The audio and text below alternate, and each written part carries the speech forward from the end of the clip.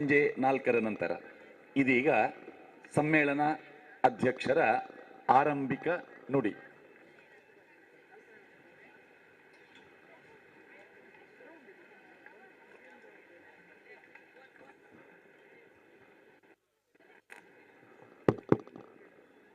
ವಾಗರ್ತಾವ್ಯ ಸಂಪೃಕ್ತೌ ವಾಗರ್ಥ ಪ್ರತಿಪತ್ತೇ ಜಗತಃ ಪಿತರೌ ವಂದೇ ಪಾರ್ವತಿ ಪರಮೇಶ್ವರು ಸಾಮಾಂ ಪಾತು ಸರಸ್ವತಿ ಭಗವತಿ ನಿಶೇಷ ಜಾಡ್ಯಾಪಹ ಸರ್ವೇಭ್ಯೋ ನಮಃ. ಮಾತರಿಗೂ ಸೊಲ್ಮೇಲು ಎಲ್ಲರಿಗೂ ನಮಸ್ಕಾರ, ಸಕಡಾಂಗ ನಮಸ್ಕಾರ, ಆಜ್ಞೆಯಿಂದ ನಮಸ್ಕಾರ. ಆತ್ಮೀಯರು, ಈ ಸಂಸ್ಥೆಯ ಸಂಘಟಕರಾಗಿ ರತ್ನೋತ್ಸವದ ಮೂಲಕ ವಿದ್ಯಾರ್ಥಿ ಮತ್ತು ಸಾರ್ವಜನಿಕರಲ್ಲಿ ಸಾಹಿತ್ಯ ಸಂಸ್ಕೃತಿ ಜಾಗೃತಿಯನ್ನು ಉಂಟು ಮಾಡೋ ವಿಶೇಷ ಉಪಕ್ರಮವನ್ನು 10 ವರ್ಷ ನಡೆಸಿಕೊಂಡು ಬರ್ತಾ ಇರತಕ್ಕಂಥ ನನ್ನ ಆತ್ಮೀಯರು, ನೋಡಿದರೆ ನನ್ನ ಮಕ್ಕಳ ಪ್ರಾಯ. ಅವರದ್ದು ಏನು ಅವರ ಪ್ರಾಯ ಹೇಳುವಾಗ ನಾನು ಹೇಳಿದೆ ಪಂಚಾಯತ್ ಆಫೀಸ್ನ ಆರಂಭದಲ್ಲಿ ಅದು ಮಿಸ್ಟೇಕ್ ಆಗಿದೆ, ಏನೋ ವ್ಯತ್ಯಾಸ ಉಂಟಂತ. ಶ್ರೀಯುತ ಉಳಿದೊಟ್ಟು ರವೀಂದ್ರ ಶೆಟ್ರೆ, ಹಾಗೆ ಅವರ ಶಕ್ತಿಯಾಗಿರತಕ್ಕಂಥ ಸೌಮ್ಯ ಶೆಟ್ಟಿ, ಅವಳು ನನ್ನ ವಿದ್ಯಾರ್ಥಿ. ಹಾಗೆ ಅವರು ಸರಿ ಇರುವುದು. ಈಗ ಅವರು ಅಷ್ಟು ಆರೋಗ್ಯವಂತರಾಗಿ ಚೇತನದಲ್ಲಿರುವುದು ಇವಳು ಅವರೊಟ್ಟಿಗೆ ಇರ್ತಾರೆ. ಇವಳು ನನ್ನ ವಿದ್ಯಾರ್ಥಿನಿ. ಹಾಗೆ ಇಂಡೈರೆಕ್ಟ್ ಅದು ರಿಫ್ಲೆಕ್ಟೆಡ್ ಗ್ಲೋರಿ ಅಂತ. ಹಾಗೆ ಅವರನ್ನು ಸದಾ ಆಶೀರ್ವದಿಸ್ತಾ ಇದಕ್ಕೆ ಮಾರ್ಗದರ್ಶನ ಮಾಡುವ ಈ ವಿದ್ಯಾರತ್ನ ಹೆಸರಿಗೂ ಕಾರಣವಾಗಿ ರತ್ನೋತ್ಸವಕ್ಕೂ ಕಾರಣರಾದಂತಹ ಅಮ್ಮ ರತ್ನಮ್ಮನವರು, ಹಾಗೆ ಕೊರಗಪ್ಪ ಶೆಟ್ಟರು ಅವರಿಗೆ ವಿಶೇಷವಾಗಿ ಇಂಥದ್ದು ಮನಪೂರ್ವಕ ನಿಂತುಕೊಂಡೇ ಸಾಷ್ಟಾಂಗ ಮಾಡಲಿಕ್ಕಾಗ್ತದೆ. ಶಾಸ್ತ್ರ ಪ್ರಕಾರ ಮನಸ್ಸಾಷ್ಟಾಂಗ ನಮಸ್ಕಾರ ಮಾಡಿದ್ದೇನೆ. ಹಾಗೆ ವೇದಿಕೆಯಲ್ಲಿರುವ ವಿವಿಧ ಸಂಘಟನೆಗಳು, ಶ್ರೀಯುತ ಸುವರ್ಣರು, ನಮ್ಮನ್ನು ಈಗಾಗಲೇ ಹರಸಿ ನಿರ್ಗಮಿಸಿರುವ ಹರಿಕೃಷ್ಣಪ್ಪನವರು ಮತ್ತು ಬೇರೆ ಬೇರೆ ಸಂಘಟನೆಗಳ ಪ್ರಮುಖರು, ಮುಖ್ಯೋಪಾಧ್ಯಾಯನವರು, ಅಧ್ಯಾಪಕ ಬಂಧುಗಳು, ವಿದ್ಯಾರ್ಥಿ ಮಿತ್ರರು ಮತ್ತು ಸಾರ್ವಜನಿಕರೇ, ಈ ಸಂದರ್ಭದಲ್ಲಿ ನಾನು ದೀರ್ಘವಾಗಿ ಮಾತಾಡೋದಿಲ್ಲ. ದೊಡ್ಡ ಕಾರ್ಯಕ್ರಮವೇ ಇದೆ. ಭಾಷಣ ಅಲ್ಲ ಇದರ ಉದ್ದೇಶ. ಇದು ರತ್ನ ಉತ್ಸವ, ಫೆಸ್ಟಿವಲ್. ಈ ರತ್ನೋತ್ಸವದಲ್ಲಿ ಸಾಹಿತ್ಯ ಸಾಂಸ್ಕೃತಿಕ ಸಂಸ್ಕಾರವನ್ನು ಪರೋಕ್ಷವಾಗಿ ನೀಡುವ ವಿಷಯ. ಪ್ರಧಾನವಾಗಿ ಈ ದಶಮಾನೋತ್ಸವದ ಅಧ್ಯಕ್ಷತೆಯ ಗೌರವವನ್ನು ಕೊಟ್ಟ ನಾನು ಯೋಗ್ಯತೆಯಿಂದ ಬಂದಿದ್ದೇನೆ ಅಂತಲ್ಲ, ನನ್ನಿಂದ ಹೆಚ್ಚು ಅರ್ಹರಾದವರು ಕೂಡ ಇರ್ಬೋದು, ತುಂಬ ಇದ್ದಾರೆ ಕೂಡ. ಆದರೆ 10ನೇ ವರ್ಷಕ್ಕೆ ನನ್ನನ್ನು ಆರಿಸಿ ಒಂದು ದೊಡ್ಡ ಗೌರವವನ್ನು ಕೊಟ್ಟಿರತಕ್ಕಂಥ ಶ್ರೀಯುತ ರವೀಂದ್ರ ಶೆಟ್ಟಿ, ಸೌಮ್ಯ ಮತ್ತು ಸಮಗ್ರ ಬಳಗಕ್ಕೆ, ವಿಶೇಷವಾಗಿ ಅವರೊಂದಿಗೆ ಸಹಕರಿಸ್ತಾ ಸಲಹೆಗಾರರಾಗಿರುವ ಆತ್ಮೀಯರಾದ ಭಾಸ್ಕರ್ ರೈಯವರು, ನವನೀಶ್ ಶೆಟ್ಟಿ ಮತ್ತು ಪುಷ್ಕಳ್ ಕುಮಾರ್ ಅವರು ನನ್ನ ಶಿಷ್ಯರಲ್ಲ, ಶಿಷ್ಯಪ್ರಾಯರು, ಶಿಷ್ಯರ ಹಾಗೆ. ಅವರಿಗೆ ನಾನು ಕೃತಜ್ಞನಾಗಿದ್ದೇನೆ. ರಾಜ್ಯೋತ್ಸವ ಪ್ರಶಸ್ತಿಯನ್ನು ಪ್ರಸ್ತಾವಿಸಿದ್ರಿಂದ ಮಾತು ಹೇಳ್ತೇನೆ. ರಾಜ್ಯೋತ್ಸವ ಪ್ರಶಸ್ತಿಯನ್ನು ನೀಡಿ ನನ್ನನ್ನು ಪುರಸ್ಕರಿಸಿದ ರಾಜ್ಯ ಸರ್ಕಾರ, ಸ್ಥಳೀಯ ಶಾಸಕರು, ಸೆಲೆಕ್ಷನ್ ಕಮಿಟಿ, ಸಂಬಂಧಪಟ್ಟ ಎಲ್ಲವರಿಗೂ ಹಾರ್ದಿಕವಾಗಿ ವಂದನೆಗಳನ್ನು ಸಲ್ಲಿಸ್ತೇನೆ. ಒಂದು 2-3 ವಿಷಯಗಳನ್ನು ಮಾತ್ರ ನಾನು ಪ್ರಸ್ತಾವಿಸ್ತೇನೆ. ಒಂದನೇದ್ದು, ಇಲ್ಲಿರುವ ವಿದ್ಯಾರ್ಥಿಗಳಿಗೆ ಮತ್ತು ಪಾಲಕರಿಗೆ ನಾನು ಹೇಳುವುದು, ನಿಜವಾದ ಅರ್ಥದಲ್ಲಿ ಒಂದು ಸರ್ವ ಭಾಷೆಗಳ ಮತ್ತು ಸರ್ವ ಜನಾಂಗದ ಶಾಂತಿಯ ತೋಟವಾಗಿರುವ ಈ ಪ್ರದೇಶದಲ್ಲಿ ಪೇಟೆಗೆ ಪೇಟೆಯು, ಹಳ್ಳಿಗೆ ಹಳ್ಳಿಯೂ ಆಗಿರುವ ದೇರ್ಲಕಟ್ಟೆಯ ರತ್ನ ಯಾವುದು ವಿದ್ಯಾರತ್ನದಲ್ಲಿ ಅಧ್ಯಯನ ಮಾಡ್ತಾ ಇರುವ ವಿದ್ಯಾರ್ಥಿಗಳಾದ ನೀವು, ನಮ್ಮ ದೇಶದಲ್ಲಿ ಆರಂಭಿಕ ವಿದ್ಯಾಭ್ಯಾಸವನ್ನು ಪಡಿತಾ ಇರುವ 70% ವಿದ್ಯಾರ್ಥಿಗಳಿಗಿಂತ ಹೆಚ್ಚು ಅದೃಷ್ಟಶಾಲಿಗಳು ನೀವು. You are lucky. ಇದು ನಿಮಗೆ ಹೇಳಿದ್ದು. ಈಗ ನಿಮಗೆ ನೀವು ಕ್ಲಾಪ್ ಹೊಡಿಬೇಕು. ಇಷ್ಟೊಳ್ಳೆ ವಿದ್ಯೆ ಇಲ್ಲ. ಅದು ಉಳಿದೊಟ್ಟು ರವೀಂದ್ರ ಶೆಟ್ಟರಿಗೆ ಸಲ್ಲಬೇಕಾದ ಕ್ಲಾಪ್. ಅವರು ಮತ್ತು ಸೌಮ್ಯ ಅವರ ಉತ್ಸಾಹ, ಆರೋಗ್ಯ, ತಾರುಣ್ಯ ಹೀಗೆ ವರ್ಧಿಸಲಿ. ಒಂದು ವರ್ಷ ಸಣ್ಣ ಪ್ರಾಯದವರಾಗಿ ಕಾಣಲಿ. ಅವರಿಗೆ ವರ್ಷಕ್ಕೆ 6 ತಿಂಗಳು ಕಡಿಮೆ ಆಗುವುದು.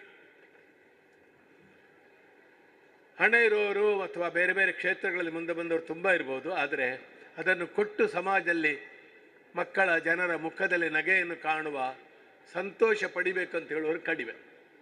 ಈಗಾಗಲೇ ಮಿತ್ರ ಪ್ರಕಾಶ್ ಅವರೊಂದು ಮಾತು ಹೇಳಿದರು. ರವೀಂದ್ರ ಶೆಟ್ಟಿ 2 ವರ್ಷದಲ್ಲಿ ಹೇಗೆ ಒಂದು ಅಲೆಮಾರಿ ಜನಾಂಗದ ಹಿತರಕ್ಷಣೆಯ ಕೆಲಸ ಬದಲಾಯಿಸಿದ್ರು ಮತ್ತು ಅವರೇ ಬೇಕು ಅಂತ ಜನಾಂಗ ಹೇಳುವ ರೀತಿಯಲ್ಲಿ ಮಾಡಿದರು ಅಂತ. ಅದಕ್ಕೂ ಈಗ ಬೇರೆ ಅರ್ಥ ಬರ್ತದೆ. ನೀವು ಏನು ಮಾಡಿದ್ರು ಅದು ಪೊಲಿಟಿಕಲ್. ಆದರೆ ಬಹುಶಃ ಅವಧಿಯನ್ನು ಪೂರೈಸುವುದರ ಮೊದಲೇ ನಿಗಮ ಮಂಡಳಿ ಅಕಾಡೆಮಿಗಳಿಂದ ಅಧ್ಯಕ್ಷರನ್ನು ತೆಗೆಯುವ ವಿಧಾನ ತಪ್ಪು. ನಾನಿದನ್ನು ಬಹಿರಂಗವಾಗಿ ವೇದಿಕೆಯಲ್ಲಿ ಹೇಳಲಿಕ್ಕೆ ಇಷ್ಟಪಡ್ತೇನೆ. 3 ವರ್ಷ ಆದರೂ ಕೊಡಬೇಕು. ಮುಂದಿನ ಸಲ ಇದೆ ಅಂತಲ್ಲ, ಅಲಮಾರಿ ಅಲ್ಲ, ಇನ್ನೊಂದು ಜನಾಂಗದ್ದು ಮಾಡ್ಯಾರ ಅವರು ಕೆಲಸ. ಏನು ಕೊಟ್ಟರು ಮಾಡೋ ತಾಕತ್ತಿರುವವರು. ಬಹುಶಃ ಈ ನಿಗಮ ಬರುವವರಿಗೆ ಅಲೆಮಾರಿ ಜನಾಂಗಗಳ ವಿಷಯ ಗೊತ್ತಿರಲಿಲ್ಲ. ಈಗ ಅವರಿಗೆ ಪೂರ್ತಿ ಸ್ಟ್ಯಾಟಿಸ್ಟಿಕ್ಸ್ ಬಾಯ್ಪಾಠ ಇದೆ ಅದು, ಮತ್ತು ಸ್ಥಿತಿಗತಿಗಳು ಗೊತ್ತಿದೆ. ಸ್ಟ್ಯಾಟಿಸ್ಟಿಕ್ಸ್ ಮಾತ್ರ ಅಲ್ಲ, ಸ್ಟೇಟಸ್ ಆ್ಯಂಡ್ ಸ್ಟ್ಯಾಟಿಸ್ಟಿಕ್ಸ್ ಎರಡೂ ಗೊತ್ತಿರಬೇಕು. ತಾನು ಕೈಕೊಂಡ ಕೆಲಸ ಹೊಸತಾಗುವಾಗ ಅದನ್ನು ಪಂಥಾಹ್ವಾನವಾಗಿ ಚಾಲೆಂಜ್ ಆಗಿ ತಕ್ಕೊಂಡು ಮಾಡುವ ರವೀಂದ್ರ ಶೆಟ್ಟರು. ಅಂಥವರು ಇಂಥ ಸ್ಥಾನಗಳಿಗೆ ಬೇಕು. ಅದೇ ಸ್ಥಾನ ಅಂತಲ್ಲ, ಸರ್ಕಾರ ಒಬ್ಬನೇ ಮುಖ್ಯಮಂತ್ರಿ ಸರ್ಕಾರ ಕೂತು ಕೆಲಸ ಮಾಡ್ಲಿಕ್ಕೆ ಆಗೋದಿಲ್ಲ. ಟ್ಯಾಲೆಂಟೆಡ್ ಪೀಪಲ್ ಬೇಕು ಅವರಿಗೆ, ಅಲ್ಲಿ ಜನ ಬೇಕು ಆಯಾ ಸ್ಥಳಗಳಲ್ಲಿ. ಅಂತಹ ಅವರ ಸದುಪಯೋಗ ನಮ್ಮ ಸ್ವಾರ್ಥಕ್ಕಾಗಿ ನಾವು ಮಾಡುವ. ನಾನು ರವೀಂದ್ರ ಶೆಟ್ಟರನ್ನು ಹೊಗಳೋದು ನನಗೂ ಸ್ವಾರ್ಥ ಇದೆ ಅದರಲ್ಲಿ. ನನಗೆ ಸ್ಥಾನ ಸಿಗ್ತದಂತಲ್ಲ, ನನ್ನ ವಿದ್ಯಾಕ್ಷೇತ್ರಕ್ಕೆ ಸಾಹಿತ್ಯ ಕ್ಷೇತ್ರಕ್ಕೆ ಅವರು ಕೆಲಸ ಮಾಡಿದ್ದಾರೆ. ನಮ್ಮ ಈ ಕರಾವಳಿ ಪ್ರದೇಶದ ಬಲುದೊಡ್ಡ ಶಕ್ತಿ ಏನಂದರೆ 2. ಒಂದು ಬಹುಭಾಷಿಕತೆ. 4-5 ಭಾಷೆ ಬಲ್ಲವರಿಗೆ ತನ್ನಷ್ಟಕ್ಕೆ ಮನಸ್ಸು ವಿಸ್ತಾರ ಆಗ್ತದೆ, ಸಂಕೋಚ ಕಡಿಮೆ ಆಗ್ತದೆ. ಗ್ಲೋಬಲೈಸೇಷನ್, ಜಗತ್ತೊಂದು ವಿಲೇಜ್ ಅಂತ ಹೇಳ್ತೇವಲ್ಲ ನಾವು, ವಿಶ್ವಗೋಳೀಕರಣ, ಗ್ಲೋಬಲೈಸೇಷನ್ ತಂದೊಡ್ಡುವ ಸಮಸ್ಯೆಗಳಿಗೆ ಗ್ಲೋಬಲೈಸೇಷನ್ ಶುರು ಆಗಲಿಕ್ಕೆ 2000 ವರ್ಷ ಮೊದಲೇ ನಾವೊಂದು ಸೊಲ್ಯೂಷನ್ ಮಾಡಿದ್ದೇವೆ. ಎಲ್ಲರ ಭಾಷೆಯನ್ನು ಪ್ರೀತಿಸುವುದು. ಇಲ್ಲಿ ತುಳು ನೋಡಿ, ತುಳು ಭಾಷೆ ಎಂಥದ್ದು, ಆಡಳಿತದ ಭಾಷೆ ಅಲ್ಲ, ಲಾಭದ ಭಾಷೆ ಅಲ್ಲ, ಏನು ಪ್ರಯೋಜನ ಇಲ್ಲ ಅದು. ಆದರೆ 2000 ವರ್ಷದಿಂದ ಅದು ಉಳಿದಿದೆ. ಹಾಗೆ ತುಳುವರು ಅದನ್ನು ಕಚ್ಚಿಕೊಂಡಿದ್ದಾರೆ. ಕನ್ನಡ ಬರ್ತದೆ, ನನ್ನ ಮನೆ ಮಾತು ಮರಾಠಿ. ಹಾಗೆ ಕೊಂಕಣಿಗರಿದ್ದಾರೆ, ಉರ್ದು, ಬ್ಯಾರಿ, ಹಿಂದಿ, ಮಾರ್ವಾಡಿ, ಗುಜರಾತಿ ಮಾತಾಡೋರು ಇದ್ದಾರೆ. ಇಲ್ಲಿ ಕುಂದಾಪುರ ಒಂದೇ ಒಂದು ತಾಲೂಕಿನೊಳಗೆ ಒಂದು ಅದ್ಭುತವಾದ ಭಾಷೆ ಇದೆ. ಅದು ಹೇಗೆ ಬದುಕಿದೆ ಅನ್ನೋದು ಆಶ್ಚರ್ಯ. ಹೀಗೆ ಭಾಷೆಯನ್ನು ಇಟ್ಟುಕೊಳ್ಳುವಾಗ ಅದು ಭಾಷೆ ಅನ್ನೋದು ಬರೇ ಭಾಷೆ. ಅದು ನನಗೆ ಆತ್ಮೀಯರಾಗಿ 50 ವರ್ಷ ನನ್ನ ಸಹಕಲಾವಿದರಾಗಿದ್ದ ಕುಂಬಳ ಸುಂದರರಾಯರು, ಅವರನ್ನು ದಿವಸ ಅಂತ ನಾನು ಹೇಳೋದಿಲ್ಲ, ಆಪ್ತರು, ಅವರ ಹೆಸರಿಟ್ಟಿದ್ದೇವೆ. ಅವರು ಮಲಯಾಳಿ ಕನ್ನಡಿಗ, ಮನೆಯಲ್ಲಿ ಮಲಯಾಳಿ ಮಾತಾಡ್ತಿದ್ದವರು. ಅವರು ಅದ್ಭುತವಾದ ಕನ್ನಡ, 7 ಕ್ಲಾಸ್ ಕಲಿತು ಕನ್ನಡದ ಶ್ರೇಷ್ಠ ವಾಗ್ಮಿ ಆದರು. ಇನ್ನೊಬ್ಬರು ಐಕ್ಯಗಾನದ ಕವಿ, ಕೊನೆಯವರೆಗೂ ಕಾಸರಗೋಡನ್ನು ಕರ್ನಾಟಕ ಮರ್ಜರ್ ಮಾಡಲಿಕ್ಕೆ ಕನಸು ಕಾಣ್ತಾ ಇದ್ದ ಮಹಾಕವಿ, ನನಗೆ ಹಿರಿಯ ಆತ್ಮೀಯರಾಗಿದ್ದಂಥ ಕಿಂಜಣ್ರೈಗಳು. ಇಲ್ಲಿ ಒಂದು ವಿಷಯ ಪ್ರಸ್ತಾವಿಸುವ ಅಂತ ಕಾಣ್ತಾರೆ ನನಗೆ. ರಾಜಕಾರಣಿಗಳು ಇದ್ದಾರೆ ವೇದಿಕೆಯಲ್ಲಿ, ಬೇರೆಯವರು ಇದ್ದಾರೆ. ಬೆಳಗಾವಿನ ಸಮಸ್ಯೆ ಬಂದಾಗೆಲ್ಲ ನಾವು ಆಕ್ಷೇಪಿಸ್ತೇವೆ, ಒಬ್ಬ ಹಿಡಿತೇವೆ, ಸರಿಯೇ. ನಾನು ಬೆಳಗಾವಿ ಸಮಸ್ಯೆಯನ್ನು ಅಧ್ಯಯನ ಮಾಡಿದವನೇ, ನಾನು ಆ ಪ್ರದೇಶದಲ್ಲಿ ಇದ್ದೆ. ಆದರೆ ಇದೇ ಹೊತ್ತಿಗೆ ಕಾಸರಗೋಡಿನ ವಿಷಯ ಮಾತನಾಡುವವರೇ ಇಲ್ಲಲ್ಲ. ಯಾಕೆ? ಅಲ್ಲಿ ಓಟ್ ಇಲ್ಲ. ವಿಷಯ ಸಿಂಪಲ್. ಅವರು ಮತದಾರರಲ್ಲ ಇಲ್ಲಿ ಯಾವ ರಾಜಕೀಯ ಪಕ್ಷಕ್ಕೂ. ಈ ಮನೋಭಾವ ಬಿಟ್ಟು ಕಾಸರಗೋಡು ಸಮಸ್ಯೆ ಇದೆ, ಕಾಸರಗೋಡಿನಲ್ಲಿ ಸಮಸ್ಯೆ ಇದೆ ಅಂತಾದರೂ ನಾವು ಅಟ್ಲೀಸ್ಟ್ ಹೇಳಬೇಕಲ್ಲ, ಬೊಬ್ಬೆಡುದು ಏನಾಗ್ತದೆ ಅಂತಲ್ಲ. ಸಮಗ್ರ ಕನ್ನಡದ ಎಲ್ಲ ಭಾಷೆಗಳಿಗೆ ಆಶ್ರಯ ಕೊಟ್ಟ ಉದಾರವಾದಿಯಾದ ಸಾಫ್ಟ್ ಮೈಂಡೆಡ್, ನಮಗೆ ಉತ್ತರ ಭಾರತದಲ್ಲಿ ಬಹುಶಃ ಬೇರೆ ಕೆಲವು ಭಾಷೆಗಳಿಗೆ ಜನರಿಗೆ ಸಿಕ್ಕಿದಟ್ಟು ಸ್ಥಾನ ಅವರ ಅಗ್ರೆಸಿವ್ನಿಂದ ಸಿಕ್ಕಿದ್ದು ನಮಗೆ ಸಿಕ್ಕಲಿಲ್ವೋ ಏನೋ, ನಾವು ಪಾಪದವರಾದ್ರಿಂದ. ಆದರೆ ನಾವು ನಮ್ಮ ಸ್ವಭಾವ ಬಿಡೋದು ಬೇಡ. ಇಲ್ಲಿ ಭಾಷೆಯ ಜಗಳವೇ ಇಲ್ಲ. ನಾವು ಈಚೆ ತಿರುಗಿದರೆ ಹಿಂದಿ ಮಾತಾಡ್ತಾ, ಈಚೆ ತಿರುಗಿದ್ರೆ ಮಲಯಾಳಂ, ಬ್ಯಾರಿ ಭಾಷೆ, ಕೊಂಕಣಿ. ನನ್ನ ಸುತ್ತ 6-7 ಜನ ನಿಂತರೆ ನಾನು ಅವರ ಭಾಷೆಗಳಲ್ಲೇ ಮಾತಾಡ್ತೇನೆ. ಇದು ನಿಜವಾದ ಸರ್ವಜನಾಂಗದ ಶಾಂತಿಯೋಟ ಎಂಬುದರ ಅರ್ಥ. ಕೆಲವು ಸಲ ಘೋಷಣೆಗಳು ತಲೆ ಮೇಲೆ ಹೋಗಿಬಿಡ್ತದೆ, ನಮಗೇನು ಅಂತ ಅರ್ಥ ಆಗುವುದಿಲ್ಲ. ಸರ್ವಜನಾಂಗದ ಶಾಂತಿಯ ತೋಟ ಜೀವಂತವಾಗಿರುವುದು ಮಂಗಳೂರು ಪ್ರದೇಶದಲ್ಲಿ. ಮಂಗಳೂರು ಅದಕ್ಕೆ ಉದಾಹರಣೆ. ಸಾಹಿತ್ಯ ಏನು ಮಾಡಬೇಕು? ಸಾಹಿತ್ಯ ಯಶಸ್ಸೇ ಅರ್ಥಕೃತೆ, ವ್ಯವಹಾರವಿದೆ, ಶಿವೇತರಕ್ಷತೆ, ತುಂಬ ಪ್ರಯೋಜನಗಳನ್ನು ಹೇಳಿದ್ದಾರೆ. ಜಗತ್ತಲ್ಲಿ ಸಾಹಿತ್ಯ ಯಾಕೆ ಬೇಕು ಅಂತ ತುಂಬ ಡಿಸ್ಕಸ್ ಆಗ್ತಾ ಉಂಟು. ಸಾಹಿತ್ಯ ಬೇಡ ಅಂತ ಹೇಳುವವರಿದ್ದಾರೆ, ಸಾಹಿತ್ಯ ಅಲ್ಲದೆ ದೊಡ್ಡ ಬದುಕಿದವರಿದ್ದಾರೆ, ಡಾಕ್ಟರ್ಗಳು, ಇಂಜಿನಿಯರ್ಸ್, ವಿಜ್ಞಾನಿಗಳು, ಸಾಹಿತಿಗಳಲ್ಲ. ಆದರೆ ಸಾಹಿತ್ಯದ ಕೆಲಸವನ್ನು ಅವರು ಬೇರೆ ರೀತಿಯಲ್ಲಿ ಮಾಡಿದ್ದಾರೆ. ಬದುಕನ್ನು ಶ್ರೀಮಂತಗೊಳಿಸುವ, ವಿವೇಕವನ್ನು ಹೆಚ್ಚಿಸುವ, ಬುದ್ಧಿಯನ್ನು ವಿಸ್ತರಿಸುವ ಕೆಲಸವನ್ನು ಸಾಹಿತ್ಯ ಸಂಸ್ಕೃತಿ ಮಾಡಬೇಕು. ಒಂದು ಬಯಲಾಟ ನೋಡುವಾಗ, ಒಬ್ಬ ಹಾಸ್ಯಗಾರ ಕುಣಿಯುವಾಗ, ಶ್ರೇಣಿಯೋ ಕುಂಬಳ ಸುಂದರರು ಮಾತನಾಡುವಾಗ ನಮ್ಮ ಮನಸ್ಸಿಗೆ ಒದಗುವ ಸಂಸ್ಕಾರವೇ ಬೇರೆ, ಅದ್ಭುತ. ನಾನು 50 ವರ್ಷದಿಂದ ಅರ್ಥ ಹೇಳಿದವನಾದರೂ ಆ ಮಾಡಿ ಗೋವಿಂದ ಭಟ್ರ ವೇಷ, ಸುಂದರರ ಮಾತು ಆ ಮಾಡಿ ಕೇಳಿದೆ. ಆ ಸಂಸ್ಕಾರವನ್ನು ಒದಗಿಸುವ ಕೆಲಸವನ್ನು ಅದು ಮಾಡುತ್ತದೆ. ಆದರೆ ವಿದ್ಯೆ ಇರೋದು ಬರೀ ಜ್ಞಾನಕ್ಕಾಗಿ. ಈಗೆಲ್ಲ ಇಂಜಿನಿಯರಿಂಗ್ ಹೋಗ್ತಾರೆ, ಮೆಡಿಕಲ್ ಹೋಗ್ತಾರೆ, ಈ ಥರದ ಎಕ್ಸ್ಟ್ರೀಮ್ ನಾವು ಮಾತಾಡಬಾರ್ದು. ಎಂಜಿನಿಯರಿಂಗ್ ಬೇಕು, ಸ್ಕಿಲ್ ಬೇಕು. ಬರೇ ಜ್ಞಾನದಿಂದ ಏನು ಮಾಡ್ತೀರಿ? ಪ್ರತಿ ಮನೆಯಲ್ಲಿ ವೇದ ಕಲ್ತ್ರೆ ಅಂತ ಆಗ್ತದೆ. We need skill. ವಿದ್ಯೆ ಇರೋದು 4 ಪ್ರಯೋಜನಕ್ಕಾಗಿ. ಸ್ಕಿಲ್, ಕೌಶಲ ಬೇಕು. ಸ್ಕೂಟರ್ ರಿಪೇರಿ ಮಾಡಬೇಕಾದ್ರೆ ಪೋಸ್ಟ್ ಗ್ರಾಜ್ಯುಯೇಟ್ ನಾನು 1ನೇ ಕ್ಲಾಸ್ ಕಲ್ತವನ ಹತ್ರವೇ ಹೋಗುದು. ಅವನ ಹತ್ರ ಮ್ಯಾಪ್ ಇಲ್ಲ, ಎಲೆಕ್ಟ್ರಾನಿಕ್ ಇಲ್ಲ, ಅವನ ಹತ್ರ ಜಾಬ್ ಕಾರ್ಡು ಇಲ್ಲ, ಡಿಸೈನು ಇಲ್ಲ. ನನ್ನೊಬ್ಬರು ಫ್ರೆಂಡ್ ಇದ್ದರು, ರಫೀಕ್ ಅಂತಲೇನೋ, ಮುಸ್ಲಿಂ. ಅವರು ಸ್ಕೂಟರಿಗೆ ಮೆಟ್ಟಿದ ಕೂಡ ಸ್ಟಾರ್ಟ್ ಆಗ್ತಿತ್ತು. ಬೇರೆ ಎಂಥ ಇಂಜಿನಿಯರಿಂಗ್ ಗೊತ್ತಿಲ್ಲ ಅವರಿಗೆ. ಅವರು ಸ್ಕೂಟರಿಗೆ ಬೈತಿದ್ರು, ನಿಕ್ಕು ಪಂಡ ಅರ್ಥ ಭಯ. ಸ್ಕೂಟರಿಗೆ ಜನದ ಹಾಗೆ ಮಾತಾಡೋದು ಅವರು. 2 ಮೆಟ್ಟುವಾಗ ಸ್ಟಾರ್ಟ್ ಆಗ್ತಿತ್ತು. ಆ ಸ್ಕಿಲ್ ಅವರು ಕಲಿತು ಬಂದದ್ದು. ಕಲಿಕೆ ಅನ್ನೋದು ತುಂಬ ಕ್ಷೇತ್ರಗಳಲ್ಲಿದೆ. ವಿದ್ಯೆ, ಎಂಜಿನಿಯರು ಬೇಕು, ಡಾಕ್ಟ್ರು ಬೇಕು. ಆದರೆ ನಾನು 2nd ಕ್ಲಾಸ್ 3rd ಕ್ಲಾಸ್ ಸ್ಟೂಡೆಂಟ್ಸನ್ನ ಪರವಾಗಿ, ಫೇಲ್ ಆಗುವವರ ಪರವಾಗಿ. ಫೇಲ್ ಆದರೆ ಮಕ್ಕಳ ಬೇಸರ ಮಾಡಬೇಡಿ, ನೀವು ಮುಂದೆ ಪಾಸಾಗಲಿಕ್ಕೆ ಉಂಟು. ಜಗತ್ತು ನಡೆಯುವುದು 90%ನವರಿಂದ ಅಲ್ಲ, ಸಾಮಾನ್ಯರಿಂದ. ನಮಗೊಬ್ಬ MP MLAಗಿಂತ ತಹಶೀಲ್ದಾರರ ಕ್ಲಾರ್ಕ್ ಇಂಪಾರ್ಟೆಂಟ್. ಶಾಲೆ ಹೊರಗೆ ಹಣ್ಣು ಮಾರುವವಳು ನನಗೆ ಹೆಚ್ಚು ಮುಖ್ಯ. ಒಬ್ಬ ಜೀನ್ಸಿನ ಅಂಗಡಿ ಇಟ್ಟ ಕಾಮತರು ಶೆಟ್ಟಿಯು ನನಗೆ ಮುಖ್ಯ. ಬದುಕು ಸಾಮಾನ್ಯರಿಂದ ನಡೀತದೆ, ನಾನು ಒಬ್ಬ ಸಾಮಾನ್ಯನೇ. ಈ ಭಾವನೆಯನ್ನು ಕೂಡ ಸಾಹಿತ್ಯ ಸಂಸ್ಕೃತಿಗಳಿಗೆ ಕೊಡಬೇಕು. ನವನೀಶ್ ಶೆಟ್ಟರು 2 ಸಲ ಎದ್ದಿದ್ದಾರೆ, ಗೊತ್ತುಂಟು ನನಗೆ.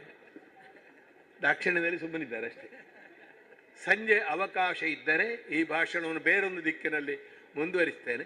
ಅವಕಾಶ ಸಿಕ್ಕದಿದ್ದರೆ ಇನ್ನೊಂದು ದಿವಸ ವಿದ್ಯಾರತ್ನಕ್ಕೆ ಬಂದು ಮಕ್ಕಳಿಗೆ ಸಾಹಿತ್ಯದ ಬಗ್ಗೆ, ಸಂಸ್ಕೃತಿಯ ಬಗ್ಗೆ ಒಂದು ಅರ್ಧ ದಿವಸ ಪಾಠ ಮಾಡ್ತೇನೆ. ಅಲ್ಲಿ ಸಾರ್ವಜನಿಕರು ಇರಬಾರ್ದು. ನಾನು ತುಂಬ ಈ ಮೆರವಣಿಗೆ, ಫೆಸ್ಟಿವಲ್ ಇದೆಲ್ಲ ಇಷ್ಟೇ ಇಲ್ಲ. ಎಂಥದ್ದು ಬೆಳಮ ಪಂಚಾಯತಿನಿಂದ ಮುಂಡಾಸಿಟ್ಟುಕೊಂಡು ನನ್ನನ್ನು ವಾದ್ಯದಲ್ಲಿ ಕರ್ಕೊಂಡು ಬಂದರೆ ಎಂಥದ್ದು ದರ್ಶನ ಮಾಡಿಸಿದ್ದಾರೆ. ನಾನು ತುಂಬ ಇಷ್ಟಪಡೋ ವಿಷಯ ಅಲ್ಲ, ಆದರೆ ಅವರ ಪ್ರೀತಿ ದೊಡ್ಡದು. ನನ್ನ ಮನೆಯವಳು ಬರ್ತಿದ್ರೆ ಒಳ್ಳೆದಾಗ್ತಿತ್ತು. ನಾನು ಮಾಲೆ ಹಾಕಿದವರಿಗೆ ಬೇರೆಯವರು ಸಹ ಮಾಲೆ ಹಾಕ್ತಾರೆ ಅಂತ ಗೊತ್ತಾಗಲಿಕ್ಕೆ. ಅವಳು ಬರಲಿಲ್ಲ, ನೋಡಿರ್ಬೋದು. ಈ ಅವರ ಪ್ರೀತಿಗಾಗಿ ನಾನು ಏನು ಹೇಳಲಿಕ್ಕಿಲ್ಲ. 10 ಬೆರಳಿನ ಕಾಣಿಕೆಯನ್ನು ಕೊಡ್ತೇನೆ. 10 ಬೆರಳಿನ ಕಾಣಿಕೆ ಅಂದರೆ ಗೊತ್ತಾಯ್ತಾ? ಸುಲಭ, ಏನು ಖರ್ಚಿಲ್ಲದೆ ಕೊಡುವುದು. ಅದಕ್ಕಾಗಿ ಸಂತೋಷ ಪಟ್ಟಿದ್ದೇನೆ. ಸಾಹಿತ್ಯ ಸಂಸ್ಕೃತಿ ವರ್ಧಿಸಲಿ. ಈಗ ನಿಮಗೆ ವೇದಿಕೆಯಲ್ಲಿರೋರಿಗೆಲ್ಲ ಖುಷಿಯಾಗುವ ಒಂದು ಒಳ್ಳೆ ಕೆಲಸ ನಾನು ಮಾಡ್ತೇನೆ. ಎಂಥದ್ದು? ಎಲ್ಲರಿಗೂ ಖುಷಿ ಆಗ್ತದೆ ಅದರಲ್ಲಿ. ಭಾಷಣ ನಿಲ್ಲಿಸುವುದು. ನಮಸ್ತೆ. ಸಮ್ಮೇಳನ ಅಧ್ಯಕ್ಷರಿಗೆ ಈ ಇಡೀ ಸಮ್ಮೇಳನದ ಜವಾಬ್ದಾರಿ ಇದೆ. ಮತ್ತು ಈ ಕಾರ್ಯಕ್ರಮಗಳನ್ನು ನಿಯಂತ್ರಿಸುವ, ಮಾರ್ಗದರ್ಶನ ಮಾಡುವ ಸಂಪೂರ್ಣ ಅಧಿಕಾರ ಅಧ್ಯಕ್ಷರಿಗೆ ಇರುವಂಥದ್ದು. ಈಗ ನಾನಿಲ್ಲಿ ಕಾರ್ಯಕ್ರಮ ನಿರೂಪಣೆ ಮಾಡ್ತಾ ಇದ್ದೇನೆ. ಈ ನಿರೂಪಕ ಅಂತ ಹೇಳಿ ಬಂದದ್ದು ಈ ಅಧ್ಯಕ್ಷ ಪೀಠಕ್ಕೆ ಅಥವಾ ಅಧ್ಯಕ್ಷ ಸ್ಥಾನವನ್ನು ಆ ಅಧ್ಯಕ್ಷತೆ ವಹಿಸಲು ಅಸಮರ್ಥರಾದವರು ಆ ಸ್ಥಾನದಲ್ಲಿ ಕುಳಿತುಕೊಂಡ ಮೇಲೆ ಆಗ ಈ ನಿರೂಪಕರು ಅಂತ ಸೇರ್ಪಡೆಯಾದದ್ದು. ಇಲ್ಲದಿದ್ದರೆ ಅಧ್ಯಕ್ಷರೇ ಕಾರ್ಯಕ್ರಮದ ನಿರೂಪಕರು. ಆ ಇಡೀ ಕಾರ್ಯಕ್ರಮವನ್ನು ನಿರೂಪಣೆ ಮಾಡುವವರು ಅಥವಾ ಕಂಟ್ರೋಲ್ ಮಾಡುವವರು ಅಧ್ಯಕ್ಷರೇ. ಆ ಜವಾಬ್ದಾರಿಯನ್ನು ಕೂಡ ರವೀಂದ್ರ ಶೆಟ್ಟಿಯವರು ಡಾಕ್ಟರ್ ಎಂ ಪ್ರಭಾಕರ್ ಜೋಶಿ ಅವರಿಗೆ ನೀಡಿದ್ದಾರೆ. ಈ ಕಾರ್ಯಕ್ರಮದ ಸಮಗ್ರ ಅಧ್ಯಕ್ಷತೆ ಡಾಕ್ಟರ್ ಎಂ ಪ್ರಭಾಕರ್ ಜೋಶಿ ಅವರಿಗೆ. ಔಪಚಾರಿಕವಾಗಿ ಉದ್ಘಾಟನಾ ಕಾರ್ಯಕ್ರಮದಲ್ಲಿ ಪಾಲ್ಗೊಂಡ ಎಲ್ಲರಿಗೂ ಒಂದೇ ಮಾತಿನ ಧನ್ಯವಾದಗಳು. ಯಾಕೆಂದರೆ ಮುಂದಿನ ಕಾರ್ಯಕ್ರಮಗಳಲ್ಲಿ ನೀವೆಲ್ಲ ಪಾಲ್ಗೊಳ್ತೀರಿ. ಅದೇ ರೀತಿ ಮಾಧ್ಯಮ ಬಂಧುಗಳಿಗೂ ವಿಶೇಷವಾದ ಅಭಿನಂದನೆಗಳನ್ನು, ಧನ್ಯವಾದಗಳನ್ನು ನೀಡುತ್ತಾ ಮುಂದಿನ ಕಲಾಪಗಳನ್ನು ತೋನ್ಸೆ ಪುಷ್ಕಳ್ ಕುಮಾರ್ ಅವರು ನಿರ್ವಹಿಸ್ತಾರೆ. ನಮಸ್ಕಾರ.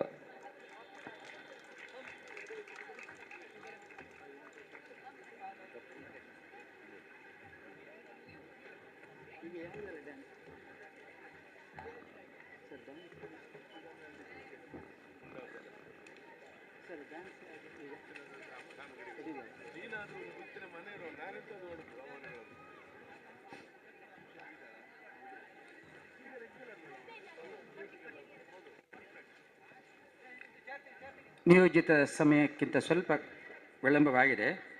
ಆದರೂ ಕೂಡ ಮಧ್ಯಂತರದ ಜಾನಪದ ನೃತ್ಯ ದಪ್ ಪ್ರದರ್ಶನ 1-2 ಶಾಲಾ ಮಕ್ಕಳಿಂದ ನಡೆದ ಬಳಿಕ ಶಿಕ್ಷಣ, ಸಂಸ್ಕೃತಿ, ಸಂಸ್ಕಾರ ವಿಷಯದ ಕುರಿತು ವಿಚಾರಗೋಷ್ಠಿ ನಡೆಯಲಿಕ್ಕಿದೆ.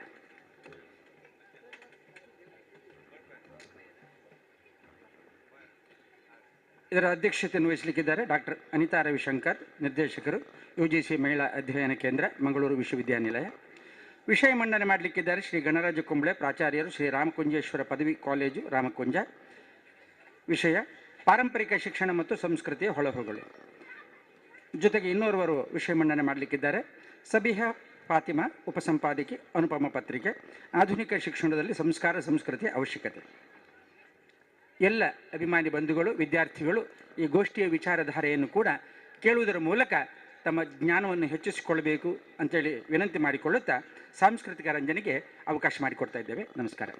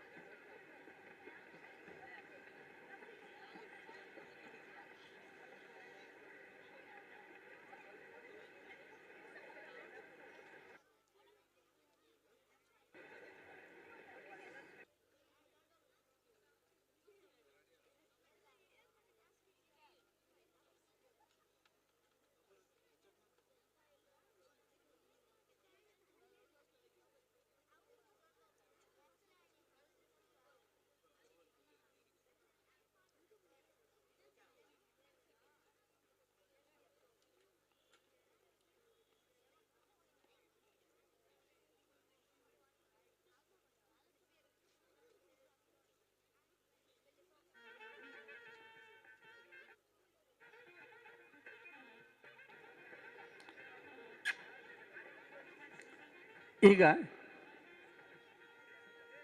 ಶಾಲಾ ಮಕ್ಕಳ ಕಂಸಾಳೆ ನೃತ್ಯ ನಡೀತದೆ. ಅದಾದ ಬಳಿಕ ಹುಲಿವೇಷ ನೃತ್ಯ ನಡೀತದೆ. ಆಮೇಲೆ ವಿಚಾರಗೋಷ್ಠಿ.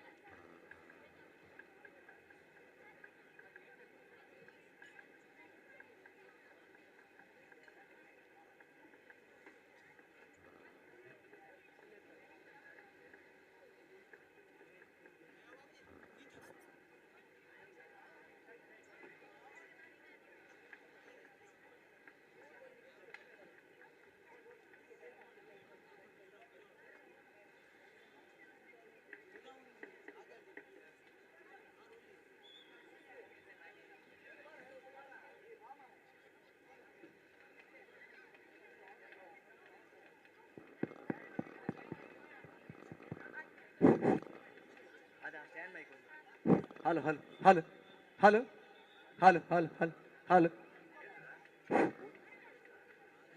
ಹಲೋ ಹಲೋ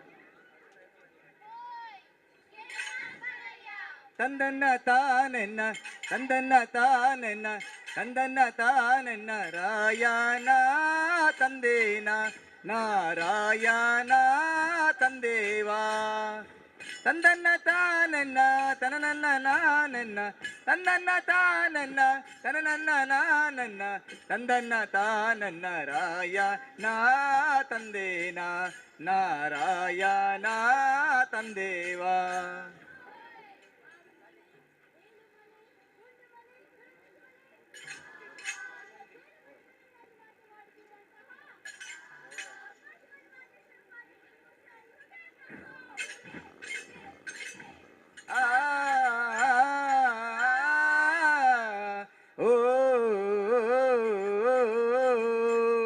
ಮಾದೇವ ಪುಂಗೆ ಮಾದೇವು ಮಾದೇವ ಪುಂಗೆ ಮಾದೇವು ಮಾದೇವ ಪುಂಗೆ ಮಾದೇವು ಮಾದೇವ ಪುಂಗೆ ಮಾದೇವು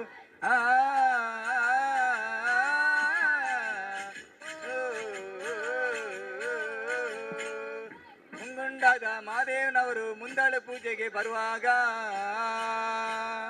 ಹಣ್ಣು ಕಾಯಿ ಸಾಂಬ್ರಾಣಿಯ ಮಂಜು ಕವಿದಾವೆ. ಬೆಟ್ಟದ ಮಾದೇವ ಬರುವಾಗ ದುಂಡು ಕಲ್ಲು ಗುರುಗುಟ್ಟಿದವು. ಹುಲೆ ಮೇಲೆ ಮಾದೇವ ಬರುವ ಮಾಯಾ ನೋಡಯ್ಯ.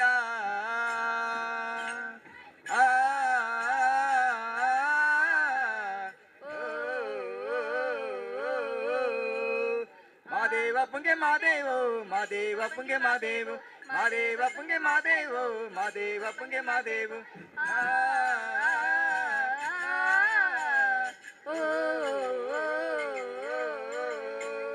ಕಾಣಿಕೆ ತಂದೀವ್ನಿ ಸ್ವಾಮಿ ಕಾಯಲು ಬರುವ ಮಾದೇವನ. ಕಾಣಿಕೆ ನೀಡಿ ಧೂಪವ ಹಾಕಿ ಬೇಡುವೆ ಮಾದೇವನ. ಗಂಡುಲಿ ಮ್ಯಾಲಿನ ಗದ್ದುಗೆಯ ಸ್ವಾಮಿ ಎನ್ನುಲಿ ಮ್ಯಾಲಿನ ನಿಬ್ಬರಿಯೋ. ಎದ್ದಿದಾರೋ ದುಂಡು ಮಾದೇವನ ಗಂಡು ಹುಲಿಯ ಮ್ಯಾಲೆ.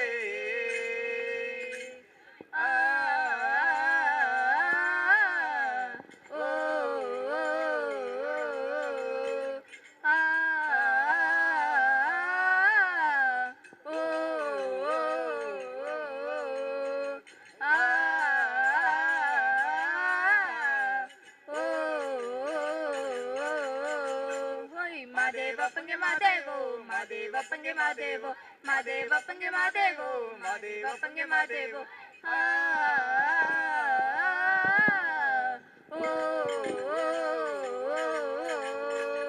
ಕಾಡು ಪಾಡಿ ಬಾಳನೆತ್ತಿ ಚಂದನ ಬಳ್ಮಾರಿ ಗುಂಡಿಗಳು ನವಲನೆತ್ತಿ ಬಿಟ್ಟಿದುಂಡೆಯ ಕೂಗಿ ಸಾಯಾವೆ. ಕೋಗಿಲೆ ಎದ್ದು ಕೊಂಬೆಯ ನೇರಿ ಕೂಗುತ್ತವೆ ಮಾದೇವನ. ರಾಗವೆಲ್ಲಿ ತುಂಡು ಮಾದೇವನ ಕರೆಯುತ್ತವೆ ನೋಡಿ.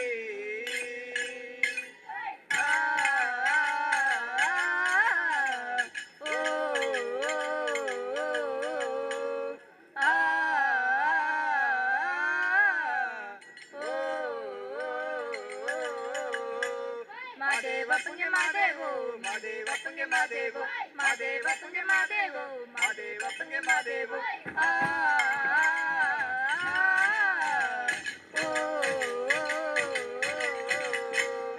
ಎಲ್ಲರೂ ಪಾತಾನ ಶಿವ ಎಲ್ಲೆಲ್ಲಿರುವ ನಿರಂತೆ. ಅಲ್ಲಲ್ಲಿ ಅರಸುತ್ತ ಗಡಿಗಳ ತಿರುಗುವ ಜನಗಳ ಕಣ್ಣಿಗೆ ಕಣ್ಣಂತೆ.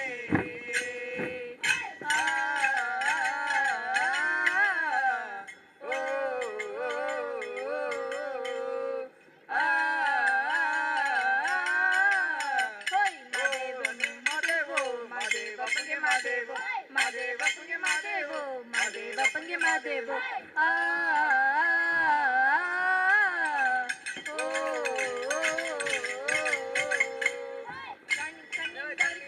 ಶಿವ ಕಣ್ಣನೇನಂತೆ.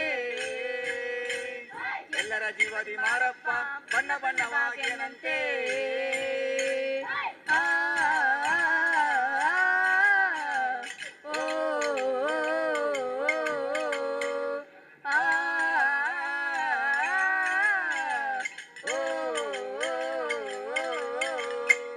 ಮಾದೇವಪ್ಪಂಗೆ ಮಾದೇವೋ ಮಾದೇವಪ್ಪಂಗೆ ಮಾದೇವೋ ಮಾದೇವಪ್ಪಂಗೆ ಮಾದೇವೋ ಮಾದೇವಪ್ಪಂಗೆ ಮಾದೇವೋ.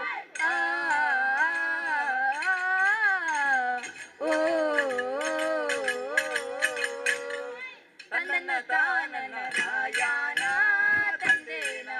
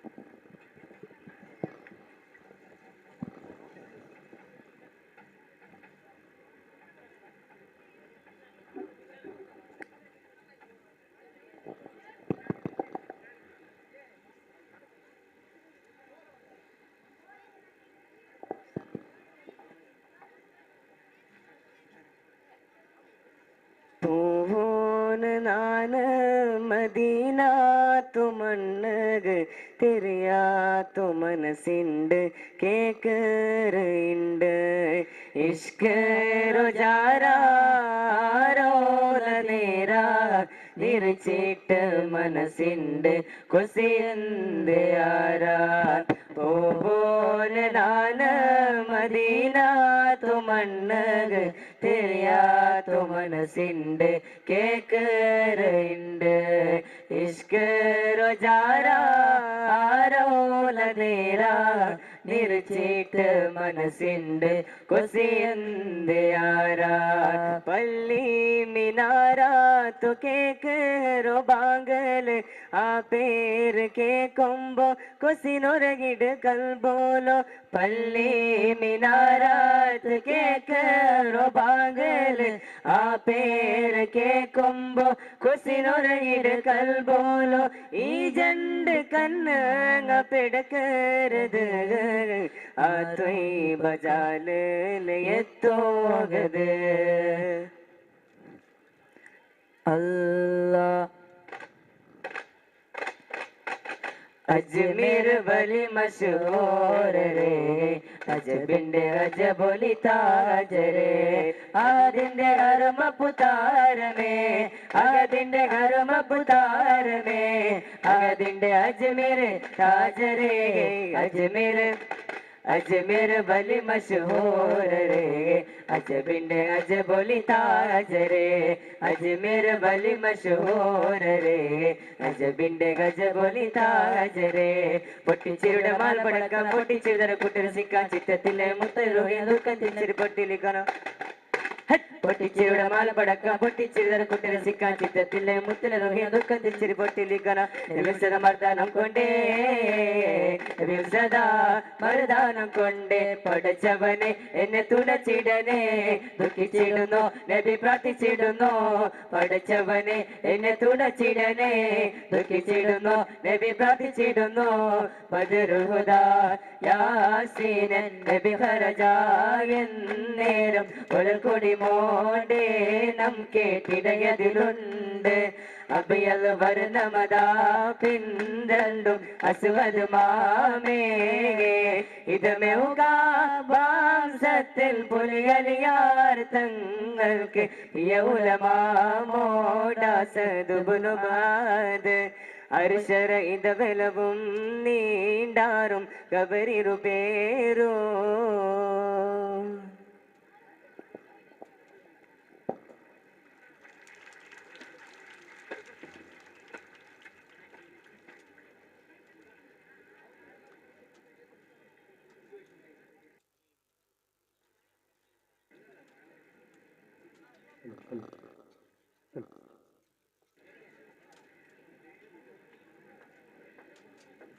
ದಫ್ ನೃತ್ಯವನ್ನು ನೀಡಿದಂಥ ವಿದ್ಯಾರ್ಥಿಗಳಿಗೆ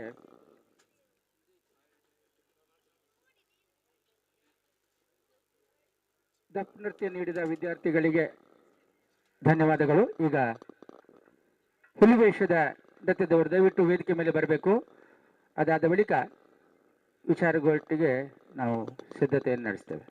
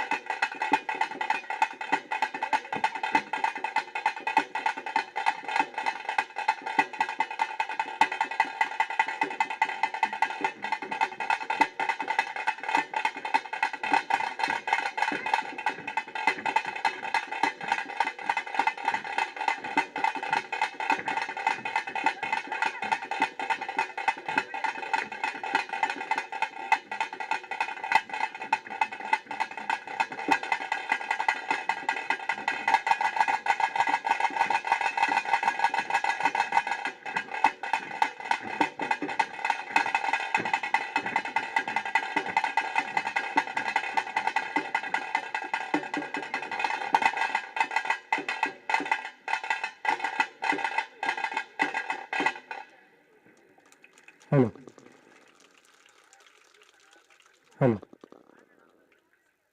ಜಿಲ್ಲೆಯ ಬಹಳ ಪ್ರಖ್ಯಾತ ಒಂದು ಜನಪದ ನೃತ್ಯ ಹುಲಿವೇಷದ ನೃತ್ಯವನ್ನು ವಿದ್ಯಾರತ್ನ ಆಂಗ್ಲ ಮಾಧ್ಯಮ ಶಾಲೆಯ ಮಕ್ಕಳೇ ಅದನ್ನು ಪ್ರಚುರಪಡಿಸಿದ್ದಾರೆ. ಜೋರಾದ ಚಪ್ಪಾಳೆಯೊಂದಿಗೆ ಅವರನ್ನು ಪ್ರೋತ್ಸಾಹಿಸಬೇಕು. ಅದೇ ರೀತಿಯಲ್ಲಿ ಹಿನ್ನೆಲೆ ವಾದನದಲ್ಲಿ ಭಾಗವಹಿಸಿದವರು ಕೂಡ ಸೀನಿಯರ್ ಸ್ಟೂಡೆಂಟ್ಸ್, ಇದೇ ಶಾಲೆಯಲ್ಲಿ ಕಲಿತವರು ಈಗ PUL ವಿದ್ಯಾರ್ಥಿಗಳಾಗಿರುವವರು ಆ ಹಿನ್ನೆಲೆ ವಾದ್ಯವಾದನವನ್ನು ಕೂಡ ಮಾಡಿದ್ದಾರೆ. ಅವರಿಗೂ ಕೂಡ ಅಭಿನಂದನೆಗಳನ್ನು ಸಲ್ಲಿಸ್ತಾ, ಇದೀಗ ನಮ್ಮ ಈ ಕಾರ್ಯಕ್ರಮಕ್ಕೆ ಆಗಮಿಸಿರುವಂಥ ದಕ್ಷಿಣ ಕನ್ನಡ ಜಿಲ್ಲಾ ಕಾರ್ಯನಿರತ ಪತ್ರಕರ್ತರ ಸಂಘದ ಜಿಲ್ಲಾಧ್ಯಕ್ಷರು ಶ್ರೀಯುತ ಶ್ರೀನಿವಾಸ ಇಂದಾಜಿ ಅವರು ದಯವಿಟ್ಟು ವೇದಿಕೆ ಮೇಲೆ ಬರಬೇಕಂತ ಕೇಳಿಕೊಂಡಿದ್ದೇವೆ. ಅವರಿಗೆ ನಮ್ಮ ಅಧ್ಯಕ್ಷರು ಶಾಲು ಹಾಗೂ ಸ್ಮರಣಿಕೆಯ ಸ್ವಾಗತವನ್ನು ನೀಡಬೇಕು ಅಂತೇಳಿ ಕೇಳ್ಕೊಳ್ತಾ ಇದ್ದೇವೆ.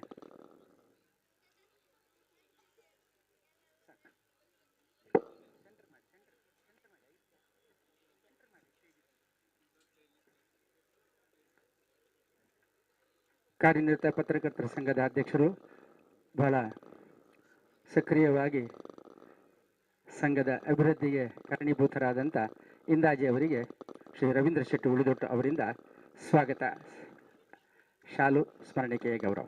ಅದೇ ರೀತಿ ನಮಸ್ತೆ ಸರ್, ಆನಂದ ಅಸೇಗೋಲಿ ಅವರು ದಯವಿಟ್ಟು ವೇದಿಕೆ ಮೇಲೆ ಬರಬೇಕು ಅಂತ ಅಧ್ಯಕ್ಷರು ಅಪೇಕ್ಷೆ ಪಟ್ಟಿದ್ದಾರೆ. ನಿವೃತ್ತ ಮುಖ್ಯೋಪಾಧ್ಯಾಯರು, ಅದೇ ರೀತಿ ಧಾರ್ಮಿಕ ಸಾಂಸ್ಕೃತಿಕ ಸಂಘಟನೆಗಳಲ್ಲಿ ದುಡಿತಕ್ಕಂಥ ಆನಂದ ಅಸೈಗೋಲಿ ಅವರಿಗೆ ಒಂದು ಸ್ಮರಣಿಕೆಯ ಸ್ವಾಗತ.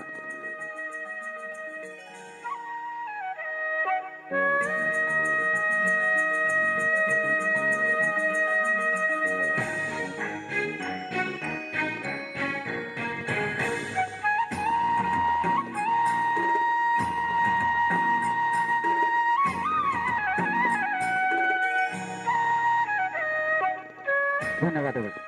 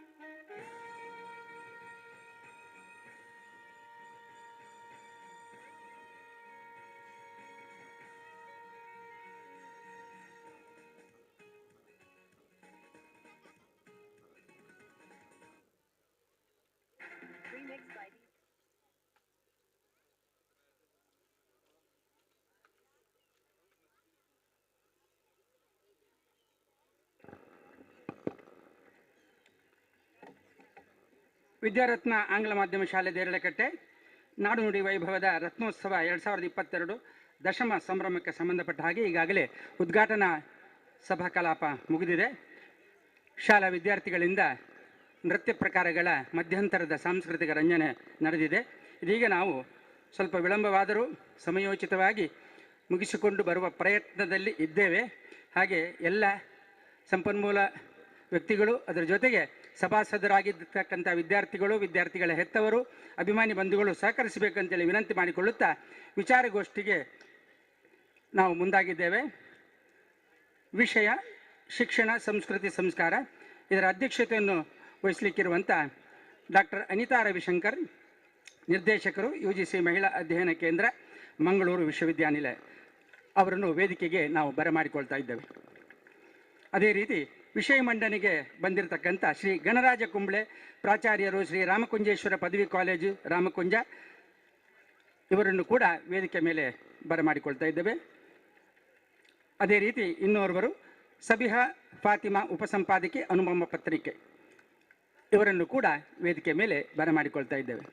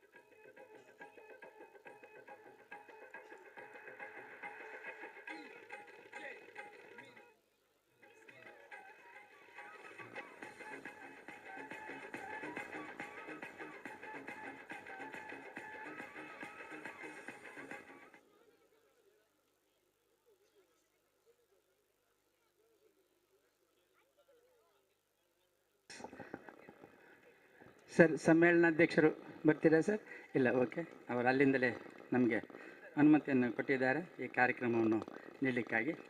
ಹಾಗಾಗಿ ಇದೀಗ ನಾವು ವೇದಿಕೆಯಲ್ಲಿರುವಂಥ ವಿಚಾರಗೋಷ್ಠಿಯ ಗಣ್ಯರನ್ನು ಒಂದು ಕಿರು ಪರಿಚಯದೊಂದಿಗೆ ಸ್ವಾಗತಿಸುವಂಥ ಕಾರ್ಯಕ್ರಮವನ್ನು ಮಾಡ್ತಾ ಇದ್ದೇವೆ.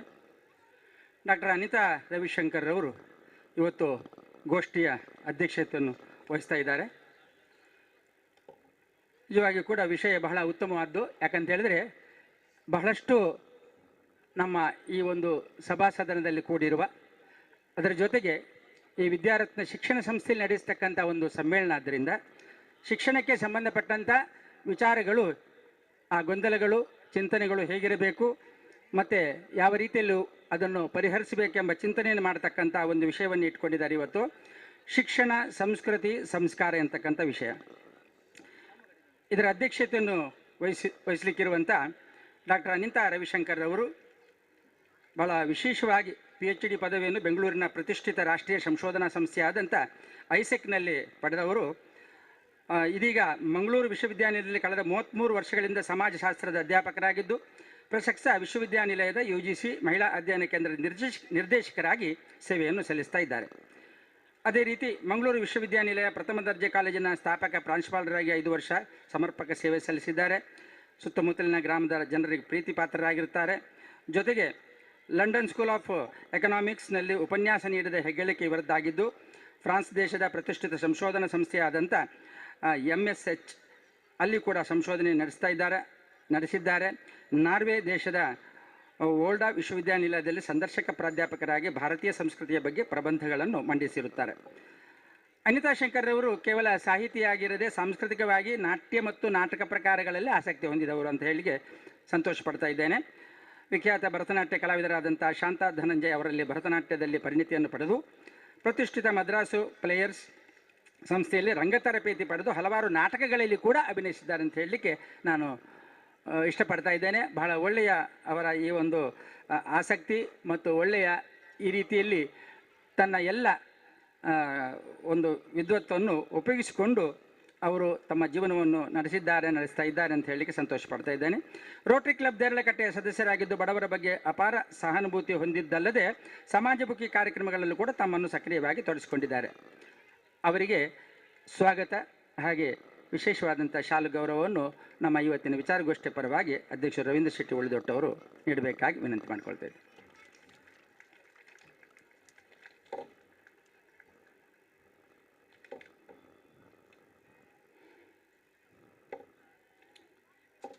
ಹಾಗೆ ಇನ್ನೋರ್ವರು ನಮ್ಮ ಜೊತೆಗಿದ್ದಾರೆ. ಗಣರಾಜ ಕುಂಬ್ಳೆ ಅವರು ವಿಷಯವನ್ನು ಮಂಡಿಸ್ತಕ್ಕಂಥವರು. ಅಂದರೆ ಪ್ರಾಚಾರ್ಯರು ಶ್ರೀ ರಾಮಕುಂಜೇಶ್ವರ ಪದವಿ ಕಾಲೇಜ್ ರಾಮಕುಂಜ, ಪಾರಂಪರಿಕ ಶಿಕ್ಷಣ ಮತ್ತು ಸಂಸ್ಕೃತಿಗೆ ಹೊಳಹುಗಳು ಎಂತಕ್ಕಂಥ ವಿಷಯ ಮಂಡನೆಯನ್ನು ಅವರು ಮಾಡ್ತಾರೆ. ಗಣರಾಜ ಕುಂಬ್ಳೆಯವರು ವಿಶೇಷವಾಗಿ 1984ರಿಂದ ರಾಮಕುಂಜರ ಶ್ರೀ ರಾಮಕುಂಜೇಶ್ವರ ಪದವಿ ಪೂರ್ವ ಈ ಕಾಲೇಜಿನಲ್ಲಿ ಕನ್ನಡ ಉಪನ್ಯಾಸಕರಾಗಿ ಸೇವೆ ಸಲ್ಲಿಸ್ತಾ ಇದ್ದವರು. ಬಹಳ ಅಂದಿನಿಂದಲೂ ಇವತ್ತಿನವರೆಗೆ ಸಮಯ ಸಿಕ್ಕಾಗ ಸಾಹಿತ್ಯದಲ್ಲಿ ಬಹಳಷ್ಟು ತೊಡಗಿಸಿಕೊಂಡ ಒಂದು ನೆಲೆಯಲ್ಲಿ ಅನೇಕ ಪ್ರಕಟಿತ ಕೃತಿಗಳು ಅವರ ಪಠ್ಯ ಇದೆ ದೊಡ್ಡದು. ಬಿರುವ ಮೊಗ್ಗು ಕವನ ಸಂಕಲನ, ಅರಳು ಕವನ ಸಂಕಲನ, ಪುಣ್ಯಕೋಟಿ ಸಾಮಾಜಿಕ ನಾಟಕ, ಚಂದ್ರಹಾಸ ಪೌರಾಣಿಕ ನಾಟಕ, ಹಾಡುಗಳ ಮಣಿಸರ, ಜಾನಪದ ಹಾಡುಗಳ ಸಂಗ್ರಹ, ಅದೇ ರೀತಿ ಮಿಂಚು ಮಾತಿನ ಯಕ್ಷ ಕುಂಬ್ಳೆ ಸುಂದರರಾವ್ ಜೀವನ ಚರಿತ್ರೆ. ಒಳ್ಳೆಯದಾಯ್ತು, ಇವತ್ತು ಕುಂಬ್ಳೆ ಸುಂದರರಾವರ ಈ ಸಭಾಂಗಣ ಅಂತ ಹೆಸರು ಇಟ್ಟಿದ್ದೇವೆ ನಾವು. ಹಾಗೆ ಕೀರಿಕಾಡು ವಿಷ್ಣು ಮಾಸ್ತರ್ ಜೀವನ ಚರಿತ್ರೆ, ಯಕ್ಷಗಾನ ವಿಮರ್ಶಾ ಪರಂಪರೆ, ಯಕ್ಷಗಾನ ಲೇಖನ ಸಂಚಯ, ಹಾಗೆ ಅನೇಕ ಕಲಾಕೃತಿಗಳನ್ನು ರಚಿಸಿದ್ದಲ್ಲದೆ ಯಕ್ಷಗಾನದ ಬಹಳ ಒಳ್ಳೆಯ ಅರ್ಥಧಾರಿಗ ಕೂಡ ಆಗಿದ್ದಾರೆ ಅವರು. ಮತ್ತು ಬೇರೆ ಬೇರೆ ಸಂಪನ್ಮೂಲ ವ್ಯಕ್ತಿಯಾಗಿ ಇಂಥ ಭಾಷಣಗಳಲ್ಲಿ ಭಾಗವಹಿಸಿದ್ದಲ್ಲದೆ ಅನೇಕ ಪ್ರಬಂಧಗಳನ್ನು ಕೂಡ ಮಂಡಿಸಿದವರು, ಅನೇಕ ವಿಮರ್ಶಾ ಲೇಖನಗಳನ್ನು ಕೂಡ ಬರೆದವರು. ಚಂದನ ವಾಹಿನಿ ಇರಬಹುದು, ಆಕಾಶವಾಣಿ ಇರಬಹುದು, ಇದರಲ್ಲಿ ಕೂಡ ಅನೇಕ ರೀತಿಯಲ್ಲಿ ಕೆಲಸಗಳನ್ನು ಮಾಡಿದ್ದಾರೆ. ಯಕ್ಷಗಾನದಲ್ಲಿ ಕೂಡ ರೇಡಿಯೋ ಯಕ್ಷಗಾನಗಳಲ್ಲಿ ಭಾಸ್ಕರ ರೈ ಕುಕ್ಕೊಳ್ಳಿ ಜೊತೆ ಕರ್ನಾಟಕ ಯಕ್ಷಭಾರತಿಯ ಜೊತೆ ಕೂಡ ಅವರು ಭಾಗವಹಿಸಿದವರಾಗಿದ್ದಾರೆ. ಗಣರಾಜ ಕುಂಬ್ಳೆಯವರು ಹುಡುಕಿಕೊಂಡು ಬಂದಂಥ ಪ್ರಶಸ್ತಿಗಳು ಅನೇಕ ಇವೆ ಅವರಿಗೆ. ಶ್ರೇಣಿ ಗೋಪಾಲಕೃಷ್ಣ ಭಟ್ ಅವರ ಒಂದು ವಿಶೇಷ ಶತಮಾನೋತ್ಸವ ಪ್ರಶಸ್ತಿಗೆ ಭಾಜನರಾಗಿದ್ದಾರೆ. ಮಲ್ಪೆ ಶಂಕರನಾರಾಯಣ ಸ್ವಾಮಿಗರ ಒಂದು ಸ್ಮಾರಕ ಪ್ರಶಸ್ತಿ, ಕರ್ನಾಟಕ ಯಕ್ಷಗಾನ ಪಠ್ಯಪುಸ್ತಕ ಸಮಿತಿಯ ಸದಸ್ಯರು ಕೂಡ ಆಗಿದ್ದುಕೊಂಡು ಅನೇಕ ಯಕ್ಷಗಾನದ ಬಹಳಷ್ಟು ಕಾರ್ಯಕ್ರಮಗಳಲ್ಲಿ ಭಾಗವಹಿಸುವುದರೊಂದಿಗೆ ಪ್ರಶಸ್ತಿ ಸಮ್ಮಾನ ಪುರಸ್ಕಾರ ಪಡೆದಂಥ ಗಣರಾಜ ಕುಂಬಳೆಯವರು ನಮ್ಮ ಜೊತೆಗಿದ್ದಾರೆ. ಅವರು ಒಂದು ವಿಷಯವನ್ನು ಮಂಡನೆ ಮಾಡಿದ್ದಾರೆ. ಅವರಿಗೂ ಕೂಡ ಹೃತ್ಪೂರ್ವಕವಾದಂಥ ಗೌರವಪೂರ್ಣ ಸ್ವಾಗತವನ್ನು ನಾವು ಮಾಡ್ತಾ ಇದ್ದೇವೆ. ಅಧ್ಯಕ್ಷರು ಅವರಿಗೂ ಕೂಡ ಸ್ಮರಣಿಕೆ ಮತ್ತು ಶಾಲು ನೀಡಿ ಗೌರವಿಸ್ತಾ ಇದ್ದಾರೆ. ಇನ್ನೊಂದು ವಿಷಯ, ಆಧುನಿಕ ಶಿಕ್ಷಣದಲ್ಲಿ ಸಂಸ್ಕಾರ ಸಂಸ್ಕೃತಿಯ ಅವಶ್ಯಕತೆ.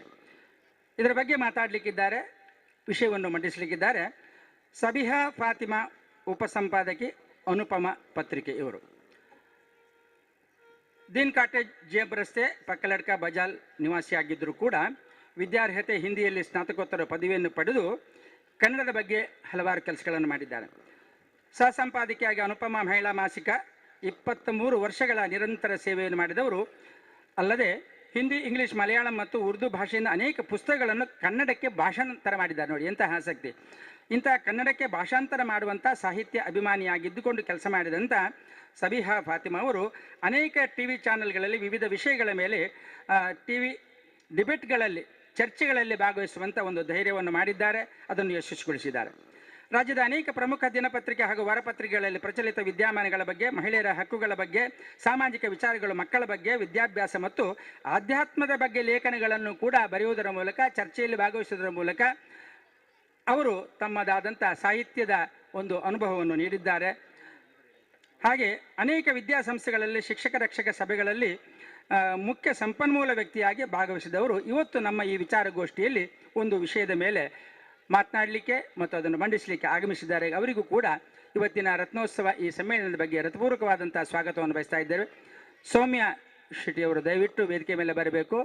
ಅವರನ್ನು ನಮ್ಮ ಈ ಸಂಸ್ಥೆಯ ವತಿಯಿಂದ ಮತ್ತು ಸಮ್ಮೇಳನದ ವತಿಯಿಂದ ಶಾಲು ಹಾಗೆ ಸ್ಮರಣಿಕೆ ನೀಡಿ ಸ್ವಾಗತಿಸಿ ಗೌರವಿಸಬೇಕಾಗಿ ವಿನಂತಿ ಮಾಡಿಕೊಳ್ತಾ ಇದ್ದೇವೆ.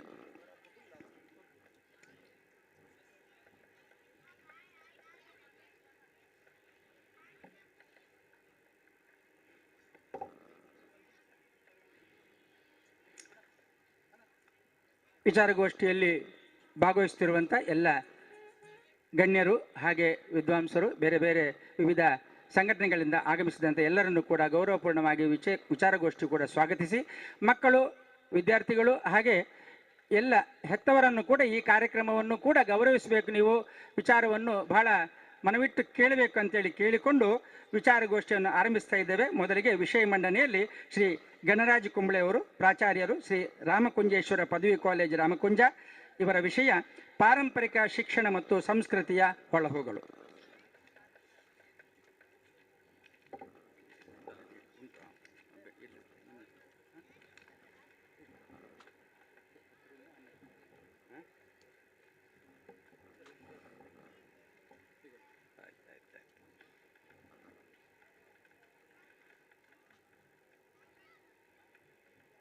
ರಳಕಟ್ಟೆಯ ವಿದ್ಯಾರತ್ನ ಆಂಗ್ಲ ಮಾಧ್ಯಮ ಪ್ರೌಢಶಾಲೆಯ ಈ ಒಂದು ಸುಂದರ ಹಸಿರು ನೆಲದಲ್ಲಿ ನಡೀತಾ ಇರುವ ರತ್ನೋತ್ಸವವೆನ್ನುವ ನಾಡು ನುಡಿ ವೈಭವದ ಕಾರ್ಯಕ್ರಮದ ವಿಚಾರಗೋಷ್ಠಿಯ ಅಧ್ಯಕ್ಷತೆಯನ್ನು ವಹಿಸಿದ ಡಾಕ್ಟರ್ ಅನಿತಾ ರವಿಶಂಕರ್ ಅವರೇ, ನನ್ನೊಂದಿಗೆ ಈ ಒಂದು ವಿಚಾರ ಮಂಡನೆಯಲ್ಲಿ ಭಾಗವಹಿಸಲಿಕ್ಕಿರುವ ಸೋದರಿ ಶ್ರೀಮತಿ ಸಬಿಹಾ ಫಾತಿಮಾ ಅವರೇ, ವೇದಿಕೆ ಮೇಲೆ ಆಸೀನರಾದ ಎಲ್ಲ ಗಣ್ಯರೇ ಮತ್ತು ಈ ಕಾರ್ಯಕ್ರಮದ ಸರ್ವಾಧ್ಯಕ್ಷತೆಯನ್ನು ವಹಿಸಿದ ಹಿರಿಯರು, ವಿದ್ವಾಂಸರು, ಬಹುಶ್ರುತ ವಿದ್ವಾಂಸರು, ನಮ್ಮ ಮಟ್ಟಿಗೆ ಗುರುಗಳು ಅಂತ ಹೇಳಿ ನಾನು ಹೇಳಬೇಕು, ಡಾಕ್ಟರ್ ಎಂ ಪ್ರಭಾಕರ್ ಜೋಶಿಯವರೇ, ಸಭಾಂಗಣದಲ್ಲಿ ಆಸೀನರಾದ ಎಲ್ಲ ಹಿರಿಯ ಕಿರಿಯ ಬಂಧುಗಳೇ, 10 ರಿಂದ 15 ನಿಮಿಷ ಅದರ ಒಳಗೆ ನನ್ನ ಮಾತನ್ನು ನಾನು ಮುಕ್ತಾಯ ಮಾಡಲಿಕ್ಕೆ ತುಂಬ ಪ್ರಯತ್ನ ಪಡ್ತೇನೆ. ಯಾಕೆಂದರೆ ಒಂದು ಲೆಕ್ಕದಲ್ಲಿ ಸುಲಭ, ಇನ್ನೊಂದು ಲೆಕ್ಕದಲ್ಲಿ ತುಂಬ ಕಷ್ಟ. ಶಿಕ್ಷಣದ ಕುರಿತಾದ ಒಂದು ಚಿಂತನೆಯನ್ನು ಶಿಕ್ಷಣ ಸಂಸ್ಥೆಯೊಂದರ ಅಂಗಳದಲ್ಲಿಯೇ ನಾವು ನಡೆಸ್ತಾ ಇದ್ದೇವೆ ಮತ್ತು ಶಿಕ್ಷಣದಲ್ಲಿ ತುಂಬ ಆಸಕ್ತಿ ಇರುವ ಪೋಷಕರು ಮತ್ತು ಅನೇಕ ಮಂದಿ ಶಿಕ್ಷಣ ಕ್ಷೇತ್ರದಲ್ಲಿ ಕೆಲಸ ಮಾಡಿರುವ ವಿದ್ವಾಂಸರಿರುವಂತಹ ಸಭೆಯಲ್ಲಿ ನಾನು ಮಾತಾಡ್ತಾ ಇದ್ದೇನೆ ಎನ್ನುವ ಒಂದು ಎಚ್ಚರ ನನಗಿದೆ. ಶಿಕ್ಷಣದ ಕುರಿತಾದಂತಹ ಪರಂಪರೆಯನ್ನು ಕುರಿತು ಆಂಗ್ಲ ಮಾಧ್ಯಮ ಶಾಲೆಯ ಅಂಗಳದಲ್ಲಿ ಮಾತನಾಡುವುದಂತಂದ್ರೆ ಅದು ಸ್ವಲ್ಪ ಮಟ್ಟಿಗಿನ ಎಚ್ಚರವೂ ಕೂಡ ಬೇಕಾಗ್ತದೆ. ಆದರೆ ಇರುವ ವಿಷಯವನ್ನು, ನಾವು ಓದಿ ತಿಳಿದುಕೊಂಡಿರುವ ವಿಷಯವನ್ನು, ಒಂದಿಷ್ಟು ಗಮನಿಸಿ ತಿಳಿದುಕೊಂಡಿರುವ ವಿಷಯವನ್ನು ನಿರ್ಬಿಡೆಯಿಂದ ಮಂಡಿಸುವುದಕ್ಕೆ ಪ್ರಯತ್ನ ಪಡ್ತಾ ಇದ್ದೇನೆ. ಇದರ ಹಿಂದೆ ಏನು ಒಂದು ಆಶಯ ಇದೆ ಎನ್ನುವುದು ನನಗೀಗ ಪ್ರಾಸ್ತಾವಿಕವಾದಂತಹ ಮಾತು ತೋನ್ಸೆಯವರಿಂದ ಅರ್ಥ ಆಯಿತು. ಶಿಕ್ಷಣದ ಕುರಿತಾಗಿ ಗಂಭೀರವಾದಂತಹ ಚಿಂತನೆಗಳು ಆಗಬೇಕಾಗಿರುವುದು ಕಾಲದಿಂದ ಕಾಲಕ್ಕೆ ಬಹಳ ಅಗತ್ಯವೆನಿಸುವ ಒಂದು ಅಂಶ. ಯಾಕಂದರೆ ಕಾಲ ಬದಲಾಗ್ತಾ ಇದ್ದ ಹಾಗೆ, ನಮ್ಮ ಬದುಕಿನ ಪರಿಸ್ಥಿತಿಗಳು ಬದಲಾಗ್ತಾ ಇದ್ದ ಹಾಗೆ ಪಾರಂಪರಿಕವಾದಂತಹ ಶಿಕ್ಷಣದ ಸ್ಥಿತಿಯನ್ನು ಮತ್ತು ಅದು ನಮಗೆ ನೀಡಿದಂತಹ ಅನೇಕ ಮೌಲ್ಯಗಳನ್ನು ನಾವು ನೆನಪಿಡ್ತಾ ಹೋಗಬೇಕು. ಯಥಾಸಾಧ್ಯ ಅವುಗಳಲ್ಲಿ ಗಟ್ಟಿ ಕಾಳುಗಳನ್ನು ಉಳಿಸಿಕೊಂಡು ನಮ್ಮ ಶಿಕ್ಷಣ ವ್ಯವಸ್ಥೆಯನ್ನು ಮತ್ತೆ ಮತ್ತೆ ಬಲವಾಗಿ ಕಟ್ಟುವುದಕ್ಕೆ ಪ್ರಯತ್ನ ಪಡಬೇಕು. ಯಾಕೆಂದರೆ ನಮ್ಮೆಲ್ಲರ ನಿರೀಕ್ಷೆ ಇರುವುದು ಮುಂದಿನ ಜನಾಂಗ ಅಂತ ನಾವು ಹೇಳುವ ಮಕ್ಕಳ ಕುರಿತಾಗಿ. ಮಕ್ಕಳನ್ನು ಬೆಳೆಸುವಾಗ ದೊಡ್ಡವರು ಕೂಡ ಬೆಳೀತಾರೆ. ಈಗ ನಾನು ವಿನೋದಕ್ಕೆ ಅಂತ ಹೇಳುವುದುಂಟು, ನಾವು ನಿಜವಾಗಿ ಕಲಿಸುವಾಗ ಕಲಿಯುವುದು ಅಂತ, ನಿಜವಾಗಿ ಕಲಿಯುವುದು ಕಲಿಸುವಾಗ ಅಂತ. ಕಲಿತ ಮೇಲೆ ಕಲಿಸುವುದು ಅಂತ ಇಲ್ಲ, ಕಲಿಸುವಾಗ ಕಲಿಯುವುದು. ಈ ಅಂಶಗಳು ನಮ್ಮ ಹಾಗೆ ಶಿಕ್ಷಣ ಕ್ಷೇತ್ರದಲ್ಲಿದ್ದವರಿಗೆ ಇದು ಭಾಸವಾಗ್ತಾ ಹೋಗ್ತದೆ. ಪಾರಂಪರಿಕವಾದ ಶಿಕ್ಷಣದ ಒಂದು ಬಹಳ ದೊಡ್ಡವಾದಂಥ ಒಂದು ಮೌಲ್ಯ ಏನಂದರೆ, ನಾನು ಗಮನಿಸಿದಂತೆ ಈಗಲೂ ಕೂಡ ಕೆಲವು ಶಿಕ್ಷಣ ವ್ಯವಸ್ಥೆಗಳು, ಈಗ ಉದಾಹರಣೆಗೆ ವೈದಿಕ ಶಿಕ್ಷಣ ಅಥವಾ ಧಾರ್ಮಿಕ ಶಿಕ್ಷಣಗಳಲ್ಲಿ ಈಗಲೂ ಕೂಡ ಇರುವಂತೆ ಕೇಳುವುದರ ಮೂಲಕವಾಗಿ ಕಲಿಯುವ ವಿದ್ಯೆ. ಹಿಂದಿನವರು ಕೇಳಿ ತಿಳಿದುಕೊಳ್ಳುವ ಮತ್ತು ಅರ್ಥೈಸುವ, ಅನುಸಂಧಾನ ಮಾಡುವಂತಹ ವಿದ್ಯೆಯನ್ನು ಶ್ರುತಿ ಅಂತ ಹೇಳ್ತಿದ್ರು. ಅದು ಶ್ರವಣದ ಮೂಲಕವಾಗಿ ಬರಬೇಕಾದದ್ದು. ಶಿಕ್ಷಣದಲ್ಲಿ ಇದರ ಕುರಿತಾದಂತಹ ಗಮನ ಕಾಲದಿಂದ ಕಾಲಕ್ಕೆ ಕಡಿಮೆ ಆಗ್ತಾ ಬಂತು. ಕೇಳಿ ತಿಳಿಯುವುದಕ್ಕಿಂತ ಹೆಚ್ಚು ಬರೆದು ತಿಳಿಯುವುದು ಹೆಚ್ಚು ಒಳ್ಳೆಯದು ಅಂತ ಕಂಡಿತು. ಆಧುನಿಕ ಕಾಲ ಕೇಳಿ ತಿಳಿಯುವುದಕ್ಕಿಂತ ಹೆಚ್ಚು ಬರೆಯುವುದಕ್ಕೆ ಒತ್ತು ಕೊಡ್ತದೆ. ಯಾಕೆಂದರೆ ಶಿಕ್ಷಕರು ವಿದ್ಯಾರ್ಥಿಗಳೊಂದಿಗೆ ಸಂವಹನ ಮಾಡುವ ಕಾಲದಲ್ಲಿ ಶಿಕ್ಷಕರು ಏನು ಹೇಳ್ತಾರೆ ಎನ್ನುವುದಕ್ಕಿಂತ ವಿದ್ಯಾರ್ಥಿ ತಾನು ಕೇಳಿದ್ದನ್ನು ಎಷ್ಟು ಬರಿತಾನೆ ಎನ್ನುವುದು ಮುಖ್ಯವಾಗಿ ಹೋಯಿತು.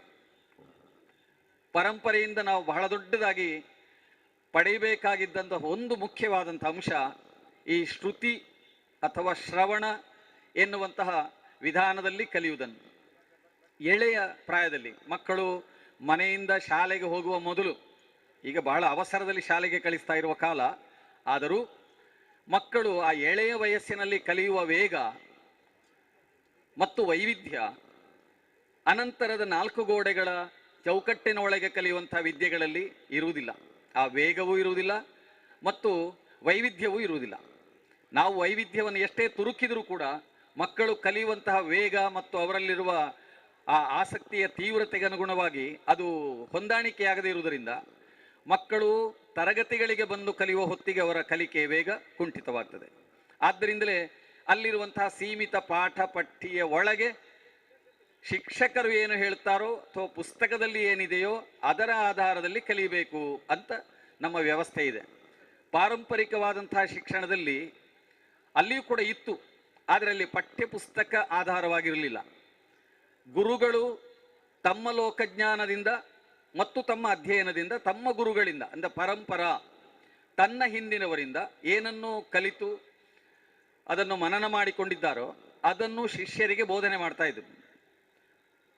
ಗುರುಗಳು ಹೇಳುವುದು, ಶಿಷ್ಯರು ಅದನ್ನು ಕಲಿಯುವುದು. ಅದನ್ನು ವಿವಿಧ ವಿನ್ಯಾಸಗಳಲ್ಲಿ ಕಲಿಸ್ತಾ ಇದ್ರು. ಪದ, ಕ್ರಮ, ಜಟೆ, ಘನ ಇತ್ಯಾದಿಗಳ ಮೂಲಕವಾಗಿ ಹಿಂದೆ ಓದುವುದಕ್ಕಿಂತಲೂ ಹೆಚ್ಚು ಕಂಠಸ್ಥ ಮಾಡಿಕೊಳ್ಳುವುದರ ಬಗ್ಗೆ ಗಮನ ಹೆಚ್ಚಿಗೆ ಇತ್ತು. ಅಂದರೆ ಬಾಯ್ಪಾಠ ಮಾಡುವುದು. ಬಾಯ್ಪಾಠ ಮಾಡಿದ್ದರಿಂದಲಾಗಿ ನೆನಪು ಶಕ್ತಿಯ ಒಂದು ಒಳ್ಳೆಯ ಪರೀಕ್ಷೆಯು ಕೂಡ ಆಗ್ತಾ ಇತ್ತು. ನಾವು ಆಧುನಿಕ ಕಾಲದಲ್ಲಿ ನಮ್ಮ ಫೋನ್ ನಂಬರನ್ನು ಕೂಡ ನೆನಪಿಟ್ಟುಕೊಳ್ಳುವುದಿಲ್ಲ, ಮನೆ ನಂಬರವೂ ನೆನಪಿಲ್ಲ, ಮನೆಯವರ ನಂಬರವೂ ನೆನಪಿಲ್ಲ. ಆದರೆ ಕಂಠಸ್ಥ ಮಾಡುತ್ತಾ ಇದ್ದಂತಹ ಆ ಕಾಲದವರ ಅಗಾಧವಾದಂತಹ ನೆನಪು ಶಕ್ತಿ ಮತ್ತು ಗುರು ಮತ್ತು ಶಿಷ್ಯರ ಜೊತೆಗೆ ನಡೀತಾ ಇದ್ದಂತಹ ಆ ಒಂದು ಅನುಸಂಧಾನದ ಪ್ರಕ್ರಿಯೆ, ಏನನ್ನು ಕಲಿತರೋ ಅದನ್ನು ಮತ್ತೆ ಗುರುವಿಗೆ ಒಪ್ಪಿಸುವ ಹೊತ್ತಿನಲ್ಲಿ ಗುರುಗಳು ಕೇಳುವ ಪ್ರಶ್ನೆಗಳಿಗೆ ಶಿಷ್ಯ ಉತ್ತರಿಸಬೇಕಿತ್ತು, ಶಿಷ್ಯ ಕೇಳುವ ಪ್ರಶ್ನೆಗಳಿಗೆ ಗುರು ಉತ್ತರಿಸಬೇಕಿತ್ತು. ಈ ರೀತಿಯಾದಂಥ ಒಂದು ಶಿಕ್ಷಣ ಪದ್ಧತಿ ಪ್ರಾಚೀನ ಕಾಲದಲ್ಲಿ ನಮ್ಮ ಪರಂಪರೆಯಿಂದ ಇತ್ತು. ಆದರೆ ಕಳೆದ 1-2 ಶತಮಾನಗಳಿಂದ ಶಿಕ್ಷಣದ ವ್ಯವಸ್ಥೆ ಬದಲಾಗಿ ಕೇವಲ ಪಠ್ಯಪುಸ್ತಕ ಮತ್ತು ಪರೀಕ್ಷೆಗಳಿಗೆ ಸೀಮಿತವಾದಂತಹ ಶಿಕ್ಷಣ ವ್ಯವಸ್ಥೆ ಬಂದದ್ದರಿಂದ ಇವತ್ತು ನಾವು ಆ ವಿಧಾನವನ್ನು ಕಳ್ಕೊಳ್ತಾ ಇದ್ದೇವೆ. ಮತ್ತೆ ಆಧುನಿಕ ಶಿಕ್ಷಣದ ಸಂದರ್ಭದಲ್ಲಿ ಕಂಠಪಾಠಕ್ಕೆ ಮಹತ್ವ ಇಲ್ಲ, ಕಂಠಪಾಠಕ್ಕೆ ಏನೇನೂ ಮಹತ್ವ ಇಲ್ಲ ಎನ್ನುವಲ್ಲಿವರೆಗೆ ಬಂದಿದೆ. ಇನ್ನೊಂದು, ಗುರುವನ್ನು ಒಂದು ಮಾದರಿಯನ್ನಾಗಿಟ್ಟುಕೊಂಡು ಆದರ್ಶವನ್ನಾಗಿಟ್ಟುಕೊಂಡು ಹಿಂದಿನ ಕಾಲದಲ್ಲಿ ಶಿಷ್ಯರು ಕಲಿತಾ ಇದ್ರು. ಇದೊಂದು ಪರಂಪರೆ. ಗುರುಗಳ ಬಗ್ಗೆ ಇರತಕ್ಕಂತಹ ಗೌರವ, ಗುರುಗಳ ಬಗ್ಗೆ ಇದ್ದ ವಿಶ್ವಾಸ, ಮತ್ತೆ ಗುರುಗಳು ಹೇಳಿದ ಸತ್ಯವನ್ನು ನಂಬಿ ಅದನ್ನೇ ಪ್ರತಿಪಾದಿಸುವಂಥ ಒಂದು ವಿಧಾನ, ಒಂದು ಅನುಸರಣೆಯ ವಿಧಾನ. ಅನುಕರಣೆಯ ವಿಧಾನ ಆಗಬೇಕಾಗಿಲ್ಲ, ಅನುಸರಣೆಯ ವಿಧಾನ. ಅಲ್ಲಿಯೂ ಕೂಡ ವಿಶೇಷವಾದಂತಹ ಜ್ಞಾನವನ್ನು ಪಡೆದುಕೊಂಡು ಗುರುವಿನಿಂದ ಅನಂತರದಲ್ಲಿ ಇನ್ನೂ ಕೂಡ ಅತಿಶಯವಾದಂತಹ ವಿದ್ಯೆಗಳನ್ನು ಕಲಿತುಕೊಂಡು ಗುರುವನ್ನೂ ಮೀರಿಸುವ ಶಿಷ್ಯನಾಗಿ ಬೆಳೆಯುವ ವಿಧಾನ, ಇದೆಲ್ಲ ನಾವು ಪರಂಪರೆಯಲ್ಲಿ ಕಾಣ್ತಾ ಇದ್ದೇವೆ. ಇಂತಹ ಗುರು ಶಿಷ್ಯ ಪರಂಪರೆ ಇತ್ತು. ಅನೇಕ ಬಾರಿ ಗುರುವಿನ ವರ್ಚಸ್ಸೇ ಸಾಕಾಗ್ತಿತ್ತು ಶಿಷ್ಯನಿಗೆ ಕಲೀಲಿಕ್ಕೆ ಅಂತ ಹೇಳ್ತಾರೆ. ಒಂದು ರೂಪಕದ ಪ್ರಕಾರ ಹೇಳುವುದಾದರೆ ಅಲ್ಲಿ ಗುರುಗಳು ಇದ್ದರು, ಶಿಷ್ಯರು ಇದ್ದರು. ಅವರು ಸಮ್ಮುಖವಾಗಿ ಅಭಿಮುಖವಾಗಿದ್ದರು. ಅವರು ಏನನ್ನು ಮಾತನಾಡ್ತಿರ್ಲಿಲ್ಲ, ಆದರೆ ಅವರ ನಡುವೆ ವಿದ್ಯೆಯ ಸಂವಹನ ಆಗುತ್ತಿತ್ತು ಅಂತ ಹೇಳ್ತಾರೆ. ಅಂದರೆ ಅವರು ಮಾತೇ ಆಡಲಿಲ್ಲ ಎಂಬ ಅರ್ಥ ಅಲ್ಲ. ಗುರುಗಳನ್ನು ಗ್ರಹಿಸುವ, ಗುರುಗಳ ವ್ಯಕ್ತಿತ್ವವನ್ನು ತಿಳಿದುಕೊಳ್ಳುವ ಆ ಸಾಮರ್ಥ್ಯ ಶಿಷ್ಯರಲ್ಲಿ ಬಂದಾಗ, ಗುರುವಿನ ಮಹತ್ವವನ್ನು ತಿಳಿದುಕೊಳ್ಳುವಂತಹ ಸಾಮರ್ಥ್ಯವನ್ನು ಶಿಷ್ಯರು ಪಡೆದಾಗ ಅಲ್ಲಿ ನಡೆಯುವಂತಹ ಸಂವಹನವೇ ತುಂಬ ಉನ್ನತ ಮಟ್ಟವಾದ್ದು. ಈಗ ನಾವು ಉನ್ನತ ಶಿಕ್ಷಣ ಅಂತ ನಾವು ಇವತ್ತು ಕರೆಯುವ ಕಾಲದಲ್ಲಿ ಕೇವಲ ಗುರುಗಳು ಮಾತನಾಡುವ ವಿಷಯವನ್ನಷ್ಟೇ ಅವರು ಗಮನಿಸುವುದಿಲ್ಲ. ಗುರುವಿನ ಕಲಿಕೆಯ ವಿಧಾನ, ಅವನ ವ್ಯಕ್ತಿತ್ವ ರೂಪುಗೊಂಡ ವಿಧಾನ, ಅವನ ನಿರ್ದೇಶನ, ಅವನ ಸೂಚನೆ, ನಾನು ಸೂಚನೆ ಎನ್ನುವುದನ್ನು ನಿರ್ದಿಷ್ಟವಾಗಿ ಹೇಳ್ತಾ ಇದ್ದೇನೆ, ಅದರ ಆಧಾರದಲ್ಲಿ ಶಿಷ್ಯರು ಕಲಿತುಕೊಳ್ತಾ ಹೋಗ್ಬೋದು. ಅಂದರೆ ಶಿಷ್ಯರ ಮೇಲೆ ಗುರುವಿನ ಪ್ರಭಾವ ಬಹಳ ದಟ್ಟವಾಗಿ ಇರ್ತಿತ್ತು. ಇವತ್ತು ಉನ್ನತ ಶಿಕ್ಷಣದಲ್ಲಿ ತಕ್ಕ ಮಟ್ಟಿಗೆ ಆ ರೀತಿಯಾದ ಪ್ರಭಾವ ಇದೆ. ಕೇವಲ ಪರೀಕ್ಷೆಯ ಮೇಲೆ ಅವಲಂಬಿತರು ಅಂತ ಹೇಳುವುದಿಲ್ಲ. ಇದು ಒಂದು ರೀತಿಯಾದಂತಹ ಪರಂಪರೆ. ಇದು ಗುರು ಶಿಷ್ಯರ ನಡುವಿನ ಸಂಬಂಧ. ಇನ್ನೊಂದು ಹೆಜ್ಜೆ ಮುಂದುವರಿದ ನಾವು ಮಾತನಾಡಿದರೆ, ಗುರುವಿಗೋಸ್ಕರವಾಗಿ ತನ್ನೆಲ್ಲವನ್ನೂ ಅರ್ಪಣೆ ಮಾಡಬಲ್ಲಂತಹ ಒಂದು ಪರಂಪರೆ ಹಿಂದೆ ಇತ್ತು. ಗುರು ಶಿಷ್ಯ ಸಂಬಂಧದಲ್ಲಿ ಗುರುವಿನ ಗುಲಾಮನಾಗಿ ಅಥವಾ ಗುರುವಿನ ಸೇವಕನಾಗಿ ಗುರು ತೋರಿಸಿದ ನಿರ್ದೇಶಿಸಿದ ಕೆಲಸಗಳೆಲ್ಲವನ್ನೂ ಮಾಡ್ತಾ ಗುರುವಿನ ಸೇವಕನಂತೆ ನಡೆದುಕೊಂಡು ಗುರುವಿಗಾಗಿ ಆತ ಏನು ಕೇಳಿದರೂ ಕೊಡುವ, ಒಂದೊಮ್ಮೆಗೆ ನಾನು ಕಲಿಸಿದ ವಿದ್ಯೆಯನ್ನು ಮರಳಿ ನನಗೆ ಕೊಡು ಅಂತ ಹೇಳಿದರೆ ಅದನ್ನೂ ಕೊಡುವ. ಅಲ್ಲಿಯವರೆಗಿನ ಗುರು ಶಿಷ್ಯ ಸಂಬಂಧದಲ್ಲಿ ಒಂದು ಅರ್ಪಣ ಭಾವ ಇತ್ತು. ಆದರೆ ಆಧುನಿಕ ಕಾಲದಲ್ಲಿ ಈ ಬಗೆಯ ಅರ್ಪಣ ಭಾವಗಳನ್ನು ಮತ್ತು ಗುರು ಶಿಷ್ಯ ಸಂಬಂಧದ ನಿಕಟತೆಯನ್ನು ನಾವು ಇವತ್ತು ಕಾಣ್ತಾ ಇಲ್ಲ. ಇವತ್ತು ಎಲ್ಲವೂ ಕೂಡ ಪ್ರತ್ಯೇಕವಾಗಿ ಒಂದು ವ್ಯಾವಹಾರಿಕವಾದ ಒಂದು ಸಂಬಂಧದಂತೆ ಇದೆ, ಒಂದು ಶುಷ್ಕ ಸಂಬಂಧ. ಅಲ್ಲಿ ಆರ್ದ್ರತೆಯೇ ಇಲ್ಲ ಎನ್ನುವಷ್ಟು ಕಡಿಮೆ ಅಂತ ಹೇಳುವುದು ನಾನು. ಇಲ್ಲವೇ ಇಲ್ಲ ಅಂತ ನನ್ನದೇನು ಪ್ರತಿಜ್ಞೆ ಅಲ್ಲ, ಪ್ರಮಾಣ ಅಲ್ಲ, ಆದರೆ ಆ ಭಾವನೆ ತುಂಬ ಕಡಿಮೆಯಾಗಿದೆ. ಇದು ಪಾರಂಪರಿಕ ಶಿಕ್ಷಣದಿಂದ ನಾವು ಕಳೆದುಕೊಳ್ತಾ ಇರುವಂಥದ್ದು. ಗುರುವಿನ ಹತ್ತಿರ ಇದ್ದುಕೊಂಡು ಕಲಿಬೇಕು ಅಂತ ಇದ್ದಂತಹ ಸಂದರ್ಭ ಹೋಗಿ ಇವತ್ತು ನಾವು ದೂರದಲ್ಲಿ ಗುರು ಇದ್ದರೂ ಕೂಡ ಕಲಿಬಹುದು ಅಂತ ಮಾಡಿದ್ದೇವೆ. ಇದರ ಪರಿಣಾಮ ಅಂತ ಕಾಣ್ತದೆ ಅದು. ಇವತ್ತು ದೂರ ಶಿಕ್ಷಣ ಅಂದರೆ ನಾನು ಡಿಸ್ಟೆನ್ಸ್ ಎಜುಕೇಷನ್ ಹೇಳುವುದಲ್ಲ. ಇವತ್ತು ಶಿಕ್ಷಣದಲ್ಲಿ ದೂರ ಇದೆ, ದೂರವನ್ನು ಕಾಯ್ದುಕೊಳ್ಳುವ ಸ್ಥಿತಿ ಇದೆ. ಆದ್ದರಿಂದಲೇ ಗುರು ಶಿಷ್ಯ ಸಂಬಂಧದಲ್ಲಿ ಒಂದು ನಿಕಟತೆ ಎನ್ನುವುದು ಇವತ್ತು ನಮ್ಗೆ ಕಾಣೋದಿಲ್ಲ. ಆಮೇಲೆ ಗುರು ತಾನೇನನ್ನು ಕಲಿತಿದ್ದೇನೆಯೋ ಅಥವಾ ತಾನೇನನ್ನು ಜೀವನದಲ್ಲಿ ಅನುಷ್ಠಾನ ಮಾಡಿದ್ದೇನೆಯೋ ಅದನ್ನೇ ಶಿಷ್ಯರಿಗೆ ಹೇಳಿಕೊಡುವುದಂತ ಇಲ್ಲ. ಪಾಠ ಪಟ್ಟಿಯಲ್ಲಿ ವ್ಯವಸ್ಥೆ ಏನನ್ನು ನಿಗದಿಪಡಿಸಿದೆಯೋ ಅದನ್ನು ಬೋಧಿಸ್ತಾನೆ. ಆದ್ದರಿಂದ ಅವನಿಗೂ ತಾನು ಬೋಧಿಸುವ ವಿಷಯದ ಕುರಿತಾದಂತಹ ಆಪ್ತತೆ ಇಲ್ಲ. ಹಿಂದಿನ ಕಾಲದ ಗುರುಗಳು ನಾವು ತಿಳಿದಂತೆ ಅವರು ಯಾವುದರಲ್ಲಿ ಪರಿಣತರೋ ಅದನ್ನು ಹೇಳಿಕೊಡ್ತಿದ್ರು. ಅವರಿಗೆ ಗೊತ್ತಿಲ್ಲದ ವಿದ್ಯೆಯನ್ನು ಹೇಳಿಕೊಡುವ ಪರಂಪರೆ ಇರಲಿಲ್ಲ. ಗುರುಗಳು ಶಿಷ್ಯರನ್ನು ತಮ್ಮ ಗುರುಕುಲದಿಂದ ಹೊರಗೆ ಬಿಡುವಾಗ, ನೋಡು ನನಗೆ ಗೊತ್ತಿದ್ದದನ್ನೆಲ್ಲ ಹೇಳಿಕೊಟ್ಟಿದ್ದೇನೆ, ಇನ್ನು ಮುಂದೆ ನಿನಗೆ ಬೇಕಾದದ್ದನ್ನು ಕಲ್ತುಕೋ ಅಂತ ಆಶೀರ್ವಾದ ಮಾಡಿ ಕಳಿಸ್ತಿದ್ರು. ಮತ್ತು ಗುರು ಶಿಷ್ಯನಿಗೆ ಒಳ್ಳೆಯ ಜೀವನಕ್ಕೆ ಬೇಕಾದ ಬೋಧೆಯನ್ನು ಮಾಡ್ತಿದ್ರು. ಒಳ್ಳೆಯ ಗೃಹಸ್ಥನಾಗು, 4 ಮಂದಿಗೆ ಬೇಕಾದಾಗೆ ಬದುಕು, ಮಕ್ಕಳನ್ನು ಪಡೆ, ಉಳಿದ 3 ಆಶ್ರಮಗಳಿಗೆ ಬೇಕಾದಂತೆ ನೀನು ಆಶ್ರಯದಾತನಾಗಿ ಬದುಕು ಅಂತ ಸಾಮಾಜಿಕವಾದ ಉಪದೇಶ, ಒಂದು ಸಾಮಾಜಿಕವಾದ ಜೀವನದಲ್ಲಿ ಹೇಗೆ ಬದುಕಬೇಕು ಎನ್ನುವಂತಹ ದೃಷ್ಟಿಯಿಂದ ಉಪದೇಶ ಮಾಡಿ ಗುರುಗಳು ಶಿಷ್ಯರನ್ನು ತಮ್ಮ ಗುರುಮಠಗಳಿಂದ ಅಥವಾ ಗುರುಕುಲಗಳಿಂದ ಹೊರಗೆ ಬಿಡ್ತಾ ಇದ್ರು. ನಾವಿವತ್ತು ಆ ಬಗೆಯ ಒಂದು ಆಪ್ತ ಸಲಹೆಯನ್ನು ನಾವು ಕಾಡ್ತಾ ಇಲ್ಲ. ಇವತ್ತು ಬೀಳ್ಕೊಡುಗೆ ಸಮಾರಂಭದಲ್ಲಿ ಏನಾದರೂ ಸ್ವಲ್ಪ ಹೇಳಿದರೆ ನಾವು ಕೊಡುವಂತಹ ಕಾಂಡಕ್ಟ್ ಸರ್ಟಿಫಿಕೇಟ್ನಲ್ಲಿ ಗುಡ್ ಅಂತ ಬರೆದರೆ ಅಲ್ಲಿಗೆ ಮುಗಿದೋಯ್ತು. ಅದಕ್ಕಿಂತ ಹೆಚ್ಚಿನ ಯಾವ ಸಂಬಂಧಗಳಿಲ್ಲ. ಇದು ಇವತ್ತಿನ ಕಾಲದ ಒಂದು ಸ್ಥಿತಿ.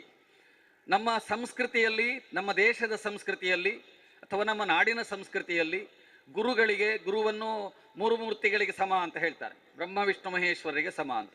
ಅವನು ಸೃಷ್ಟಿಯನ್ನು ಮಾಡಬಲ್ಲ, ಅವನು ನಮ್ಮ ಜೀವನದ ಆಗು ಹೋಗುಗಳನ್ನು ಅಳೆಯಬಲ್ಲ, ಆಳಬಲ್ಲ, ನಮ್ಮಲ್ಲಿರುವಂಥ ಕೆಡುಕುಗಳನ್ನು ಲಯ ಮಾಡಬಲ್ಲ ಅಥವಾ ಲಯಬದ್ಧಗೊಳಿಸಬಲ್ಲ, ಎರಡೂ ಆಗ್ತದೆ.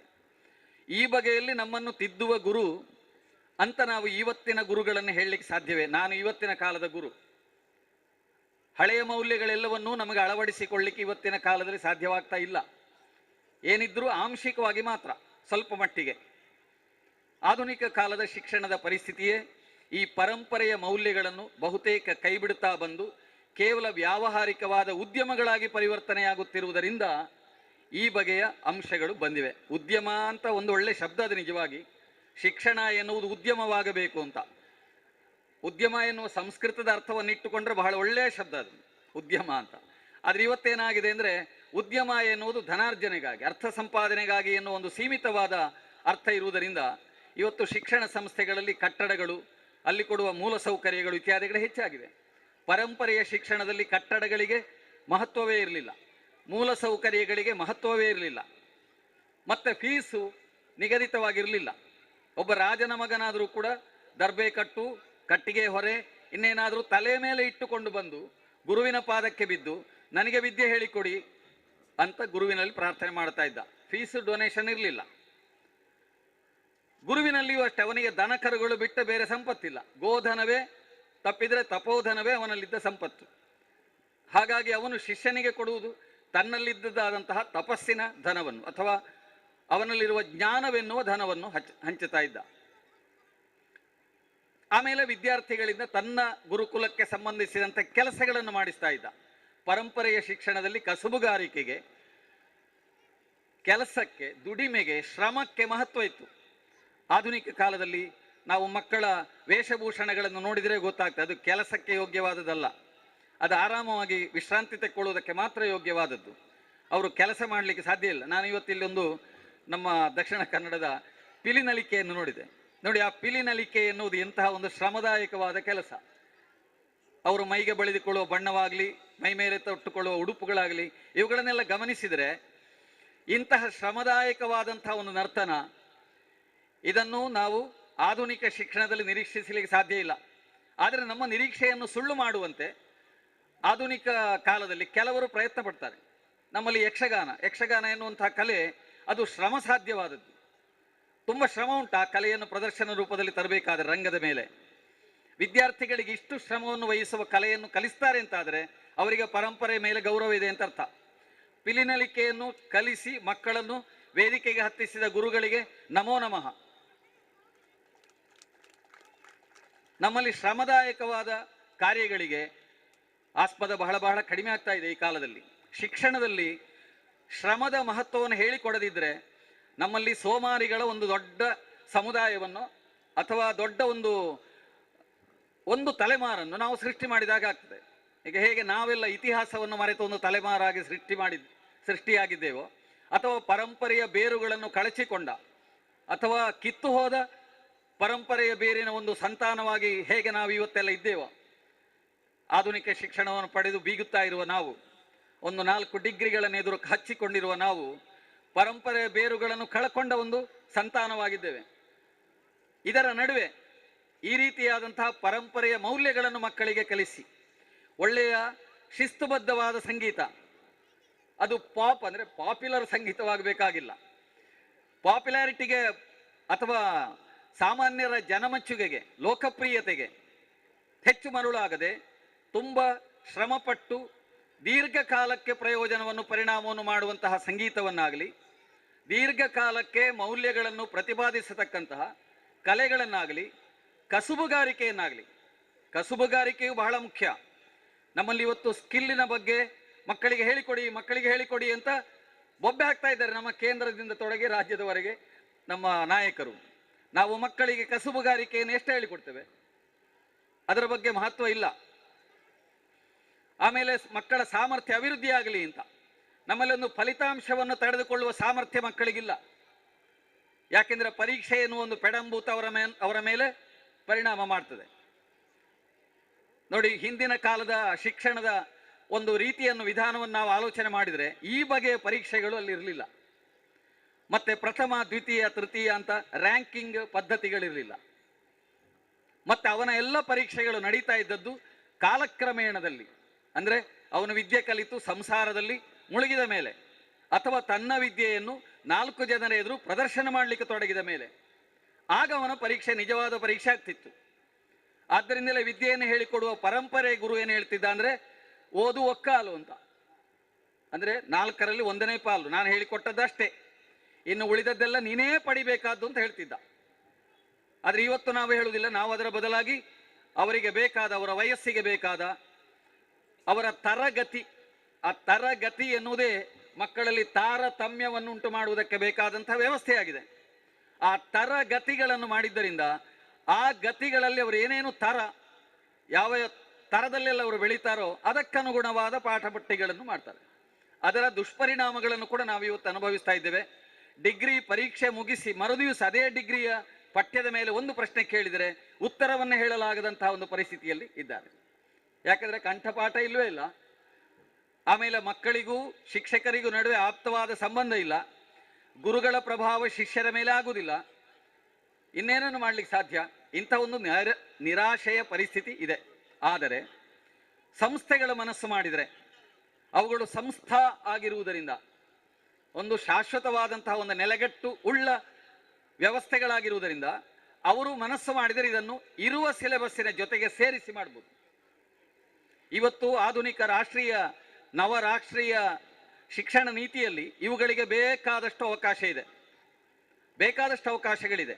ಸ್ವಲ್ಪ ಪರಂಪರೆಯ ಕುರಿತಾದ ಗಮನ ಇದ್ದದ್ದರಿಂದ ಪದವಿ ತರಗತಿಗಳಿಗೆ ಮುಟ್ಟುವಾಗ ಅವರು 4 ವರ್ಷ ಓದುವಾಗ ಕೊನೆಯ ವರ್ಷಗಳಲ್ಲಿ ಅವರಿಗೆ ಒಂದೇ ವಿಷಯ ಪ್ರಮುಖವಾಗಿರ್ತದೆ ಮತ್ತು ಅದರಲ್ಲಿ ಅವನು ಎಷ್ಟು ಬೇಕಾದರೂ ಸಂಶೋಧನೆಗಳನ್ನು ಮಾಡುವುದಕ್ಕೆ ಅವಕಾಶ ಇರ್ತದೆ, ಆಳವಾದಂಥ ಅಧ್ಯಯನ ಮಾಡಲಿಕ್ಕೆ ಅವಕಾಶಗಳಿರ್ತದೆ. ಕಲಿಕೆಯ ಜೊತೆಗೆ ಕಲಿಯುತ್ತಿರುವ ವಿಷಯ ಅದು ಅನ್ವಯವಾಗುವುದು ಎಲ್ಲಿ ಎನ್ನುವುದರ ಕುರಿತಾದ ಅಧ್ಯಯನವನ್ನು ಮಾಡಲಿಕ್ಕೆ ಅವನಿಗೆ ಅವಕಾಶ ಇರ್ತದೆ.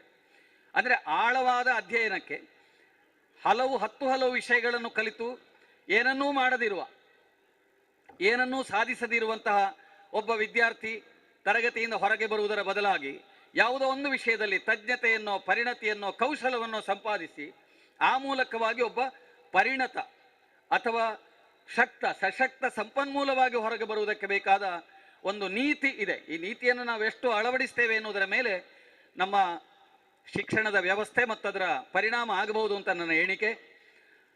ನನ್ನ ಸಮಯದ ಮಿತಿ ಮುಗ್ದಿದೆ ಅಂತ ಗೊತ್ತಿದೆ.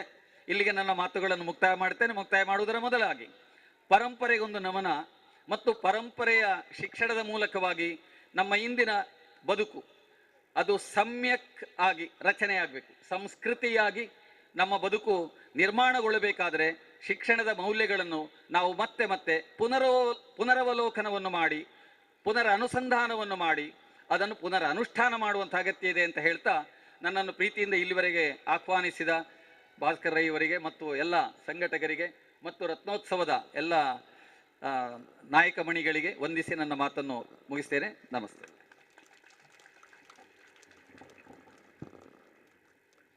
ಶ್ರೀಯುತ ಗಣರಾಜ ಕುಂಬ್ಳೆಯವರು ಇವತ್ತಿನ ಒಟ್ಟು ವಿಚಾರಗೋಷ್ಠಿ ಶಿಕ್ಷಣ, ಸಂಸ್ಕೃತಿ, ಸಂಸ್ಕಾರ, ಇದರಲ್ಲಿ ಪಾರಂಪರಿಕ ಶಿಕ್ಷಣ ಮತ್ತು ಸಂಸ್ಕೃತಿಯ ಹೊಳಹುಗಳ ಬಗ್ಗೆ ಬಹಳಷ್ಟು ಉತ್ತಮ ರೀತಿಯ ಮಂಡನೆಯನ್ನು ಮಾಡಿದ್ದಾರೆ.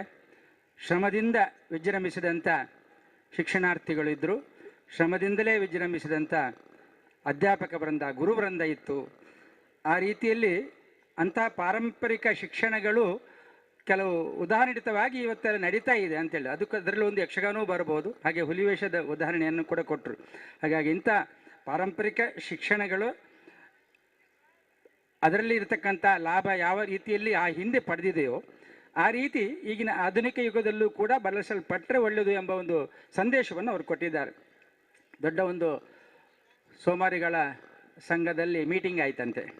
ಸೋಮಾರಿಗಳ ಸಂಘದ ಮೀಟಿಂಗ್ ಆಗುವಾಗ ಅಲ್ಲಿ ಯಾರು ಅಧ್ಯಕ್ಷರಾಗ್ತೀರಿ, ಈ ಸರ್ತಿ ಅಧ್ಯಕ್ಷ ಕಾರ್ಯದರ್ಶಿ ಚುನಾವಣೆಗೆ ನಿಮ್ಮನ್ನು ಕರೆದದ್ದು, ಯಾರು ಅಧ್ಯಕ್ಷರಾಗ್ತೀರಿ ಅಂತ ಕೇಳುವಾಗ ಕೆಲವರು ಅರ್ಧ ಎತ್ತಿದ್ರು, ಕೆಲವರು ಮುಕ್ಕಾಲು ಎತ್ತಿದ್ರು, ಕೆಲವರು ಇಡೀ ಕೈ ಎತ್ತಿದ್ರು ಯಾರು ಅಧ್ಯಕ್ಷರಾಗ್ತೀರಿ ಅಂತ ಹೇಳುವಾಗ. ಒಬ್ಬ ಎರಡೂ ಕೈ ಎತ್ತದೆ ಸುಮ್ಮನೆ ಗೋಡೆಗೆ ಏರಿಕೆ ಕೂತ್ಕೊಂಡಿದ್ದಾನಂತ. ಆವಾಗ ಯಾರೋ ಕೇಳಿದ್ರಂತ, ಮಾರ ನಿನಗೆ ಅಧ್ಯಕ್ಷ ಆಗ್ಲಿಕ್ಕೆ ಮನಸ್ಸೇ ಇಲ್ವಾ ಅಂತ. ಅಧ್ಯಕ್ಷ ಆಗಲಿಕ್ಕೆ ಮನಸ್ಸುಂಟೆ, ಕೈ ಯಾರು ಮೇಲೆ ಎತ್ತುದು ಅಂತ ಸುಮ್ಮನೆ ಕೂತಿದ್ದಾನೆ.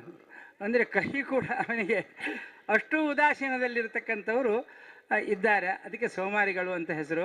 ಈ ರೀತಿಯಲ್ಲಿ ಆ ಸೋಮಾರಿತನವನ್ನು ಹೋಗಲಾಡಿಸುವಂಥ ಒಂದು ಪ್ರಯತ್ನ ಹಿಂದೆ ನಡೆದಿತ್ತು, ಇವತ್ತು ನಡೆಯಬೇಕಾದಂಥ ಅವಶ್ಯಕತೆ ಇದೆ ಎಂಬ ಒಂದು ಮಾರ್ಮಿಕ ವಿಚಾರವನ್ನು ಮಂಡಿಸಿದಂಥ ಗಣರಾಜ ಕುಂಬಳೆ ಅವರಿಗೆ ಹೃತ್ಪೂರ್ವಕ ನಮನಗಳನ್ನು ಸಲ್ಲಿಸಿ, ಮುಂದಿನ ಈ ಒಂದು ವಿಷಯದ ಮೇಲೆ ಮಾತನಾಡಲಿಕ್ಕಿರುವವರು ಸಬಿಹಾ ಫಾತಿಮಾ ಉಪಸಂಪಾದಕಿ ಅನುಪಮ ಪತ್ರಿಕೆ. ಇವರು ಆಧುನಿಕ ಶಿಕ್ಷಣದಲ್ಲಿ ಸಂಸ್ಕಾರ ಸಂಸ್ಕೃತಿಯ ಅವಶ್ಯಕತೆ.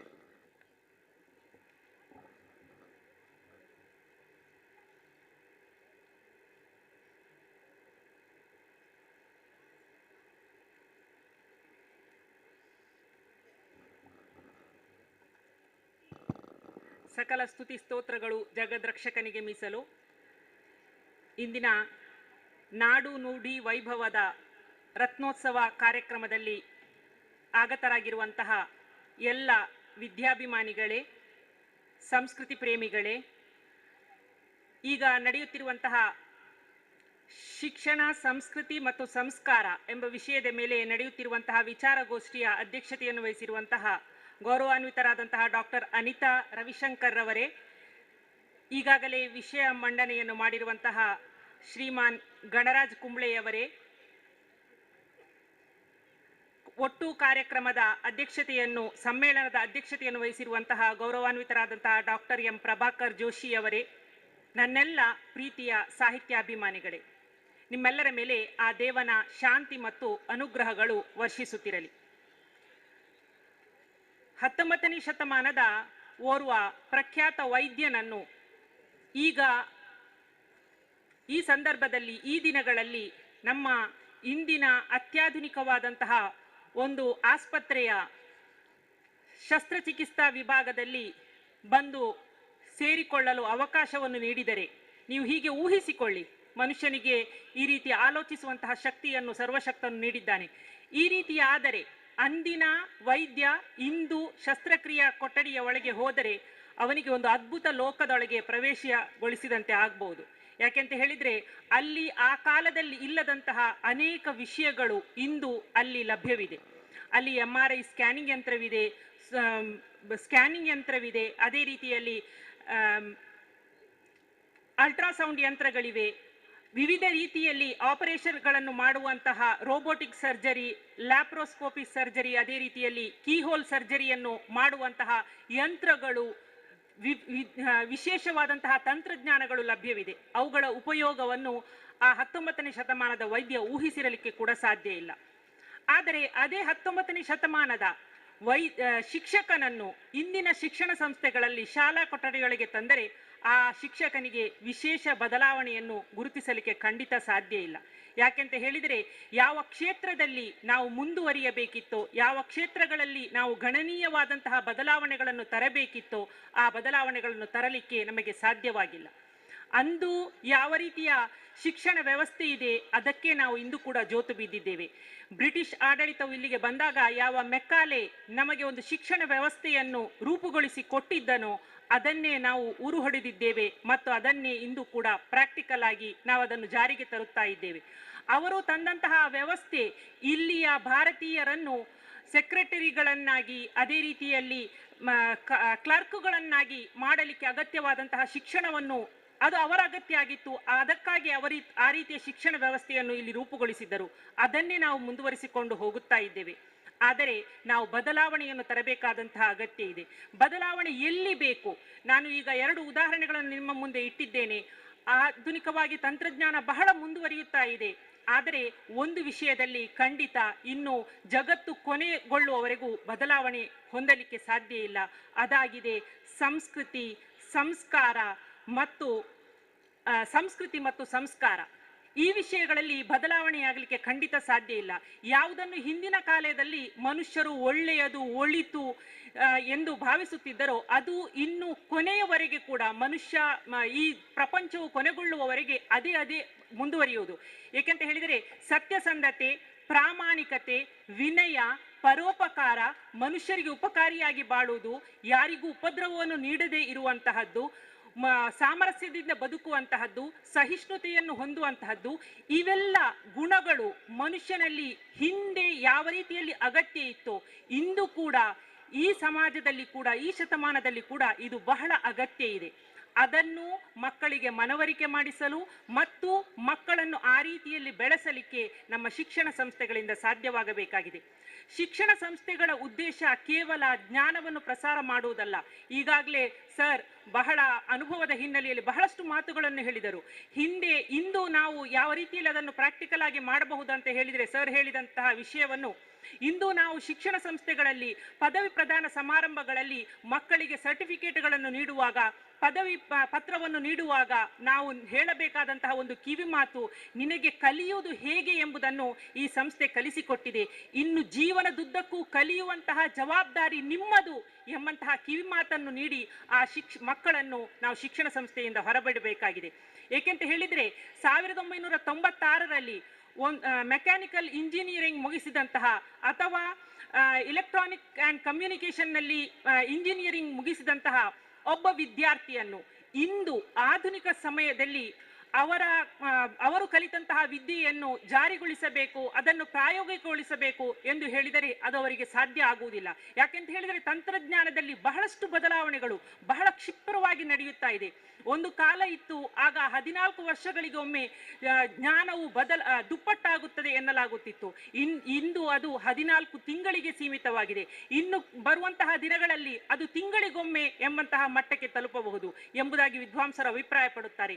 ಆದುದರಿಂದ ಜ್ಞಾನದ ಪ್ರಸಾರವು ಈ ರೀತಿಯಲ್ಲಿ ತ್ವರಿತವಾಗಿ ನಡೆಯುತ್ತಿರುವಂತಹ ಸಮಾಜದಲ್ಲಿ ನಾವು ಯಾವ ರೀತಿಯಲ್ಲಿ ನಮ್ಮ ಶಿಕ್ಷಣ ವ್ಯವಸ್ಥೆಯಲ್ಲಿ ಬದಲಾವಣೆಯನ್ನು ತಂದುಕೊಂಡು ನಮ್ಮ ಮಕ್ಕಳನ್ನು ಸಭ್ಯರನ್ನಾಗಿಯೂ ಸುಸಂಸ್ಕೃತರನ್ನಾಗಿಯೂ ನಮ್ಮ ಸಂಸ್ಕೃತಿಯ ಬಗ್ಗೆ, ನಮ್ಮ ಸಂಸ್ಕಾರದ ಬಗ್ಗೆ ಆಸ್ಥೆಯುಳ್ಳವರನ್ನಾಗಿಯೂ ಮಾರ್ಪಡಿಸಬಹುದು ಎಂಬುದರ ಕುರಿತು ನಮ್ಮ ಶಿಕ್ಷಣ ಸಂಸ್ಥೆಗಳು, ನಮ್ಮ ಶಿಕ್ಷಕರು ಆಲೋಚಿಸಬೇಕಾದಂತಹ ಅಗತ್ಯ ಇದೆ. ಇದು ಕೇವಲ ಶಿಕ್ಷಣ ಸಂಸ್ಥೆಯ ಜವಾಬ್ದಾರಿಯಲ್ಲ, ಇದನ್ನು ನಾವು ಮನೆಗಳಲ್ಲಿ ಮೊದಲು ಅಳವಡಿಸಿಕೊಳ್ಳಬೇಕು. ಮನೆಯೇ ಮೊದಲ ಪಾಠಶಾಲೆ, ತಾಯಿಯೇ ಮೊದಲ ಗುರು ಎಂಬಂತಹ ಮಾತಿದೆ. ಅದೇ ರೀತಿಯಲ್ಲಿ ಮುಂದೆ ಎರಡನೆಯ ಮನೆಯಾದಂತಹ ಶಾಲೆಗೆ ಪ್ರವೇಶಿಸುವಂತಹ ಮಕ್ಕಳು ಈ ಎಲ್ಲ ವಿಚಾರಗಳನ್ನು ಶಾಲೆಗಳಲ್ಲಿ ಕಲಿಯಬೇಕಾದಂತಹ, ಅದಕ್ಕೆ ವ್ಯವಸ್ಥೆಯನ್ನು ಒದಗಿಸಬೇಕಾದಂತಹ ಅಗತ್ಯ ಇದೆ. ಇಂದು ನಾವು ಯಾವುದೇ ಉದ್ಯೋಗಕ್ಕೆ ಹೋಗಬೇಕಾದರೂ ಕೂಡ ಅದರಲ್ಲಿ ನಮ್ಮ ಅರ್ಹತೆ ಏನು ಎಂಬುದನ್ನು ನೋಡಿಕೊಳ್ಳಲಾಗುತ್ತದೆ. ಅರ್ಹತೆ 3 ವಿಷಯಗಳನ್ನು ಅವಲಂಬಿಸಿರುತ್ತದೆ. ಒಂದನೆಯದಾಗಿ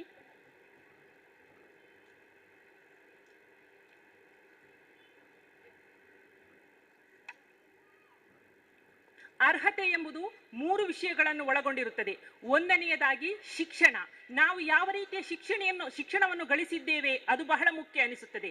ಎರಡನೆಯದು ನಾವು ಯಾವ ರೀತಿಯ ಕೌಶಲ್ಯವನ್ನು ಹೊಂದಿದ್ದೇವೆ, ಆ ಕೆಲಸಕ್ಕೆ ನಮ್ಮಲ್ಲಿ ಯಾವ ರೀತಿಯ ಕೌಶಲ್ಯ ಇದೆ ಅದು ಬಹಳ ಮುಖ್ಯ ಅನಿಸುತ್ತದೆ. ಮೂರನೆಯದಾಗಿ ನಮ್ಮ ಚಾರಿತ್ರ್ಯ, ನಮ್ಮ ಬಿಹೇವಿಯರ್, ನಮ್ಮ ವರ್ತನೆ ಅದು ಹೇಗೆ ಇದೆ ಅದು ಕೂಡ ಬಹಳ ಇಂಪಾರ್ಟೆಂಟ್ ಆಗಿರುತ್ತದೆ.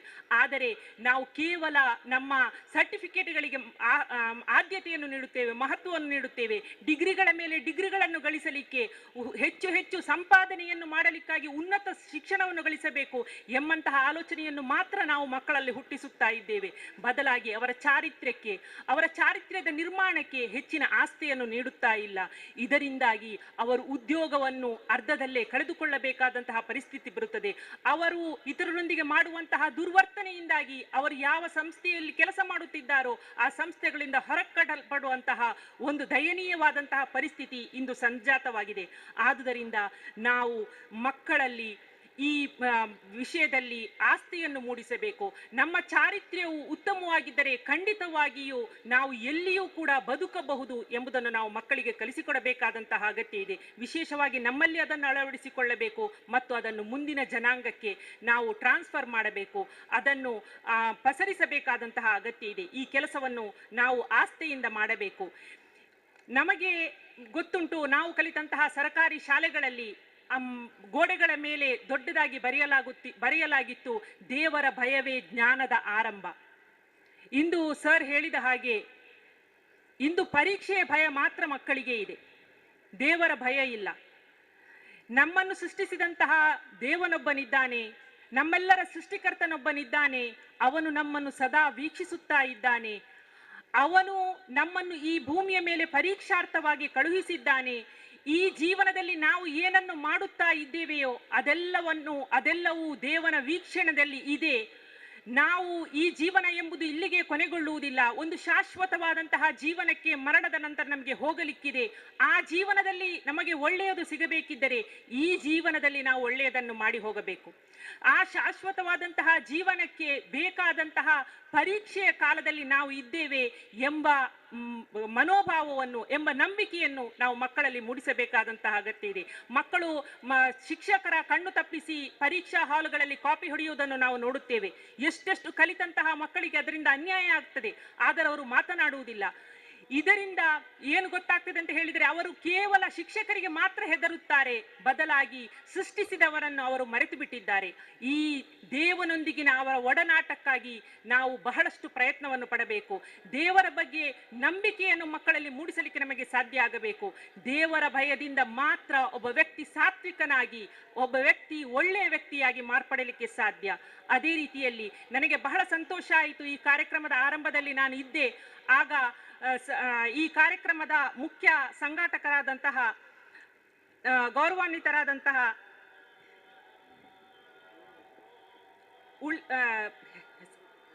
ಹೆಸರು ಮರೆತು ಬಿಟ್ಟಿದೆ, ರವೀಂದ್ರ ಶೆಟ್ಟಿಯವರು ಅವರ ಹೆತ್ತವರನ್ನು ನಮ್ಮ ಸಭಾ ಇದರಲ್ಲಿ ವೇದಿಕೆಯ ಮೇಲೆ ಆಸೀನಗೊಳಿಸಿದ್ದರು. ನನಗೆ ಬಹಳ ಹೆಮ್ಮೆ ಆಯಿತು, ಬಹಳ ಸಂತೋಷ ಆಯಿತು. ಯಾರು ಹೆತ್ತವರನ್ನು ಗೌರವಿಸುತ್ತಾರೋ ಅವರನ್ನು ದೇವರು ಕೂಡ ಗೌರವಿಸುತ್ತಾನೆ. ಅವರಿಗೆ ಈ ಜಗತ್ತಿನಲ್ಲಿಯೂ ಗೌರವ ಸಿಗುತ್ತದೆ ಮತ್ತು ಮರಣಾನಂತರವೂ ಗೌರವ ಸಿಗುತ್ತದೆ. ಈ ಸಂಸ್ಕೃತಿ, ಈ ಸಂಸ್ಕಾರ ಇದು ನಮ್ಮ ಮಕ್ಕಳಲ್ಲಿ ಬೆಳೆಯಬೇಕಿದೆ.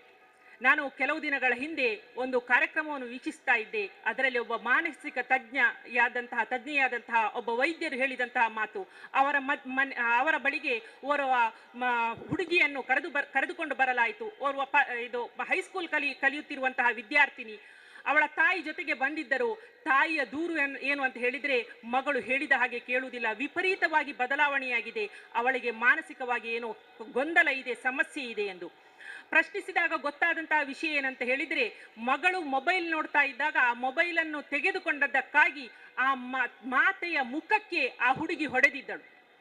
ಆ ಹೊಡೆದದ್ರ ಬಗ್ಗೆ ನಿನಗೆ ಏನಾದರೂ ರಿಗ್ರೆಟ್ ಇದೆಯಾ, ಏನಾದರೂ ನಿಮಗೆ ತಪ್ಪಿತಸ್ಥ ಭಾವನೆ ಇದೆಯಾ ಅಂತ ಆ ಹುಡುಗಿಯೊಂದಿಗೆ ಕೇಳಿದಾಗ ಆ ಹುಡುಗಿ ಅದನ್ನು ಒಪ್ಪಿಕೊಳ್ಳಲಿಕ್ಕೆ ರೆಡಿ ಇಲ್ಲ. ಅವಳಲ್ಲಿ ಆ ತಪ್ಪಿತಸ್ಥ ಭಾವನೆಯೇ ಇಲ್ಲ.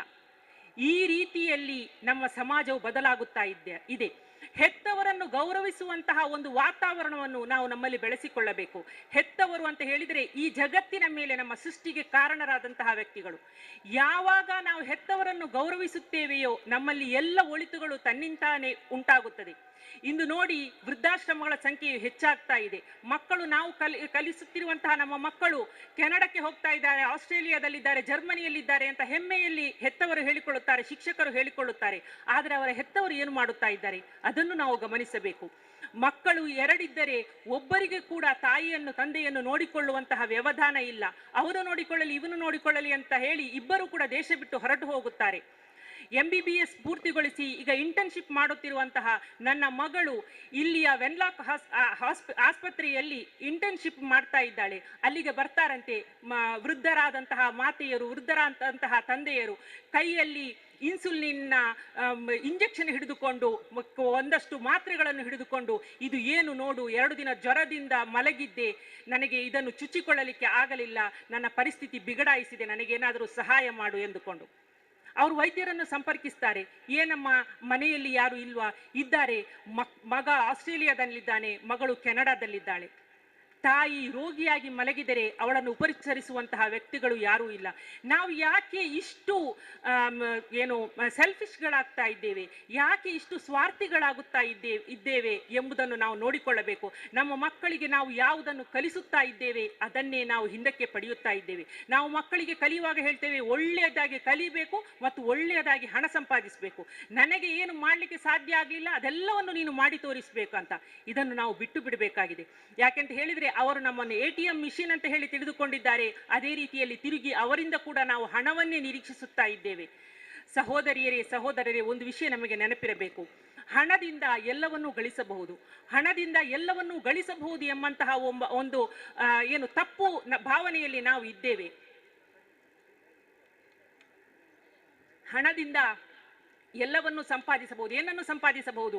ಕೋಣೆಗೆ AC ಹಾಕಿಸಬಹುದು, ಒಂದು ದೊಡ್ಡ ಮನೆ ಕಟ್ಟಿಸಬಹುದು, AC ಹಾಕಿಸಬಹುದು, ಮೆತ್ತನೆಯ ಹಾಸು ಖರೀದಿಸಬಹುದು. ಆದರೆ ಸುಖ ನಿದ್ರೆಯನ್ನು, ನೆಮ್ಮದಿಯನ್ನು ಹಣದಿಂದ ಖರೀದಿಸಲಿಕ್ಕೆ ಸಾಧ್ಯ ಇಲ್ಲ. ಅದಕ್ಕೆ ಉತ್ತಮ ಜೀವನವನ್ನು ಜೀವಿಸಿಯೇ ಆಗಬೇಕು, ಹೆತ್ತವರನ್ನು ಗೌರವಿಸಿಯೇ ಆಗಬೇಕು, ಸೃಷ್ಟಿಕರ್ತನ ಮೇಲೆ ನಂಬಿಕೆ ಇಟ್ಟೇ ಆಗಬೇಕು. ಇದನ್ನು, ಈ ಜ್ಞಾನವನ್ನು ನಾವು ಮಕ್ಕಳಿಗೆ ನೀಡಬೇಕಾದಂತಹ ಅಗತ್ಯ ಇದೆ. ಈ ಸಂಸ್ಕೃತಿಯನ್ನು ನಾವು ಮಕ್ಕಳಿಗೆ ಕಲಿಸಬೇಕಾದಂತಹ ಅಗತ್ಯ ಇದೆ. ಎಲ್ಲದಕ್ಕಿಂತಲೂ ನೀವು ಹಣ ಗಳಿಸಿದ್ದು ಸ್ವಲ್ಪ ಕಡಿಮೆಯಾದರೂ ಪರವಾಗಿಲ್ಲ, 3 ಹೊತ್ತು ತಿನ್ನುವುದನ್ನು 2 ಹೊತ್ತು ತಿಂದರೂ ಪರವಾಗಿಲ್ಲ. ನೀವು ಹೆತ್ತವರ ಸೇವೆಯನ್ನು ಮಾಡು, ಅದು ಜೀವನದಲ್ಲಿ ನೆಮ್ಮದಿಯನ್ನು ನೀಡುತ್ತದೆ, ಪರಲೋಕದಲ್ಲಿ ಶಾಶ್ವತವಾದಂತಹ ಸುಖವನ್ನು ನೀಡುತ್ತದೆ. ಅದೇ ರೀತಿಯಲ್ಲಿ ನಾವು ಮಾನವೀಯತೆಯನ್ನು ಮಕ್ಕಳಿಗೆ ವರ್ಗಾಯಿಸಬೇಕಾದಂತಹ ಅಗತ್ಯ ಇದೆ. ಇಂದು ನಾವು ನೋಡುತ್ತಾ ಇದ್ದೇವೆ, ಎಲ್ಲಿಯಾದರೂ ಒಂದು ಆಕ್ಸಿಡೆಂಟ್ ಸಂಭವಿಸಿದರೆ, ಏನಾದರೂ ಒಂದು ಕೆಟ್ಟ ಘಟನೆ ಸಂಭವಿಸಿದರೆ ಅದನ್ನು ವಿಡಿಯೋ ಮೂಲಕ ಸೆರೆ ಮಾಡಿಕೊಂಡು ವೈರಲ್ ಮಾಡಲಿಕ್ಕೆ ಬಹಳಷ್ಟು ಮಕ್ಕಳಿದ್ದಾರೆ. ಆದರೆ ಆ ವ್ಯಕ್ತಿಗೆ ಸಹಾಯ ಮಾಡಲು, ಆ ವ್ಯಕ್ತಿಗೆ ತುರ್ತು ಸೇವೆಯನ್ನು ನೀಡಲು ನಮ್ಮಲ್ಲಿ ಯುವಕರಿಲ್ಲ, ಯುವತಿಯರಿಲ್ಲ. ಎಷ್ಟು ದಯನೀಯವಾದಂತಹ ಪರಿಸ್ಥಿತಿ. ಈ ಮಾನವೀಯ ಮೌಲ್ಯ ಇದು ಮಕ್ಕಳಿಗೆ ನಾವು ನೀಡಲೇಬೇಕಾಗಿದೆ. ಇದರ ಹೊರತಾಗಿ ಒಂದು ಜೀವನವನ್ನು ನಮಗೆ ಊಹಿಸಲಿಕ್ಕೆ ಖಂಡಿತವಾಗಿಯೂ ಸಾಧ್ಯವಿಲ್ಲ. ನಾವು ಈಗಾಗಲೇ ಇಲ್ಲಿ ನಮ್ಮ ಮುಖ್ಯ ಸಭಾಧ್ಯಕ್ಷರು ಒಂದು ವಿಷಯವನ್ನು ಪ್ರಸ್ತಾಪ ಮಾಡಿದ್ರು. ಸರ್ವ ಜನಾಂಗದ ಶಾಂತಿಯ ತೋಟ, ವಿವಿಧ ರಂಗಿನ, ವಿವಿಧ ಬಣ್ಣದ, ವಿವಿಧ ವೇಷಭೂಷಣವನ್ನು ತೊಟ್ಟಂತಹ ಸಹೋದರ ಸಹೋದರಿಯರು, ಮಕ್ಕಳು ಈ ಸಭೆಯಲ್ಲಿ ಹಾಜರಿದ್ದೀರಿ. ಇದೇ ಭಾರತ.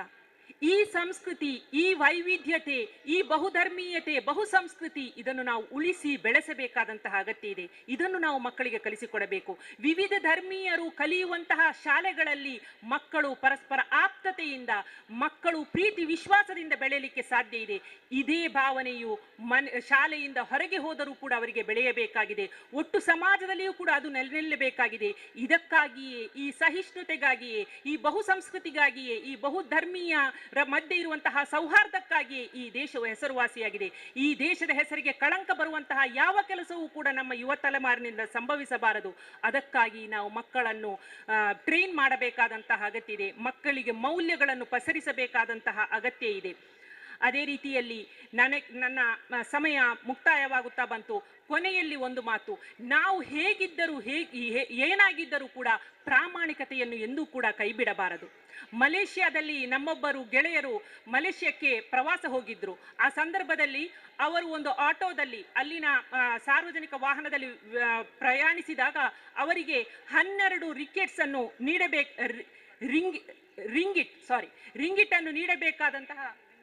ರಿಂಗಿಟ್ಸ್ ಅನ್ನು ನೀಡಬೇಕಾದಂತಹ ಅಗತ್ಯ ಬಂತು. ಆಗ ಅವರು ಅದನ್ನು ನೀಡಲಿಕ್ಕೆ ಹೊರಟಾಗ ಆ ರಿಕ್ಷಾದ ಡ್ರೈವರ್ ಹೇಳಿದ, ನೀವು 10 ರಿಂಗಿಟ್ ಕೊಟ್ಟರೆ ಸಾಕು ಅಂತ.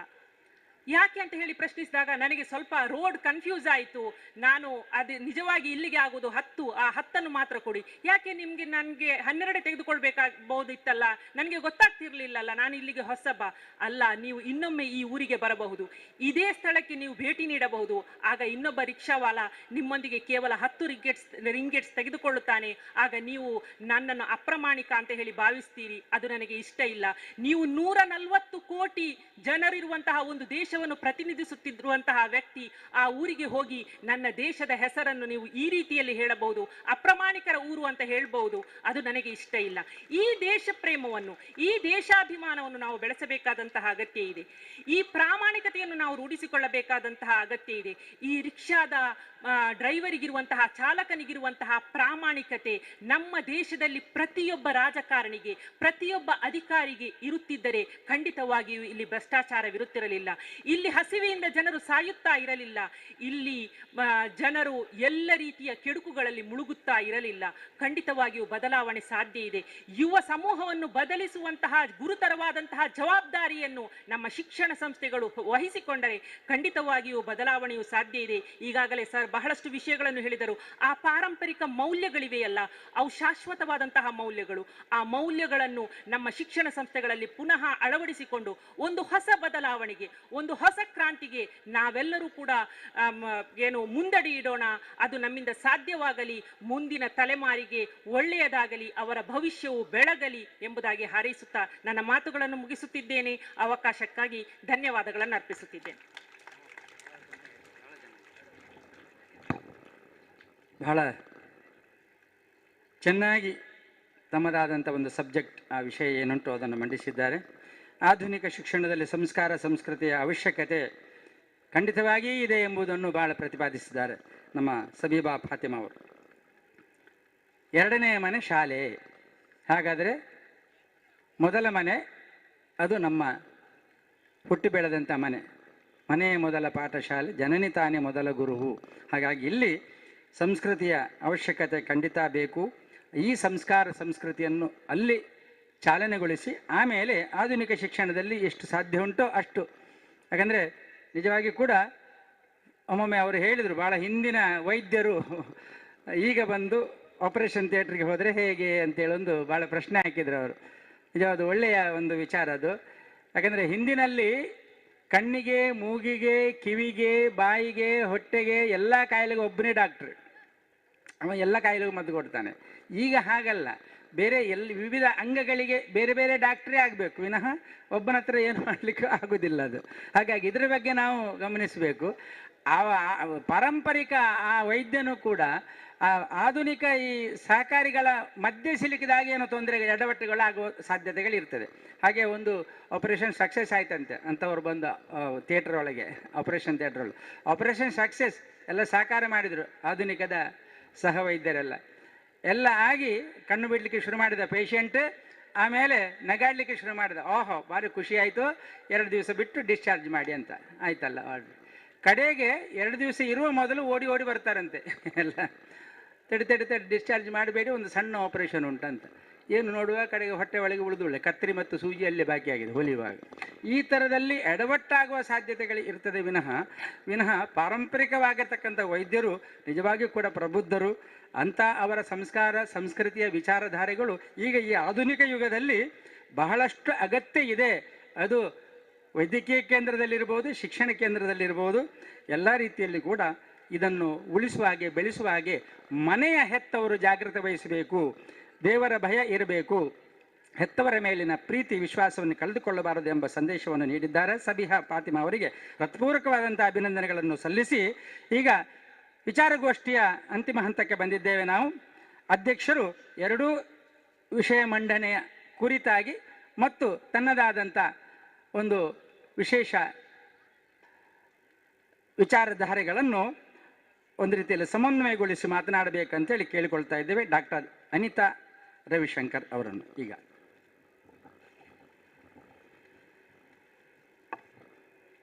ವೇದಿಕೆ ಮೇಲೆ ಇರುವ ಇವತ್ತಿನ ಸಂಪನ್ಮೂಲ ವ್ಯಕ್ತಿಗಳಾಗಿರುವ ಶ್ರೀ ಗಣರಾಜ್ ಕುಂಬ್ಳೆ ಅವರೇ, ಶ್ರೀಮತಿ ಸಬಿಹಾ ಫಾತಿಮಾ ಅವರೇ, ಶ್ರೀ ರವೀಂದ್ರ ಶೆಟ್ಟಿ ಉಳಿದೊಟ್ಟವರೇ, ಶ್ರೀಮತಿ ಸೌಮ್ಯಾ ಶೆಟ್ಟಿ ಅವರೇ, ಹಿರಿಯರಾಗಿ ಇರುವ ಶ್ರೀ ಪ್ರಭಾಕರ್ ಜೋಶಿ ಸರ್ ಅವರೇ, ಉಳಿದ ಗಣ್ಯರೇ, ಸಭೆಯಲ್ಲಿರುವ ಉಳಿದ ಗಣ್ಯರೇ, ಮಕ್ಕಳೇ, ಮಾಧ್ಯಮ ಮಿತ್ರರೇ, ಕನ್ನಡ ನನ್ನ ಮಾತೃಭಾಷೆ ಅಲ್ಲ. ತಿರುವನಂತಪುರಮಲ್ಲಿ ಹುಟ್ಟಿ ಚೆನ್ನೈಯಲ್ಲಿ ಬೆಳೆದು ಮಂಗಳೂರಿಗೆ ಮದುವೆ ಮಾಡಿದವರು ಈ ಕನ್ನಡನ ಪ್ರೀತಿಸ್ತೀನಿ. ಹಾಗೆ ಕನ್ನಡನ ಕಲ್ತಿದ್ದೀನಿ, ಓದ್ತೀನಿ, ಬರೀತೀನಿ. ಕೆಲವೊಮ್ಮೆ ಮಾತಾಡುವಾಗ ಸ್ವಲ್ಪ ಕುಂಟು ಕೊರತೆಗಳಲ್ಲಿ ಇರ್ತದೆ, ಶ್ರಮಿಸಬೇಕು. ಇದು ಅಲ್ಲದೆ ಸಾಹಿತಿ ಸಕುಳ ಅಲ್ಲ ನಾನು, ಕೇವಲ ಒಂದು ಸಮಾಜ ಶಾಸ್ತ್ರದ ಒಂದು ವಿದ್ಯಾರ್ಥಿನಿ. ಆದರೂ ಆಂಗ್ಲ ಭಾಷೆಯಲ್ಲಿ ಪ್ರಾಧ್ಯಾಪಕರಾಗಿ ಇರುವ ಒಂದು ಸಾಹಿತಿಯ ಒಂದು ಪತ್ನಿ ಅಂತ ಮಾತ್ರ ನನಗೆ ಒಂದು ಒಂದು ಗೌರವ ಇದೆ.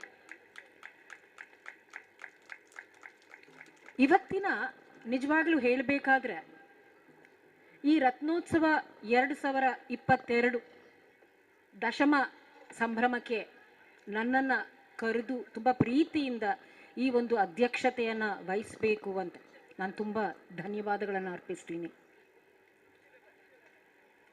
ಬಹಳ ಮುಖ್ಯವಾಗಿ ಇರುವ ಒಂದು ವಿಚಾರ ಶಿಕ್ಷಣ ಮತ್ತು ಸಂಸ್ಕೃತಿ. ನಾವು ಈವಾಗಲೇ ಕೇಳಿದೀವಿ, ಇಬ್ಬರು ತುಂಬ ಗಣ್ಯರಾಗಿ ಇರುವ ವ್ಯಕ್ತಿಗಳು ಅದ್ರ ಬಗ್ಗೆ ಮಾತಾಡಿದ್ದಾರೆ. ಶ್ರೀ ಗಣರಾಜ ಕುಂಬ್ಳೆ ಅವರು ಎಷ್ಟು ಸುಂದರವಾಗಿ ಪಾರಂಪರಿಕ ಶಿಕ್ಷಣ ಮತ್ತು ಸಂಸ್ಕೃತಿಯ ಹೊಳಹುಗಳು ಅಂತ ಬಗ್ಗೆ ಈ ವಿಷಯ ಬಗ್ಗೆ ತುಂಬ ಚೆನ್ನಾಗಿ ಮಾತಾಡಿದ್ದಾರೆ. ಅವರು ಪ್ರಾಚೀನ ಶಿಕ್ಷಣದಲ್ಲಿ ಯಾವುದೆಲ್ಲ ಇತ್ತು, ಯಾವುದೆಲ್ಲ ಮೌಲ್ಯಗಳಿತ್ತು, ಈ ಮೌಲ್ಯಗಳನ್ನು ಆ ಥರ ಸಮಾಜಕ್ಕೆ ಯಾವ ರೀತಿಯಲ್ಲಿ ಶ್ರೇಷ್ಠವಾಗಿ ಇತ್ತು ಅಂತ ಸಹ ಕೂಡ ಮಾತಾಡಿದ್ದಾರೆ. ಮತ್ತು ಗುರು ಶಿಕ್ಷ ಮಧ್ಯದಲ್ಲಿ ಇರುವ ಒಂದು ಸಂಬಂಧ ಯಾವ ರೀತಿಯಲ್ಲಿ ಇತ್ತು ಅಂತ ಸಹ ಕೂಡ ಮಾತಾಡಿದ್ದಾರೆ. ಗುರು ಇದು ಎಲ್ಲ ಕೊಟ್ಟು ಒಂದು ಶಿಕ್ಷಕನ ಕೊನೆಗೆ ಹೋಗುವಾಗ ಆಶೀರ್ವಾದ ನೀಡಿ ನೀವು ಸಮಾಜಕ್ಕೆ ಒಳ್ಳೆಯದು ಮಾಡು ಅಂತ ಹೇಳಿಕೊಂಡು ಅದೇ ಇತ್ತು ಒಂದು ಪರಂಪರೆ. ಇದು ನಮ್ಮ ಪರಂಪರಾ ಶಿಕ್ಷಣ ಅಂತ ಹೇಳಿದರು. ಅದರಲ್ಲಿ ಎಲ್ಲರಿಗೆ ಒಂದು ಸಮಾನತೆ ಇತ್ತು. ಆ ರಾಜರಾಗಲಿ ಕೇವಲ ಆರ್ಡಿನರಿ ಜನರಾಗಲಿ ಎಲ್ಲರಿಗೆ ಒಂದು ಸಮಾನತೆ ಇತ್ತು. ಯಾಕಂದರೆ ಪ್ರಾಮುಖ್ಯತೆ ಬಂದು ಕಲಿಯುವುದರಲ್ಲಿ ಇತ್ತು. ಅದ್ರ ಜೊತೆಯಲ್ಲಿ ಜೀವನಕ್ಕೆ ಬೇಕಾಗಿರುವ ಕೌಶಲ್ಯಗಳನ್ನು ಸಹ ಕೂಡ ಹೇಳಿಕೊಡ್ತಿದ್ರು. ಎಕ್ಸಾಮ್ಗಳು ಇರಲಿಲ್ಲ, ಆದರೂ ಪಾಸ್ ಮಾಡಲಿಲ್ವಾ, ಜೀವನ ಪರೀಕ್ಷೆಗಳಲ್ಲಿ ಅವರು ಪಾಸ್ ಮಾಡಿದ್ದಾರೆ ಅಲ್ವಾ. ಬಟ್ ಇವಾಗ ಅದು ನೋಡುವಾಗ ತುಂಬ ಒಂದು ಶಿಕ್ಷಕರು ಮಕ್ಕಳು ಮಧ್ಯದಲ್ಲಿ ತುಂಬ ಒಂದು ಗ್ಯಾಪ್ ಕಂಡು ಬರ್ತಾ ಇದೆ ಅಂತ ಅವರು ಹೇಳಿದರು. ಇದು ಬರೀ ಒಂದು ಪಠ್ಯಕ್ರಮ ಪ್ರಕಾರ ನಾವು ಹೋಗ್ತಾ ಇದ್ದೀವಿ ಇವತ್ತದು ಕಲಿಕೆ. ಸೊ ಇದರಲ್ಲಿ ಏನಂತ ಹೇಳಿದ್ರೆ, ಬಟ್ ಆದರೂ ಈ ಶಿಕ್ಷಣ ಸಂಸ್ಥೆಗಳಲ್ಲಿ ಒಂದು ಬದಲಾವಣೆ ತರಲೇಬೇಕಾಗುತ್ತೆ ಅಂತ ಸಹ ಕೂಡ ಅವರು ಹೇಳಿದರು.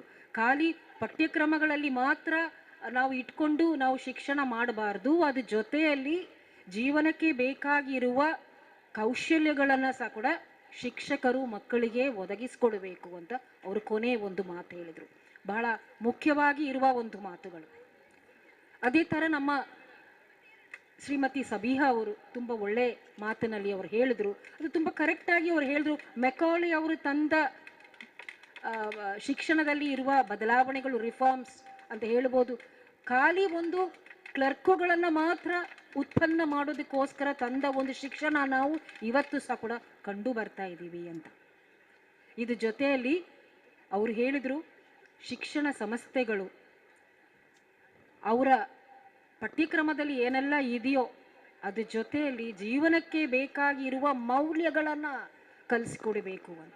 ಈ ಮೌಲ್ಯಗಳನ್ನೇ ನಾವು ಈಗ ಕಲ್ಕೊಳ್ತಾ ಇದ್ದೀವಿ. ನಾವು ಈಗ ಜೊತೆಯಲ್ಲಿ ಪ್ರೀತಿ, ಪ್ರೇಮ, ವಿಶ್ವಾಸ, ಜೊತೆಯಲ್ಲಿ ಕೆಲಸ ಮಾಡೋದು, ಈ ಒಂದು ಬಹುಸಂಪ್ರದಾಯ ಇರುವ ಒಂದು ಈ ಭಾರತ ದೇಶದಲ್ಲಿ ನಾವು ಹುಟ್ಟಿ ಅದನ್ನು ನಾವು ಉಳಿಸ್ಕೊಳ್ಬೇಕಾಗುತ್ತೆ.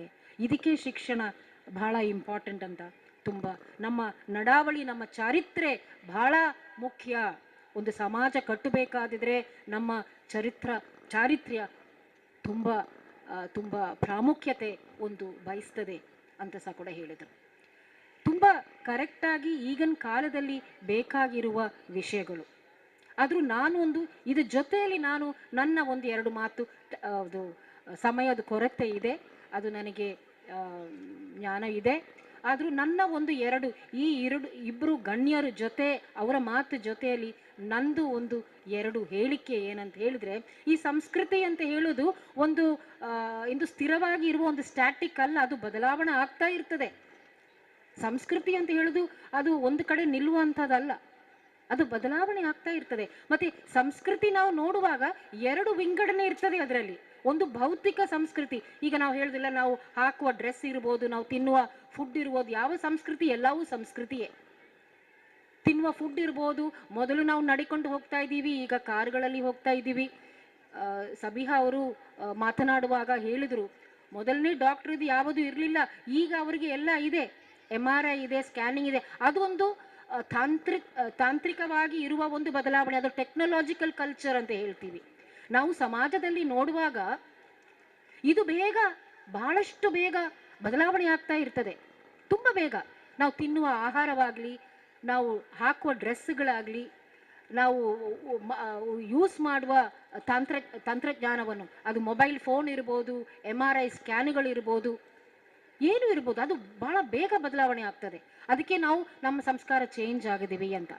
ಇನ್ನೊಂದು ನಮ್ಮ ಮಾನಸಿಕವಾಗಿ ಇರುವ ನಮ್ಮ ಯಾವುದು ನಮ್ಮ ಆ್ಯಟಿಟ್ಯೂಡ್ಸ್, ಬಿಲೀವ್ಸ್ ಅಂತ ನಾವು ಹೇಳ್ತೀವಿ ಅಲ್ವಾ, ನಮ್ಮ ಯಾವ ರೀತಿಯಲ್ಲಿ ನಾವು ನಮ್ಮ ಚಾರಿತ್ರ್ಯ ಇರ್ಬೋದು, ನಮ್ಮ ಮೌಲ್ಯಗಳಿರ್ಬೋದು, ಮೌಲ್ಯಗಳು ಬಹಳ ಇಂಪಾರ್ಟೆಂಟ್.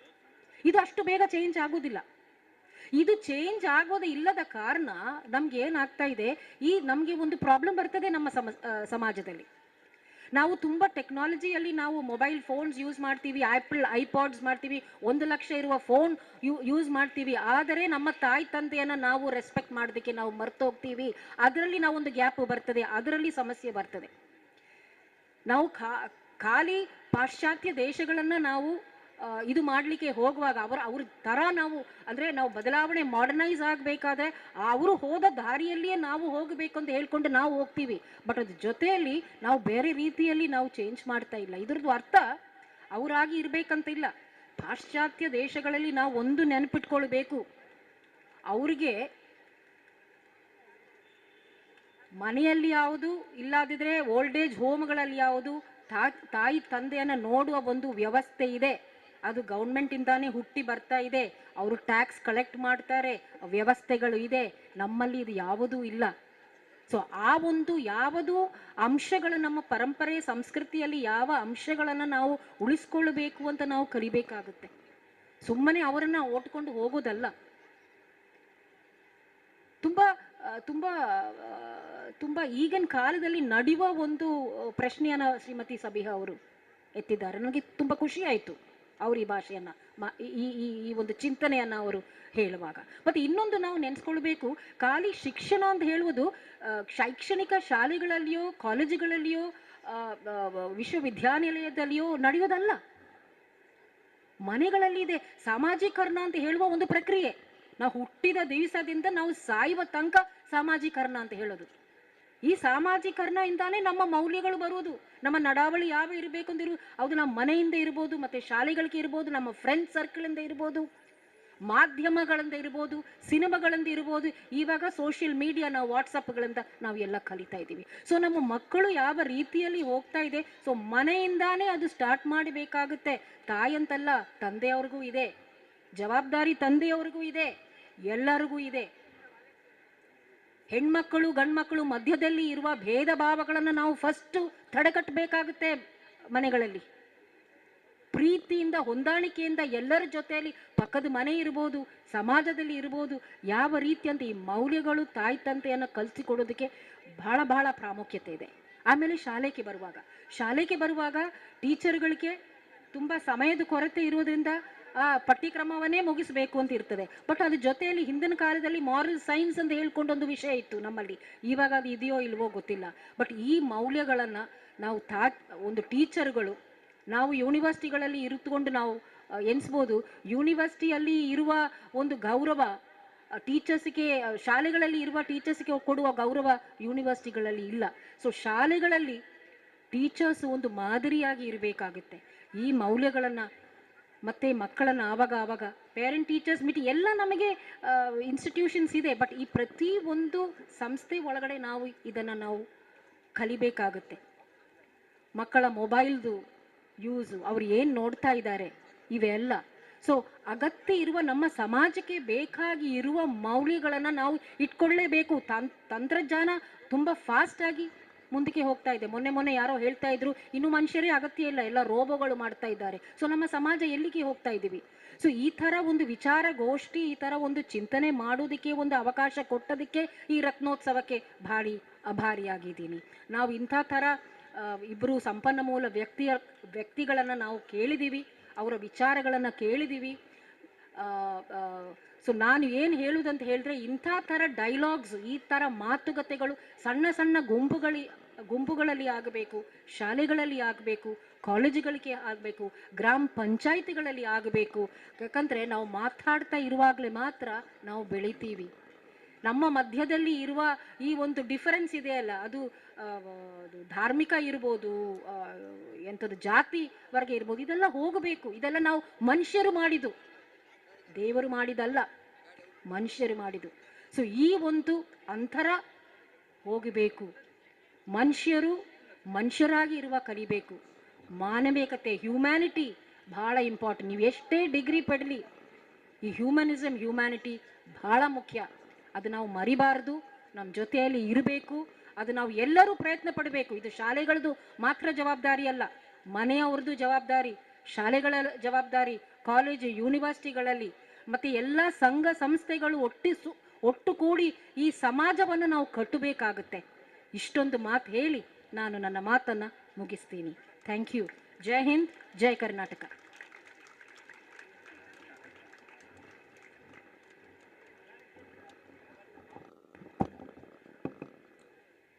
ಭಾಳ ಸಮಯೋಚಿತವಾಗಿ ಅಧ್ಯಕ್ಷರ ನುಡಿಯನ್ನು ನೀಡಿದ್ದಾರೆ. ಶಿಕ್ಷಣ, ಸಂಸ್ಕೃತಿ, ಸಂಸ್ಕಾರದ ಬಗ್ಗೆ ಅಲ್ವಾ? ತುಂಬ ಸಂತೋಷ ಆಯಿತು. ಯಾಕಂದರೆ ಒಂದು ಅರ್ಧ ಗಂಟೆ ಸ್ವಲ್ಪ ಮುಂದುವರೆದಿದೆ ಅಷ್ಟೇ ವಿನಃ ಸಾಧಾರಣ 1 ಗಂಟೆಗೆ ಶುರುವಾಗುವಂಥ ನಮ್ಮ ಬಹುಭಾಷಾ ಕವಿಗೋಷ್ಠಿ 1:30ಕ್ಕೆ ಆರಂಭ ಆಗ್ತದೆ. ಕವಿಗಳೆಲ್ಲರೂ, ಕವಿಗೋಷ್ಠಿ ಅಧ್ಯಕ್ಷರು ಎಲ್ಲ ಆಗಮಿಸಿದ್ದಾರೆ. ದಯವಿಟ್ಟು ಅವರು ತಮ್ಮ ಊಟೋಪಚಾರವನ್ನು ಸ್ವೀಕರಿಸಿ ಆಮೇಲೆ ಬರಬಹುದು, ಸಮಯ ಇದೆ ಅಂತೇಳಿ ಅವರಿಗೆ ಕೇಳ್ಕೊಳ್ತಾ ಇದ್ದೇವೆ. ಇದೀಗ ಶಿಕ್ಷಣ, ಸಂಸ್ಕೃತಿ, ಸಂಸ್ಕಾರ ಎಂಬ ವಿಷಯದ ಮೇಲೆ ಭಾಳ ಉತ್ತಮ ರೀತಿಯಲ್ಲಿ ಈ ವಿಚಾರಗೋಷ್ಠಿಯನ್ನು ಮುಗಿಸಿಕೊಟ್ಟಂಥ ಸಂಪನ್ಮೂಲ ವ್ಯಕ್ತಿಗಳು ವೇದಿಕೆ ಮೇಲೆ ಇದ್ದಾರೆ. ನಿಜವಾಗಿಯೂ ಕೂಡ ಒಳ್ಳೆ ಸಮಯ ಕೊಟ್ಟ ರೀತಿಯಲ್ಲೇ ಅವರು ಮುಗಿಸಿಬಿಟ್ಟಿದ್ದಾರೆ. ಎಲ್ಲರೂ ಕೂಡ ಒಂದು ಕಡೆಯಲ್ಲಿ ವಿಚಾರಗೋಷ್ಠಿಯಲ್ಲಿ ಸಮಯ ಪ್ರಜ್ಞೆ ಅಂತೇಳಿ ಒಂದು ವಿಷಯದ ಮೇಲೆ ಗೋಷ್ಠಿ ಆಯ್ತಂತೆ. ವಿಚಾರಗೋಷ್ಠಿಯಲ್ಲಿ ಸಮಯ ಪ್ರಜ್ಞೆ ಅಂತೇಳಿ ಆ ಗೋಷ್ಠಿ ಕೂಡ ತಡ ಆಗಿದೆ ಅಂತೆ. ಹಾಗಾಗಿ ನಾವೆಲ್ಲ ಅದನ್ನು ಅಡ್ಜಸ್ಟ್ ಮಾಡ್ಕೊಂಡು ಹೋಗಬೇಕು. ಒಂದು ಅರ್ಧ ಗಂಟೆ ವಿಳಂಬವಾದರೂ ಕೂಡ ನಿಮ್ಮ ಸಹಕಾರಕ್ಕೆ ಅಭಿವಂದನೆಗಳನ್ನು ಸಲ್ಲಿಸಿ, ಇವತ್ತಿನ ಈ ವಿಚಾರಗೋಷ್ಠಿ ಅಧ್ಯಕ್ಷತೆಯನ್ನು ವಹಿಸಿದಂಥ ಡಾಕ್ಟರ್ ಅನಿತಾ ರವಿಶಂಕರ್, ನಿರ್ದೇಶಕರು UGC ಮಹಿಳಾ ಅಧ್ಯಯನ ಕೇಂದ್ರ, ಮಂಗಳೂರು ವಿಶ್ವವಿದ್ಯಾನಿಲಯ, ವಿಷಯ ಮಂಡನೆ ಮಾಡಿದಂಥ ಶ್ರೀ ಗಣರಾಜ ಕುಂಬಳೆ, ಪ್ರಾಚಾರ್ಯರು, ಶ್ರೀ ರಾಮಕುಂಜೇಶ್ವರ ಪದವಿ ಕಾಲೇಜು ರಾಮಕುಂಜ, ಹಾಗೆ ಇನ್ನೋರ್ವರು ಆಧುನಿಕ ಶಿಕ್ಷಣದಲ್ಲಿ ಸಂಸ್ಕಾರ ಸಂಸ್ಕೃತಿಯ ಅವಶ್ಯಕತೆ ಬಗ್ಗೆ ಮಾತನಾಡಿದರು ಸಬಿಹಾ ಫಾತಿಮಾ, ಉಪಸಂಪಾದಕಿ, ಅನುಪಮ ಪತ್ರಿಕೆ. ಇವರಿಗೆ ನಮ್ಮ ಇವತ್ತಿನ ನಾಡು ನುಡಿ ಸಂಭ್ರಮದ ಈ ರತ್ನೋತ್ಸವದ ಈ ಒಂದು ಸಮಿತಿ ವತಿಯಿಂದ ಹಾಗೂ ವಿದ್ಯಾರತ್ನ ಎಜುಕೇಷನ್ ಟ್ರಸ್ಟ್ ಶ್ರೀಯುತ ರವೀಂದ್ರ ಶೆಟ್ಟಿ ಉಳಿದೊಟ್ಟು ಅವರ ಇಡೀ ಬಳಗದ ವತಿಯಿಂದ ಹೃತ್ಪೂರ್ವಕವಾದಂಥ ಧನ್ಯವಾದಗಳನ್ನು ನಾವು ಸಲ್ಲಿಸ್ತಾ ಇದ್ದೇವೆ.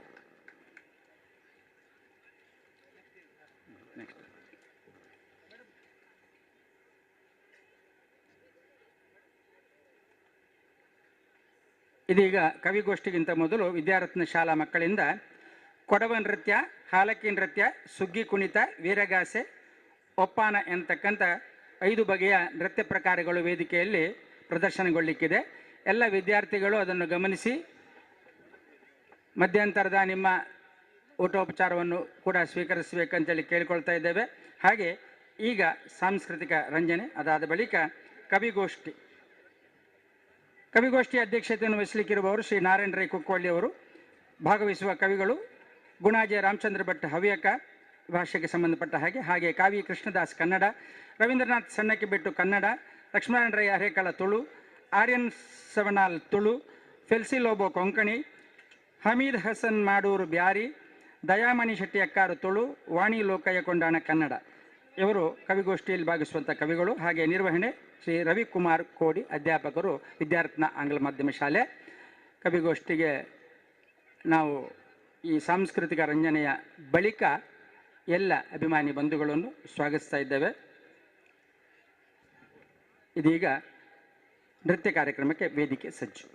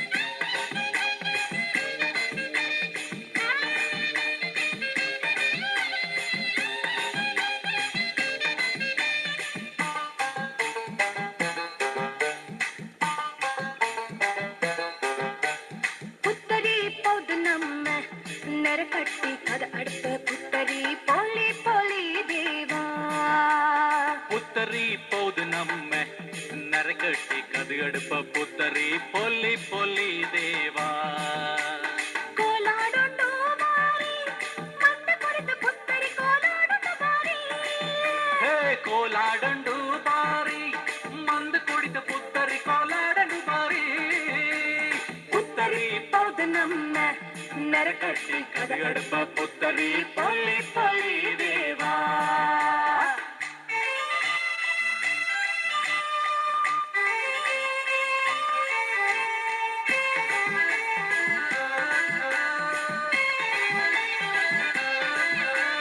ಅಮ್ಮಂಡ ಅಜ್ಜಿನಂಡ ಅಜ್ಜಮಡ ಅಜ್ಜಿ ಕುಟರ ಅಯ್ಯಂಡ ಐಚಂಡ ಅಪ್ಪನಿರುವಂಡ ಹಂಚೇಟಿರ అళమండ అప్పారండ అల్లారండ ఆపాడండ చెలువండ చీకండ చెప్పుడిరా చీయబెరా చక్కీర చౌరీర చీనండ చీంద్రి మడ చీమీర చౌండీర చౌకీర చారి మండ కోలాడండు బారి మందు కుడిత పుత్తరి కోలాడండు బారి புத்தரி போது நம்ம நரகட்டி கதை எடுப்பு புத்தரி பொலி பொலி தேவா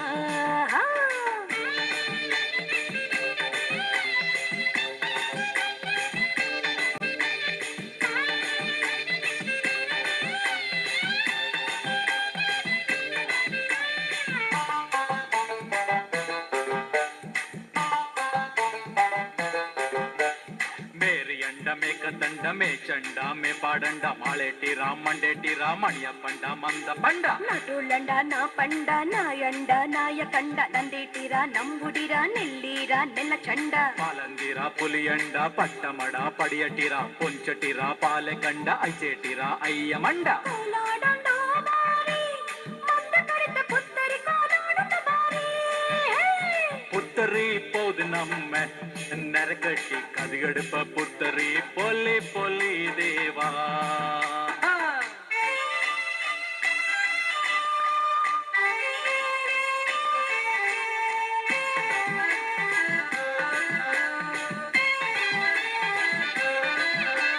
కోదండ కొలువండ కొంగండ కొంగెటిర కొక్కలేర కొంగేరిర కెంజంగడ కర్తమడ కొడందేర కోటేర కుట్టేటిర కుల్లేటిర కైబులిర కుంచేటిర కోటోళిర కళ్ళి చండ పట్టీర బాచీర బడువండ బిడ్డండ బబ్బీర బొಳುವಂಡ బెంజండ బల్ల చండ పేరేర మొన్నండ సుళ్ళి మడ సోమయండ మండే పండ ముకాటిర మద్రీర మండ్వండ కోలాడండు మారి మంద కొడిత పుత్తరి కోలాడండు మారి புத்தரி போது நம்ம நரகட்டி கதுகடுப்ப புத்தரி பொல்லி பொல்லி தேவா புத்தரி போது நம்ம நெரகட்டி கதகெடுப்பு புத்தரி பொலி பொலி தேவா கோலாடண்டு பாரி மந்து குடித்து புத்தரி கோலாடண்டு பாரி கோலாடண்டு மாரி மந்த கொடித்த புத்தரி கோலாடண்டு மாரி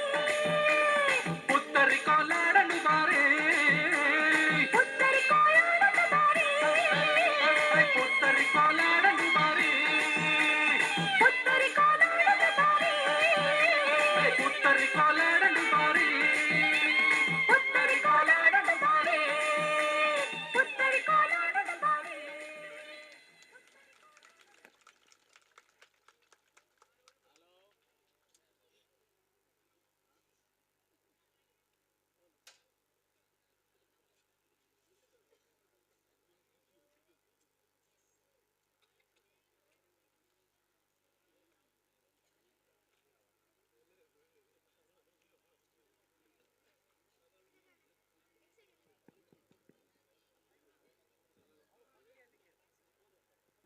ಭಿನ್ನ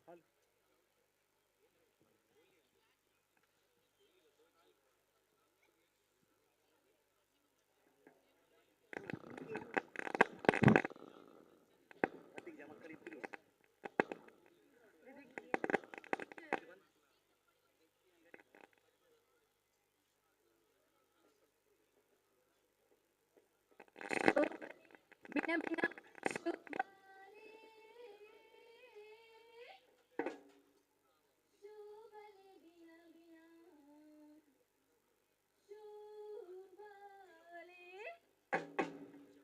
ಶುಭಲೆ ಭಿನ್ನ ಭಿನ್ನ ಶುಭಾಲೆ ಶೋಭಲೆ ಭಿನ್ನ ಭಿನ್ನ ಶೋಭಾಲೆ ಶೋಭಲೆ ಭಿನ್ನ ಭಿನ್ನ ಶೋಭಾಲೆ ಶೋಭಲೆ ಭಿನ್ನ ಭಿನ್ನ ಶೋಭಾಲೆ ತಾನಿ ತಂದಾನೋ ತಂದನಾನಿ ತಾನೋ ತಾನಿ ತಂದಾನೋ ತಂದಾನೋ ತಾನಿ ತಂದಾನೋ ತಂದನಾನಿ ತಾನೋ ತಾನಿ ತಂದಾನೋ ತಂದಾನೋ ಹಾಲಕ್ಕಿಯೊಕ್ಕಲು ನಾವಣ್ಣ ಹಾಲಕ್ಕಿ ಅಂತ ಜೀವನ ಮದಣ್ಣ ಹಾಲಕ್ಕಿಯೊಕ್ಕಲು ನಾವಣ್ಣ ಹಾಲಕ್ಕಿ ಅಂತ ಜೀವನ ಮದಣ್ಣ ತಾನಿ ತಂದಾನೋ ತಂದನಾನಿ ತಾನು ತಾನಿ ತಂದಾನೋ ತಂದಾನು ತಾನಿ ತಂದಾನೋ ತಂದನಾನಿ ತಾನು ತಾನಿ ತಂದಾನೋ ತಂದಾನು ಬಂಡಿ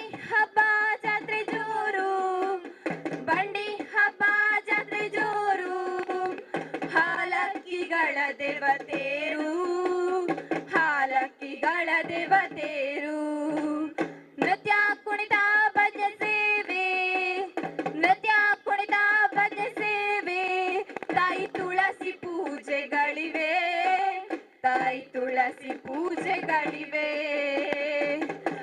ತಂದಾನೋ ತಂದನಾನಿ ತಾನೋ ತಾನಿ ತಂದಾನೋ ತಂದಾನೋ ತಾನಿ ತಂದಾನೋ ತಂದನಾನಿ ತಾನೋ ತಾನಿ ತಂದಾನೋ ತಂದಾನೋ ಸುಗ್ಗಿ ಸುಗ್ಗಿ ಹಿರಿಯ ಸುಗ್ಗಿ ಸುಗ್ಗಿ ಸುಗ್ಗಿ ಹಿರಿಯ ಸುಗ್ಗಿ 2 ವರುಷಗಳ ಹಿರಿಯ ಸುಗ್ಗಿ 2 ವರುಷಗಳ ಹಿರಿಯ ಸುಗ್ಗಿ ತಾನಿ ತಂದಾನೋ ತಂದನಾನಿ ತಾನೋ ತಾನಿ ತಂದಾನೋ ತಂದಾನೋ ತಾನಿ ತಂದಾನೋ ತಂದನಾನಿ ತಾನೋ ತಾನಿ ತಂದಾನೋ ತಂದಾನೋ ಕಬ್ಬು ಬಳೆ ಪತ್ತ ಪೈರು ಕಬ್ಬು ಬಳೆ ಪತ್ತ ಪೈರು ಷಷ್ಠಿ ಪೂಜೆ ಒಂದೇ ನಮ್ಮ ಷಷ್ಠಿ ಷಷ್ಠಿ ಪೂಜೆ ಒಂದೇ ನಮ್ಮ ಷಷ್ಠಿ ತಾನಿ ತಂದಾನೋ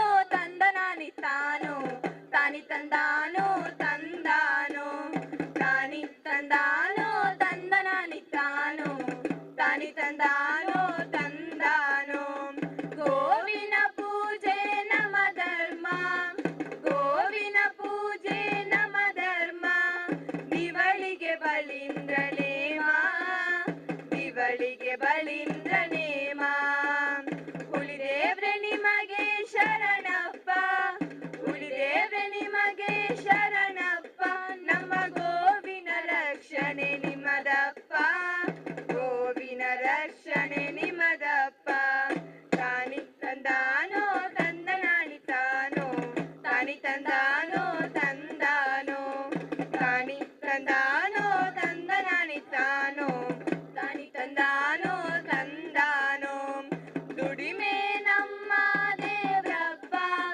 ದುಡಿಮೆ ನಮ್ಮ ದೇವ್ರಪ್ಪ ದುಡಿಯುವ ಶಕ್ತಿಯು ನಮದಪ್ಪ ದುಡಿಯುವ ಶಕ್ತಿಯು ನಮದಪ್ಪ ದುಡಿಯುವ ಜೀವಕ್ಕೆ ಸಕಲಾವ ನೀಡಿ ದುಡಿಯುವ ಜೀವಕ್ಕೆ ಸಕಲಾವ ನೀಡಿ ರಕ್ಷಣೆಯ ಮಾಡಿ ಕಾಯ್ರಪ್ಪ ರಕ್ಷಣೆಯ ಮಾಡಿ ಕಾಯ್ರಪ್ಪ ತಾನಿ ತಂದಾನೋ ತಂದನಾನಿ ತಾನೋ ತಾನಿ ತಂದಾನೋ ತಂದಾನೋ ತಾನಿ ತಂದಾನೋ ತಂದನಾನಿ ತಾನೋ ತಾನಿ ತಂದಾನೋ ತಂದಾನೋ ಸುವಿಸುವಮ್ಮ ಲಾಲಿಸುವ ಲಾಲಿ ಸುವಿಸುವಮ್ಮ ಲಾಲಿಸುವ ಲಾಲಿ ಸುವಿಸುವಮ್ಮ ಲಾಲಿಸುವ ಲಾಲಿ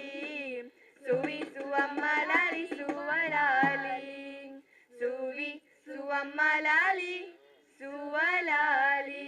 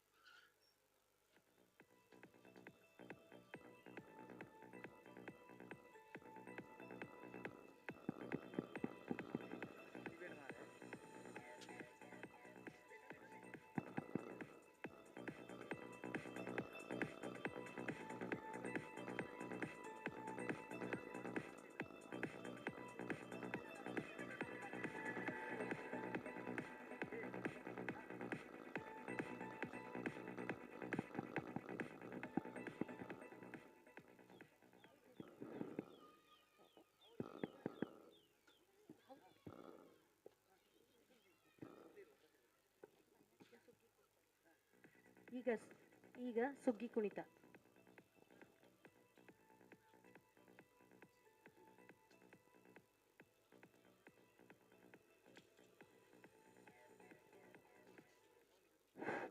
ಹಲೋ ಹಲೋ ಹಲೋ.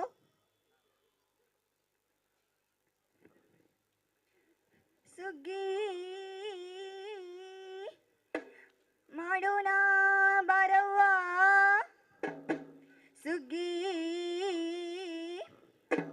ಮಾಡೋಣ ಬಾರವ್ವ,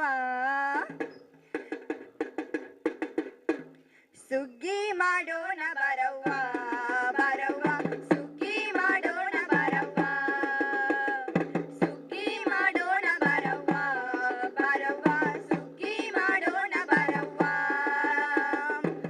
ಸಕದ ಫಲಕಾಲ ಕೊಯ್ಯುತ್ತ ಹೊಲದೊಳು, ಸಕದ ಫಲಕಾಲ ಕೊಯ್ಯುತ್ತ ಹೊಲದೊಳು, ಸುಗೀಲಿ ಕರೆದಾಗ ಹಿಗ್ಗೀಲಿ ಹೋಗಿ, ಸುಗೀಲಿ ಕರೆದಾಗ ಹಿಗ್ಗೀಲಿ ಹೋಗಿ, ಸುಗ್ಗಿ ಮಾಡೋಣ ಬರವ್ವ ಬರವ್ವ, ಸುಗ್ಗಿ ಮಾಡೋಣ ಬರವ್ವ, ಸುಗ್ಗಿ ಮಾಡೋಣ ಬರವ್ವ ಬರವ್ವ, ಸುಗ್ಗಿ ಮಾಡೋಣ ಬರವ್ವ. ಹೊಲವನ್ನು ಕರೆದಾಗ ನಾವೆಲ್ಲರೂ ಮುದದಿಂದ ಹೋಗಲೇಬೇಕು, ಹೊಲವನ್ನು ಕರೆದಾಗ ನಾವೆಲ್ಲರೂ ಮುದದಿಂದ ಹೋಗಲೇಬೇಕು. ಹೊಲವನ್ನು ಹದ ಮಾಡಿ ಭತ್ತದ ಬೀಜ ಬಿತ್ತಿ, ಹೊಲವನ್ನು ಹದ ಮಾಡಿ ಭತ್ತದ ಬೀಜ ಬಿತ್ತಿ, ಬೇಸಾಯ ಮಾಡಲೇಬೇಕು ಗೆಳತಿ, ಬೇಸಾಯ ಮಾಡಲೇಬೇಕು.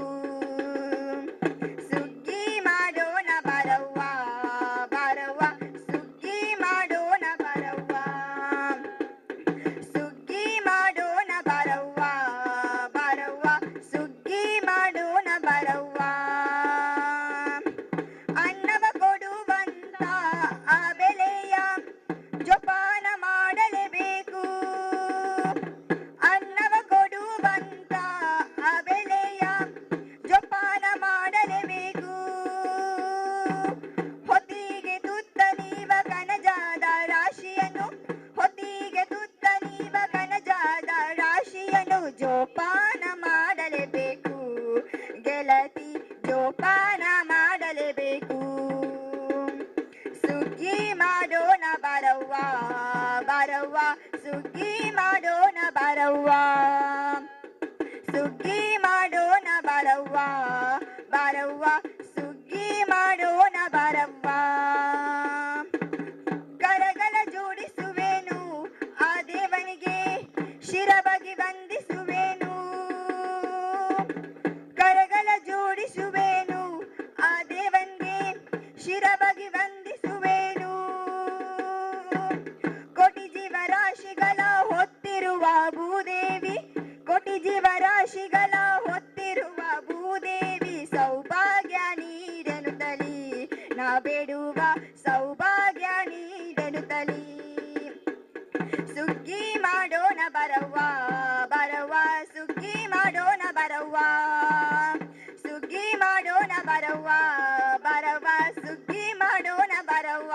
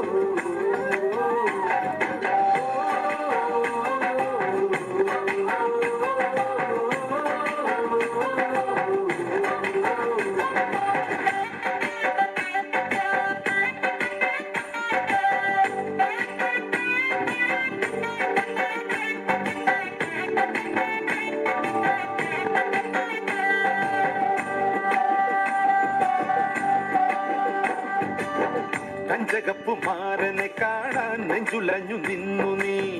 കള്ളനവനൊന്നു വന്നാലോ തണ്ടൊടിഞ്ഞ താമര. ചെമ്പകപ്പും കാപ്പിനുള്ളിൽ രാവിൽ വന്നണയും പനിമതി പാലൊളി നീ. നാളെ നിന്നറയിൽ കുളിർക്കാറ്റോടി വരും.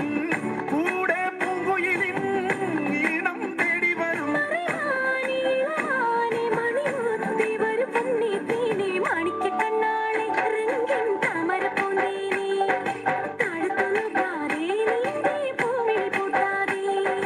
പുത്തനിലഞ്ഞിക്ക് പൂവിരിഞ്ഞേ മുറ്റത്തെ മുല്ലയ്ക്കും പൂനിറങ്ങേ.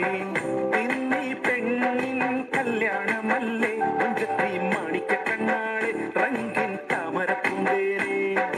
താഴത്തും നോക്കാതെ നിന്റെ പൂമിഴി പൂട്ടാതെ.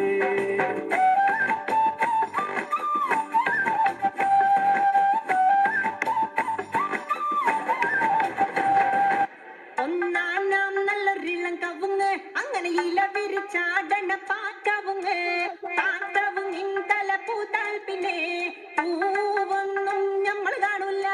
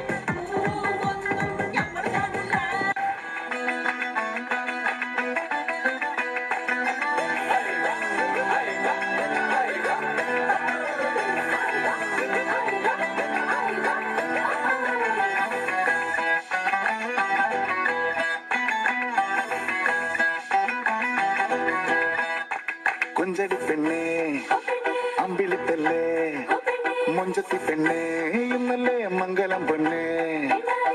കരിമിഴി മീനല്ലേ മൊഴിയിൽ തേനല്ലേ മണിയറപ്പൂ മഞ്ചം എന്തോ മിണ്ടിയില്ലേ. കുളിരണിരാവല്ലേ കുടമുല്ല പൂത്തില്ലേ പനിമതി പോലെ നീ ലങ്കി മറിഞ്ഞില്ലേ.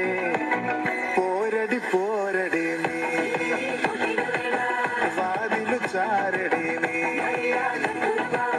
മാരണിതാ വരുന്നേ. പോരടി പോരടി നീ.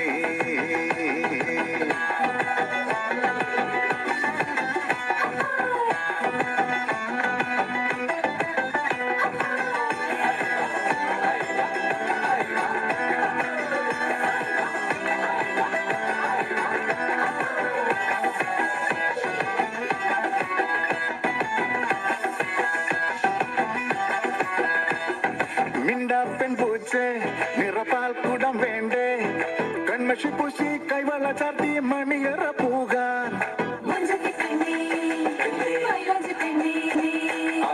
രാവിനിക്കരയ പുലർവേള പോരും വരെ ഇനി പൂമാരൻ നിൻമിഴിയടയടരികിൽ കിളിയായി. കസവണി പൂവിളിയിൽ ചേർന്നിരുന്നാലോ ഇടവളം പൂമോടി പുന്നാരിക്കൂലേ. ആ മേലെ മേലെ വാനം മേലെ നീന്തി നീങ്ങൂലേ. പോരടി പോരടി നീ വാതില് ചാരടി നീ മാരണിതാ വരുന്നേ.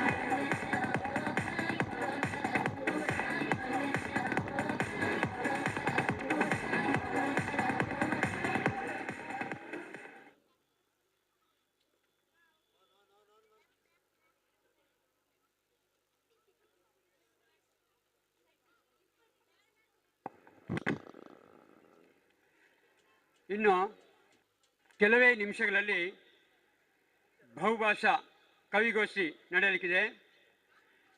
ಈ ಕವಿಗೋಷ್ಠಿಯ ಅಧ್ಯಕ್ಷತೆಯನ್ನು ವಹಿಸಲಿರುವವರು ಶ್ರೀಯುತ ನಾರಾಯಣ ಕುಕ್ಕವಳ್ಳಿ.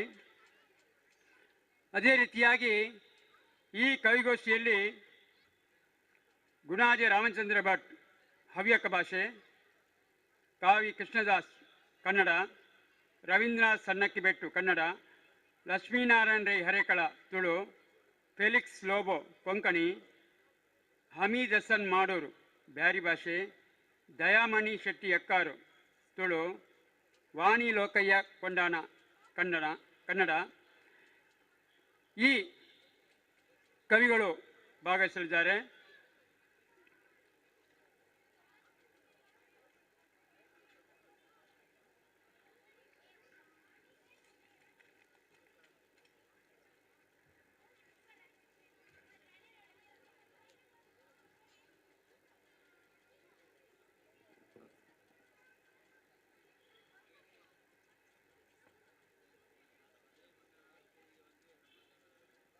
ಒಂದು 5 ನಿಮಿಷದಲ್ಲಿ ಈ ಕಾರ್ಯಕ್ರಮ ಪ್ರಾರಂಭವಾಗಲಿಕ್ಕಿದೆ. ಇಂದಿನ ಈ ಕವಿಗೋಷ್ಠಿಯಲ್ಲಿ ಭಾಗವಹಿಸಲಿರುವವರು ಗುಣಾಜೆ ರಾಮಚಂದ್ರ ಭಟ್, ರವೀಂದ್ರ ನಾಯಕ್ ಸನ್ನಕ್ಕಿಬೆಟ್ಟು, ಹಮೀದ್ ಹಸನ್ ಮಾಡೂರು, ಕಾವಿ ಕೃಷ್ಣದಾಸ್, ಲಕ್ಷ್ಮೀನಾರಾಯಣ ಹರೇಕಳ, ಫೆಲಿಕ್ಸ್ ಲೋಬೋ, ದಯಾಮಣಿ ಶೆಟ್ಟಿ ಎಕ್ಕಾರು, ವಾಣಿ ಲೋಕಯ್ಯ ಕೊಂಡಾಣ.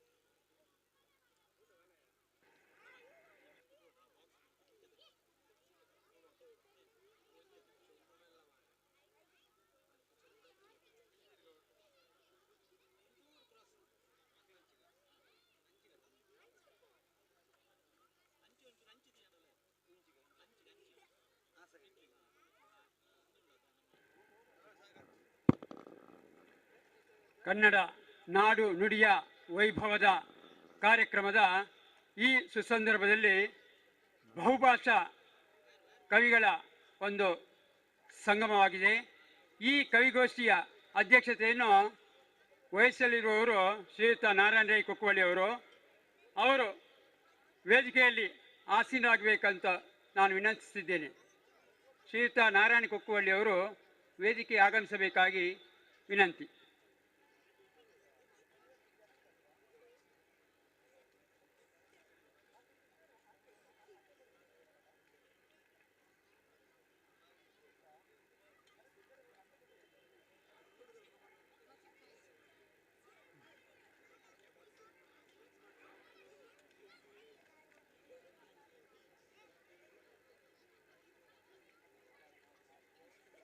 ಅದೇ ರೀತಿಯಾಗಿ ಗುಣಾಜೆ ರಾಮಚಂದ್ರ ಭಟ್, ಕಾವಿ ಕೃಷ್ಣದಾಸ್, ರವೀಂದ್ರ ನಾಯಕ್ ಸನ್ನಕ್ಕಿಬೆಟ್ಟು, ಲಕ್ಷ್ಮೀನಾರಾಯಣ ರೈ ಹರೇಕಳ, ಫೆಲಿಕ್ಸ್ ಲೋಬೋ, ಹಮೀದ್ ಹಸನ್ ಮಾಡೂರು, ದಯಾಮಣಿ ಶೆಟ್ಟಿ ಎಕ್ಕಾರು, ವಾಣಿ ಲೋಕಯ್ಯ ಕೊಂಡಾನ ಇವರು ವೇದಿಕೆಯಲ್ಲಿ ಆಸೀನರಾಗಬೇಕು ಅಂತ ವಿನಂತಿಸ್ತಾ ಇದ್ದೀನಿ.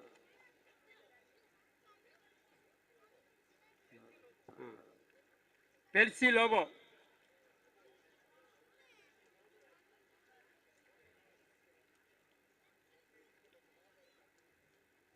ಶ್ರೀಯುತ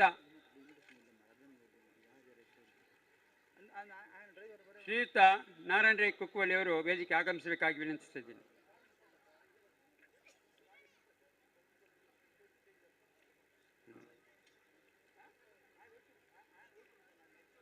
ಶ್ರೀಯುತ ನಾರಾಯಣ ರೈ ಅವರದು ಬಹುಮುಖ ಪ್ರತಿಭೆ, ಆಧುನಿಕ ದ್ರೋಣ ಅಂತಲೇ ಕರಿತೇವೆ.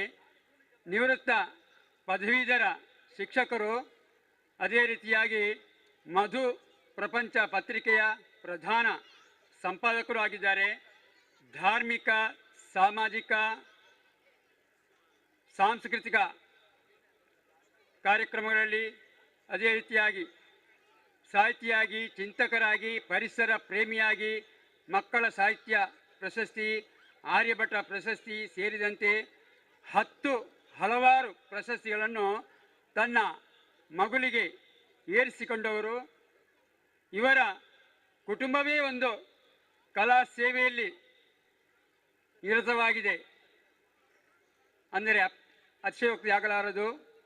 ಭಾಸ್ಕರ್ ರೈ ಕುಕ್ಕುವಳ್ಳಿ ಆಗಿರ್ಬೋದು, ರಮೇಶ್ ರೈ ಕುಕ್ಕುವಳ್ಳಿ ಅವರಾಗಿರ್ಬೋದು, ಅದೇ ರೀತಿಯಾಗಿ ಎಲ್ಲರನ್ನೂ ಕೂಡ ಇಂದಿನ ಈ ಒಂದು ಕವಿ ಗೋಷ್ಠಿಗೆ ಆಗಮಿಸಿದಂಥ ಗುಣಾಜೆ ರಾಮಚಂದ್ರ ಭಟ್, ಕಾವಿ ಕೃಷ್ಣದಾಸ್, ರವೀಂದ್ರನಾಥ್ ನಾಯಕ್ ಸನ್ನಕ್ಕಿಬೆಟ್ಟು, ಲಕ್ಷ್ಮೀನಾರಾಯಣ ರೈ ಹರೇಕಳ, ಫೆಲ್ಸಿಲೋಬಿಯೋ ಕೊಂಕಣಿ ಭಾಷೆಯದ್ದು, ಹಮೀದ್ ಹಸನ್ ಮಾಡೂರು, ದಯಾಮಣಿ ಶೆಟ್ಟಿ ಎಕ್ಕಾರು, ವಾಣಿ ಲೋಕಯ್ಯ ಕೊಂಡಾನ ಇವರೆಲ್ಲರೂ ಕೂಡ ವೇದಿಕೆ ಆಗಮಿಸಬೇಕಾಗಿ ವಿನಂತಿಸ್ತಾ ಇದ್ದೀನಿ.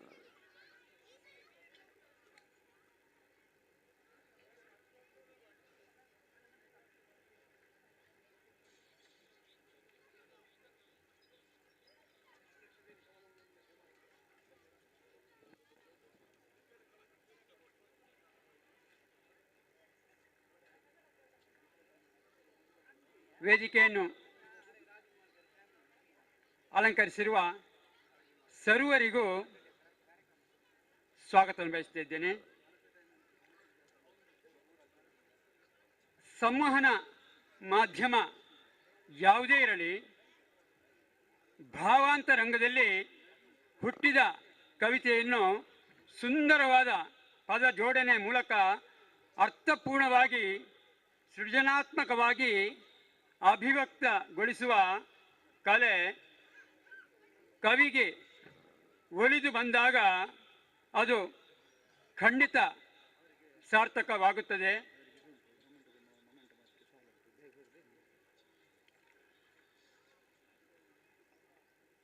ಈಗ ಇಂದಿನ ಈ ಬಹುಭಾಷಾ ಕವಿ ಗೋಷ್ಠಿಗೆ ಆಗಮಿಸಿರುವಂತಹ ಅತಿಥಿಗಳನ್ನು ನಮ್ಮ ಶಾಲಾ ಅಧ್ಯಕ್ಷರಾದಂಥ ಶ್ರೀಯುತ ಕೆ ರಂಜ ಶೆಟ್ಟಿಯವರು ಸ್ಮರಣಿಕೆಯನ್ನು ನೀಡಿ ಗೌರವಿಸಬೇಕು ಅಂತ ವಿನಂತಿಸ್ತಾ ಇದ್ದೇನೆ.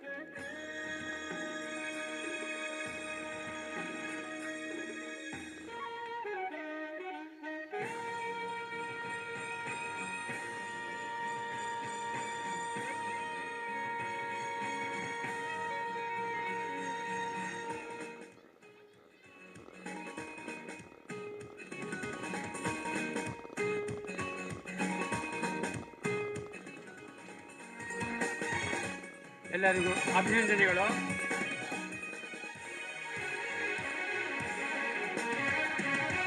ಈಗ ಮೊದಲಿಗೆ ಕವಿ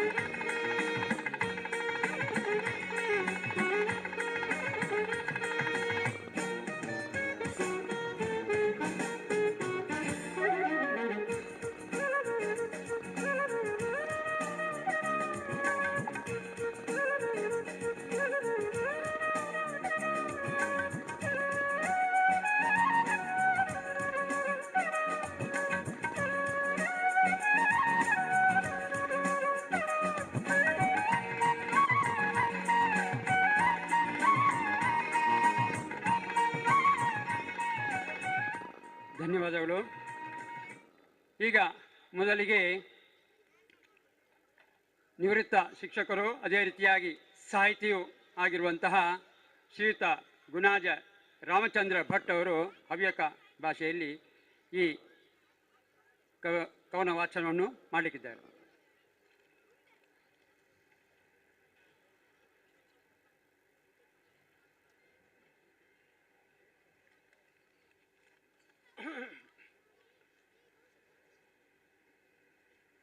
ವೇದಿಕೆಯಲ್ಲಿ ಆಸೀನರಾಗಿರುವಂತಹ ಎಲ್ಲ ಗಣ್ಯರಿಗೂ, ಕವಿಗೋಷ್ಠಿ ಅಧ್ಯಕ್ಷರಾದ ನನ್ನ ಆತ್ಮೀಯ ನಾರಾಯಣ ರೈ ಕುಕ್ಕೊಳ್ಳಿ ಅವರಿಗೆ, ಹಾಗೂ ಈ ಕಾರ್ಯಕ್ರಮವನ್ನು ಆಯೋಜಿಸಿ ನನಗೆ ಸದವಕಾಶವನ್ನು ಒದಗಿಸಿದಂತಹ ಆತ್ಮೀಯ ಸನ್ಮಿತ್ರರಾದ ಕೆ ರವೀಂದ್ರ ಶೆಟ್ಟಿ ಉಳಿದೊಟ್ಟವರೇ, ಹಾಗೂ ನಮ್ಮ ಮುಂದೆ ಆಸಿರುವಂಥ ಭಾಸ್ಕರ ಕುಕ್ಕೊಳ್ಳಿ, ಹಾಗೆ ಹೆಸರಾದ ಯಕ್ಷಗಾನ ತಾರೆ ಪ್ರಭಾಕರ್ ಜೋಶಿ ಅವರನ್ನು ಅವರಿಗೆ ವಂದಿಸುತ್ತಾ ಕವನ ವಾಚಿಸ್ತೇನೆ.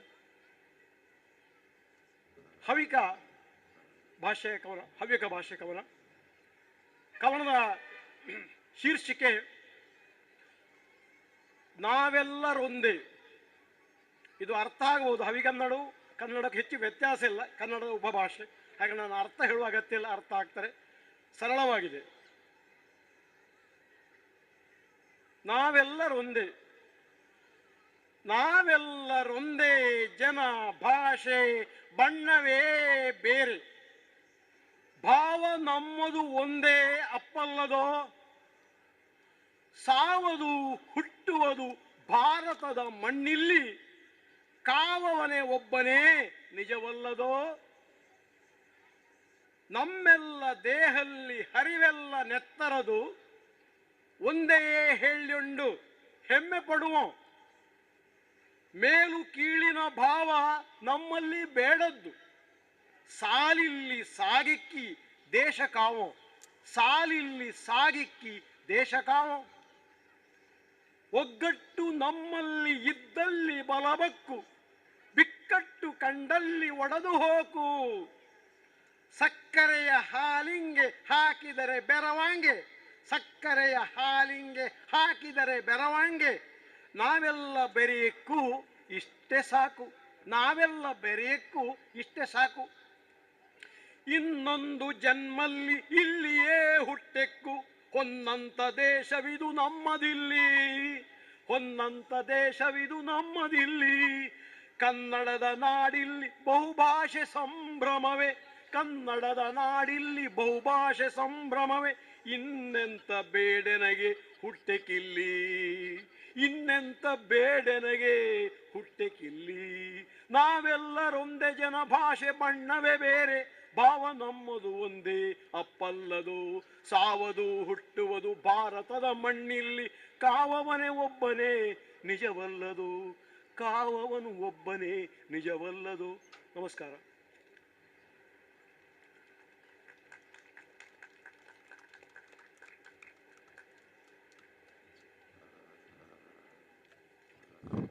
ಬಹಳ ಅತ್ಯುತ್ತಮವಾಗಿ ಕವನ ವಾಚನ ಮಾಡಿದಂತಹ ಶ್ರೀಯುತ ಗುಣರಾಜ್ ರಾಮಚಂದ್ರ ಭಟ್ ಇವರಿಗೆ ವಂದನೆಗಳು. ಈಗ ವಿ ಕೃಷ್ಣದಾಸ್ ಇವರಿಂದ ಕನ್ನಡ ಕವನ ವಾಚನ.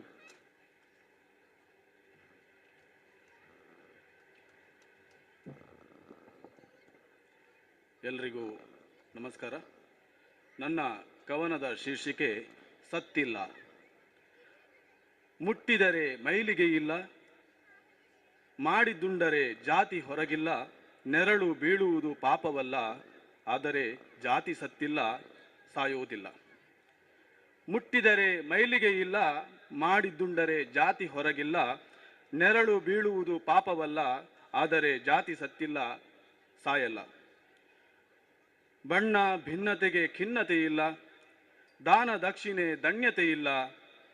ಮೇಲಿನವರೆಂದು ಸೊಪ್ಪು ಹಾಕುವವರಿಲ್ಲ, ಮೇಲಿನವರೆಂದು ಸೊಪ್ಪು ಹಾಕುವವರಿಲ್ಲ.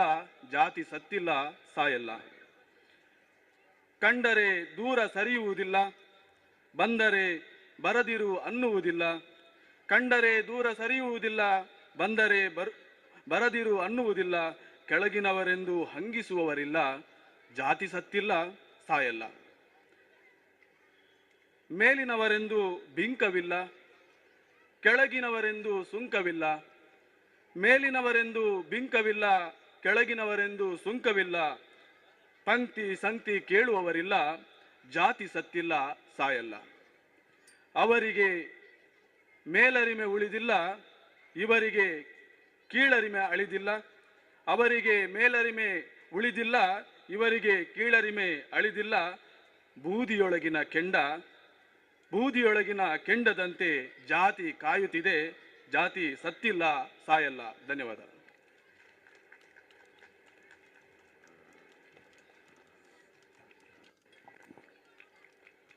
ಶ್ರೀಯುತ ವಿ ಕೃಷ್ಣದಾಸ್ ಅವರ ಕನ್ನಡ ಈ ಕವನ ವಾಚನದ ಬಳಿಕ ಈಗ ರವೀಂದ್ರ ನಾಯಕ್ ಸನ್ನಕ್ಕೆ ಬೆಟ್ಟು ಇವರಿಂದ ಕವನ ವಾಚನ.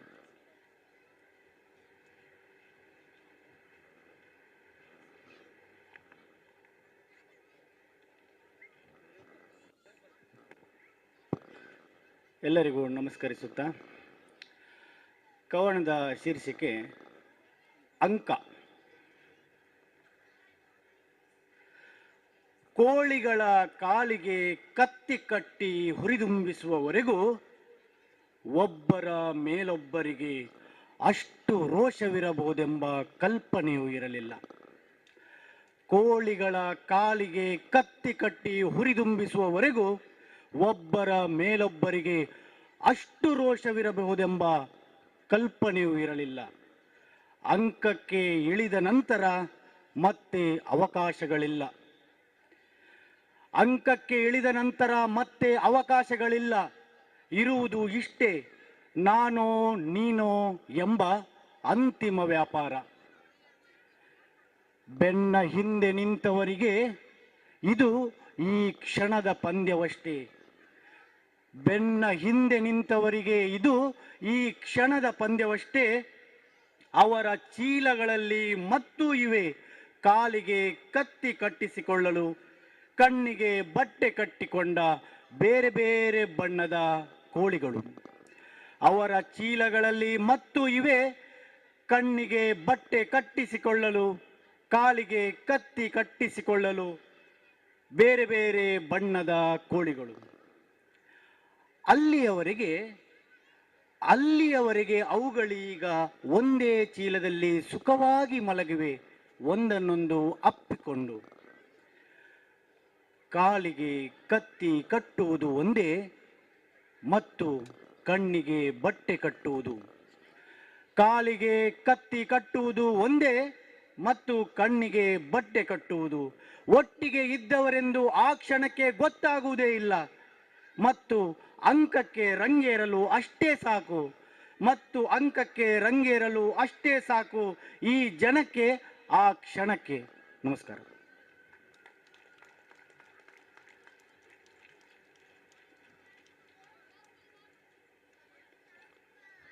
ಧನ್ಯವಾದಗಳು. ಈಗ ರವೀಂದ್ರ ನಾಯಕ್ ಸನ್ನಕ್ಕಿ ಬೆಟ್ಟು. ಆಯ್ತು, ಸನ್ನಕ್ಕಿ ರವಿ ಕಾಣದನ್ನು ಕವಿ ಕಾಣುತ್ತಾನೆ ಎಂಬಂತೆ ಅದ್ಭುತವಾದಂಥ ಒಂದು ಕಲ್ಪನೆಯಲ್ಲಿ ಕವನ ಮೂಡಿಬರುತ್ತದೆ. ಅದೇ ರೀತಿಯಾಗಿ ಈಗ ಒಂದು ತುಳು ಭಾಷೆಯ ಕವನವನ್ನು ವಾಚಿಸಲಿದ್ದಾರೆ ಶ್ರೀಯುತ ಲಕ್ಷ್ಮೀನಾರಾಯಣ ಹರೇಕಳೆಯವರು.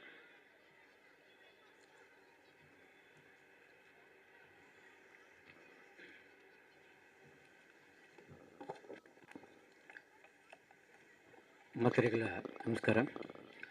ಎನ್ನ ಕವನದ ಶೀರ್ಷಿಕೆ ಬರುಂದುಲ್ಲಲು ತುಳುವ ಪೊಣ್ಣು. ಓಡೆಪೋತಳು ತುಳುವ ಪೊಣ್ಣು ಓಡೆಪೋತಳು, ತುಳುನಾಡಿನ ತಿರುಗು ಬರ್ಪೆಂದು ಆನೆಯೇ ಪೋತಲು. ಓಡೆಪೋತಳು ತುಳುವ ಪೊಣ್ಣು ಓಡೆಪೋತಳು, ತುಳುವ ನಾಡಿನ ತಿರುಗು ಬರ್ಪೆಂದು ಆನೆಯೇ ಪೋತಲು. ಚಂದ್ರಗಿರಿಡಿದು ಪಿದಾಡಿ ನಾಲು ಒಂಚಿ ಪೋತಲು, ಬಾರಕೂರು ಮುಟ್ಟ ಸೇರುವೆಂದು ಎನಡ ಪಂತಲು. ಚಂದ್ರಗಿರಿಡಿದು ಪಿದಾಡಿ ನಾಲು ಒಂಚಿ ಪೋತಲು, ಬಾರಕೂರು ಮುಟ್ಟ ಸೇರುವೆ ಪಂದು ಎನಡ ಪಂತಲು. ತುಳುನಾಡ ಪೂ ಪರಂದದ ಕಮ್ಮೆನ ತುಯ್ಯಲು, ಸುಟ್ಟಿ ಮಲ್ದಿ ದೇವರಿಗೆ ಕೈನು ಮುಗಿಯಲು. ತುಳುನಾಡ ಪೂ ಪರಂದದ ಕಮ್ಮೆನ ತುಯ್ಯಲು, ಸುಟ್ಟಿ ಮಲ್ದಿ ದೇವರಿಗೆ ಕೈನು ಮುಗಿಯಲು. ದೈವ ದೇವ ಗರಡಿ ಸಾನ ನಾಗ ಬನಕುಲು, ಬಸ್ತಿ ಪಳ್ಳಿ ಇಂಗ್ರೇಜಿದ ಪೊರ್ಲು ತುಯ್ಯಲು. ದೈವ ದೇವ ಗರಡಿ ಸಾನ ನಾಗ ಬನಕುಲು, ಬಸ್ತಿ ಪಳ್ಳಿ ಇಂಗ್ರೇಜಿದ ಪೊರ್ಲು ತುಯ್ಯಲು. ಓಡೆಪೋತಳು ತುಳುವ ಪೊಣ್ಣು ಓಡೆಪೋತಲು. ಅಚ್ಚ ತುಳುತ ಪೊಣ್ಣು ಆಲು ಮಲಯಾಳ ಕಲ್ತಲು, ಕಡಲ ಕರೆತ ಕುಡಲ ಬನ್ನಗ ತುಳು ಪಾತಿರಿಯಲು. ಅಚ್ಚ ತುಳುತ ಪೊಣ್ಣು ಆಲು ಮಲಯಾಳ ಕಲ್ತಲು, ಕಡಲ ಕರೆತ ಕುಡಲ ಬನ್ನಗ ತುಳು ಪಾತಿರಿಯಲು. ದುಂಬು ದುಂಬು ಪೋಯಿನಂಗೆ ಒಡಿಪು ಸೇರಿಯಲು, ಬಡಕಾಯಿ ಗಂಗೆಡಾಲು ಕನ್ನಡದ ಮೋಡಿ ತೆರೆಯಲು. ದುಂಬು ದುಂಬು ಪೋಯಿನಂಗೆ ಒಡಿಪು ಸೇರಿಯಲು, ಬಡಕಾಯಿ ಗಂಗೆಡಾಲು ಕನ್ನಡದ ಮೋಡಿ ತೆರೆಯಲು. ಓಡೆಪೋತಲು ತುಳುವ ಪೊಣ್ಣು ಓಡೆಪೋತಲು. ಬತ್ತಲಾಲು ಪೊಣ್ಣು ಆಳು ತಡ್ಡೆಡುಂತುದಾಳು, ಬತ್ತದಾಳು ಪೊಣ್ಣು ಆಳು ತಡ್ಡೋಡುಂತುದಾಳು. ತುಳುವ ಬೆನ್ನಿ ಕಾಯಕಜ್ಜ ತೂದು ತೆಲಿತಾಳು. ಬತ್ತದಾಳು ಪೊಣ್ಣು ಆಳು ತಡ್ಡೋಡುಂತುದಾಳು, ತುಳುವ ಬೆನ್ನಿ ಕಾಯಕಜ್ಜ ತೂದು ತೆಲಿತಾಳು. ಲಕ್ಕದುಂತುಲೆ ನಿಕ್ಕುಲು ತುಳುನಾಡ ಪೊಣ್ಣನು ಎದುಕೊಲ್ನೆ, ತುಳು ಭಾಷೆ ಪರಪೋಕು ಗೆಂದಾವು ಬಾಲೆ ಆಲತ್ತೆ ಪಲ್ಲೆ. ಬತ್ತದಾಳು ಪೊಣ್ಣು ಆಳು ತಡ್ಡೋಡುಂತುದಾಳು, ತುಳುವ ಬೆನ್ನಿ ಕಾರ್ಯಕಜ್ಜ ತೂದು ತೆಲಿತಾಳು. ಲಕ್ಕದುಂತುಲೆ ನಿಕ್ಕಲು ತುಳುನಾಡ ಪೊಣ್ಣನು ಎದುಕೊಲ್ನೆ, ತುಳು ಭಾಷೆ ಪರಪೋಕು ಗೆಂದಾವು ಬಾಲೆ ಆಲತ್ತೆ ಪಲ್ಲೆ ಓಡೆಪೋತಲು ತುಳುವ ಪೊಣ್ಣು ಓಡೆಪೋತಲು. ಧನ್ಯವಾದಗಳು.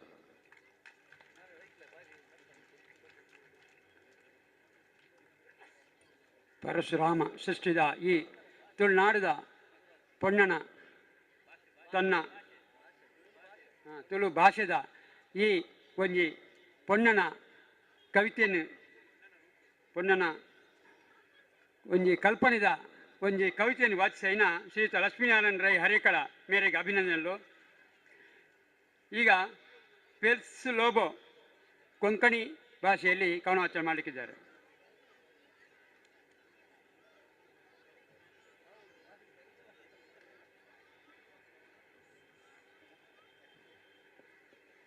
ಎಲ್ಲರಿಗೂ ಈ ದಿನದ ಶುಭಾಶಯಗಳು. ನಾನು ಮೊದಲು ಕೊಂಕಣಿಯಲ್ಲಿ ಓದ್ತೇನೆ, ಅದು ಇಲ್ಲಿ ಯಾರಿಗೂ ಅರ್ಥ ಆಗುದಿಲ್ಲ ಅಂತೇಳಿ ನನಗೆ ಗೊತ್ತು. ಅದಕ್ಕಾಗಿ ಮತ್ತೆ ನಾನು ಕನ್ನಡದಲ್ಲಿ ಹೇಳಲಿಕ್ಕಿದ್ದೇನೆ.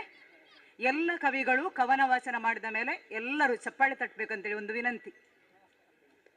ನನ್ನ ಕವಿತೆಯ ಹೆಸರು ರಕ್ ಸಂಚ ಗವಾಂತ್. ಉಕ್ತ್ಯ ಜನ್ನ ಬಗ್ಲ ಸೋ ಭವಾರ್ ರಕ್ಸ ಕಸ್ತಂಚಿನ್ ತೋಂಡ ಉಗುಡುನ್ जिवेन्स गिळूंक आयिल्ले सन्निवेश जांतूं मनशां भोंवडी उणी क्रूर मनजातींचें सियेणें नंपयस जाल्यांत ही उक्ती खबर वाऱ्यार नेंतुलीं भुरगीं स्त्रियोय सभार मेळ्ळिनांत एकलीं फाटीं म्हयने वर्सां उतरल्यारी खंयच्या मनजातीन गिळ्ळेंगाय उबीं सवालां कानारी माध्यमां मोबायलां खबरे मुळां बोबाटली ट्विटर आई कई एकड़े अत्याचार खुनी हिंसा किटकिटता घराणी वावरा तळांनी देवाळ राणा रस्त्यांनी उबल्यो घोणी सादल्या रक्ताची बोब शेरां मोठांनी मासूम कुडीची वीधवावळी शिंदून शिरो पोडीनी वक्टां सिंहांक मिक्वल्ली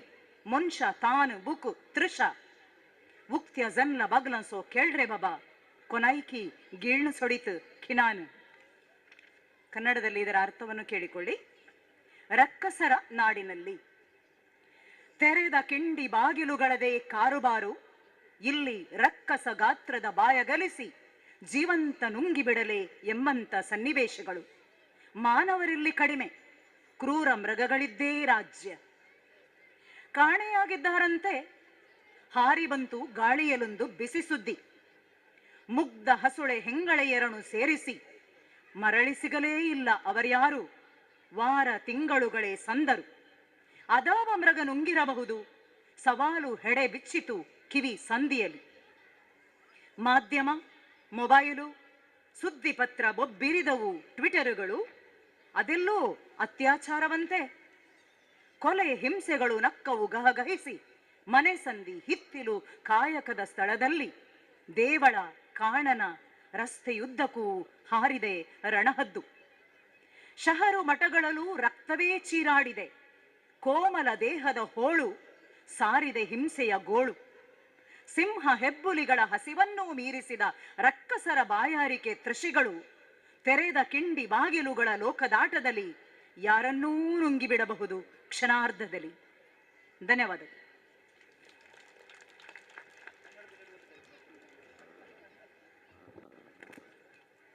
ಕೊಂಕಣಿ ಭಾಷೆಯ ಕವಿತೆಯನ್ನು ಕನ್ನಡದಲ್ಲಿ ಅರ್ಥೈಸಿ ಎಲ್ಲರಿಗೂ ಮನವರಿಕೆ ಮಾಡಿಕೊಟ್ಟಂತಹ ಶ್ರೀಮತಿ ಫೆಲಿಕ್ಸ್ ಲೋಬೋ ಇವರಿಗೆ ಧನ್ಯವಾದಗಳು.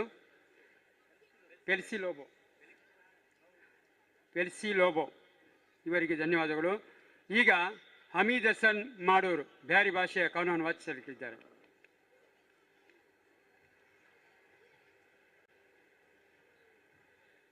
ಎಲ್ಲರಿಗೂ ನಮಸ್ಕಾರಗಳು. ಈಗ ನಾನು ವಾಚಿಸುವಂಥ ಕವನ ಬ್ಯಾರಿ ಭಾಷೆಯಲ್ಲಿ. ನನ್ನ ಕವನದ ಶೀರ್ಷಿಕೆ ತಲಾಕ್ ಹಲಾಕ್ ಅಂತೇಳಿ. ಚಂದತ್ತು ಪೆಣ್ಣು ಸಲ್ಮಾ, ಚಂದತ್ತು ಪೆಣ್ಣು ಸಲ್ಮಾ, ರಾಯೋ ಅವಲು ಬೆಲ್ಮಾ. ಚಂದತ್ತು ಪೆಣ್ಣು ಸಲ್ಮಾ, ರಾಯೋ ಅವಲು ಬೆಲ್ಮಾ. ಬಾಂತ್ ಪೋಯಲು ತಜ್ಪಾ, ಬಾಂತ್ ಪೋಯಲು ತಜ್ಪಾ, ಮಾಪ್ಲು ಅವಲು ಹನೀಫಾ.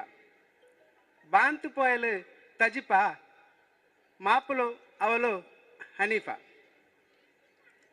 ಕುಡ್ಚಿತು ಬನ್ನ ತೆಲ್ಲು ಕುಡ್ಚಿತು ಬನ್ನ ತೆಲ್ಲು ನಾರಿತು ಸಲ್ಮಗೆ ಕಲ್ಲು ನಾರಿತು ಅವಳಿಗೂ ಕಲ್ಲು. ವಿಷಯ ಕಿಟ್ಟಿತು ಉಮ್ಮಗು ವಿಷಯ ಕಿಟ್ಟಿತು ಉಮ್ಮಗು ಹಬರು ತಪ್ಪಿತು ಅಬ್ಬಗು ವಿಷಯ ಕಿಟ್ಟಿತು ಉಮ್ಮಗು ಹಬರು ತಪ್ಪಿತು ಅಬ್ಬಗು. ಕೇಟಾರು ಸಲ್ಮಗ್ ತಲಾಕ್ ಕಿಟ್ಟಿತು ಸಲ್ಮಗ್ ತಲಾಕ್ ಚಿನ್ನರು ಹನೀಫಗ್ ಹಲಾಕ್ ಕಿಟ್ಟಿತು ಸಲ್ಮಗ್ ತಲಾಕ್ ಚುನ್ನರು ಹನೀಫಗ್ ಹಲಾಕ್.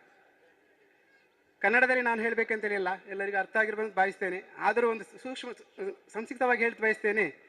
ನಾವು ಒಂದು ಚಂದದೊಂದು ಹುಡುಗಿಯನ್ನು ಒಂದು ಹುಡುಗನಿಗೆ ನಾವು ಮದುವೆ ಮಾಡಿಕೊಟ್ಟ ಮೇಲೆ ಆ ಹುಡುಗನಿಂದ ನಾವು ಏನನ್ನು ಬಯಸುತ್ತೇವೆ ಅದು ಆ ಹುಡುಗಿಗೆ ಸಿಗದಿದ್ದಾಗ ಆ ಹುಡುಗಿ ಅವಳ ಬಾಳಲ್ಲಿ ಏನಾಗ್ತದೆ, ಕೊನೆಗೆ ದುರಂತ ಕತೆ ಏನಾಗಬಹುದು ಎಂಬುದನ್ನು ನಾನೊಂದು ಸಂದೇಶ ರೂಪದಲ್ಲಿ ಇಲ್ಲಿ ನಿಮಗೆ ಹೇಳಿದ್ದೇನಷ್ಟೇ.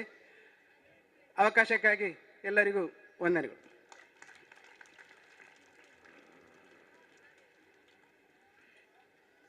ಬ್ಯಾರಿ ಭಾಷೆಯ ಒಂದು ಕವನವನ್ನು ವಾಚಿಸಿದಂಥ ಹಮೀದ್ ಹಸನ್ ಮಾಡೋರು ಇವರಿಗೆ ಧನ್ಯವಾದಗಳು. ಈಗ ದಯಾಮಣಿ ಶೆಟ್ಟಿ ಯಕ್ಕಾರು ಇವರಿಂದ ತುಳು, ಮುಂದೆ ವಾಣಿ ಲೋಕಯ್ಯ ಕೊಂಡಾನ ಇವರಿಂದ ಕನ್ನಡ ಕವನ ವಾಚನ.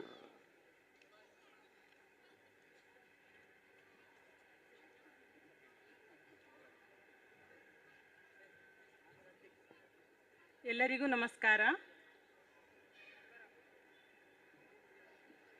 ಕವನದ ಶೀರ್ಷಿಕೆ ಸಹನಾಮಯಿ. ಬಂಧನದ ಬದುಕಿತ್ತು ಹೆಣ್ಣೆಂಬ ಕಾರಣಕ್ಕೆ, ಬಂಧನದ ಬದುಕಿತ್ತು ಹೆಣ್ಣೆಂಬ ಕಾರಣಕ್ಕೆ ಇಂದು ಒಳಹೊರಗೆ ದುಡಿದರು ಕಣ್ಣೀರೇ ಕಾಣಿಕೆ, ಇಂದು ಒಳಹೊರಗೆ ದುಡಿದರು ಕಣ್ಣೀರೇ ಕಾಣಿಕೆ. ತೊಟ್ಟಿಲನು ತೂಗುತ್ತಾ ಆಳುವಳು ಜಗವನ್ನೇ, ತೊಟ್ಟಿಲನು ತೂಗುತ್ತಾ ಆಳುವಳು ಜಗವನ್ನೇ, ರಾತ್ರಿ ಗಂಜಿ ಬೇಯುವುದಿಲ್ಲ ಅವಳದನಿ ಕೇಳದೆ, ರಾತ್ರಿ ಗಂಜಿ ಬೇಯುವುದಿಲ್ಲ ಅವಳದನಿ ಕೇಳದೆ. ಬಂಧನದ ಬದುಕಿತ್ತು ಹೆಣ್ಣೆಂಬ ಕಾರಣಕ್ಕೆ.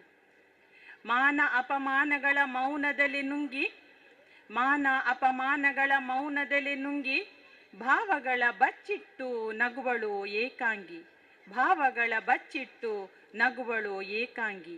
ಜೀವ ಜೀವಗಳ ಸಲಹುವ ಅರ್ಧಾಂಗಿ, ಜೀವ ಜೀವಗಳ ಸಲಹುವ ಅರ್ಧಾಂಗಿ, ಅವಳೊಂದು ಬಣ್ಣಿಸಲಾಗದ ಅಪೂರ್ವ ತ್ಯಾಗಿ, ಅವಳೊಂದು ಬಣ್ಣಿಸಲಾಗದ ಅಪೂರ್ವ ತ್ಯಾಗಿ.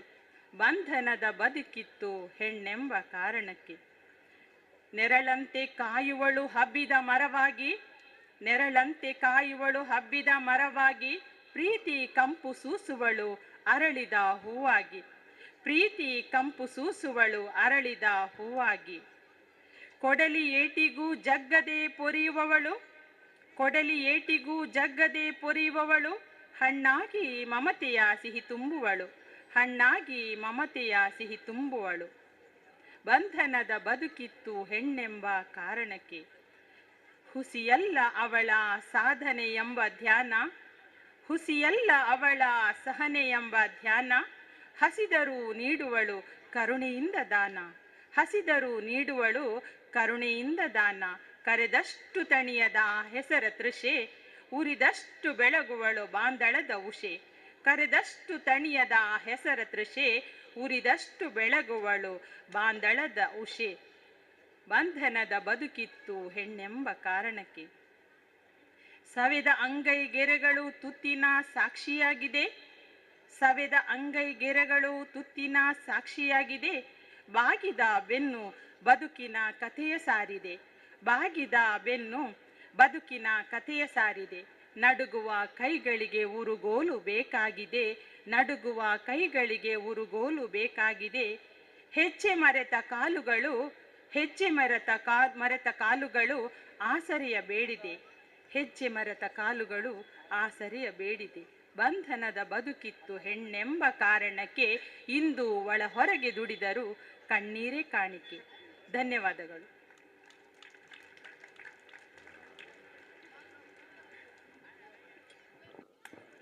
ಯತ್ರ ನಾರ್ಯಸ್ತು ಪೂಜ್ಯಂತೆ ರಮಂತೆ ತತ್ರ ದೇವತಾಹ ಅಂತ ಹೇಳ್ತೇವೆ.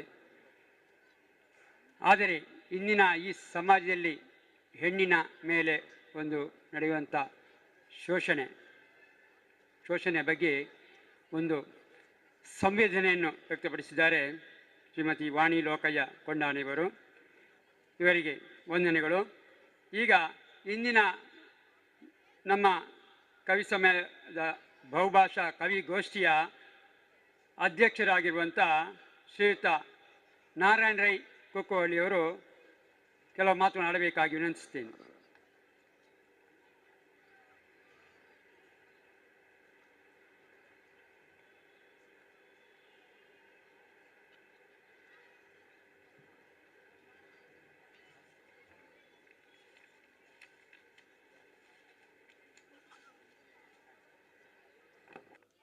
ವಿದ್ಯೆಗೆ ರತ್ನಪ್ರಾಯವಾಗಿರುವಂತಹ ವಿದ್ಯಾಸಂಸ್ಥೆ ವಿದ್ಯಾರತ್ನ ಆಂಗ್ಲ ಮಾಧ್ಯಮ ಶಾಲೆ ರಳಕಟೆ. ಇಂದಿನ ಈ ಒಂದು ಕಾರ್ಯಕ್ರಮದಲ್ಲಿ ದಶಮ ಸಂಭ್ರಮ ನಾಡು ನುಡಿ ವೈಭವದ ರತ್ನೋತ್ಸವ 2022 ರತ್ನೋತ್ಸವ ರತ್ನ ಉತ್ಸವ ಅಂತ ಒಂದು ರೀತಿಯ ಒಳ್ಳೆಯ ಕಾರ್ಯಕ್ರಮ. ಕರಾವಳಿ ಕರ್ನಾಟಕದ ಸಾಹಿತ್ಯ ಸಾಂಸ್ಕೃತಿಕ ಸಮ್ಮೇಳನ ಕೂಡ ಈ ಒಂದು ಗ್ರೀನ್ ಗ್ರೌಂಡ್ ರಳಕಟೆಯಲ್ಲಿ ನಡೀತಾ ಇರುವಂಥದ್ದು. ನಮ್ಮ ಮಕ್ಕಳು, ಹೆತ್ತವರು, ಹಿರಿಯರು ಎಲ್ಲರೂ ನಾವೆಲ್ಲ ಸಾಕ್ಷಿಗಳಾಗಿದ್ದೇವೆ. ಈ ಸಮ್ಮೇಳನದ ಅಧ್ಯಕ್ಷರು ಗೌರವಾನ್ವಿತ ನಮ್ಮೆಲ್ಲರ ಹಿರಿಯರು ಮತ್ತು ಯಕ್ಷಗಾನದ ದೊಡ್ಡ ಒಂದು ಮೇರು ಪರ್ವತವೇ ಅಂತ ಹೇಳಬೇಕು.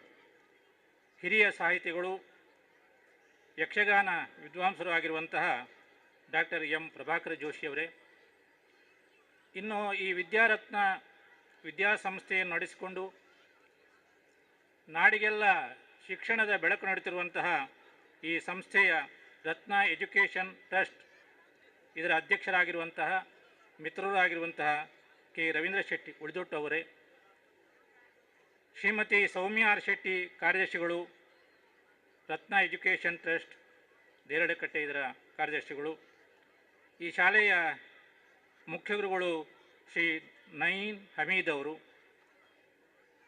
ಈ ಶಾಲೆಯ ವಿದ್ಯಾರ್ಥಿಗಳ ನಾಯಕ ಅಸ್ಮಿಕ್ ರಿಷಬ್ ಅವರೇ, ಗೌರವ ಸಲಹೆಗಾರರು, ಶಾಲಾ ಸಂಚಾಲಕರು, ಟ್ರಸ್ಟಿಗಳು, ಸಲಹಾ ಸಮಿತಿಯ ಸದಸ್ಯರು, ಶಿಕ್ಷಕರು, ಶಿಕ್ಷಕೇತರ ಸದಸ್ಯರು, ಎಲ್ಲ ಸಿಬ್ಬಂದಿಗಳು ಮತ್ತು ಇದರ ಯಶಸ್ಸಿನ ಹಿಂದೆ ಇರುವಂಥ ಎಲ್ಲ ಕವಿ ಮನಸ್ಸುಗಳು, ಶಿಕ್ಷಣ ಮನಸ್ಸುಗಳು ಮತ್ತು ಸಾಮಾಜಿಕವಾದಂತಹ ಚಿಂತನೆ ಉಳ್ಳಂಥ ಎಲ್ಲ ನಮ್ಮ ಎಳೆಯರಿಂದ ಹಿಡಿದು ಹಿರಿಯರ ತನಕ ನಿಮಗೆಲ್ಲರೂ ಕೂಡ ನಾನು ವಂದಿಸ್ತಾ, ಈ ಬಹುಭಾಷಾ ಕವಿಗೋಷ್ಠಿ ಈಗ ನಡೆದಿದೆ. ನಾವೆಲ್ಲ ನೋಡಿದ್ದೇವೆ, ಕೇಳಿದ್ದೇವೆ. ಕವಿಗಳ ಭಾವನೆಗಳೇನು, ಯಾವ ಭಾವನೆ ಇಟ್ಟುಕೊಂಡು ಕವಿಗಳು ತಮ್ಮ ಕವನಗಳನ್ನು ಪ್ರಸ್ತುತಪಡಿಸ್ತಾರೆ ಎಂಬಾಗ ಇವತ್ತಿನ ಸಾಮಾಜಿಕವಾದಂತಹ ವಿಚಾರಗಳನ್ನೇ ತಮ್ಮ ಭಾವನೆಗಳ ಮೂಲಕ ವ್ಯಕ್ತಪಡಿಸುವಂತಹ ಪ್ರಯತ್ನ ಅಲ್ಲ, ಅದರ ಸಫಲತೆ ನಮಗೆ ನೀಡಿದ್ದಾರೆ. ಆತ್ಮೀಯರು ಮತ್ತು ಹಿರಿಯರಾಗಿರುವಂತಹ ಶ್ರೀ ಗುಣಾಜ ರಾಮಚಂದ್ರ ಭಟ್ ಅವರು ನಮಗೆ ಭಾಷೆಯ, ಆಮೇಲೆ ವೇಷದ, ದೇಶದ ಯಾವ ಹಂಗೂ ಇಲ್ಲ, ನಾವೆಲ್ಲರೂ ಒಂದೇ ಎನ್ನುವಂಥ ರೀತಿಯಲ್ಲಿ ನಾವೆಲ್ಲರೂ ಒಂದೇ ಎನ್ನುವಂತಹ ಕವಿತೆಯನ್ನು ಹೇಳಿ ಪ್ರಸ್ತುತಪಡಿಸಿ ಸ್ವಲ್ಪ ಹಾಡಿನ ರೂಪದಲ್ಲಿ ಹೇಳಿ ನಮ್ಮ ರಂಜಿಸಿದ್ದಾರೆ. ಹಾಗೆ ನಮ್ಮ ಕವಿ ಮಿತ್ರರು ಭಾಳಷ್ಟು ವರ್ಷಗಳಿಂದ ನಾವು ಒಟ್ಟಿಗೆ ಕವಿಗೋಷ್ಠಿಗಳಲ್ಲಿ ಭಾಗವಹಿಸಿರುವಂಥ ಸಂದರ್ಭದಲ್ಲಿ ನೆನಪಾಗ್ತಾ ಇದೆ, ಕಾವಿ ಕೃಷ್ಣದಾಸ್ ಅವರು ಕನ್ನಡ ಕವನವನ್ನು ನಮ್ಮ ಮುಂದಿಟ್ಟಿದ್ದಾರೆ. ಸತ್ತಿಲ್ಲ ಅಂತ, ಜಾತಿ ಸತ್ತಿಲ್ಲ, ಅದು ಸಾಯುವುದೂ ಇಲ್ಲ. ಅಂದರೆ ನಮ್ಮಲ್ಲಿ ಸತ್ತಿಲ್ಲ ಎನ್ನುವಂಥ ಒಂದು ಭಾವನೆ, ಒಳ್ಳೆಯ ಭಾವನೆ ಕೂಡ ಸಾಯಬಾರ್ದು. ಅದೇ ರೀತಿಯಲ್ಲಿ ಜಾತಿ ಮತ ಧರ್ಮ ಕೂಡ ಅದು ಇರುವಂಥದ್ದೇ. ಆ ರೀತಿಯ ಒಂದು ಭಾವನೆ ಇಟ್ಟುಕೊಂಡು ಕಾವಿ ಕೃಷ್ಣದಾಸ್ ಅವರು ಒಳ್ಳೆಯ ಕವಿತೆಯನ್ನು ನಮ್ಮ ಮುಂದೆ ಪ್ರಸ್ತುತಪಡಿಸಿದ್ದಾರೆ. ಇನ್ನು ರವೀಂದ್ರನಾಥ ಸಣ್ಣಕ್ಕಿ ಬಿಟ್ಟು ಕನ್ನಡ ಕವನವನ್ನು ನಮ್ಮ ಮುಂದೆ ಬಹಳ ಅರ್ಥಪೂರ್ಣವಾಗಿ ಅಂಕ, ನಮ್ಮ ತುಳುನಾಡು ಅಂಕ ಆಯನ ನಾಗಾರಾಧನೆ ದೈವಾರಾಧನೆಗಳ ಒಂದು ನೆಲೆಬೀಡು, ಪವಿತ್ರವಾದಂಥ ನಾಡು. ಆದರೆ ಇಲ್ಲಿ ಅಂಕ ಅಂತ ಅಂದಾಗ ನಾವು ಸ್ವಲ್ಪ ಆಲೋಚನೆ ಮಾಡಬೇಕಾಗಿದೆ, ಇದರ ಒಳಗಿರುವಂತಹ ಮರ್ಮ ಏನು. ನಮ್ಮ ಹಳ್ಳಿಗಳಲ್ಲಿ ಕೋಳಿ ಅಂಕ ಅಂತ ನಡೆಯುತ್ತದೆ. ಅದರ ಆ ಕೋಳಿಯ ಯಜಮಾನ ಮತ್ತು ಕೋಳಿ ಬಿಡುವವರೆಲ್ಲ ಇದು ವಿಚಾರವನ್ನು ನೋಡಿ, ನಾವು ಸಣ್ಣವರಿದ್ದಾಗ ಎಲ್ಲ ಜಾತ್ರೆಗೆ ಹೋದಾಗ ನೋಡ್ತಾ ಇದ್ದೇವೆ. ಆ ಕಾಲಿಗೆ ಆ ಹರಿತವಾದಂತಹ ಆಯುಧವನ್ನು ಕಟ್ಟುವಂಥದ್ದು, ಅದು ಹೋರಾಡುವಂಥದ್ದು, ಅದನ್ನು 2-3 ಸಲ ಬಿಡುವಂಥದ್ದು ಅಂತ. ಆದರೆ ಇಲ್ಲಿ ಒಂದು ಧ್ವನಿ ಇದೆ, ಬೇರೆ ಬೇರೆ ಬಣ್ಣದ ಕೋಳಿಗಳು ಒಂದು ಚೀಲದಲ್ಲಿ ಇರ್ತವೆ. ಅಂದರೆ ಏನು ನಡೀತಾ ಇದೆ ಇವತ್ತು, ಈ ಆಯುಧಗಳು ಏನೆಲ್ಲ ಕೆಲಸ ಮಾಡ್ತವೆ ಎನ್ನುವಂಥದ್ದನ್ನು ತಮ್ಮ ಅಂಕ ಕವನದ ಮೂಲಕ ತುಂಬ ಅರ್ಥಪೂರ್ಣವಾಗಿ ನಮ್ಮ ಮುಂದೆ ತೆರೆದಿಟ್ಟಿದ್ದಾರೆ ರವೀಂದ್ರನಾಥ್ ಸಣ್ಣಕ್ಕಿಯವರು.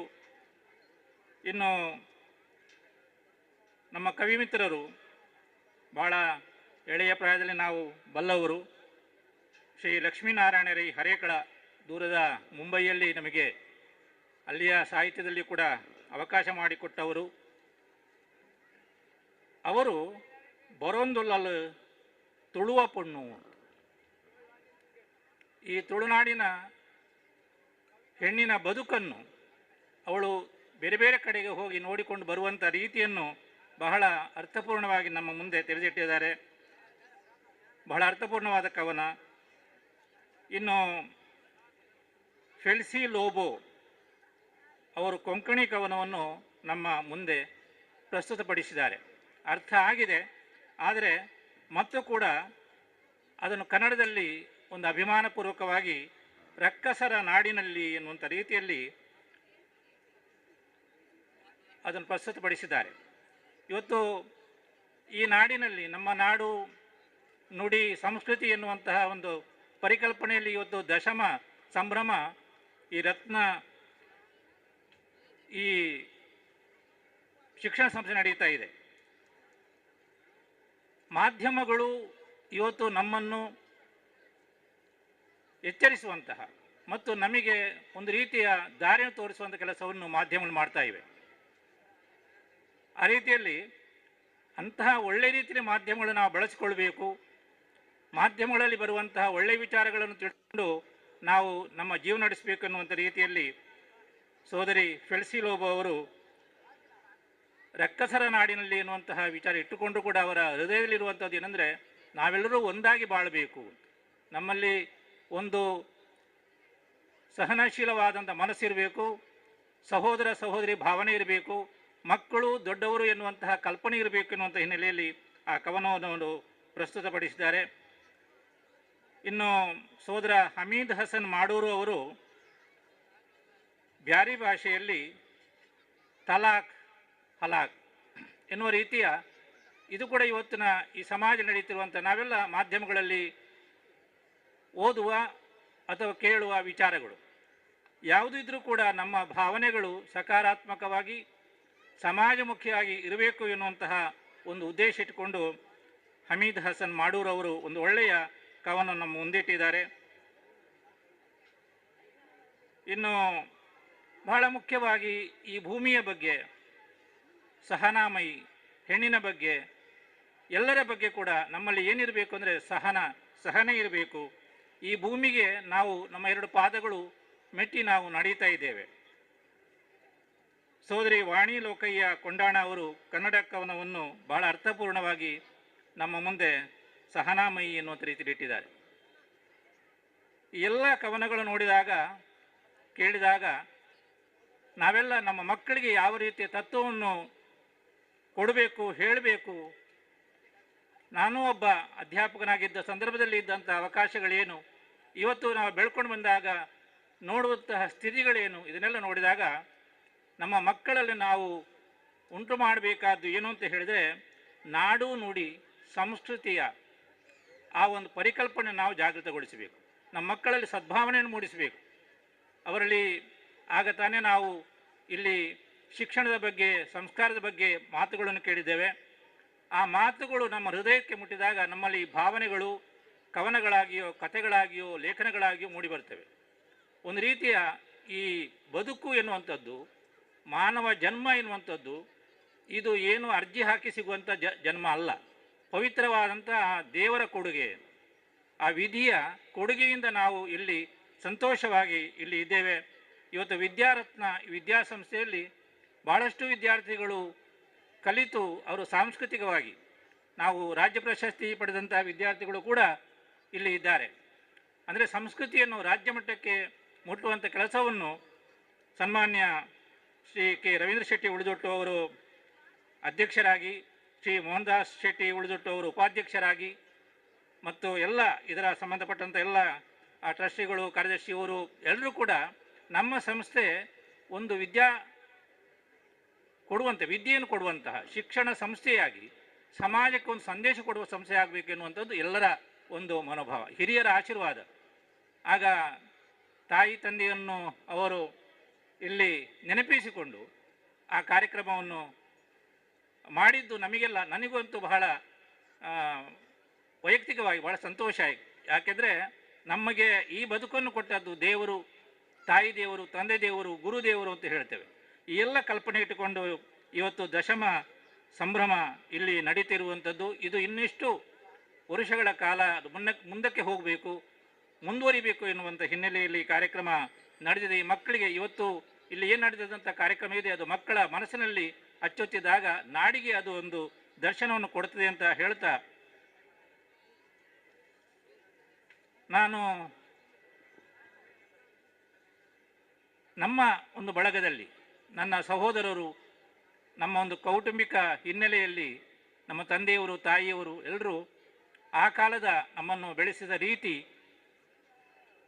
ನಮಗೆ ಕೊಟ್ಟಂತಹ ಒಂದು ನಮ್ಮ ಗುರು ಹಿರಿಯರು ಕೊಟ್ಟಂತಹ ಸಂಸ್ಕೃತಿಯ ಆಧಾರದಲ್ಲಿ ಈ ಒಂದು ಸ್ಥಾನಕ್ಕೆ ಬರುವಂತಹ ಅವಕಾಶ ನನಗೆ ಆಯಿತು.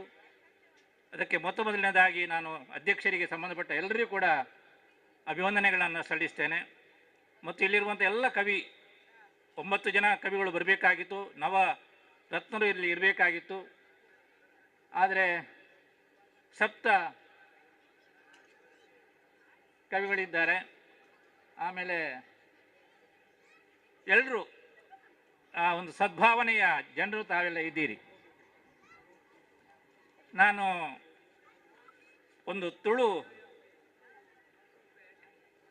ಕಪಿತೇನು ನಿಗಲ ದುಂಬು ದಿವಂದುಳ್ಳೆ ಬದುಕೊಂಜಿ ಬಲ್ಮನ ಬದುಕಡು ನೋದು ಬೇನೆನೆ ತೂದು ದಾಯಿಗೆ ಕೊರಗುವ ಪಣಿಯಿ ಮೂಲು ಬದುಕೊಂಜಿ ಕತ್ತಲಿ ಎಣ್ಣೆಡೆ ಇಲ್ಲ ಗೇನದು ಬಲ್ಪುಡು ಬದುಕನು ತೂಲ ಅಂತ. ಈ ಬದುಕನ್ನು ನಮ್ಮ ಗೇನದು ಬಲ್ಪುಡು ತೂಡು ಆ ಒಂದು ಅರ್ಥದ ಇದು ಏನು ಈ ಕವಿತೆನ ಮುಡತ್ತೆ.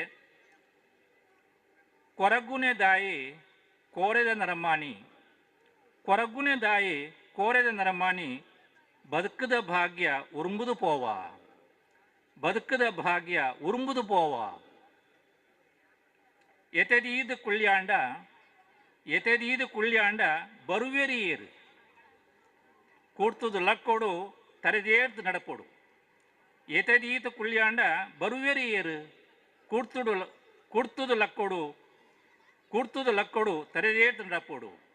ಕೊರಗುನೆ ದಾಯಿ ನರಮಾಣಿ ಕೊರಗುನೆ ದಾಯಿ ಪೊರಂಬಾಟ ಬದುಕಂದು ಪೊರಂಬಾಟದ ಬದುಕಂದು ಎನ್ನಡ ಅಣ್ಣ ಬದುಕೊಂಜಿ ಭಾಗ್ಯದ ಬಾಕಿಲು, ಬದುಕೊಂಜಿ ಭಾಗ್ಯದ ಬಾಕಿಲು ತೆರಿಲ, ಬದುಕು ಭಾಗ್ಯದ ಬಾಕಿಲು ತೆರಿಲ. ಅರಳ್ದು ಬಾಡುನ ಪೂವಾಂಡಲ ದಾನೆ, ಅರಳ್ದು ಬಾಡುನ ಪೂವಾಂಡ ದಾನೆ ಗಮ್ಮಿಸುನ ಮೇಯ್ಮೂರಿ ಮದಪುಂಡಾ ಪಣ್ಣ. ಆ ಪರಿಮಳ ಗಮೆಸುನ ಮೇಯ್ಮೂರಿ ಮದಪುಂಡಾ ಪಣ್ಣ. ಕೊರಗುನೆ ದಾಯಿ ಅಲ ತುಲ ಪುಡ್ಯಾಡು ಬರ್ಪೇರು ಕೈ ಮುಗಿಯೊಂದು ಮುಗುರು ತಿಳಿಕೆಡೆ. ಅಲಲ ತುಲ ಪುಡ್ಯಾಡು ಬರ್ಪೇರು ಕೈ ಮುಗಿಯೊಂದು ಮುಗುರು ತಿಳಿಕೆಡೆ. ಏರೆಡ್ಡೆ ಏರು ಹಾಳು ಏರೆಡ್ಡೆ ಹಾಳೇರು ತಿರಿಯಾಂದೆ ಬಗ್ಗಡಯಿ. ಏರೆಡ್ಡೆ ಹಾಳೇರಂದು ತೆರಿಯಾಂದೆ ಬಗ್ಗಡಯಿ.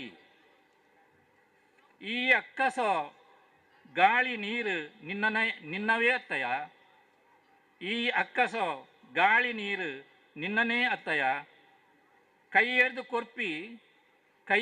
ಕೊರ್ಪಿ ದೊಣ್ಣೆ ನಾಯಕಿ ಮುಳು ಏರಿಯ ಕೈದೇರ್ದು ಕೊರ್ಪಿ ದೊಣ್ಣೆ ನಾಯಕಿ ಮುಳು ಏರಿಯ ಕೊರಗುನೆ ದಾಯಿ ನಿನ್ನ ಬದುಕಿಗೆ ಏ ಯಜಮಾನಿ ನಿನ್ನಡಿತ್ತಂಡ ಮಾಂತ ಸಾರೋ ಜನ ನಿನ್ನ ಬದುಕಿಗೆ ಈ ಯಜಮಾನಿ ನಿನ್ನಡಿತ್ತಂಡ ಮಾಂತ ಸಾರೋ ಜನ ನಿನ್ನ ಬದುಕದ ಗಾಡಿಗೆ ಏ ಸಾರಥಿ ಮಾರ್ಗೋನೇ ದಾಂತಿನ ಕಡಿಟ್ಟು ಹೊಸ ಸಾದಿ ನಾಡೊಂದು ಸಾಗೋಡು ನಿನ್ನ ಬದುಕದ ರಥ ನಿನ್ನ ಬದುಕದ ಗಾಡಿಗೆ ಏ ಸಾರಥಿ ಮಾರ್ಗೋನೇ ದಾಂತಿನ ಕಡಿಟ್ಟು ಹೊಸ ಸಾದಿ ನಾಡೊಂದು ಸಾಗೋಡು ನಿನ್ನ ಬದುಕದ ರಥ ಏತೆ ಬೂಡು ಓರ ಕುಡ್ತುಲಕ್ಕಲ ಏತೆ ಬೂಡು ಓರ ಕುಡ್ತುಲಕ್ಕಲ ತೂಕ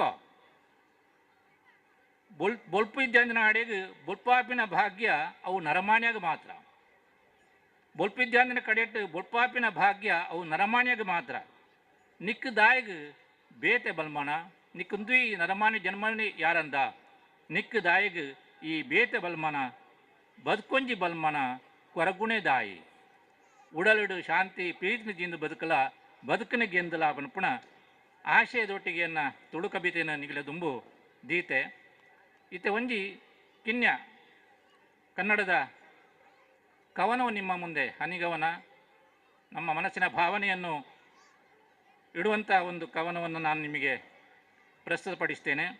ಅಂತರ ಧ್ವನಿ. ಸತ್ಯದ ದಾರಿಯಲ್ಲಿ ಅಸತ್ಯದ ಬೇಲಿಯ ಮುಳ್ಳು. ಸತ್ಯದ ದಾರಿಯಲ್ಲಿ ಅಸತ್ಯದ್ದೇ ಬೇಲಿಯ ಮುಳ್ಳು.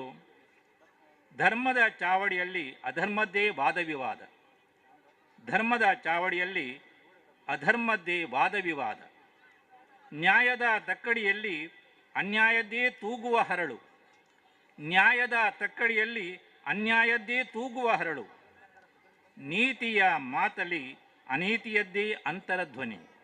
ನೀತಿಯ ಮಾತಲ್ಲಿ ಅನೀತಿಯದ್ದೇ ಅಂತರಧ್ವನಿ. ಸತ್ಯದ ದಾರಿಯಲ್ಲಿ ಅಸತ್ಯದ್ದೇ ಬೇಲಿಯ ಮುಳ್ಳು.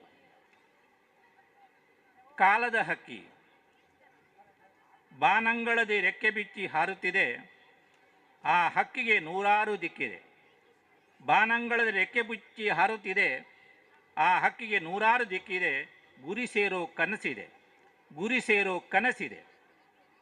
ಬದಲಾದ ಕಾಲಕ್ಕೆ ಹೊಂದಿಕೊಂಡು ನಾವು ಹೆಜ್ಜೆ ಹಾಕಬೇಕಾಗಿದೆ. ಬದಲಾದ ಕಾಲಕ್ಕೆ ಹೊಂದಿಕೊಂಡು ನಾವು ಹೆಜ್ಜೆ ಹಾಕಬೇಕಾಗಿದೆ. ಗುರಿ ಸೇರೋ ಕನಸ ನನಸು ಮಾಡಲು ನಾವು ಪ್ರಯತ್ನಿಸಬೇಕಾಗಿದೆ. 2022ರ ಅಂಚಿನಲ್ಲಿದ್ದೇವೆ. 2023ರ ಸ್ವಾಗತವನ್ನು ಮಾಡಲಿಕ್ಕೆ ಎಲ್ಲ ಇದ್ದೇವೆ. ಒಂದು ಮಾತಿದೆ, ಅಣ್ಣ ಹಿಂದೆ ಸರಿದು ತಮ್ಮನಿಗೆ ಸ್ವಾಗತ ಸೌಹಾರ್ದತೆಯುತವಾದಂತಹ ಕಾಲಘಟ್ಟ ಅಂತ. ನನ್ನ ಜವಾಬ್ದಾರಿ ಆಯಿತು ತಮ್ಮ, ಅಂದರೆ ಅಣ್ಣ ತಮ್ಮನನ್ನು ಮಗನ ರೂಪದಲ್ಲಿ ನೋಡಿಕೊಂಡು ಹೇಳುವಂತಹ, ಅಂದರೆ ಆ ರೀತಿಯ ಒಂದು ಕಲ್ಪನೆ ಇಟ್ಟುಕೊಂಡು ಕಾಲದ ಒಂದು ಮಹಿಮೆ ಇಟ್ಟುಕೊಂಡು ನಾವು 23ಕ್ಕೆ ನಾವು ವಿದಾಯವನ್ನು ಕೋರುತ್ತಾ, 23ಕ್ಕೆ ನಾವು ಸ್ವಾಗತವನ್ನು ಕೋರುತ್ತಾ, 22ಕ್ಕೆ ನಾವು ವಿದಾಯವನ್ನು ಕೋರುತ್ತಾ, 22ಕ್ಕೆ ವಿದಾಯ ಕೋರಿ 23ಕ್ಕೆ ಸ್ವಾಗತವನ್ನು ಕೋರುವಂತಹ ಈ ಒಂದು ಕಾಲಘಟ್ಟದಲ್ಲಿ ನಾವಿದ್ದೇವೆ. ಇವತ್ತು ಈ ಒಂದು ಆದರ್ಶ ವಿದ್ಯಾಸಂಸ್ಥೆಯಲ್ಲಿ ದಶಮ ಈ ರತ್ನೋತ್ಸವ ಸಂದರ್ಭದಲ್ಲಿ ತಮ್ಮೊಂದಿಗೆ ಬೆರೀಲಿಕ್ಕೆ ಅವಕಾಶ ಸಿಕ್ಕಿದ್ದಕ್ಕೆ ನಾನು ತುಂಬ ಅಭಿಮಾನ ಪಡ್ತೇನೆ. ಎಲ್ಲ ಗುರು ಹಿರಿಯರಿಗೆ, ಸರ್ವಶಕ್ತ ಭಗವಂತನಿಗೆ ವಂದಿಸಿಕೊಂಡು, ಈ ಕವಿಮಿತ್ರರೆಲ್ಲರಿಗೂ ಕೂಡ ಅವರ ಕವನಗಳಿಗೆ ನಾನು ತುಂಬ ಗೌರವವನ್ನು ಸಲ್ಲಿಸಿ, ಎಲ್ಲ ಕವನಗಳು ಕೂಡ ಅರ್ಥಪೂರ್ಣವಾದ್ದು, ವಿಮರ್ಶೆ ಮಾಡಲಿಕ್ಕೆ ನಾನು ಹೋಗಿಲ್ಲ. ಯಾಕಂದರೆ ಅದರಲ್ಲಿರುವಂಥ ವಿಚಾರಗಳು ಬಹಳ ನನಗೆ ಒಂದು ರೀತಿಯಲ್ಲಿ ಬಹಳ ಆದರ್ಶವಾದಂಥ ಮಾತುಗಳು ಸಿಕ್ಕಿವೆ. ನಮ್ಮ ವಿದ್ಯಾರ್ಥಿಗಳು ಕೂಡ ಅದು ಸಿಕ್ಕಿದೆ ಅಂತ ಹೇಳ್ತಾ, ಯಾಕೆ ನಮ್ಮ ಮಕ್ಕಳು ಈ ದೇಶದ ಭವಿಷ್ಯ. ಇವತ್ತು ವಿದ್ಯಾರತ್ನದಲ್ಲಿ ರತ್ನಪ್ರಾಯರಾಗಿರುವಂತಹ ಮಕ್ಕಳು ಸಾಹಿತ್ಯ, ಕಲೆ, ಸಂಸ್ಕೃತಿಯಲ್ಲಿ ಬೆಳಗಬೇಕು. ಇಂತಹ ವೇದಿಕೆಯನ್ನು ಏರಿ ಅವರು ಸಂತೋಷ ಪಡಬೇಕೆನ್ನುವಂಥ ಆಶಯದೊಂದಿಗೆ ಕನ್ನಡ ತಾಯಿಗೆ ಶುಭವಾಗಲಿ, ನಮ್ಮ ತುಳುವಪ್ಪೆಗೆ ಗೆಲುವಾವಡು, ಭಾರತ ಮಾತೆಗೆ ಜಯವಾಗಲಿ ಎಂದು ಹಾರೈಸ್ತಾ, ನನಗೆ ಈ ಅವಕಾಶ ಮಾಡಿಕೊಟ್ಟಂತಹ ಎಲ್ಲರಿಗೂ ಕೂಡ ವಂದಿಸಿ ನನ್ನ ಮಾತಿಗೆ ಪೂರ್ಣ ವಿರಾಮ ನೀಡ್ತಾ ಇದ್ದೇನೆ. ನಮಸ್ಕಾರ.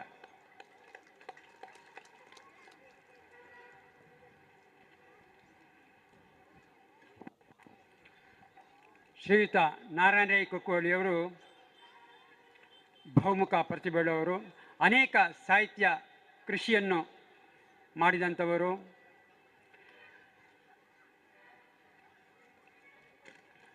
ಅವರ ಇಂದಿನ ಒಂದು ಅದ್ಭುತವಾದಂಥ ಮಾತನ್ನು ತಾವು ಆಲಿಸಿದ್ದೀರಿ. ಇಲ್ಲಿಗೆ ಇಂದಿನ ಈ ಒಂದು ಬಹುಭಾಷಾ ಕವಿಗೋಷ್ಠಿಯ ಕಾರ್ಯಕ್ರಮವು ಕೊನೆಗೊಳ್ಳುತ್ತಿದೆ. ಇಲ್ಲಿ ಸಹಕರಿಸಿದಂಥ ಎಲ್ಲ ನಮ್ಮ ಕವಿ ಪುಂಗವರು ಎಲ್ಲರಿಗೂ ಕೂಡ ನಾನು ವಂದನೆಗಳನ್ನು ಸಲ್ಲಿಸ್ತಾ ಇದ್ದೇನೆ. ಅದೇ ರೀತಿಯಾಗಿ ಮುಂದಿನ ಕಾರ್ಯಕ್ರಮಕ್ಕೆ ತಾವು ವೇದಿಕೆಯನ್ನು ಸಿದ್ಧ ಮಾಡಿಕೊಡಬೇಕಾಗಿ ವಿನಂತಿಸ್ತಾ ಇದ್ದೇನೆ.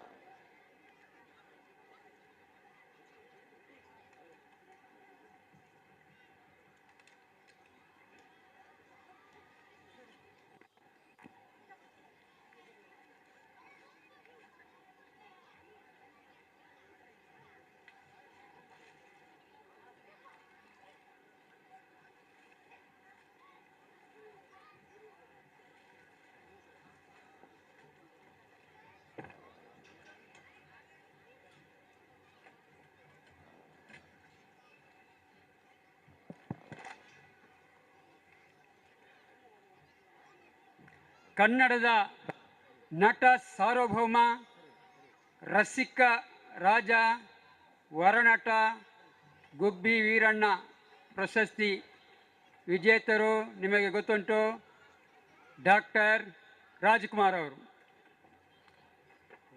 ನಮ್ಮ ಅಣ್ಣ ಅವರು. ಈ ಅಣ್ಣ ಅವರ ಒಂದು ಪುನರ್ಜನ್ಮವು ಎಂಬಂತೆ ಈಗ ಅವರ ಒಂದು ಧ್ವನಿಯಲ್ಲಿ ಶ್ರೀಯುತ ಜಗದೀಶ್ ಶಿವಪುರ ಇವರು ಹಾಡಲಿಕ್ಕಿದ್ದಾರೆ. ಇವರನ್ನು ನಾವು ಸ್ವರ ಕಂಠೀರವ, ಸ್ವರ ತಪಸ್ವಿ ಪ್ರಶಸ್ತಿ ಪುರಸ್ಕೃತರು, ಅನೇಕ ಬಿರುದಾವಳಿ ಪುರಸ್ಕೃತರು ಆಗಿದ್ದಾರೆ. ಸಂಗೀತ ಕ್ಷೇತ್ರದಲ್ಲಿ ಸುಮಾರು 54 ವರ್ಷಗಳನ್ನು ಪೂರೈಸಿದ್ದಾರೆ. ಕೇವಲ 5 ವರ್ಷ ಪ್ರಾಯದಲ್ಲಿ ವೇದಿಕೆಯಲ್ಲಿ ಕಾರ್ಯಕ್ರಮವನ್ನು ನೀಡಿ ಕೇಂದ್ರ ಮಾಜಿ ಸಚಿವರಾಗಿರುವಂತಹ ಶ್ರೀಯುತ ಜನಾರ್ದನ ಪೂಜಾರಿಯವರಿಂದಲೂ ಕೂಡ ಸೈ ಎನಿಸಿಕೊಂಡವರು. ಅದೇ ರೀತಿಯಾಗಿ ಸ್ಥಳೀಯ, ರಾಜ್ಯ, ರಾಷ್ಟ್ರ, ಅಂತಾರಾಷ್ಟ್ರೀಯ ಮಟ್ಟದಲ್ಲಿ ಕಾರ್ಯಕ್ರಮ ನೀಡಿರುವ ಶ್ರೀಯುತ ಜಗದೀಶ್ ಶಿವಪುರ ಅಂದರೆ ಇವರು ಜೂನಿಯರ್ ರಾಜ್ಕುಮಾರ್, ಇವರಿಗೆ ಎಲ್ಲರ ಪರವಾಗಿ ಹೃತ್ಪೂರ್ವಕವಾದ ಸ್ವಾಗತವನ್ನು ಬಯಸ್ತಾ ಇದ್ದೇನೆ. ಶ್ರೀಯುತ ಜಗದೀಶ್ ಶಿವಪುರ ಇವರು ವೇದಿಕೆಗೆ ಆಗಮಿಸಬೇಕಾಗಿ ವಿನಂತಿ. ಎಲ್ಲರೂ ಕೂಡ ಚಪ್ಪಾಳಿ ತಟ್ಟಿ ಪ್ರೋತ್ಸಾಹಿಸಬೇಕಾಗಿ ವಿನಂತಿ. ವಿದ್ಯಾ ರತ್ನ ಆಂಗ್ಲ ಮಾಧ್ಯಮ ಶಾಲೆ ರಳಕಟ ಇದರ ರತ್ನೋತ್ಸವ ದಶಮ ಸಂಭ್ರಮದಲ್ಲಿ ನಮಗೆ ಕಲಾ ಆರಾಧನೆ ಮಾಡಲಿಕ್ಕೆ ಅವಕಾಶವನ್ನು ಕಲ್ಪಿಸಿಕೊಟ್ಟಂಥ ರವೀಂದ್ರ ಶೆಟ್ಟಿಯವರಿಗೆ ಮನದಾಳದ ವಂದನೆಗಳನ್ನು ಸಮರ್ಪಿಸುತ್ತಾ, ಯಾವುದೇ ಕೆಲಸವನ್ನು ಪ್ರಾರಂಭ ಮಾಡಬೇಕಿದ್ರೂ ಭಗವಂತನ ಅನುಗ್ರಹ ಅತ್ಯಗತ್ಯ. ಮಹಾಗಣಪನನ್ನು ಕೊಂಡಾಡುತ್ತಾ ಕಾರ್ಯಕ್ರಮವನ್ನು ಪ್ರಾರಂಭ ಮಾಡ್ತಾ ಇದ್ದೀವಿ. ಬನ್ನಿ. ಅಗಜಾನನ ಪದ್ಮಾರ್ಕಂ ಗಜಾನನ ಮಹರ್ನಿಶೋ ಅನೇಕದಂತಂ ಭಕ್ತಾನಾ ಏಕದಂತಂ ಉಪಾಸ್ಮಹೇ. ಮತ್ತೊಮ್ಮೆ ರತ್ನೋತ್ಸವ ದಶಮ ಸಂಭ್ರಮದ ಕಾರ್ಯಕ್ರಮಕ್ಕೆ ಆದರದ ಸ್ವಾಗತವನ್ನು ಬಯಸುತ್ತಾ, ಸ್ವರ ಕಂಠೀರವ ಕಾರ್ಯಕ್ರಮ ನಿರ್ವಹಣೆಯನ್ನು ದಯಾನಂದ ಜಿ ಕತ್ತಲ್ ಸಾರ್ ಇವ್ರನ್ನ ನಾನು ವೇದಿಕೆ ಮೇಲೆ ಬರಮಾಡ್ತಾ ಇದ್ದೀನಿ ಬಂಧುಗಳೇ.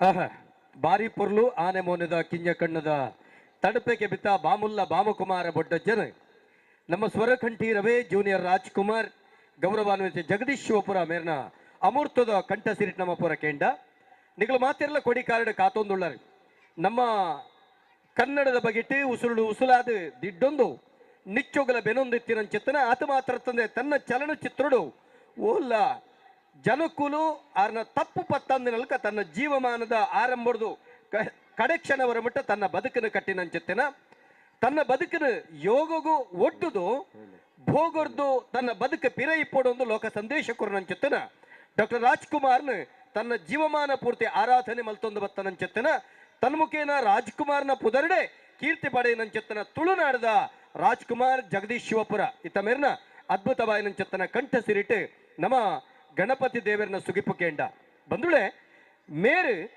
ರಾಘವೇಂದ್ರ ಸ್ವಾಮಿನ ಆರಾಧಕೆ ವೈಕುಂಠವಿಲ್ಲೆ ಕೈಲಾಸವಿಲ್ಲೆ ಗುರುರಾಯ ಎಲ್ಲ ನಿನ್ನ ಪಾದದಲ್ಲೇ ಗುರು ನಿನ್ನ ಚರಣ ಗುರು ನಿನ್ನ ಸ್ಮರಣೆ ಪಣಪುನ ನಿಲೆಟ್ಟು ಓಲು ಗುರುನು ನಮ್ಮ ಆರಾಧನೆ ಮಲ್ತೊಂದು ಬರ್ಪನ ಆ ಗುರು ತತ್ವದಡಿಟ ನಮ ಇಪ್ಪುವನ ಅಂಚುತ್ತಿನ ಗುರು ಭಕ್ತಿದೊಟ್ಟಿಗೆ ನಮ್ಮ ಬದುಕನ್ನು ಕಟ್ಟಬನ ಆನಿದ ದಿನ ನಮ್ಮ ಬದುಕ ಮಂಗಳಾಪುಂಡು ಪಣಪನ ನಿಲೆಟ್ಟು ರಾಘವೇಂದ್ರ ಸ್ವಾಮಿನ ಒಂದು ಅದ್ಭುತವಾಯಿನಂಚತ್ತನ ಪದ ತೊಟ್ಟಿಗೆ ಆರು ಬರ್ಪೇರು ನಮ್ಮ ಮಾತಿರಲ ಅದ್ಭುತವಾದ ರತ್ನೋತ್ಸವದ ಸಡಗರ ಸಂಭ್ರಮಡುಲ್ಲ ದಶಮ ಸಂಭ್ರಮ 10ನೇ ವರ್ಷದ ಐಸಿರಡು ಈ ಪೊರ್ನುಡು ನಮ್ಮ ಮಾತಿರಲ ಪಾಲು ಪಡೆ ಒಂದುಳ್ಳ ಈ ಪೊರ್ತುಡು ನಂಗೆ ಮಾತೆರೆಗಲ ಮಂತ್ರಾಲಯದ ರಾಘವೇಂದ್ರ ಸ್ವಾಮಿ ಪರಿಪೂರ್ಣ ದಯದಿವಡೆ ಪಣಪನಂಚತ್ತನ ಆಸೆದೊಟ್ಟಿಗೆ ಇತ್ತೆ ನಮ್ಮ ಜಗದೀಶ್ ಶಿವಪುರ ಮೇರೆ ಪೊರ್ಲ ಕಂಠದ ರಾಘವೇಂದ್ರ ಸ್ವಾಮಿನ ಸುಗಿಬುದೊಟ್ಟಿಗೆ ಬರ್ಪೇರೆ ಅರೆ ನಮ್ಮ ಮೋಕೆಡೆ ಎತ್ಕೊನಗ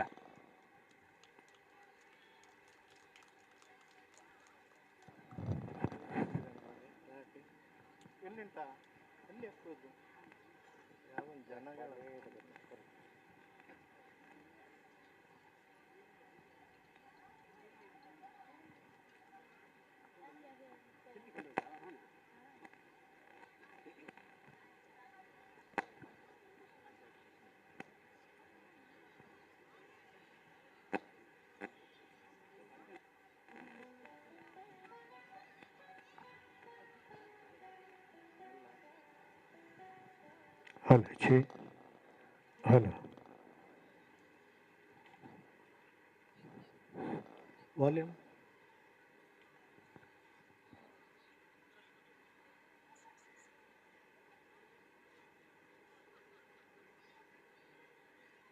ಬರ್ತಾ ಇಲ್ಲ ಕೊಟ್ಟಿದ್ದೀರಾ ಫುಲ್ ಉಂಟು ಫುಲ್ ಇದೆ ನೋಡಿ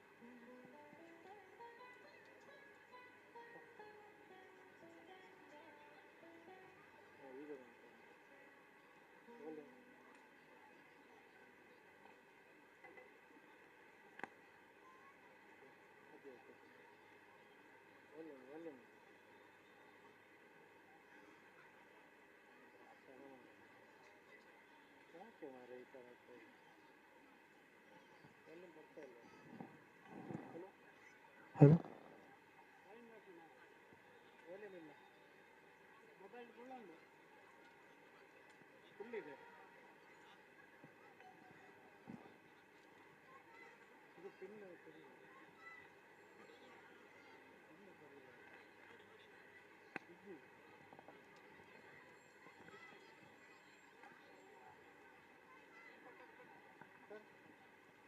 ದಯಾನಂದ್ ಸರ್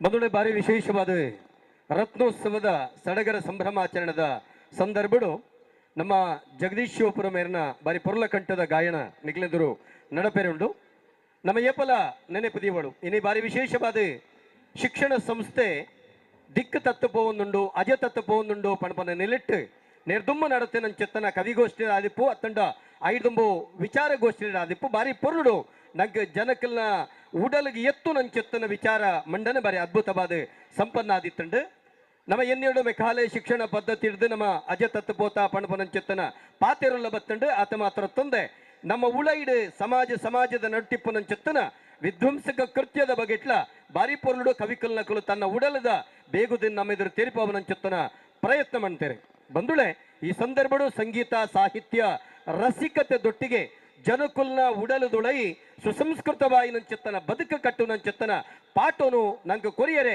ಸಾಧ್ಯತೆಂಡು ಸಂಪಂಡ ಸಂಗೀತ ಸಾಪಂಡ ಸಾಹಿತ್ಯ ರಾಪಂಡ ರಸಿಕತೆ ಈ ಮೂಜತ್ತ ಒಟ್ಟಿಗೆ ನಮ್ಮ ಬದುಕು ಕಟ್ಟುಡು ಸಂಗೀತ ಪಣಪನವು ಅವು ರಸಗಂಗ್ಯದಲ್ಕ ನಮ್ಮ ಬದುಕಿಗೆ ಬಾರಿ ವಿಶೇಷವಾದ ಪ್ರೇರಣೆ ಕೊರ್ಕೊಂಡು ಆ ಸಂಗೀತದ ಮುಖೇನ ಸ್ವರ ಮಾಧುರ್ಯದ ಮುಖೇನ ಜನಕುಲ್ನ ಉಡಲಿಗೆಂದೊಡು ಆತ ಮಾತ್ರ ತಂದೆ ನನ ದುಂಬದ ಪೀಳಿಗೆ ಆಯ್ನಂಚೆತ್ತನ ಜೋಕುಲು ಭವಿತವ್ಯದ ಭವ್ಯ ಭಾರತದ ನೇತಾರರಾಪಿನ ಕೆಳಗೆ ಸರಿಯಾಯಿನಂಚೆತ್ತನ ಪಾಠರೂಪವಾಯಿನಂಚೆತ್ತನ ಬೋಧನೆ ಕೊರಡು ಪಣಪನ ನಿಲಟ್ಟು ಈ ರತ್ನೋತ್ಸವದ ದಶಮ ಸಂಭ್ರಮದ ಈ ಸಂಭ್ರಮಾಚರಣೆ ನಮ್ಮ ಮಾತಿರ್ಲ ಸೇರಿದ ಒಂಜಿ ಏಪಲ ನಮ್ಮ ನೆನಪು ಮಲ್ತೊನಡು ದಾದಂದು ಕೇಂಡ ಇನಿತ ದಿನ ಜೋಕುಲ್ನ ಬಗೆಟ್ಟೆ ನಮ್ಮ ಒಂಜಾತ್ ಕಾಳಜಿ ಕೊರ್ಪನಂಚೆತ್ತನ ಅವಶ್ಯಕತೆ ಉಂಡು ಗೌರವಾನ್ವಿತ ನಮ್ಮ ಪೂಜ್ಯರಾಯನಂಚೆತ್ತನ ಹಿರೇಮಗಳೂರು ಕಣ್ಣನ ಮಾಮ ಒಂಜಿ ಕಡೆ ನಮ್ಮಡ ಪನ್ಪೇರು ದಾದ ಪಣಪೇರು ಅಂದ ಕೇಂಡ ನಮ್ಮ ಮಲ್ಲಕ್ಕಲ್ನ ಬಗೆಟ್ಟು ಗಮನ ಕೊರ್ಪುನ ಇರೋದಿಲ್ಲ ಒಂಜಾತ್ ಜೋಕುಲ್ನ ಕಡೆಗೆ ನಮ್ಮ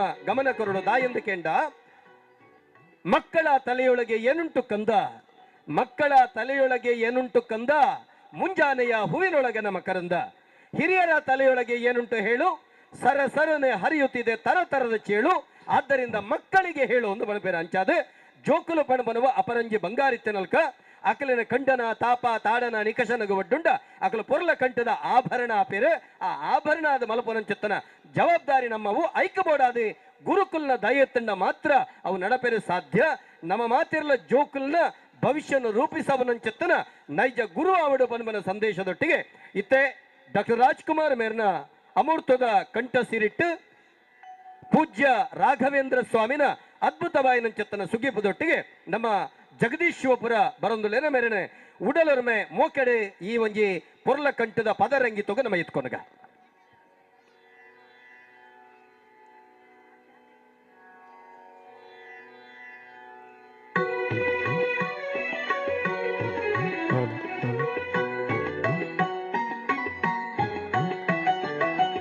ಏನು ದಾಹ ಯಾವ ಮೋಹ ಏನು ದಾಹ ಯಾವ ಮೋಹ ತಿಳಿಯದಾಗಿದೆ ಸ್ವಾಮಿ ಎಂದು ನಿನ್ನ ಹೆಸರ ಹೇಳು ಆಸೆಯಾಗಿದೆ ಏನು ದಾಹ ಯಾವ ಮೋಹ ಏನು ದಾಹ ಯಾವ ಮೋಹ ತಿಳಿಯದಾಗಿದೆ ಸ್ವಾಮಿ ಎಂದು ನಿನ್ನ ಹೆಸರ ಹೇಳು ಆಸೆಯಾಗಿದೆ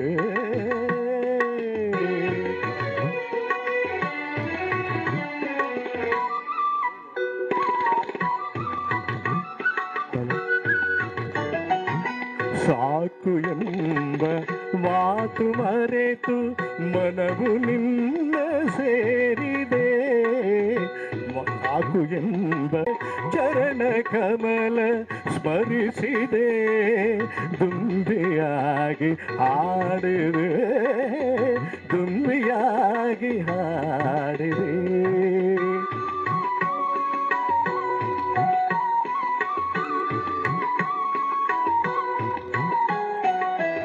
ಜೇನಿಗಿಂತ ಸಿಹಿಯು ನಿನ್ನ ನಾಮದಲ್ಲಿ ತುಂಬಿದೆ ಜೇನಿಗಿಂತ ಸಿಹಿಯು ನಿನ್ನ ನಾಮದಲ್ಲಿ ತುಂಬಿದೆ ನುಡಿಗೆ ಮಾತು ಸಾಲದು ಮನವು ಅರಳಿ ನಲಿಯುವುದು ಮನವು ಅರಳಿ ನಲಿಯುವುದು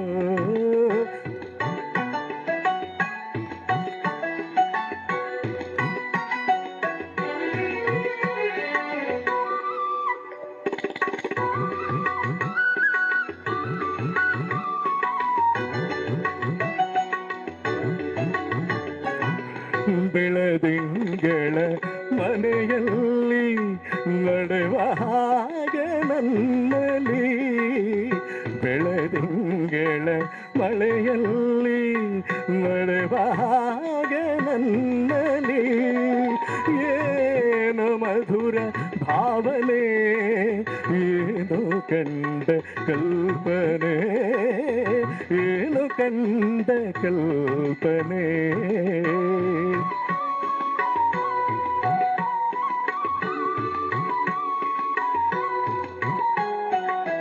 ಗಾಳಿಗಿಂತ ಹಗುರವಾಗಿ ದೂರ ತೇಲಿ ಹೋಗುವೆ, ಗಾಳಿಗಿಂತ ಹಗುರವಾಗಿ ದೂರ ತೇಲಿ ಹೋಗುವೆ, ಬೆಳಕಿನಲ್ಲಿ ಬೆರೆಯುವೆ, ನಿನ್ನನಾಗ ಕಾಣುವೆ, ನಿನ್ನನಾಗ ಕಾಣುವೆ. ಏನು ದಾಹ ಯಾವ ಮೋಹ, ಏನು ದಾಹ ಯಾವ ಮೋಹ ತಿಳಿಯದಾಗಿದೆ ಸ್ವಾಮಿ. ಎಂದು ನಿನ್ನ ಹೆಸರ ಹೇಳು ಆಸೆಯಾಗುವೆ.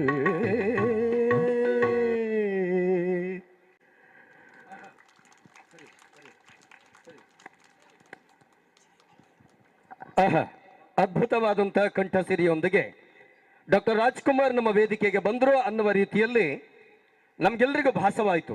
ಬಂಧುಗಳೇ, ಗಮನಿಸಬೇಕು, ಹಿರೇಮಗಳು ಕಣ್ಣನ್ ಮಾಮ ಒಂದು ಮಗುಳಲ್ಲಿ ಹೇಳ್ತಾರೆ, ನಮಗೆ 5 ವರ್ಷ ಪ್ರಾಯದ ಮಕ್ಕಳಿಂದ ನಾವು 5 ವಿಧದ ಸುಖವನ್ನು ಪಡೀತೇವಂತೆ. ಏನದು? ಕಂದನಾಡುವ ಬಾಲಲೀಲೆಯಂ ಕಂಡು ನೇತ್ರ ಸುಖ, ತೊದಳೊಂದದ ಇನಿವಾತಂ ಮೊರೆ ಕೇಳ್ದು ಶ್ರವಣ ಸುಖ, ಮುದ್ದಿನ ಮುದ್ದೆಯ ಅಂದದ ಅಂಗವನ್ನೆತ್ತಿಕೊಂಡು ನಳಿತೋಳ್ಗಳಿಂದ ಸ್ಪರ್ಶ ಸುಖ, ಜೊಲ್ವ ಚೆಂದುಟಿಯಂ ಚುಂಬಿಸಿ ಜಿಹ್ವಾ ಸುಖ, ಮಂದಲೆಯನ್ನು ಆಘ್ರಾಣಿಸಿ ವಾಸನಾ ಸುಖ, ಹಾ ಎಂದು ಸುಖಪಟ್ಟವಳು ಯಾರವಳ್ ಹೆತ್ತವಳ್. ಎಷ್ಟು ಚೆನ್ನಾಗಿ ಹೇಳಿದ್ದಾರೆ ನೋಡಿ. 5 ವಿಧದ ಸುಖವನ್ನ 5 ವರ್ಷ ಪ್ರಾಯದ ಮಕ್ಕಳಿಂದ ನಾವು ಪಡೀತಾ ಇದ್ದೇವೆ. ಕಂದನಾಡುವ ಬಾಲಲೀಲೆಂ ಕಂಡು ತೊದಳೊಂದು ದಿನಿವಾತ ಮೊರೆ ಕೇಳಿದು ಮುದ್ದಿನ ಮುದ್ದೆಯ ಅಂದದ ಅಂಗವನ್ನೆತ್ತಿಕೊಂಡು ನಳಿತೋಳ್ಗಳಿಂದ ಪಿಜೊಲ್ವ ಚೆಂದುಟಿಯಂ ಚುಂಬಿಸಿ ಮಂದಳೆಯನ್ನು ಆಘ್ರಾಣಿಸಿ ಹಾ ಎಂದು ಸುಖಪಟ್ಟವಳು ಯಾರವಳ್ ಹೆತ್ತವಳ್. ಈಗ ಅದು ಉಲ್ಟಾಗಿದಂತೆ ಅವರೇ ಹೇಳುವುದು. ಯಾರು? ಕಣ್ಣನ ಮಾಮ ಹೇಳ್ತಾರೆ. ಈಗ ಅದು ಉಲ್ಟಾಗಿದೆ. ಹೇಗೆ? ಕಂದನಾಡುವ ಬಾಲಲೀಲೆಯಂ ಕಂಡು ತೊದಳೊಂದ ದಿನಿಮಾತ ಮೊರೆ ಕೇಳ್ದು ಮುದ್ದಿನ ಮುದ್ದೆಯ ಅಂದದ ಅಂಗವನ್ನೆತ್ತಿಕೊಂಡು ನಳಿತೋಳ್ಗಳಿನಪ್ಪಿ ಜೊಲ್ವ ಚೆಂದುಟಿಯಂ ಚುಂಬಿಸಿ ಮಂದಲೆಯನ್ನು ಆಘ್ರಾಣಿಸಿ ಹಾ ಎಂದು ಸುಖಪಟ್ಟವಳು ಯಾರವಳ್ ಹೆತ್ತವಳ್ ಅಲ್ಲ ಮನೆ ಕೆಲಸದವಳ್. ಯಾಕಂತ ಹೇಳಿದ್ರೆ ತಂದೆ ತಾಯಿಗೆ ಮಕ್ಕಳನ್ನ ಮುದ್ದಿಸೋಕೆ ಸಮಯ ಇಲ್ಲ, ಕೆಲಸದವಳೊಂದಿಗೆ ನಮ್ಮ ಮಕ್ಕಳನ್ನ ಬಿಟ್ಟು ಹೋಗ್ತಾ ಇದ್ದೇವೆ. ಕೆಲಸದವಳು ಹಾಳು ಅಂತಲ್ಲ, ಒಳ್ಳೆ ಸಂಸ್ಕಾರವನ್ನ ಕೆಲಸವಳು ಕೊಡ್ತಾಳೆ. ಆದ್ರೆ ತುಳುವಲ್ಲಿ ಒಂದು ಅದ್ಭುತ ಮಾತಿದೆ, ಅಪ್ಪೆ ತಿಗಲದ ಬೆಚ್ಚ ಬೆಪ್ಪುಗೂ ಬಾಲೆ ಕಣ್ಣು ಕರ್ಕ ಮುಚ್ಚಿದ ಜಪ್ಪುಡು. ತಾಯಿ ಮಗುವಿನ ಬಾಂಧವ್ಯ ಇನ್ನೊಬ್ಬರೊಂದಿಗೆ ಪಡೆಯುವುದಕ್ಕೆ ಸಾಧ್ಯತೆ ಇಲ್ಲ.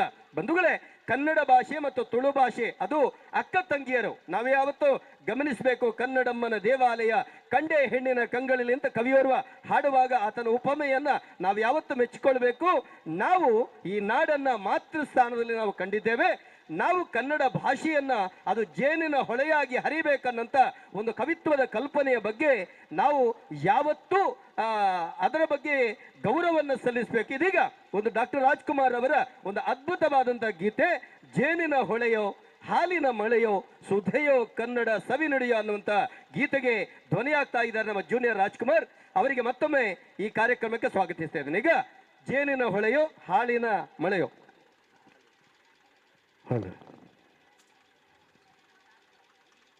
ಕನ್ನಡದ ಮಕ್ಕಳೆಲ್ಲ ಎಲ್ರಿಗೂ ಕನ್ನಡದ ಚಿನ್ನ ರನ್ನರಿಗೆ ಮನದಾಳದ ವಂದನೆಗಳನ್ನು ಸಲ್ಲಿಸುತ್ತಾ, ದೊಡ್ಡವರು ಹೇಳ್ತಾರೆ ತಾಯಿಗಿಂತ ದೇವರಿಲ್ಲ ಅಂತ ನಿಜ. ಆದರೆ ಅದನ್ನು ಬಿಟ್ಟರೆ ಪ್ರೀತಿಸೋ ದೇವರು ಯಾವುದು? ಮಾತೃಭಾಷೆ. ಅದು ನಮಗೆ ತಾಯಿದ್ದ ಹಾಗೆ ಅದನ್ನು ಪ್ರೀತಿಸಬೇಕು, ಪೂಜಿಸಬೇಕು. ಆವಾಗಲೇ ನಾವು ಹುಟ್ಟಿದ್ದಕ್ಕೆ ಸಾರ್ಥಕ ಆಗುತ್ತೆ. ಕೇಳೋಣ ಮುಂದಿನ ಗೀತೆ ಕಾರ್ಯಕ್ರಮದ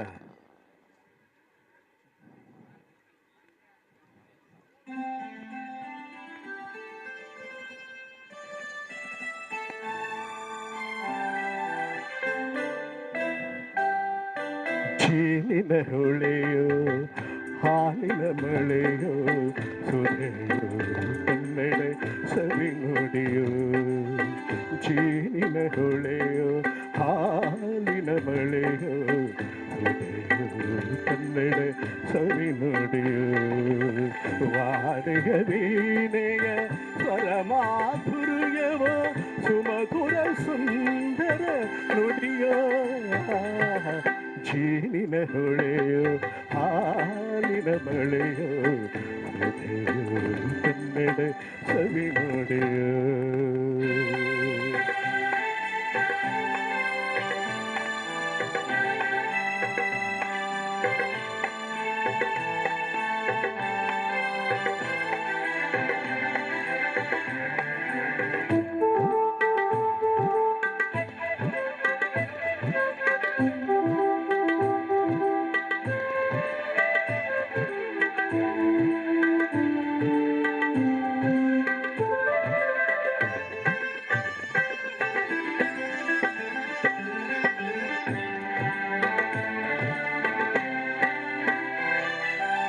ಕವಿ ನುಡಿ ಕೋಗಿಲೆ ಹಾಡಿದ ಹಾಗೆ ದಪದ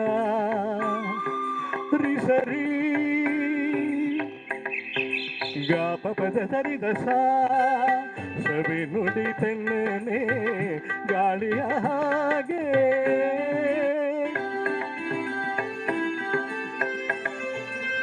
ಕವಿ ನುಡಿ ಕೋಗಿಲೆ ಹಾಡಿದ ಹಾಗೆ ಸವಿ ನುಡಿ ತೆನ್ನೇ ಗಾಳಿಯ ಹಾಗೆ ಒಲವಿನ ಮಾತುಗಳಾಡುತ್ತಲಿರಲು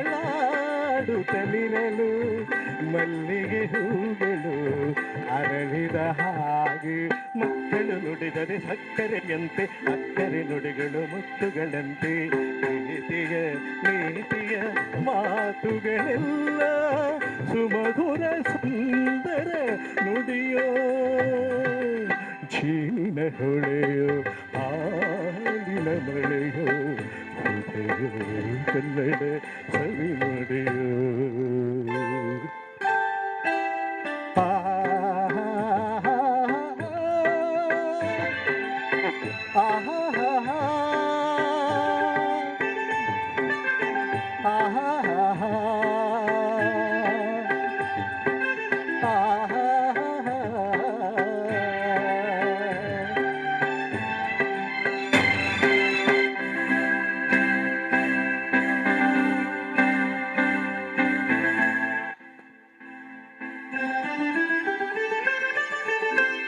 ಕುಮಾರವ್ಯಾಸನ ಕಾವ್ಯದ ಚಂದ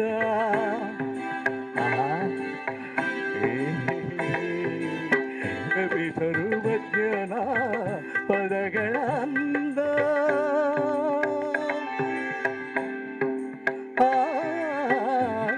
ಕುಮಾರವ್ಯಾಸನ ಕಾವ್ಯದ ಚಂದ ಕವಿ ಸರ್ವಜ್ಞನ ಪದಗಳ ಅಂದ ದಾಸರು ಶರಣರು ನಾಳಿಗೆ ನೀಡಿದ ಭಕ್ತಿಯ ಗೀತೆಗಳ ಪರಮಾನಂದ ರನ್ನನು ರಚಿಸಿದ ಹೊನ್ನಿನ ನುಡಿಯೋ ಪಂಪನು ಹಾಡಿದ ಚಿನ್ನದ ನುಡಿಯೋ ಕನ್ನಡ ತಾಯಿಯು ನೀಡಿದ ವರವು ಸುಮಧುರ ಸುಂದರ ನುಡಿಯೋ ಜೀನಿನ ಹೊಳೆಯೋ ಹಾಲಿನ ಮಳೆಯೋ ಹೃದಯೋ ಕನ್ನಡ ಸವಿ ನುಡಿಯೋ ವಾರೆಯ ವೀಣೆಯ ಸ್ವರ ಮಾಧುರ್ಯವೋ ಸುಮಧುರ ಸುಂದರ ನುಡಿಯೋ ಜೀನಿನ ಹೊಳೆಯೋ ಹಾಲಿನ ಮಳೆಯೋ ಹೃದಯೋ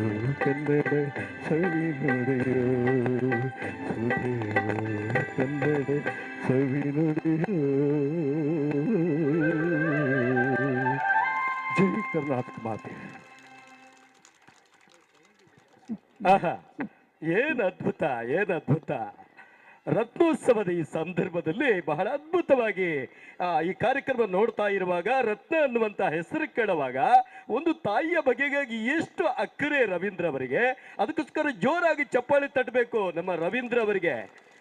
ಅಪ್ಪೆನ ಪುದರಡೆ ನಡಪುನ ಚಿತ್ತನ ಕಾರ್ಯಕ್ರಮ ಏತು ಪೊರ್ಲದ ಕಾರ್ಯಕ್ರಮ ತೊಲೆ ಅಪ್ಪೆ ಪಂಡ ದೇವೇರು ಪಡಪರುವೆನು ಪ್ರತ್ಯೇಕವಾದ ನಮ್ಮ ಬೂಕುಡು ಬರೆದು ಒಲ್ಲ ಶಿಲಾಫಲಕಡು ಬರೆದು ತೊಚ್ಪೋಡು ತಾನು ಮಲ್ಪನ ಚಿತ್ತನ ಕಾರ್ಯಕ್ರಮೋಡೆ ಅಪ್ಪೆನ ಪುರ ಅಪ್ಪ ಪಾಂಡ ಆ ಮುಖೇನ ಅಪ್ಪೆನ ಬದುಕಣು ಅಪ್ಪೆನ ಗರ್ಭೋಡಿ ಯಾನೊಂಜಿ ರತ್ನ ಪಣದು ಲೋಕಗೂ ತೋಚ್ಪೋನ ಚೆತ್ತನ ಕೆಲಸ ಮಲ್ತನ ಚೆತ್ತನ ರವೀಂದ್ರನಗ ಜೋರಾದ ತಾಟಿ ಬೊಟ್ಟದು ಅಭಿನಂದನ್ ನಮ್ಮ ಮಲ್ತನೋಡು ಬಂದುಡೆ ನಾವು ಯಾವತ್ತು ನಮ್ಮ ಏಪಲೊಂಜಿ ಗಮನ ಕೊರಡು ದಾದಂದು ಕೇಂಡ ಮಾತೆರ್ಲ ಪನ್ನೆಂಡು ಇತ್ಯದ ಜೋಕುಲ ಹಳಪ್ಪ ಇತ್ಯದ ಜೋಕುಲಿಗೆ ಏರು ಬುದ್ಧಿ ಬಣ್ಪನೆ ಪನ್ನಾತ್ ಅರ್ಥ ಪುಜಿ ದಾಲ ತೆರಿವುಜಿಂತ್ ಆಂಡ ಕೆಲವೊಂಜಿ ಜೋಕುಲ್ನ ಸ್ವಭಾವನು ತೂನಗ ಎಬ ಈ ಬಾಲ್ಯದ ಇಂಚ ಮಲ್ಪೆ ಆಯ್ದಾನ ಇಂಚ ಗರ್ವ ಮಲ್ಪೆ ಆಯ್ದಾನೆ ಪೋಖರಿ ಮಲ್ಪೆ ಪಣಪನ ಪ್ರಶ್ನೆನ ಮಡಿಪುಂಡು ಒಂಜಿ ಕಡೆ ಒಂಜಿ ಘಟನೆ ನಡಪಣಿಗೆ ಜೋಕುಲ್ನ ಸ್ವಭಾವ ಡಾಕಲ ಗುಣಧರ್ಮ ನಮ್ಮ ಪತ್ತೆರೆ ಆಪಚಿ ಒಂಜಿ ಕಡೆ ಒಂಜಿ ಘಟನೆ ನಡಪುಂಡು ದಾದಕೇಂಡ ಅಪ್ಪೆಮ್ಮೆ ಬಾರಿ ಮೋಕಡಂಜಿ ಮಗನ ತಾಂಕದೆ ಮಲ್ಲ ಮಲ್ತದೆ ಆಯ್ಗೆ ಬೇಲೆ ತಿಕ್ಕೊಂಡು ಬೇಲೆ ತಿಕ್ಕದಾನಗ ಆಯೆ ಸುರುತ್ತ ಸಂಬಳನು ಪತ್ತೊಂದು ಬರ್ಪೆ ಇಲ್ಲಡೆ ಸುರುತ್ತ ಸಂಬಳನು ಪತ್ತೊಂದು ಬರ್ಪೆ ಪತ್ತೊಂದು ಬತ್ತು ಸೀದಾ ಕರೆದ ಅಮ್ಮನ ಗೈಟ್ ಕೊರ್ಪೆ ಅಮ್ಮ ಲೆಕ್ಕ ಮಲ್ಪೇರು ಬರ್ತಿ ಕಾಸುಂಡು ನೆಟ್ಟೆ ಎತ್ತು ಸಂಬಳ ಮಗ ಈತ ಸಂಬಳ ಆತ ಕಾಸುಂಡು ಲೆಕ್ಕ ಮಲ್ತ ಅನಗ ರಪ್ಪ ಅಪ್ಪೆಗೆ ತರಿಕೊಂಡು ಬಾಲೆ ಈ ಕಾಸಿನ ಕೊಡದು ಪಪ್ಪಡೆ ಕೊರು ಯಾಂಗ್ ಕೊರ್ಪುಜಿ ಇತ್ತನ ಕೊಡದು ಪಪ್ಪಡೆ ಕೊರು ಯಾನು ಕೊರ್ಪುಜಿ ಇದ ಮಾರೆಯ ನಿಕ್ಕಿ ಎಡೇನ ಭಂಗ ಬತ್ತದು ವಿದ್ಯೆ ಕಲ್ಪದಿ ನಿನ್ನ ಪಪ್ಪಡ ಕೊರು ಯಾನು ಕೊರ್ಪುಜಿ ಈರು ಬಡ್ಡ ಕೊರ್ಲೇನು ಈತನಗ ಅಪ್ಪೆ ಬಣ್ಣ ಪಾತೆರೆ ಕೇನುಜೆ ಪಣದಾನಗ ಕುಡರ ಬನ್ಪೆ ಈ ಪಪ್ಪಡಕ್ಕೊಂದು ಕೊರು ಬನ್ನಗ ಲಕ್ಕೊಂದು ಸೀದ ಪೊಪ್ಪೆ ಮಗೆ ಅಪ್ಪಗ ಪೋಯಿನಾಯನ ಕಾಲರ್ ಬತ್ತದ ಪಿರವೈತದ ಅಪ್ಪೆ ಕೆಪ್ತಂಡೆಗೆ ಒಂಜಿ ದೀಪಲ್ ನಿಕ್ಕ ಅಮ್ಮೇರಿಗೆ ಗೌರವ ಕೊರಡೊಂದು ಗೊತ್ತು ಜಾ ಈ ಬೆಂದ ಕಂತಿನ ಚೆತ್ತನ ಕಾಸಿನ ಪಪ್ಪನಗ ಇಟ್ಟು ಕೊರಡೊಂದು ಯಾನು ಪಂಡ ಈ ಕೊರ್ಪು ಜಾನ್ ಈತಾನಗ ಆನನ ಕನ್ನಡ ಗಳಗಳನ್ನ ನೀರು ಜತ್ತಂಡು ಅಪ್ಪೆನ ಕೈಟು ಬತ್ತ ಬಣಪೆ ಎನ್ನ ಅಮ್ಮೆರ್ನ ಏಪಲ ಕೊರ್ಪಿನ ಕೈ ಅವು ದೆತೊನ್ನ ಕೈ ಆಯರ ಬಲ್ಲಿ ಅಮ್ಮೆರು ಏಪಲ ಕೊರೊಂದ ಇಪ್ಪಡು ಆರ್ನ ದೆತೊನ್ನ ಕೈ ಆಯರ ಬಲ್ಲಿ ಬಣಬನ ಕಾರಣೋರ್ದ ಹತ್ರ ಅಮ್ಮ ಯಾನು ಕೊರ್ಪು ಜಮೀನು ಈರೇ ಕೊರ್ಲೆ ಪಣಬನ ಪಾತೆರ ಪಂಡ ಆ ಬಾಲ್ಯದ ಉಡಳದ ಉಳೈದ ಅಪ್ಪೆನ ಮಿತ್ತ ಅಮ್ಮೆರ್ನ ಮಿತ್ತಿತ್ತನ ಮಮತೆ ಎತ್ತಮಲ್ಲ ಪಣದು ತೆರೆಯೋಡು ಅಮ್ಮೆರು ಏಪಲ ನಾನಿರುವುದೇ ನಿನಗಾಗಿ ಕಣ್ಣೀರೇಕೆ ಬಿಸಿಯುಸಿರೇಕೆ ಪಣಪನಂಚೆತ್ತನ ಒಂಜಿ ಮಯೂರ ಪಣಪನಂಚೆತ್ತನ ಚಲನಚಿತ್ರ ಡಾಕ್ಟರ್ ರಾಜ್ಕುಮಾರ್ ಎದುರಿತ್ತೆ ಕುಡರ ಗಂಧದ ಗುಡಿ ಚಲನಚಿತ್ರದ ಪೊರ್ಲ ಕಂಠದ ಪದತೊಟ್ಟಿಗೆ ಬರಪೇರು ನಮ್ಮ ಜೂನಿಯರ್ ರಾಜ್ಕುಮಾರ್.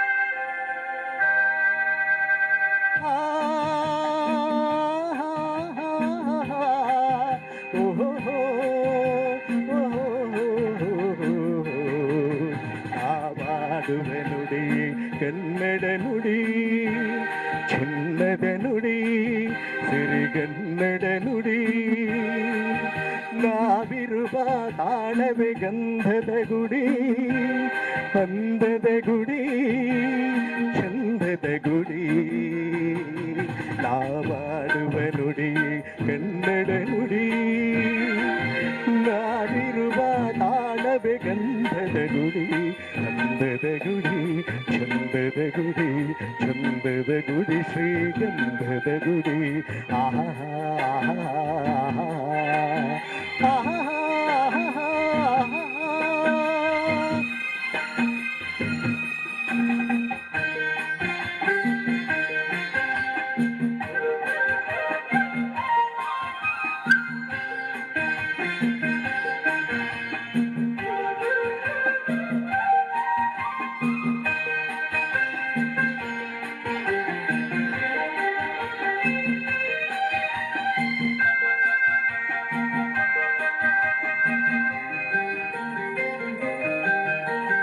ಹಸುರಿನ ಬನಸಿರಿಗೆ ಒಲಿದು ಸೌಂದರ್ಯ ಸರಸ್ವತಿ ಧರೆಗಿಳಿದು ಆಹಾ ಓಹೋ ಆಹಾ ಹರಿಯುವ ನದಿಯಲ್ಲಿ ಜಾಡಿ ಹೋಮನದಲ್ಲಿ ನಲಿಯುತ್ತ ಓಲಾಡಿ ಚೆಲುವಿನ ಬಲೆಯ ಬೀಸಿದಳು ಈ ಅಂಧದ ಗುಡಿಯಲ್ಲಿ ನೆಲೆಸಿದಳು ಇದು ಯಾರ ತಪಸ್ಸಿನ ಫಲವೋ ಈ ಕಂಗಳು ಮಾಡಿದ ಪುಣ್ಯವೋ ಆಹಾ ನಾವಾಡುವ ನುಡಿ ಕನ್ನಡ ನುಡಿ ನಾವಿರುವ ತಾಳವೆ ಅಂದದ ಗುಡಿ ಚಂದದ ಗುಡಿ ಚಂದದ ಗುಡಿ ಶ್ರೀಗಂಧದ ಗುಡಿ ಆಹಾ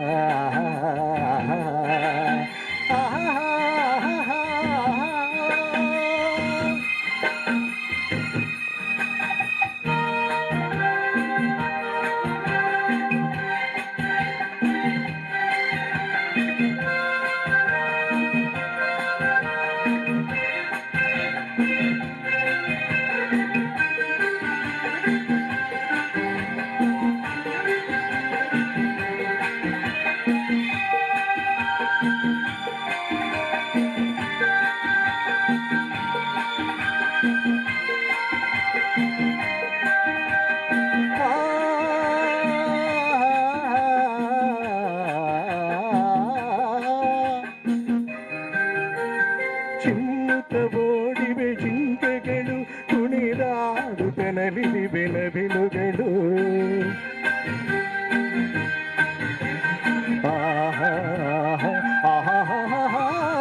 ಮುಗಿಲನ್ನು ಚುಂಬಿಸುವ ಆಸೆಯಲ್ಲಿ ತೂಗಾಡುತ್ತ ನಿಂತ ಮರಗಳಲ್ಲಿ ಹಾಡುತ್ತಿರೆ ಮಾನಾಡಿಗಳು ಎದೆಯಲ್ಲಿ ಸಂತಸದ ಹೊನಲು ಇದು ವನ್ಯ ಮೃಗಗಳ ಲೋಕವು ಈ ಭೂಮಿಗೆ ಇಳಿದ ನಾಕವು ಆಹಾ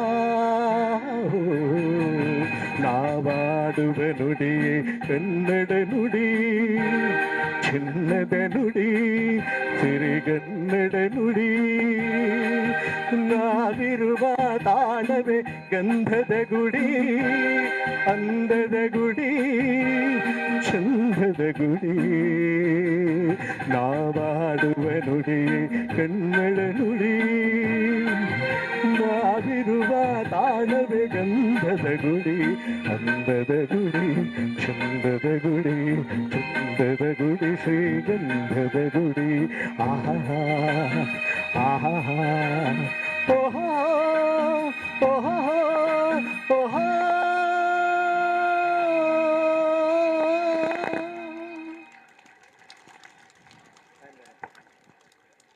ಆಹಾ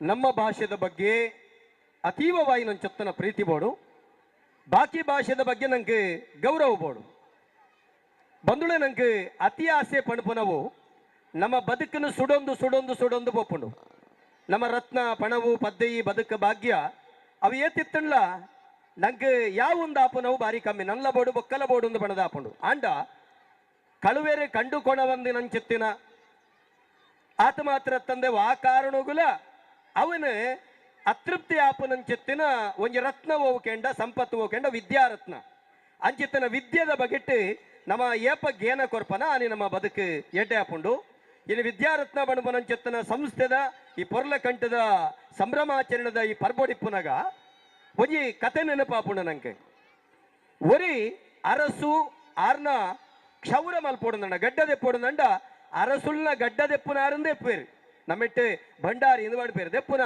ಆರು ಎಪ್ಪೇರು ಒಂಜಿ ಸರ್ತಿ ಭಂಡಾರಿಗೆ ಏಪಾಲ ಆರು ಕ್ಷೌರ ಮಲ್ತಿನಕ್ಕೆ ರಡ್ಡು ಬಂಗಾರದ ಪಾವಲಿ ಕೊರ್ಪನೆ ಐಟಾರು ಬಾರಿ ನೆಮ್ಮದಿ ಇಪ್ಪೇರು ಎಪ್ಪತ್ತುಳ್ಳ ನೆಮ್ಮದಿ ಅರಿಗೆ ದಾಯ್ಕೆಂಡ ಬೊಡದಿ ಜೋಕುಲು ಸಂತೋಷಡಿಪ್ಪೇರು ಇಮೇರೆ ಕೊಂಡು ಬಾಡ್ನೆಟ್ಟು ಗಂಜಿಯ ತೆಲಿಯ ಬಾರಿ ಪೊರುಡು ಸಂತೋಷಡಿಪ್ಪೇರು ಒಂಜಿ ದಿನ ರಾತ್ರಿ ಮೇರೆಗೆ ಜತ್ತಿನ ಪಗ ಒಂಜಿ ದೇವತೆ ಬತ್ತದ ಕಣಗಟ್ಟುವೇಡು ಕಣಟು ಅಂಟ್ಪಳೆ ನಿಕ್ಕ ಆಜಿಯಾನು ಬರುಣಿ ಪಣವು ಕೊರ್ಪೆ ಬಂಗಾರದ ಪಣವುದ ಒಂಜಿ ಬರುಣಿ ಕೊರ್ಪೆ ಎಂದು ಬಣಪಾಳು ಆಯ್ಕು ಖುಷಿ ಆಪುಂಡು ಯಾನಿತ್ತೆ ಬಡತನರುಳ್ಳೆ ಆಜಿ ಬರುಣಿ ಬಂಗಾರದ ಬರುಣಿ ಕೊರ್ಪಣೆ ಇಂಕದಾನೆ ಕಮ್ಮಿ ಅವು ಕೊರ್ಲ ಅಂದು ಬಣಪೇರು ಎಚ್ಚರಿಕೆ ಆಪುಂಡು ಎಚ್ಚರಿಕೆ ಆದ ತುಣಗಿ ಮೇನ ಕೋನೆಡು ಆಜಿ ಬಂಗಾರದ ಬರುಣಿ ಉಂಡು ಬಾರಿ ಖುಷಿ ಅಂಡ ಆಜಿ ಬಂಗಾರದ ಬರುಣಿ ತಿಕ್ಕಂಡತ್ತ ಬಣತುನಗ ಒಂಜಿ ಬರುಣಿದ ಬಾಯಿದೆತ್ತೆ ಐಟ್ ನಿಲಿಕ್ಕೆ ಬಂಗಾರ ಉಂಡು ಕುಡಂಜಿ ಬರುಣಿದ ಬಾಯಿದೆತ್ತೆ ಐಟ್ಲ ನಿಲಿಕ್ಕೆ ಬಂಗಾರ ಉಂಡು ಮೂಜಿನ ಬರುಣಿ ನಾಲ್ನೇ ಬರುಣಿ ಐದನೇ ಬರುಣಿ ಐಟ್ಲ ನಿಲಿಕ್ಕೆ ಉಂಡು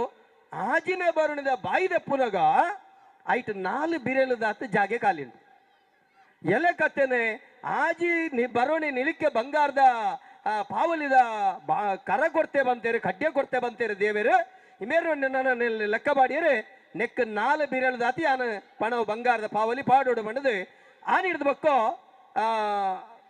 ಗಡ್ಡದ ಪೇರೆ ಪೋಯರು ಅರಸುಳ್ನ ದೆತ್ತೇರು ರಡ್ಡು ಪಾವಲಿ ಬಣ್ಣ ಜಿಂಜಿಜಿ ನೆರೆ ಕರೆದಕ್ಕಲ್ನ ಕೆಲಸಕ್ಕೆ ಹೋಯ್ರು ಬಾಕಿ ಬರೋ ರಾತ್ರಿ ಬಗೆಲ್ಲ ಜಪ್ಪೆರೆ ಬೋಯ್ಜರು ಓಲು ಗಡ್ಡದೆಪ್ಪೆರೆದು ಕೂಡ ಅದ್ರ ಕೆಲಸ ಮಲ್ಪೆರೆದು ಕೂಡ ಬರೋ ಬೋಯ್ರು ಏತ ಕಣತೆ ಬಾಡ್ಲ ಈ ನಾರು ಬೀರೆಲ್ಲ ಮುರುಕುಣ ವೇದ್ದಿ ಕಟ್ಟ ಕಡೆಗೆ ಮನದಿಂದ ಈ ಬೆನೆರೆ ಬೋಡು ಬೊಡೆದಿಡ ಆತೇಟಿಲ್ಲ ಗಂಜಿ ಮಾಡ್ತು ಅಂತಾಳು ಅಟಿಲ್ ಮಲ್ಪೊಡಿ ಬೆನೆರೆ ಬೋಡು ಹಾಲು ಅಟಿಲ್ಲ ಮಲ್ಪೊಡು ಬೆನೆರ್ಲ ಬೋಡು ಹಾಲು ಕಂತಿನಲ್ಲ ಈ ನೆಟ್ಟಿ ಜಿಂಜುಜಿ ಜೋಕಲು ಮಲ್ಲ ಅದನ್ನ ಸಾಲೆ ಓಪನ್ ಬರ್ಚಿ ಈ ಬೆನೆರೆ ಬೋಡು ಜೋಕಲೆಲ್ಲ ಬೆನೆರೆ ಕಡಪು ನಿಮ್ಮನ್ನ ಬರೋಣಿ ಜಿಂಜುಜಿ ಕಟ್ಟ ಕಡೆಗೆ ಮೇ ನುಪ್ಪು ನೀರು ಬುಡ್ದು ಈ ಬರೋಣಿ ಜಿಂಜಾರೆ ಬೋಡಾದೆ ಬರೋಣಿ ನಿಲಿಕ್ಕೆ ಪುನ್ನಜ್ಜಿ ಒಂಜಿ ದಿನ ಮಂಡೆಗೆ ಮಂಡೆ ಹಾಕೊಂಡ ಜೆತ್ತನವೇ ಓ ದೇವರೇ ಎನ್ನ ಬದುಕು ಸೈಪುನ ಪರಿಸ್ಥಿತಿ ಆಂಡೆ ಪನ್ನಗ ರಾತ್ರಿ ಅವೇ ದೇವತೆ ಕನಟು ಬತ್ತಂಡಿಗೆ ದಾದಾ ನಿನ್ನ ಬರುಣಿ ಜಿಂಜಿಜ ಅಪಗ ಕನಟು ಅನ್ನೋಗೆ ಅಪ್ಪೆ ದಮ್ಮ ಈರ ಆಜಿ ಬರುಣಿಲ್ಲ ಈರು ಪತಂಪೋಡು ಅವಿನ ಜಿಂಜಾರೆ ಪೋದು ಪೋದು ಎನ್ನ ಬದುಕು ಸುಡುಸುಗಾರಿ ಆತಂಡರಿಗೆ ಐಕ್ಯ ದೇವತೆ ಬಣ್ಪೆರಿಗೆ ಕಾಮ ಕ್ರೋಧ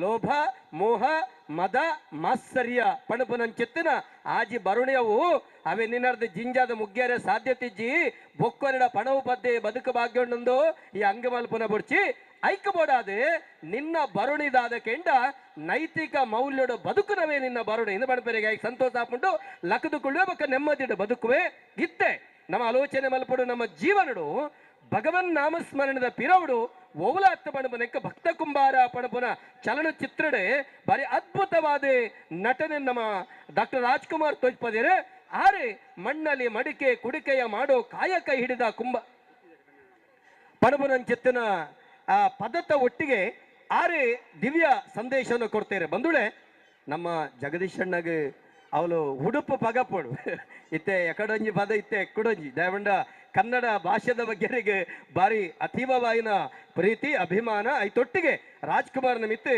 ವಿಶೇಷವಾಯಿನ ಚಿತ್ತನ ಪ್ರೀತಿ ಆರು ಬಣಬೇರೆ ಪುಟ್ಟುಂಡ ನಮ್ಮ ಕನ್ನಡ ನಾಡಿಡೆ ಪುಟ್ಟೋಡು ಬಣಬನಂಚತನ ಪದ ತೊಟ್ಟಿಗೆ ಬರ್ಪೆ ಬಣಬನ ಪಾತೆರ ಬಣ್ಪೇರು ಹುಟ್ಟಿದರೆ ಕನ್ನಡ ನಾಡಲ್ಲಿ ಹುಟ್ಟಬೇಕು ಮೆಟ್ಟಿದರೆ ಕನ್ನಡ ಮಣ್ಣ ಮೆಟ್ಟಬೇಕು ಬದುಕಿದು ಜಟಕ ಬಂಡಿ ಇದು ವಿಧಿಯೋಡಿಸುವ ಬಂಡಿ ಬಾರಿ ಅದ್ಭುತ ಸಂದೇಶವೊಂದು ನಮ್ಮ ಬದುಕು ಮದಿಮೆದಡೆ ಪೋಪನವೋ ಮಸನದಡೆ ಪೋಪನವೋ ಅವು ಸೃಷ್ಟಿಕರ್ತನ ಕೈಟುಂಡು ಪಣಪನಂಚೆತ್ತನ ಸಂದೇಶಾತ್ಮಕವಾಯಿನ ಚೆತ್ತನ ಪೊರ್ಲ ಕಂಠದ ಪದರಂಗಿತದೊಟ್ಟಿಗೆ ನಮ್ಮ ಗೌರವಾನ್ವಿತ ಜಗದೀಶ್ ಶಿವಪುರ ಬರ್ಪೇರು ಜೋರಾದ ತಾಟಿ ಬಟ್ಟದ ಮೊಕ್ಕಡಿ ಎತ್ಕೊಂಡ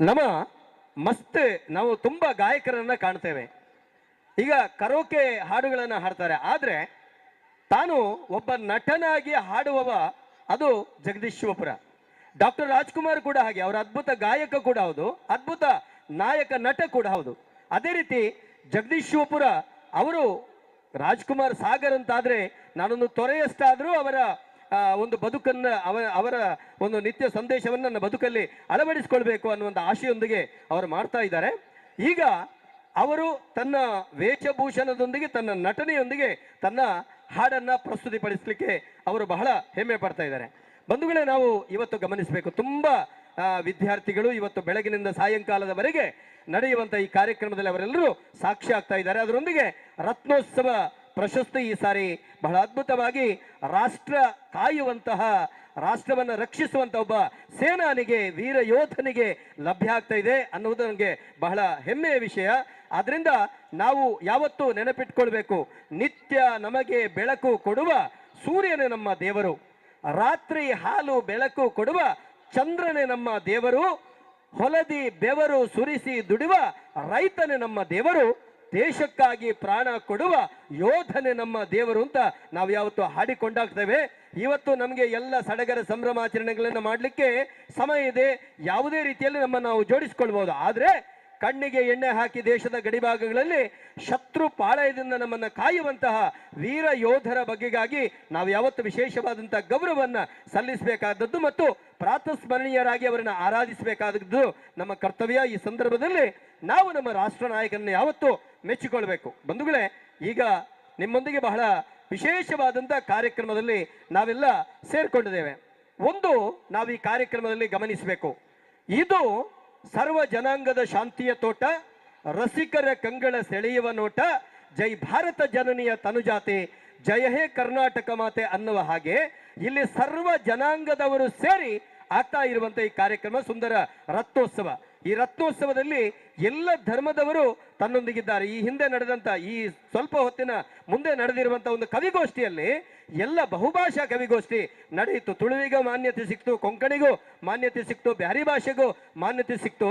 ನಾರಾಯಣ್ ರೈ ಅಂತ ಒಂದು ಅದ್ಭುತವಾದಂಥ ಕವಿ ಸಾಹಿತಿಯವರು ಅದರ ಒಂದು ನಾಯಕತ್ವವನ್ನು, ಅದರ ಅಧ್ಯಕ್ಷತೆಯನ್ನು ವಹಿಸಿಕೊಂಡು ಉತ್ತಮವಾದಂಥ ಸಂದೇಶವನ್ನು ಕೂಡ ಕೊಟ್ಟರು.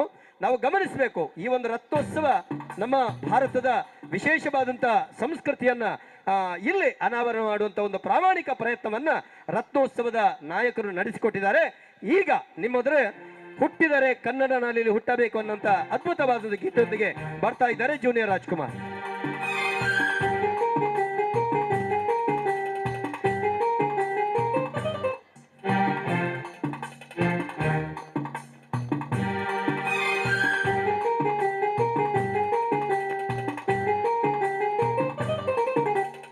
ಹುಟ್ಟಿದರೆ ಕನ್ನಡ ನಾಡು ಹುಟ್ಟಬೇಕು, ಮೆಟ್ಟಿದರೆ ಕನ್ನಡ ಬಣ್ಣ ಮೆಟ್ಟಬೇಕು. ಬದುಕಿದು ಜಟಕ ಬಂಡಿ, ಇದು ವಿಧಿಯೋಡಿಸುವ ಬಂಡಿ. ಬದುಕಿದು ಜಟಕ ಬಂಡಿ, ವಿಧಿ ದಡ ಸೇರಿಸುವ ಬಂಡಿ. ಹುಟ್ಟಿದರೆ ಕನ್ನಡ ನಾಡು ಹುಟ್ಟಬೇಕು, ಮೆಟ್ಟಿದರೆ ಕನ್ನಡ ಬಣ್ಣ ಮೆಟ್ಟಬೇಕು.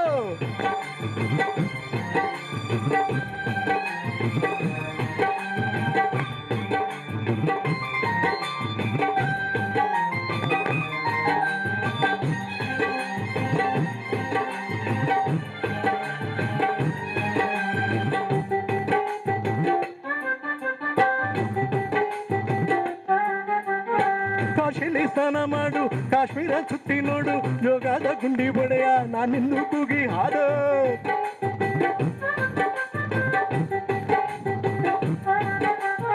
ಹಾಗಂತ ಎಲ್ಲೋರನ ಬಾಳಲ್ಲಿ ಒಮ್ಮೆ ನೋಡು, ಬಾದಾಮಿ ಐಹೊಳೆಯ ಚಂದಾನ ತೂಕ ಮಾಡು.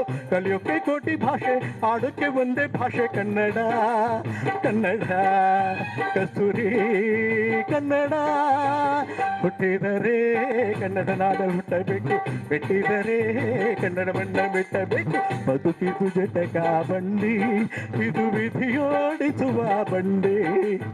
ಬದುಕಿದು ಜಟಕ ಬಂಡಿ, ವಿಧಿ ದಡ ಸೇರಿಸುವ ಬಂಡಿ.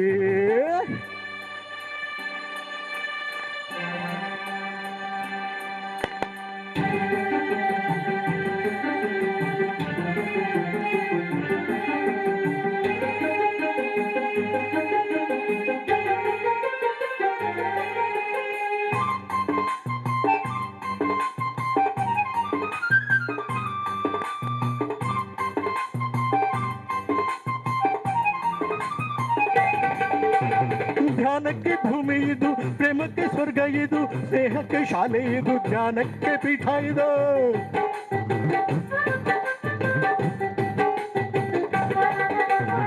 ಕಾವ್ಯಕ್ಕೆ ಕಲ್ಪವಿದು, ಶಿಲ್ಪಕ್ಕೆ ಕಲ್ಪವಿದು, ನಾಟ್ಯಕ್ಕೆ ನಾಡಿ ಇದು, ನಾದಾಂತರಂಗವಿದು. ಕುವೆಂಪು ಬೆಂದ್ರೆಯಿಂದ ಕಾನಂತ ಮಾತಿಯಿಂದ ಧನ್ಯವಿ ಕನ್ನಡ. ಗೋಕಾಕಿನ ಕನ್ನಡ. ಹುಟ್ಟಿದರೆ ಕನ್ನಡ ನಾಡು ಹುಟ್ಟಬೇಕು, ಮೆಟ್ಟಿದರೆ ಕನ್ನಡ ಬಣ್ಣ ಮೆಟ್ಟಬೇಕು. ಬದುಕಿದು ಜಟಕ ಬಂಡಿ, ಇದು ವಿಧಿಯೋಡಿಸುವ ಬಂಡಿ. ಬದುಕಿದು ಜಟಕ ಬಂಡಿ, ವಿಧಿ ದಡ ಸೇರಿಸುವ ಬಂಡಿ.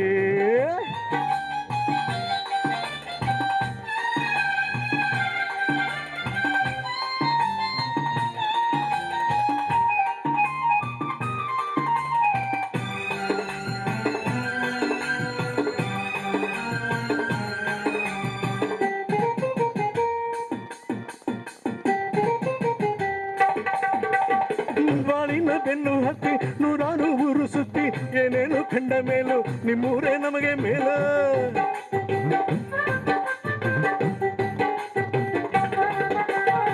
ಕೈಲಾಸ ಕಂಡ ನಮಗೆ ಕೈಲಾಸ ಯಾಕೆ ಬೇಕು, ದಾಸರ ಕಂಡ ನಮಗೆ ವೈಕುಂಠ ಯಾಕೆ ಬೇಕು.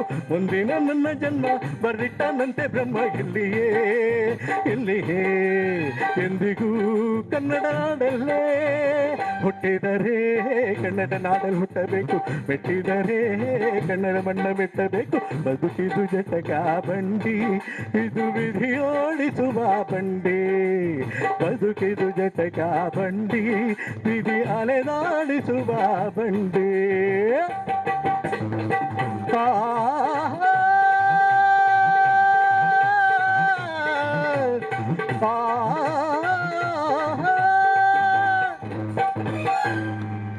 ಧನ್ಯವಾದಗಳು.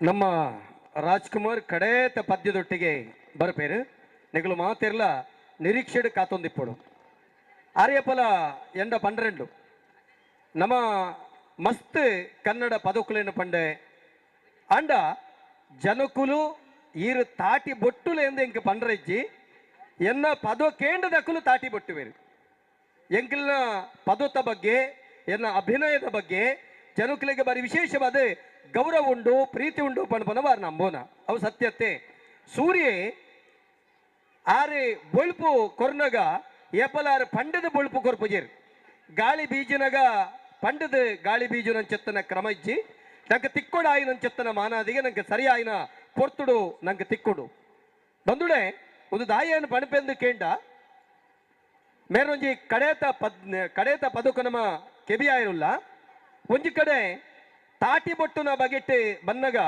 ಒಂಜಿ ಸಂಗತಿ ನೆನಪಾಪುಂಡು ಇತ್ತೆತ್ತೆ ಎಂಗುಲು ನಿರೂಪಕೇರಾದ ಬತ್ತನಗಳು 12 ಒಂಜಿ ಮರ್ಗಿಲ್ಡುಂತಲೇ ತಾಟಿ ಬೊಟ್ಟುಲೆ ವಿಶಿಲ್ ಬಾಡ್ಲೇನು ಈ ಮರ್ಗಿಲ್ದಕ್ಲು ವಿಶಿಲ್ ಬಾಡ್ಲು ಈ ಮರ್ಗಿಲ್ದಕ್ಲುಂತಲೇ ತಾಟಿ ಬೊಟ್ಟುಲೆ ವಿಶಿಲ್ ಬಾಡ್ಲೇನು ಅಕಲು ಬೊಟ್ಟುನು ಒಟ್ಟುಗು ತಾಟಿ ಬೊಟ್ಟುಲೆ ವಿಶಿಲ್ ಬಾಡ್ಲೇನು ಜನಕುಲ್ಡ ತಾಟಿದ ಭಿಕ್ಷೆ ಕೇಂಡದು ಮೂಲು ಒಂಜಿ ಪ್ರದರ್ಶನ ಕೊರ್ಪನಂಚೆತ್ತನ ಕ್ರಮ ಆಂಡ ನಮ್ಮೆದುರು ಕರ್ನಾಟಕ ರಾಜ್ಯೋತ್ಸವ ಪ್ರಶಸ್ತಿ ಪಡೆಯನಂಚೆತ್ತನ ಗೌರವಾನ್ವಿತ ಪ್ರಭಾಕರ ಜೋಶಿ ಮೇರುಳ್ಳೇರು ನಂಗೊಂಜಿ ಬಾರಿ ಪೆರ್ಮೆ ಒಂಜಿ ಅದ್ಭುತವಾಯಿನಂಚೆತ್ತಿನ ಒಂಜಿ ಸಾಹಿತ್ಯ ಅಂದು ವಿಮರ್ಶಕ್ಕೆ ಅಂದು ಆತ ಮಾತ್ರ ತಂದೆ ಅದ್ಭುತ ತಾಳಮದ್ದಳೆ ಅರ್ಥದಾರಿ ಎಂಕುಲಪುರ ಆರ್ನ ಭಕ್ತೇರು ಯಾನ ಆರ್ನ ಶಿಷ್ಯರು ಬಣ್ಣ ಯಾರನ ಪುರ ಭಕ್ತೇರು ಆರ್ನ ಅಂಚ ಅರೆಗ ಈ ಸರ್ತಿ ಕರ್ನಾಟಕ ರಾಜ್ಯೋತ್ಸವ ಪ್ರಶಸ್ತಿ ತಿಕ್ಕನಾಗ ನಮಗೆ ಮಾತೇರಿಗಲ ಬಾರಿ ಉಮೇದು ಸಂತೋಷ ಐತೊಟ್ಟಿಗೆ ಐಸಿರ ಆತನ ಆರಿನೇ ಈ ಕಾರ್ಯಕ್ರಮಗೂ ಸಾಕ್ಷಿಯ ಒಂದುಳ್ಳೇರು ತೆನಾಲಿ ರಾಮಕೃಷ್ಣನ ಒಂಜಿ ಘಟನೆ ನಿಖಿಲ ಎದುರು ಉದ್ಧರಿಸವೆ ಏಪತ್ತುಂಡ್ಲ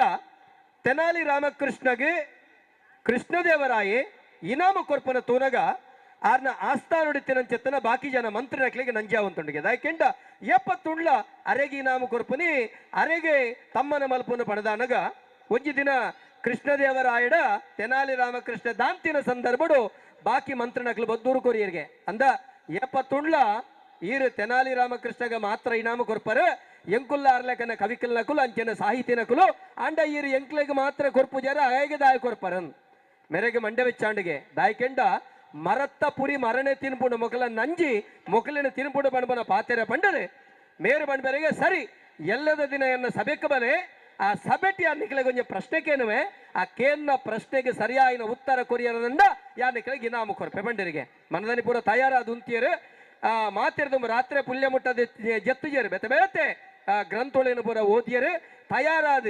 ಕೃಷ್ಣದೇವರಾಯರು ಎಂಚಿನ ಪ್ರಶ್ನೆಗೆ ಏನುವೇರು ಆಯ್ಕೆ ಎಂಕ್ಲು ಉತ್ತರ ಕೊಡು ತಯಾರಾದ ಉಂತಿಯರು ಉದ್ದುದಾನಗ ಜಿಂಜಿ ದಿನ ಸಭೆ ಮಾತೆರ್ಲ ತೆನಾಲಿ ರಾಮಕೃಷ್ಣನೇ ಕಾತೊಂದುಳ್ಳೇರು ಕೃಷ್ಣದೇವರಾಯನ ಕಾತೊಂದುಳ್ಳೇರು ತೆನಾಲಿ ರಾಮಕೃಷ್ಣ ಬತ್ತೊಂಜಿ ಬರಟು ಕುಲ್ದೇರು ಕೃಷ್ಣದೇವರಾಯ ಬತ್ತೆ ಬತ್ತದು ಆರ್ನ ಮಲ್ಲ ಅರಂತಡಿದ ಪೀಠಡು ವಾಲಗಾಪಿನ ಸಂದರ್ಭ ಮಾತೆರ್ಲ ಅಕ್ಕುದುಂತಿದೇರು ಮಾತೆರ್ಲ ಕುಲ್ಲೆ ಬನ್ನ ಕುಲ್ಲಿಯರು ಕುಲ್ಲುದಾನಗ ಒಂಜಿ ಮರ್ಗಿಲ್ಡು ತೂದು ಕೊಡೊಂಜಿ ಮರ್ಗಿಲ್ಡು ಬತ್ತ ತೂದು ಉಂತುದಾನಗ ಮೊಕಲು ಕಾತೊಂದುಳ್ಳೇರು ಕೊಡಿಕಾರಡಿ ಏಪ ಕೃಷ್ಣದೇವರಾಯ ಎಂಗೆಲ್ಲ ಪ್ರಶ್ನೆ ಕೇಳಬೇನ್ ಆಂಡ ಕೃಷ್ಣದೇವರ ಲಕ್ಕದುಂತು ಬಣ್ಪೇರು ಅಂದ ಬಂದುಳೆ ಎನ್ನ ಬದುಕಡೆ ಒಂಜಿ ಸಂಶಯ ಕಾಡೊಂದುಂಡು ದಾದ ಕೇಂಡ ಎನ್ನ ತರೆರ್ದು ಕಾರುವರೆ ಮುಟ್ಟು ಅಲ್ಪ ಕುಜಲು ಕೊಡಿಪುಂಡು ಅಂಡ ಎನ್ನ ಅಂಗೈಡು ಕುಜಲು ಕೊಡಿ ಬುಜಿದಾಯೇನ್ ಅಪಗ 16 ಜನ ಮಂತ್ರಿ ನಕಲು ಬಣ್ಪೇರು ಎಂಕ್ಲೆ ಗೊತ್ತುಜ್ಜಿ ಉತ್ತರ ದಿಕ್ಕುಜ್ಜಿ ಅಪಗ ಕೃಷ್ಣದೇವರಾಯ ತೆನಾಲಿ ರಾಮಕೃಷ್ಣ ಕೇನುವೆ ಅನ್ನಮಾರಯ್ಯ ಎನ್ನ ಅಂಗೈಡು ಕುಜಲು ಕೊಡಿ ಬಿಜಿದಾಯೇನ್ ಅಪಗ ತೆನಾಲಿ ರಾಮಕೃಷ್ಣ ತೆಲ್ತು ಬಣ್ಪೆ ಈತ ಸುಲಭದ ಪ್ರಶ್ನೆ ಇರೇ ಗೊತ್ತುಜ್ಜ ಉತ್ತರ ಎಡ್ಡೆಡು ಮರ್ಯಾದಿಲು ಉತ್ತರ ಪಂಡ ಈಜಿ ನನ್ನ ರುಂಡರಟ್ಟೆ ಬಂಡೇರು ಐಕಲ ತಿಳಿಪುನಿಗೆ ಭಾರಿ ಸುಲಭ ಈರ್ನಂಗೈಡು ಕುಜಲು ಕೊಡಿ ಪುಜಿ ದಾಯಿಕೆನ್ನಗ ಎಲ್ಲ ಗದ್ದನ ಕವಿಕಲ್ ನಕಲಿಗೆ ಎಲ್ಲ ಚಿತ್ತಿನ ಸಾಹಿತ್ಯ ನಕಲಿಗೆ ಇನಾಮು ಕೊರ್ದು ಕೊರ್ದು ಕೊರ್ದು ಕೊರ್ದು ಈರ್ನಂಗೈಡು ಕುಜಲು ಕೊಡಿ ಪುಜಿನ್ ಸರಿ ಮಾರಾಯ ನಿನ್ನ ಅಂಗೈಡಿದ ಕುಜಲು ಕೊಡಿ ಪುಜಿ ಈರು ಕೊರ್ನ ಇನಾಮನು ದೆತ್ತೊಂದು ದೆತ್ತೊಂದು ದೆತ್ತೊಂದು ದೆತ್ತೊಂದು ಎನ್ನಂಗೈಡು ಕುಜಲು ಕೊಡಿ ಪುಜಿ ಸರಿ ಎನ್ನಂಗೈಡು ಕೊರ್ದು ಇನಾಮು ಕೊರ್ದು ಕುಜಲು ಕೊಡಿ ಪುಜಿ ನಿನ್ನಂಗೈಡು ಇನಾಮು ದೆತ್ತೊಂದು ಕುಜಲು ಕೊಡಿ ಪುಜಿ ಸೇರ್ದಿನ ಜನಕುಲ್ ನಂಗೈಡು ದಾಯಿಗೆ ಮಾರಾಯ ಕುಜಲು ಕೊಡಿ ಪುಜಿ ಈರಿನಾಮು ಕೊರ್ನಗ ಯಾನಿನಾಮು ದೆತ್ತೊನ್ನಗ ಜನಕುಲು ತಾಟಿ ಬೊಟ್ಟುದು ಬೊಟ್ಟುದು ಬೊಟ್ಟುದು ಅಕಲ ಕೈಟು ಕುಜಲು ಕೊಡಿ ಪುಜಿ ಬಂದ್ಬರಿಗೆ ಅಪ್ಪಗ 16 ಜನ ಮಂತ್ರನಕಲ ಕೈಟು ದಾಯಿಗೆ ಮಾರಾಯ ಕುಜಲು ಕೊಡಿ ಪುಜಿ ಈರಿನಾಮು ಕೊರ್ನಗ ಯಾನಿನಾಮು ದೆತ್ತೊನ್ನಗ ಜನಕುಲು ತಾಟಿ ಬೊಟ್ಟುನಾಗ ನಂಜಿಡು ಕೈನ ವಿರ್ದು ಅಕಲ ಕೈಟು ಕುಜಲು ಕೊಡಿ ಪುಜಿ ಬಂದ್ಬುಜರಿಗೆ ಪನ್ಪೆರಿಗೆ ಅಂಚದೆ ಇತ್ತೆ ನಮ್ಮೆದುರು ಬಾರಿ ಅದ್ಭುತವಾಯಿನ ತುಳುನಾಡದ ಅದ್ಭುತ ಕಲಾ ಪ್ರತಿಭೆ ಜೂನಿಯರ್ ರಾಜ್ಕುಮಾರ್ ಮೇನ್ನ ಅದ್ಭುತವಾಯಿನ ಕಂಠ ಸಿರಿಟ್ಟು ಮಾಣಿಕ್ಯ ವೀಣ ಮುಪಲಾಲಯಂತಿ ಪಣಪನಂಚುತ್ತಿನ ಪುರ್ಲ ಕಂಠದ ಅಪ್ಪೆ ಸರಸ್ವತಿನ ಸುಗಿಪನಂಚುತ್ತಿನ ಪದ ಮೇರನ ಜೋರಾದ ತಾಟಿ ಬಟ್ಟದ ಅಭಿನಂದನೆ ಮಲ್ತೊನ್ಗ ಬಂಧುಗಳೇ, ಇವತ್ತಿನ ಈ ಒಂದು ಸುಂದರ ಭವ್ಯ ವೇದಿಕೆ ವಿದ್ಯಾ ರತ್ನ ಆಂಗ್ಲ ಮಾಧ್ಯಮ ಶಾಲೆಯ ದಶಮ ಸಂಭ್ರಮ ಶ್ರೀಮಾನ್ ಪ್ರಭಾಕರ್ ಜೋಶಿಯವರ ಘನ ಅಧ್ಯಕ್ಷತೆಯಲ್ಲಿ ಜರುಗುವಂಥ ಈ ಒಂದು ಕಾರ್ಯಕ್ರಮ ರಾಜ್ಯ ಪ್ರಶಸ್ತಿ ಪುರಸ್ಕೃತರು. ಈ ಒಂದು ಸುಸಂದರ್ಭದಲ್ಲಿ ನನಗೆ ಈ ಒಂದು ದಶಮ ಸಂಭ್ರಮದಲ್ಲಿ ಕಲಾ ಆರಾಧನೆ ಮಾಡಲಿಕ್ಕೆ ಅವಕಾಶವನ್ನು ಕಲ್ಪಿಸಿಕೊಟ್ಟಂಥ ಶ್ರೀಮಾನ್ ರವೀಂದ್ರ ಶೆಟ್ಟಿ ಹಾಗೂ ದಂಪತಿಗಳಿಗೆ ನನ್ನ ಮನದಾಳದ ವಂದನೆಗಳು ಹಾಗೂ ಕುಟುಂಬಸ್ಥರಿಗೂ. ಈ ಒಂದು ಶಾಲೆಯ ಪುಟಾಣಿ ಮಕ್ಕಳನ್ನು ನೋಡುವಾಗ ನನಗೆ ಹಳೆಯ ನೆನಪಾಗ್ತಾ ಇದೆ ಬಂಧುಗಳೇ. ಏನೇ ಇರಲಿ, ಸಮಯದ ಅಭಾವವಿದೆ. ಕಾರ್ಯಕ್ರಮವನ್ನು ಮುಂದುವರಿಸುತ್ತಾ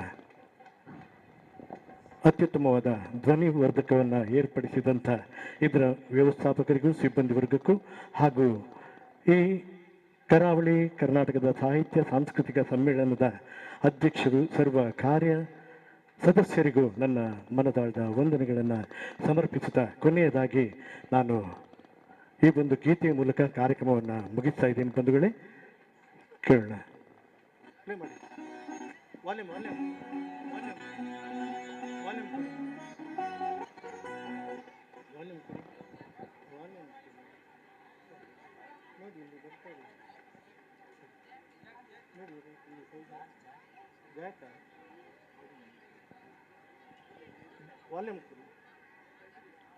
ಅದು ಹಾಗೆ ಇಟ್ಕೊಂಡು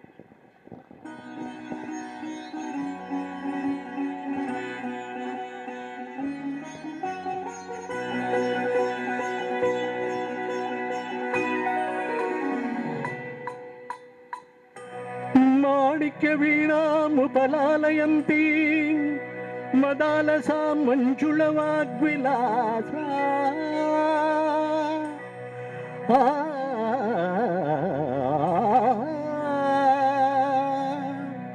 ಮಾಣಿಕ್ಯ ವೀಣಾ ಮುಪಲಾಲಯಂತಿ ಮದಾಲಸ ಮಂಜುಳವಾಗ್ವಿಲಾಸ ಮಾಹೇಂದ್ರ ನೀಲದ್ಯುತಿ ಕೋಮಲಾಂಗಿ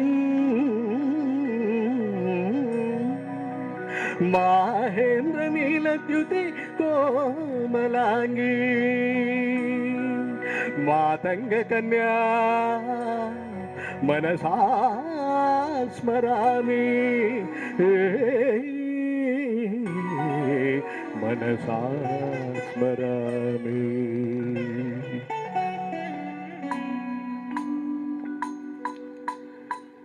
ಚತುರ್ಭುಜೆ ಚಂದ್ರಕಲಾವತಂಸೆ ಕುಚೋನ್ನತೆ ಕುಂಕುಮರಾಗ ಶೋಣೆ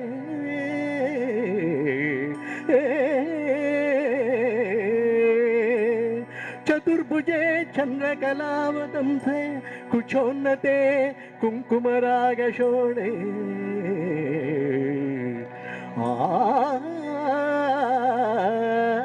पुण्ड्रेक्षुपाशाङ्कुश पुष्पबाणहस्ते नमस्ते जगदेकमातः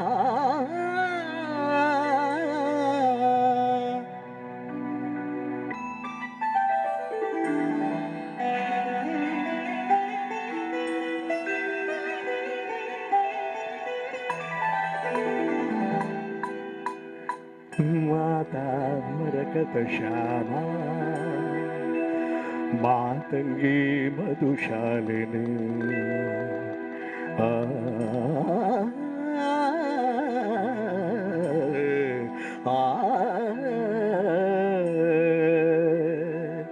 ಮಾತಾ ಮರಕತ ಶ್ಯಾಮ ಮಾತಂಗಿ ಮಧುಶಾಲಿನಿ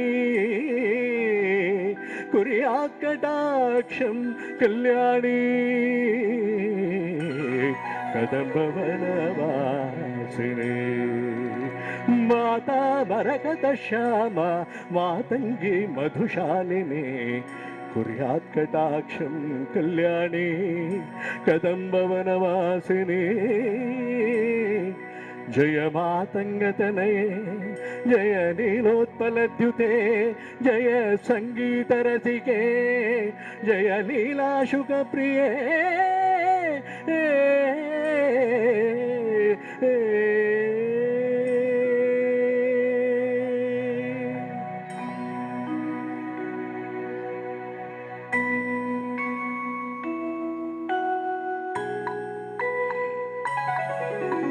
ಸುಧಾ ಸಮುದ್ರಾಂತ ಹೆಜ್ಜಣ್ಮಣಿ ದ್ವೀಪ ಸಂಭ್ರೂಢ ಬಿಲ್ವಾಟವಿ ಮಧ್ಯ ಕಲ್ಪಧ್ರುವ ಕಲ್ಪ ಕಾದಂಬ ಕಾಂತಾರ ವಾಸಪ್ರಿಯೇ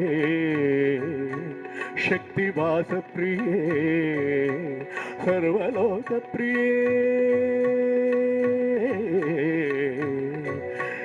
ಪಲ್ಲಕಿ ವಾದನ ಪ್ರಕ್ರಿಯಾಲೋಲ ತಾಲೀದಲ ಬದ್ಧ ತಾತಂಕಭೂಷಾ ವಿಶೇಷಾನ್ವಿತೆ ಸಿದ್ಧ ಸನ್ಮಾನಿತೆ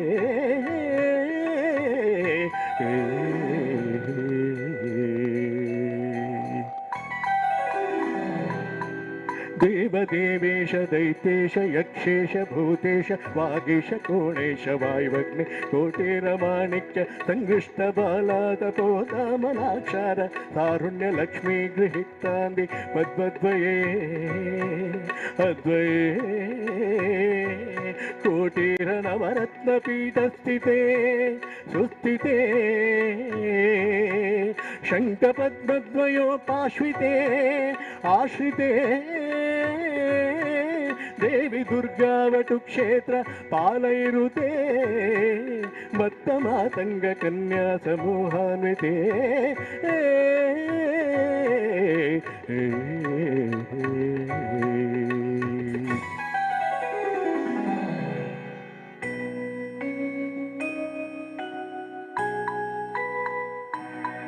सर्वयंत्रात्मिके सर्वमंत्रात्मिके सर्वशक्त्यात्मिके सर्ववर्णात्मिके सर्वमुद्रात्मिके सर्ववर्णात्मिके सर्वरूपे जगन्मातृके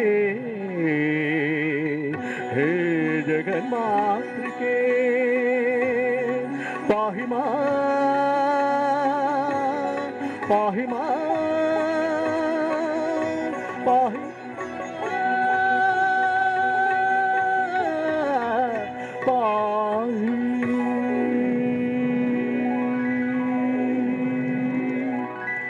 ಈ ಒಂದು ಸ್ವರ ಕಂಠೆ ಇರುವ ಕಾರ್ಯಕ್ರಮ ನಡೆಸಲಿಕ್ಕೆ ಅವಕಾಶವನ್ನು ಕಲ್ಪಿಸಿಕೊಟ್ಟಂಥ ರವೀಂದ್ರ ಶೆಟ್ಟಿ ಇವರಿಗೆ ಹಾಗೂ ಅವರ ಕುಟುಂಬಸ್ಥರಿಗೂ ಧರ್ಮಪತ್ನಿಯವರಿಗೂ ಮನದಾಳದ ವಂದನೆಗಳು.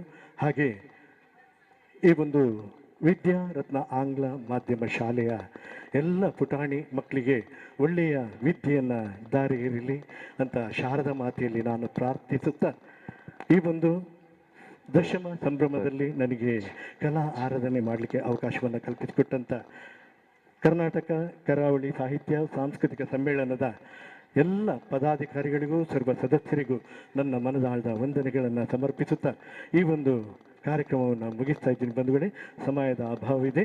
ಎಲ್ರಿಗೂ ಮತ್ತೊಮ್ಮೆ ಭಗವಂತನು ಆಯುರಾರೋಗ್ಯ ಐಶ್ವರ್ಯವನ್ನು ಕೊಟ್ಟು 100 ಕಾಲ ಸುಖವಾಗಿ ತಮ್ಮ ಜೀವನವನ್ನು ಸಾರ್ಥಕಪಡಿಸಿಕೊಳ್ಳಿ ಅಂತೇಳಿ ಭಗವಂತನಲ್ಲಿ ನಾನು ಬೇಡಿಕೊಳ್ತಾ ಕಾರ್ಯಕ್ರಮವನ್ನು ಮುಗಿಸ್ತಾ ಇದ್ದೀನಿ. ಜೈ ಹಿಂದ್, ಜೈ ಕರ್ನಾಟಕ ಮಾತೆ.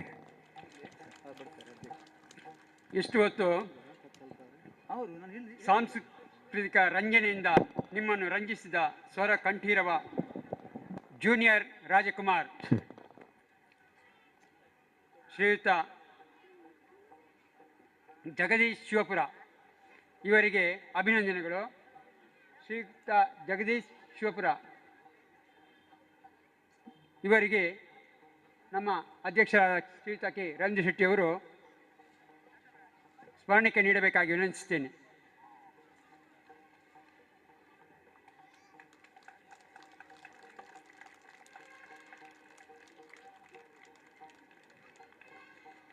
ಅದೇ ರೀತಿಯಾಗಿ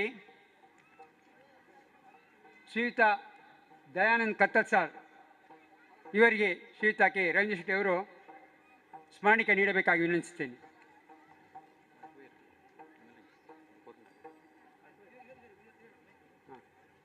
ಮುಂದಿನ ಕಾರ್ಯಕ್ರಮವನ್ನು ಪುಷ್ಕರ್ ಕುಮಾರ್ ಅವರು ಮುಂದುವರಿಸುತ್ತಿದ್ದಾರೆ.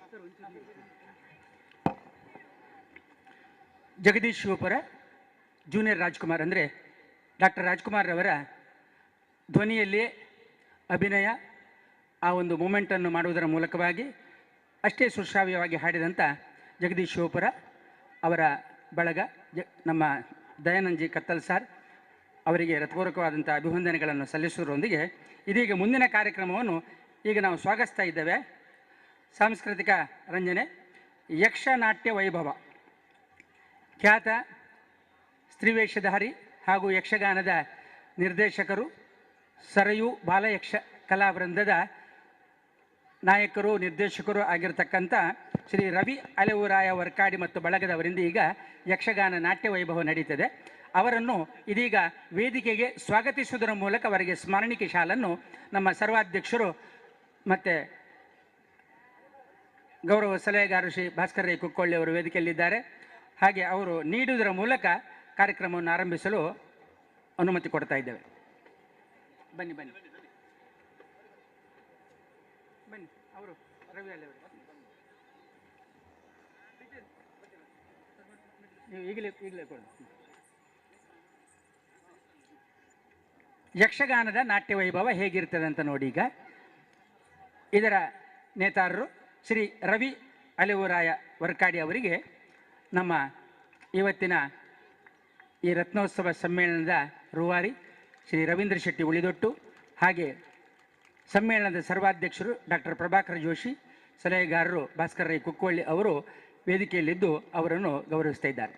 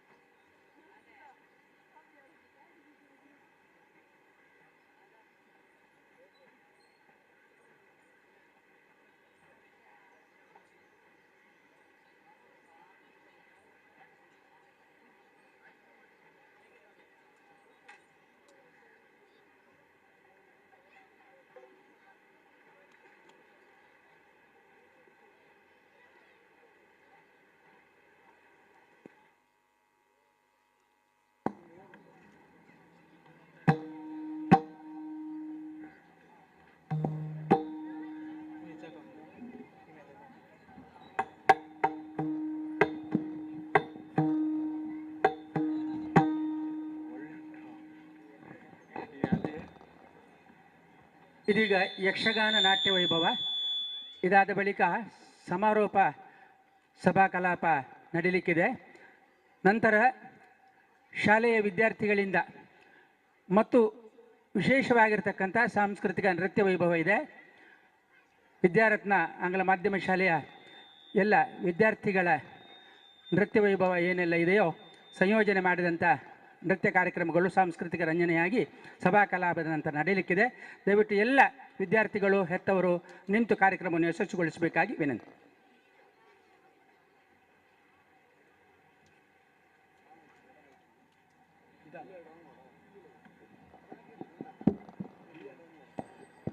ಹಲೋ ಹಲೋ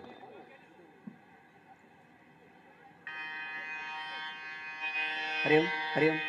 ವಿದ್ಯಾರತ್ನ ಆಂಗ್ಲ ಮಾಧ್ಯಮ ಶಾಲೆಯ ದಶಮ ಸಂಭ್ರಮದ ಸಾಂಸ್ಕೃತಿಕ ಮತ್ತು ಸಾಹಿತ್ಯಿಕವಾದಂಥ ಸಮ್ಮೇಳನದಲ್ಲಿ ಈಗ ರವಿ ಎಲೆವರಾಯ ವರ್ಕಾಡಿ ಮತ್ತು ಪ್ರೇಮರಾಜ್ ಕೊಯ್ಲಾ ಇವರ ಸಹಯೋಗದಲ್ಲಿ ಯಕ್ಷನಾಟ್ಯ ವೈಭವ ಶ್ವೇತಕುಮಾರನ ತಲೋಕ್ ಸುಂದರಿಯ ಸಂವಾದದ ಒಂದು ಭಾಗವನ್ನು ನಿಮ್ಮ ಪ್ರಸ್ತುತಪಡಿಸ್ತಾ ಇದ್ದೇವೆ.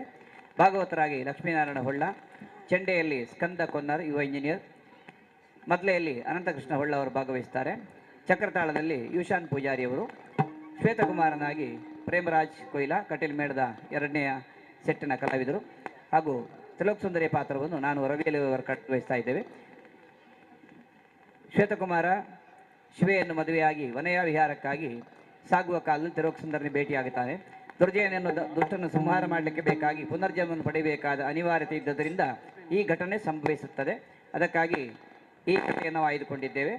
ಅವಕಾಶವನ್ನು ನೀಡಿದಂಥ ಸಂಸ್ಥೆಯ ಚಾಲಕರು ಅಧ್ಯಕ್ಷರು ಆಗಿರುವಂಥ ಶ್ರೀ ರವೀಂದ್ರ ಶೆಟ್ಟಿ ಉಳಿದೊಡ್ಡು ನಮ್ಮ ನಿಡುಗಾಲದ ಸ್ನೇಹಿತರು ಅವರಿಗೂ ಧನ್ಯವಾದವನ್ನು ಹೇಳ್ತಾ ಸಂಸ್ಥೆಯ ಎಲ್ರಿಗೂ ಕೂಡ ಇನ್ನೊಮ್ಮೆ ಮತ್ತೊಮ್ಮೆ ವಂದಿಸುತ್ತಾ ಕಥಾ ಆರಂಭ ಮಾಡ್ತಾ ಇದ್ದೇವೆ. ಯಕ್ಷಗಾನಂ ವಿಶ್ವಗಾನಂ.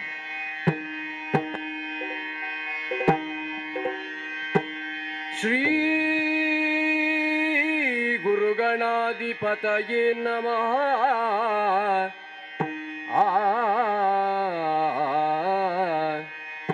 ಚಾರುಬಾರ ಕನ್ಯಾಪುರವರ ನಿಲಯ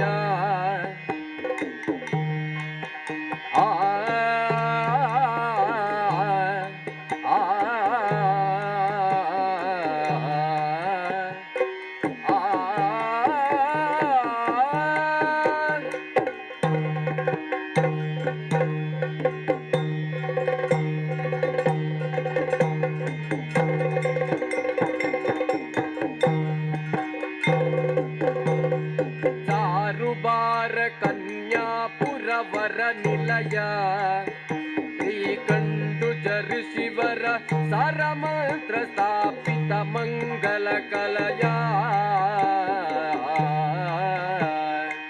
ಸರಕಪಿತ್ತ ಫಲೋರಸ ಪುಂಜಕ ವೀರಲಕ್ಷ್ಮೀ ನಾರಾಯಣ ಸಕಸುತ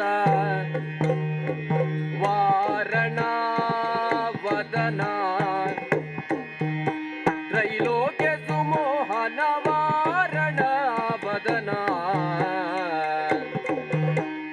ವಾರಣಾಸ್ಯ ವರದಾಯಕ ಸನ್ನುತ ನಾರದಾದಿ ಮುನಿ ವಂದಿತ ಪದಯುಗ ವಾರಣ ವದನ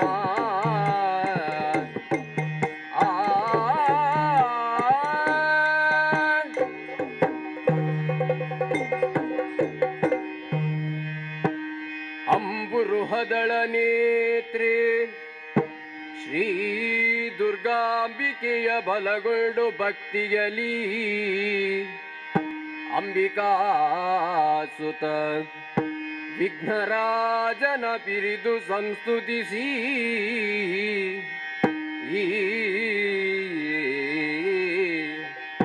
ಅಂಬುನಿಧಿಯಾತ್ಮಜೆಗೆ ಕೈ ಮುಗಿದು ಅಂಬುಜಾಸನ ವಾಣಿಯರ ಪಾದಾಂಬುಜಕ್ಕೆ ಪಟ ಮಡುತ ವರ್ಣಿಪೆನಿ ಕಥಾಮೃತವ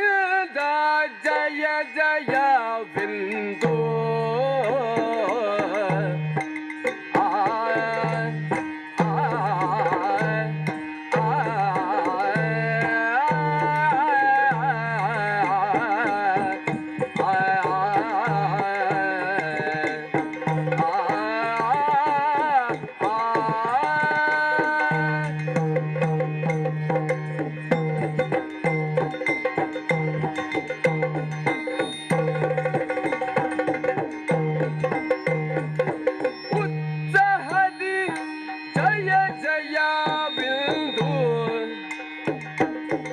ಸಭಿಕ ಜನರೋತ್ತಮಗೋ ಶುಭೋದಯವ ಕೋರುತ್ತಲಿರಲು ಶುಭೋದಯವ ಕೋರುತ್ತಲಿರಲು ಅತ್ಯಧಿಕ ವೈಭವದಿಂದ ಅತ್ಯಧಿಕ ವೈಭವದಿಂದ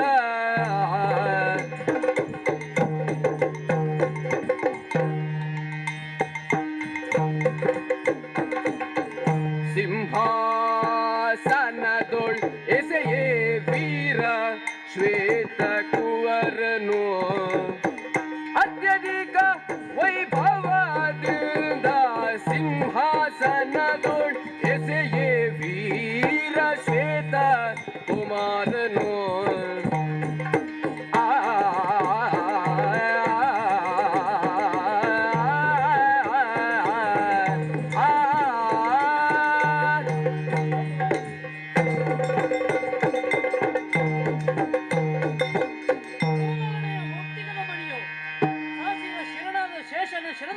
ಮಾಣಿಕ್ಯವು ಎನ್ನುವಂತೆ ಕಂಗೊಳಿಸುತ್ತಿರುವಂತಹ ಪುರವೇ ಇದುವೇ ರುದ್ರಪುರ. ರತ್ನಶೇಖರ ಭೂಪತಿಯ ಮಗನ ಶ್ವೇತಕುಮಾರ ಎನ್ನುವ ಹಾಗೆ ನನ್ನನ್ನು ಕರೆಯುತ್ತಾ ಇದ್ದಾರೆ. ಇಲ್ಲಿಯ ಆಳ್ವಿಕೆಯನ್ನು ಚಂದದಿಂದ ಮಾಡಿದ್ದೇನೆ ಎನ್ನುವುದಕ್ಕೆ ಬೇಕಾಗಿ ಜಯಘೋಷವನ್ನು ಎಲ್ಲರೂ ಮಾಡ್ತಾ ಇದ್ದಾರೆ. ಹಾಗಿದ್ರೆ ರಾಜಕೀಯ ಅಂದ್ರೆ ಸಾಮಾನ್ಯವಾದುದಲ್ಲ, ಅದು ಎಲ್ಲರಿಗೂ ಒಂದು ಕರಗತವಾಗುವುದು ಇಲ್ಲ. ಕತ್ತಿಯ ಹೊರೆಯಲ್ಲಿರುವಂತಹ ಜೇನನ್ನು ನೆಕ್ಕುವವನಿಗೆ ಎಷ್ಟು ಜಾಗ್ರತೆ ಬೇಕೋ ಅಷ್ಟೇ ಜಾಗ್ರತೆ ಬೇಕಾಗುತ್ತದೆ. ಗರ್ಭದಲ್ಲಿರುವಂತಹ ಶಿಶುವನ್ನು ತಾಯಿ ಯಾವ ರೀತಿಯಾಗಿ ಜೋಪಾನವಾಗಿ ಕಾಪಾಡಿಕೊಂಡು ಬರ್ತಾಳೋ ಅದೇ ತೆರನಾಗಿ ಪ್ರಜಾಪರಿವಾರವನ್ನು ರಾಜನಾದವನ್ನು ಚೆನ್ನಾಗಿ ನೋಡಿಕೊಂಡು ಬರಬೇಕಾಗುತ್ತದೆ. ಇಷ್ಟು ಮಾಡಿದ್ದೇನೆ ಎನ್ನುವುದಕ್ಕೆ ಬೇಕಾಗಿ ಧನ್ಯತೆಯನ್ನು ಪಡೆದಿದ್ದೇನೆ. ನಾರದರ ಆಣತಿಯಂತೆ ಶಿವೆ ಎನ್ನುವಂತಹ ಕನ್ಯೆಯನ್ನು ಮದುವೆಯಾದವನಿದ್ದೇನೆ. ರಾಜಕೀಯ ರಾಜಕೀಯ ರಾಜಕೀಯ ಏನೋ ಒಂದು ರೀತಿಯಾದಂತಹ ಮನಸ್ಸಿಗೆ ಬೇಸರ. ಆದ್ದರಿಂದ ವನವಿಹಾರವನ್ನು ಮಾಡಬೇಕೆನ್ನುವ ಹಾಗೆ ಮನಸ್ಸಾಗಿದೆ, ನಡೆಯುತ್ತೇನಂತೆ.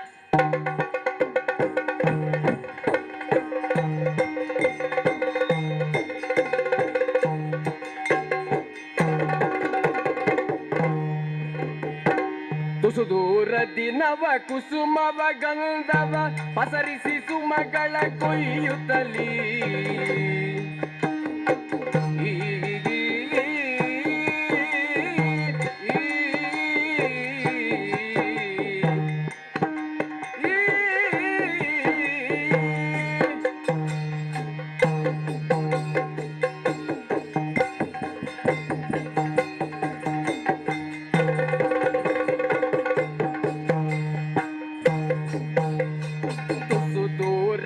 ನವ ಕುಸುಮವ ಗಂಧವ ಪಸರಿಸಿ ಸುಮಗಳ ಕೊಯ್ಯುತ್ತಲಿ ಪಸರಿಸಿ ಸುಮಗಳ ಕೊಯ್ಯುತ್ತಲಿ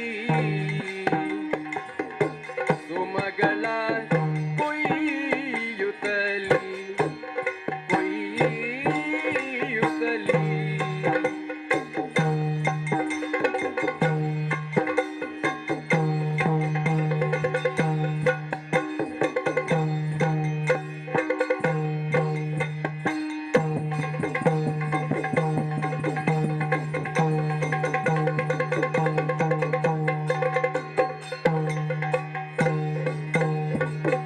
ಸಜದಳಾಕ್ಷಿ ತ್ರಿಲೋಕ ಸುಂದರಿ ಸಜದಳಾಕ್ಷಿ ತ್ರಿಲೋಕ ಸುಂದರಿ ತ್ರಿಲೋಕ ಸುಂದರಿ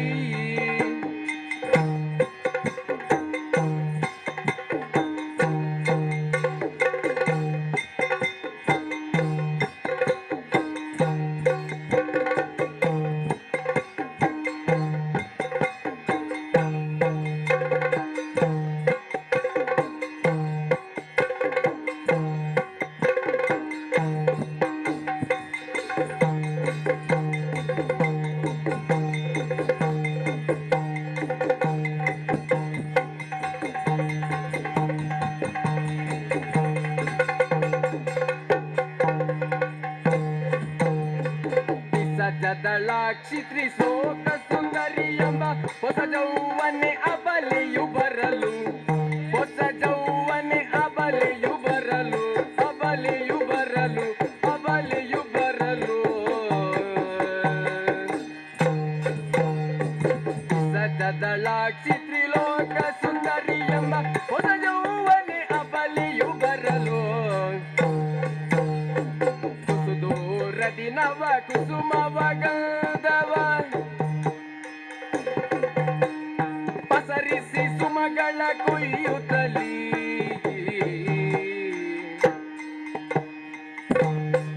ಸುಮಗಳ ಕೊಯ್ಯುತ್ತಲಿ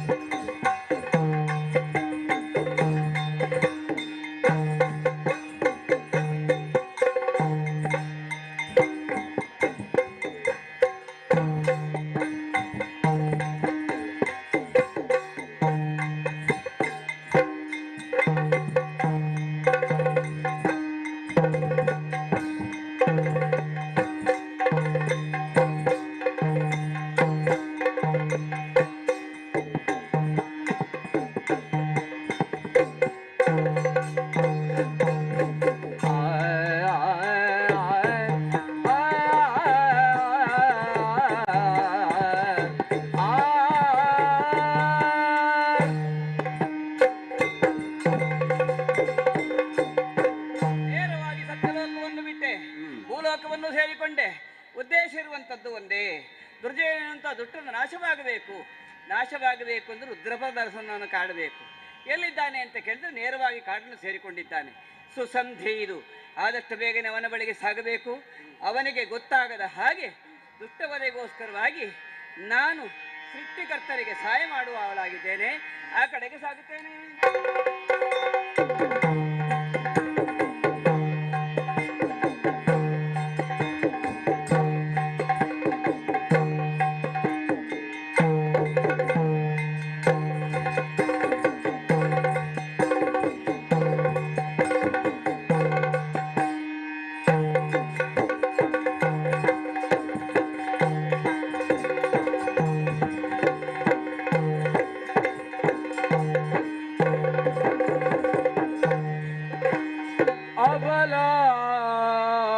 ಅಬಲಾಮಣಿ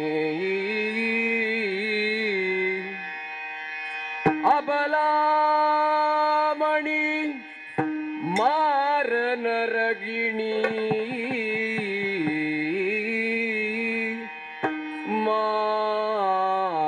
ಮಾರನರಗಿಣಿ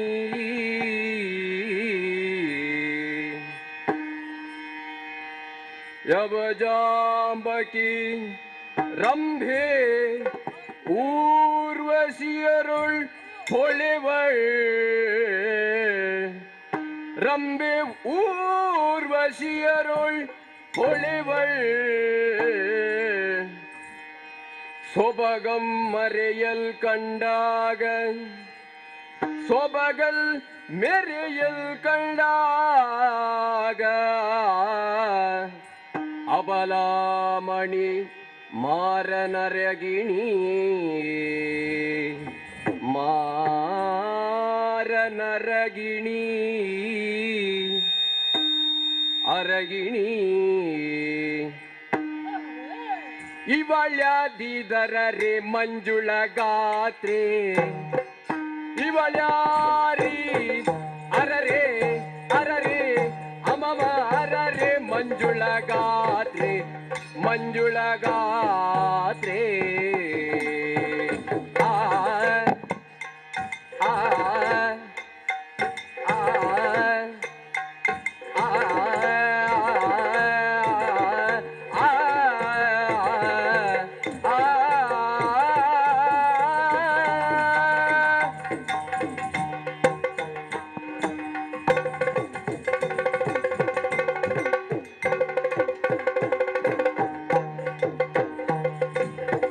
ಇವಳ್ಯಾದಿದರರೆ ಮಂಜುಳ ಗಾತ್ರೆ ಮಂಜುಳ ಗಾತ್ರೆ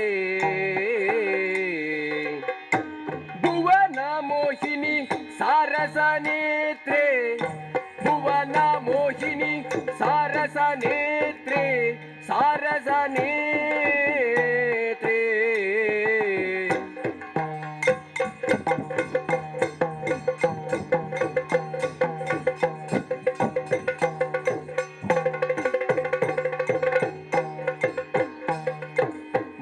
ಚಂದಿರನ ಬಿಂಬ ಹೊರತಲ್ಲ ಮೊಗ ಚಂದಿರನ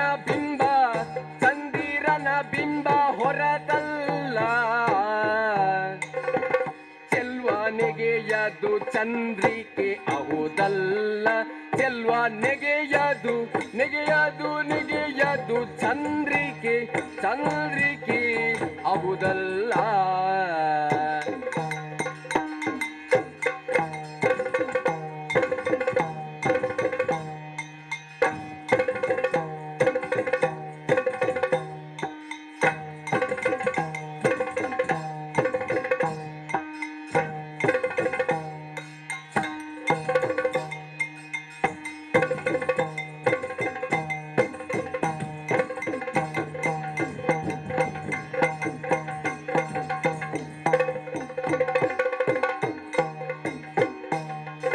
ಸೊಗಸಿನ ಮುಂಗೂರುಳ್ ಮರಿ ತುಂಬಿ ಸೊಗಸಿನ ಮುಂಗೂರುಳ್ ಮರಿದುಂಬಿ ಬಪ್ಪ ಬಗೆ ನೋಡೆ ನಲಿವ ಯೌವನ ತುಂಬಿ ಬಪ್ಪ ಬಗೆ ನೋಡೆ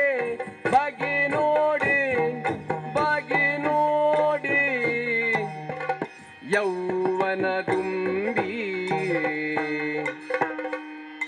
ಸೊಗಸಿನ ಮುಂಗೂರುಳ್ ಮರಿದುಂಬಿ ಬಪ್ಪ ಬಗೆ ನೋಡೆ ನಲಿವ ಯೌವನ ದುಂಬಿ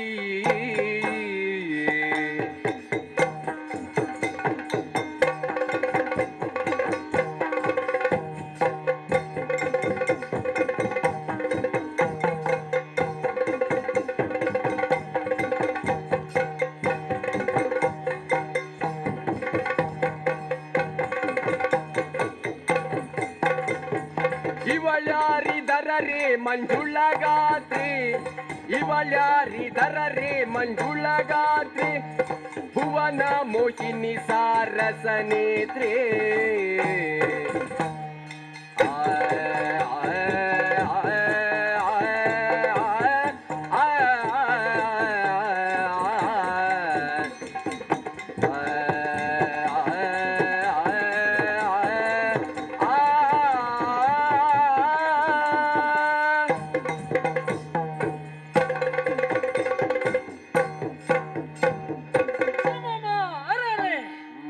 ಏನು ಆಶ್ಚರ್ಯವನ್ನು ಕಾಣ್ತಾ ಇದ್ದೇನೆ. ವನದ ಸೌಂದರ್ಯವನ್ನು ವೀಕ್ಷಿಸಬೇಕೆನ್ನುವಂತಹ ಉದ್ದೇಶದಿಂದ ವನದ ಎಡೆಗೆ ಬಂದೆ ಅಂತ ಆದ್ರೆ ಒಮ್ಮಿಂದೊಮ್ಮೆಲೆ ಕೋಲ್ಮಿಂಚಂದು ನನ್ನ ಕಣ್ಣ ಮುಂದೆ ಆಗಿ ಬಂದೆವು ಎನ್ನುವ ಹಾಗೆ ಭಾಸವಾಗುತ್ತಾ ಇದ್ದಾಳೆ. ಹಾಗಿದ್ರೆ ಇಂತಹ ಸೌಂದರ್ಯವತಿ ಯಾರಾಗಿರಬಹುದು? ದೂರದಿಂದ ನೋಡಿದೆ ಅಂತ ಆದ್ರೆ ಮೊಗ ಚಂದಿರನ ಬಿಂಬ ಚಂದಿರಾನನೆ. ಹಾಗಿದ್ರೆ ಇಂತಹ ಸೌಂದರ್ಯವತಿಯೊಬ್ಬಳು ದಟ್ಟವಾದಂತಹ ಕಾಡಿನಲ್ಲಿ ಯಾವುದೇ ಅಂಜಿಕೆ ಅಳುಕಿಲ್ಲದೆ ಮುಂದೆ ಸಾಗುತ್ತಾ ಇದ್ದಾಳಂತಾದ್ರೆ ಒಂದೊಂದನ್ನು ನೋಡಿ ನನ್ನದಾದಂತಹ ಮನಸ್ಸು ಬೆರಗುಗೊಂಡಿದೆ ಅಂತ ಹೇಳಿದ್ರು ತಪ್ಪಾಗ್ಲಿಕ್ಕಿಲ್ಲ. ಸರಿ. ಈಕೆ ಸೌಂದರ್ಯವನ್ನು ಮತ್ತು ನೋಡಬೇಕು, ಮಗದೊಮ್ಮೆ ನೋಡಬೇಕು. ಈಕೆಯ ಮುಂಗುರುಳನ್ನು ನೋಡಿದೆ ಅಂತ ಆದ್ರೆ ಮರಿ ದುಂಬಿಯ ಹಾಗೆ ಕಾಣ್ತಾ ಉಂಟು. ಈಕೆಯ ನಗೆಯನ್ನು ನೋಡಿದೆ ಅಂತ ಆದ್ರೆ ಯಾರೂ ಕೂಡ ಮನ ಸೋಲಲೇಬೇಕಾಗುತ್ತದೆ. ಆದ್ದರಿಂದ ಕಾಡಿನಲ್ಲಿ ಇದ್ದಾಳೆ ಅಂತ ಆದ್ರೆ ಈಕೆಯನ್ನು ಮಾತಾಡಿಸಲೇಬೇಕು. ಓ ತರುಣಿ, ನಾರಿ ಬಲುವಯ್ಯಾರಿ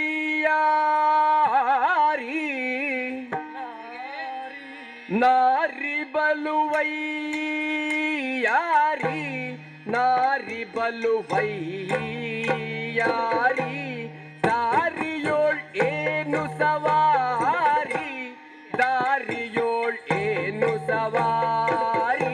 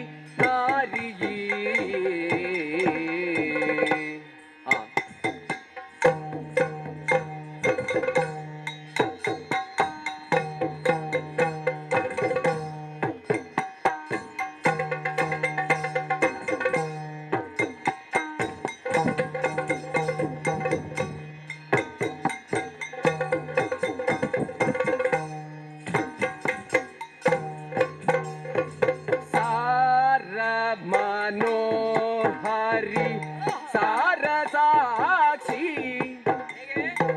ಸಾರ ಮನೋಹರಿ ಸಾರ ಸಾಕ್ಷಿ ಸರಿಯಾರಿಲ್ಲವು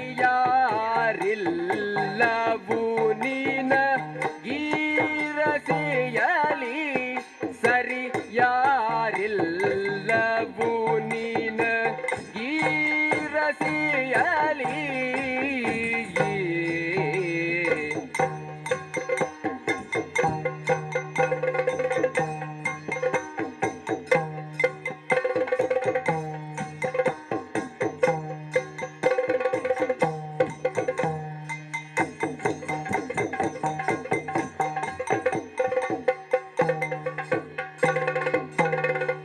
ನಿನ್ನಯ ಪಿತ ಎಲ್ಲಿಹ ನ್ಯಾರವ ನಿನ್ನಯ ಪಿತ ಎಲ್ಲಿಹ ಯಾರವ ಮೆನ್ನು ಸುಗುಣ ಮಣಿಯೇ ನಿನ್ನಯ ಪಿತ ನಿಲ್ಲೆಲ್ಲಿಹ ನ್ಯಾರವ ಎನ್ನು ಸುಗುಣ ಮಣಿಯೇ ನಾರಿ ಬಲು ವೈಯಾರಿ ಈ ದಾರಿಯೊಳ್ ಏನು ಸವಾರಿ ಈ ದಾರಿಯೊಳ್ ಏನು ಸವಾರಿ ಏನಾರಿ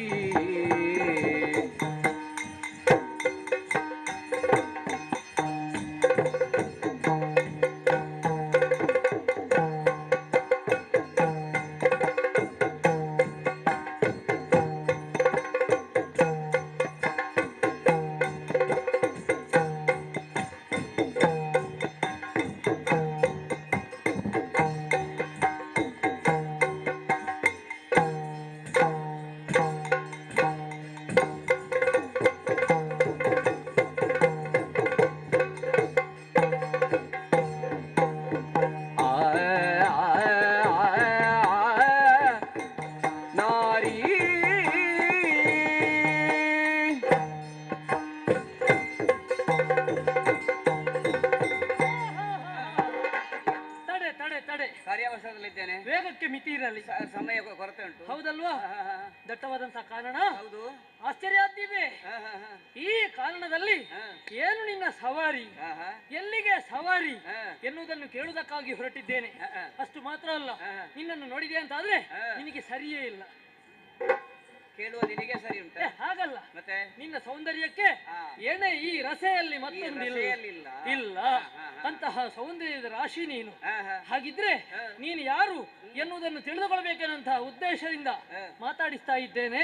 ನೀನು ಯಾರು, ನಿನ್ನ ಅಪ್ಪ ಯಾರು? ಲೋಕೇಶ ಕುವರಿನ ತ್ರೈಲೋಕ್ಯ ಸುಂದರಿ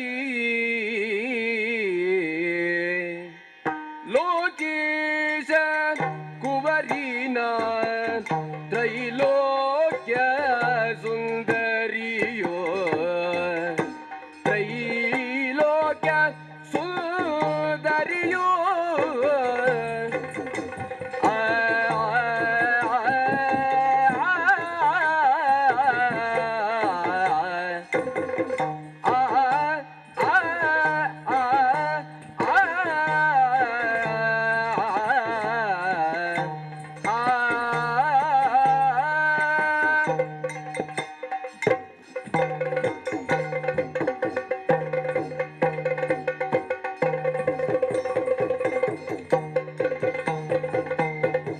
ಲೋಕೇಶ ಕುವರಿ ತ್ರೈಲೋಕ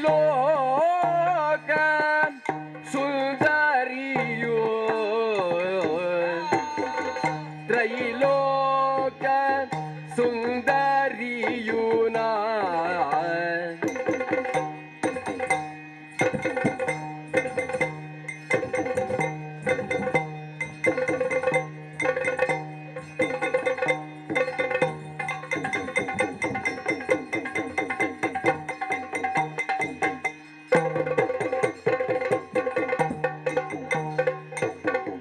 ಕಮಲ ಭವ ಭವನೆನ್ನ ಈ ಕಡೆಗೆ ಕಳುಹಿ ಕಮಲ ಭವನೆನ್ನ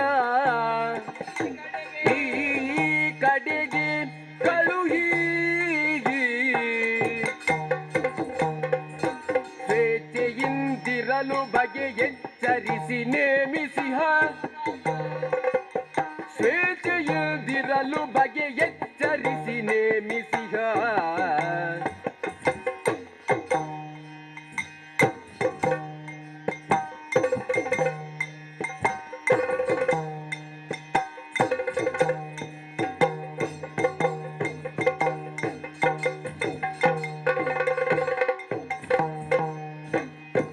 ಇಚ್ಛಿಸುವುದ್ಯಾಕಿನ್ನ ಹುಚ್ಚುತನ ನಿನಗೆ ಇಚ್ಛಿಸುವುದ್ಯಾಕೆನ್ನ ಹುಚ್ಚುತನ ನಿನಗೆ ಹುಚ್ಚುತನ ನಿನಗೆ ಲೋಕೇಶ ಕುವರಿನ ತ್ರೈಲೋಕ್ಯ ಸುಂದರಿಯೂ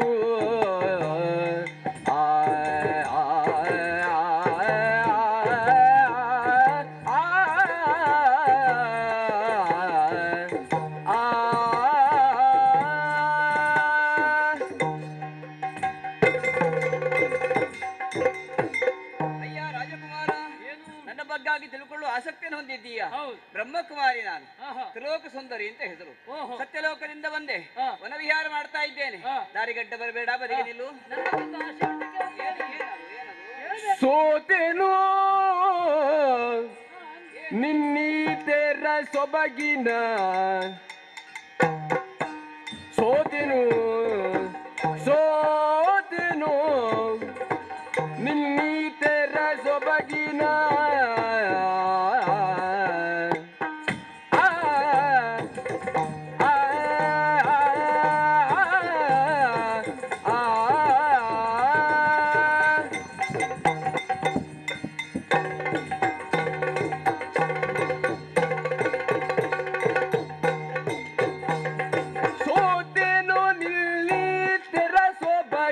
ರೀತಿಗಾಗಿ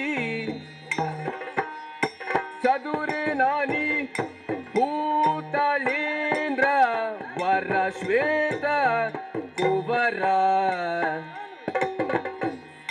ಭೂತಳೇಂದ್ರ ಶ್ವೇತ ಕುವರ ವಿಖ್ಯಾತ ನಾರಿಗೂ ಬೆದರೆ ವಿಖ್ಯಾತ ನಾರಿಗೂ ಬೆದರೆ ದಾತನು ಸತ್ಯಾತ್ಮನು ಸಜ್ಜನನಾಥ ದಾತನು ಸತ್ಯಾತ್ಮನು ಸಜ್ಜನನಾಥನು ವರಿಸೆನ್ನನಿ ಸಂಪ್ರೀತಿಯಳು ವರಿಸೆನ್ನನಿ ಸಂಪ್ರೀತಿಯೊಳು ನಿರ್ಭೀತಳಾಗು ಮೃದು ಮಾತನಾಡೆ ಮಧುನಾವತಿಯೇ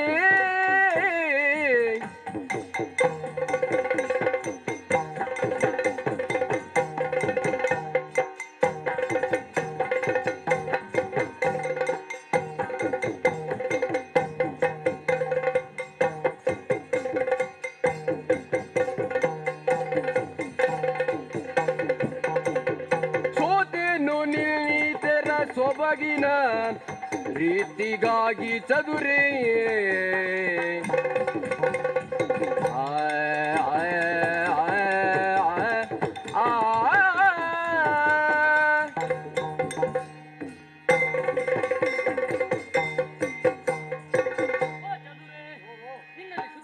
ಮಾತಾಡುವುದಿಲ್ಲ. ನಿನ್ನದಾದಂತಹ ಅಂದವನ್ನು ಕಂಡು ನಾನು ಸೋತವನಿದ್ದೇನೆ. ನಾನೇನು ಸಾಮಾನ್ಯದವ ಅಂತ ಯೋಚನೆ ಮಾಡಬೇಡ. ರುದ್ರಪುರವನ್ನು ಆಳುವಂತಹ ಶ್ವೇತಕುಮಾರ ಎಂದ್ರೆ ನಾನೇ ಆಗಿದ್ದೇನೆ. ನನ್ನಪ್ಪ ರತ್ನಶೇಖರನು ಈ ಹಿಂದೆ ನಮ್ಮದಾದಂತಹ ರುದ್ರಪುರವನ್ನು ಆಳುತ್ತಾ ಬಂದವರು. ಸತ್ಯವಂತರಾಗಿದ್ದಾರೆ, ಸಜ್ಜನರು ಆಗಿದ್ದಾರೆ. ಅಂತಹ ರತ್ನಶೇಖರನ ಮಗ ನಾನಾಗಿದ್ದೇನೆ. ಒಂದು ರಾಜನಾದವನು ಹೇಗಿರ್ಬೇಕೆನ್ನುವುದಕ್ಕೆ ಆದರ್ಶ ನಾನಾಗಿದ್ದೇನೆ. ಆದ್ದರಿಂದ ನೀನು ನನ್ನನ್ನು ವರಿಸಬೇಕಾ? ಹೌದೌದು. ಆದರೆ ಒಂದು ನಿಬಂಧನೆ ಉಂಟು, ಒಪ್ಪಿಕೊಳ್ತೀಯೋ? ನಿಬಂಧನೆ ಭೂಪ, ಈಗ ನೀನು ಆದಡೆಲೆ ಭೂಪ ನಿನ್ನ ಸೌಭಾಗ್ಯ ಮೇದಿನಿಯನೆಲ್ಲ ಮುನ್ನ ಆದಡೆಲೆ ಭೂಪ ನಿನ್ನ ಸೌಭಾಗ್ಯ ಮೇದಿನಿಯನೆಲ್ಲ ಮುನ್ನ ನೀ ದಾರೆ ಎರೆದು ಕೊಡಲು ಕೊಡುವೆ ವಿನೋದದಿಂದ ರಮಿಸಲು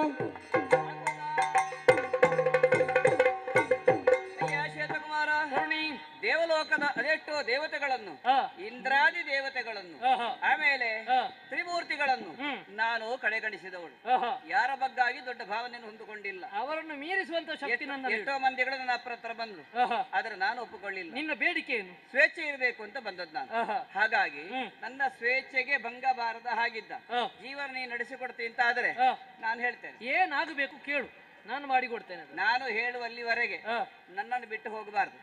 ಯಾಕೆ ಏನು ಅಂತ ಪ್ರಶ್ನಿಸ್ಲಿಕ್ಕೆ ನನ್ನನ್ನು ಬಿಟ್ಟು ಹೋಗುವ ಪ್ರಶ್ನೆ ಇಲ್ಲ. ಆಯ್ತಲ್ಲ, ಬಿಡುದಿಲ್ಲ. ಇಲ್ಲ ಇಲ್ಲ ಇಲ್ಲ, ಯಾಕಂದ್ರೆ ಹೇಳಿಕ್ ಬರುದಿಲ್ಲ. ಕೆಲವು ಸಲ ಹಾಗೆ ಆಗ್ತದೆ, ಕೈ ಕೊಟ್ಟು ಓಡು ಹುಡುಗರು ಹೆಚ್ಚು ಅಂತ ಆಗಬಾರ್ದು. ಇಲ್ಲ ಇಲ್ಲ ಇಲ್ಲ, ನಿನ್ನ ಮೇಲೆ ವಿಶ್ವಾಸ ಉಳಿಬೇಕಾದ್ರೆ ನೀನು ಕರೆದ ಕೂಡಲೇ ಬರ್ತೇನೆ ನಾನು. ಕರತಟ್ಟಿ ಭಾಷೆ ಕೊಡ್ಬೇಕು. ನಿನ್ನ ಪಟ್ಟದ ಕತ್ತಿ ಮತ್ತು ಮುದ್ರೆಯ ಉಂಗುರ ಇದೆಲ್ಲ ನನಗೆ ಕೊಟ್ಟು ಕರತಟ್ಟಿ ಭಾಷೆ ಕೊಟ್ಟಿದ್ದೇನೆ. ಕಾಗೆ ಓಡಿಸಿದ ಮತ್ತೆ ಹಾಗಲ್ಲ, ಮತ್ತೆ ನನ್ನ ಕರದ ಮೇಲೆ ನಿನ್ನ ಕರವನ್ನು ಅಗ್ನಿ ಸಾಕ್ಷಿಯಾಗಿ ಭಾಷೆ ಕೊಡಬೇಕು. ಕೊಟ್ಟಿದ್ದೇನೆ. ನೀನು ಕೇಳಿದ್ದನ್ನು ನಾನು ಕೊಡ್ತೇನೆ, ನಿನ್ನನ್ನು ಬಿಟ್ಟು ಹೋಗುವುದಿಲ್ಲ. ಸಂತೋಷ.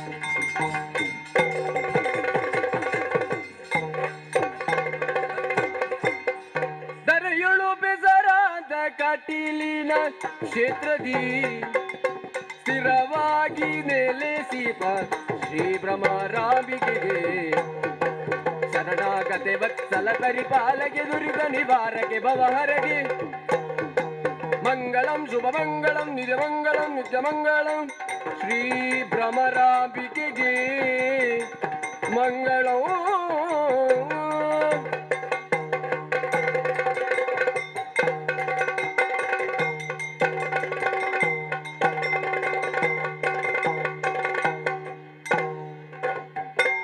ಧನ್ಯವಾದಗಳು. ಇದುವರೆಗೆ ಯಕ್ಷನಾಟ್ಯ ವೈಭವವನ್ನು ನೋಡಿದ್ದೀರಿ. ಒಂದು ತುಂಡದ ಮಾತನ್ನು ಕೊಳ್ಳಿಕ್ಕೆ ಸಾಧ್ಯ ಆಯಿತು ಸಮಯದ ಮಿತಿಯೊಳಗೆ.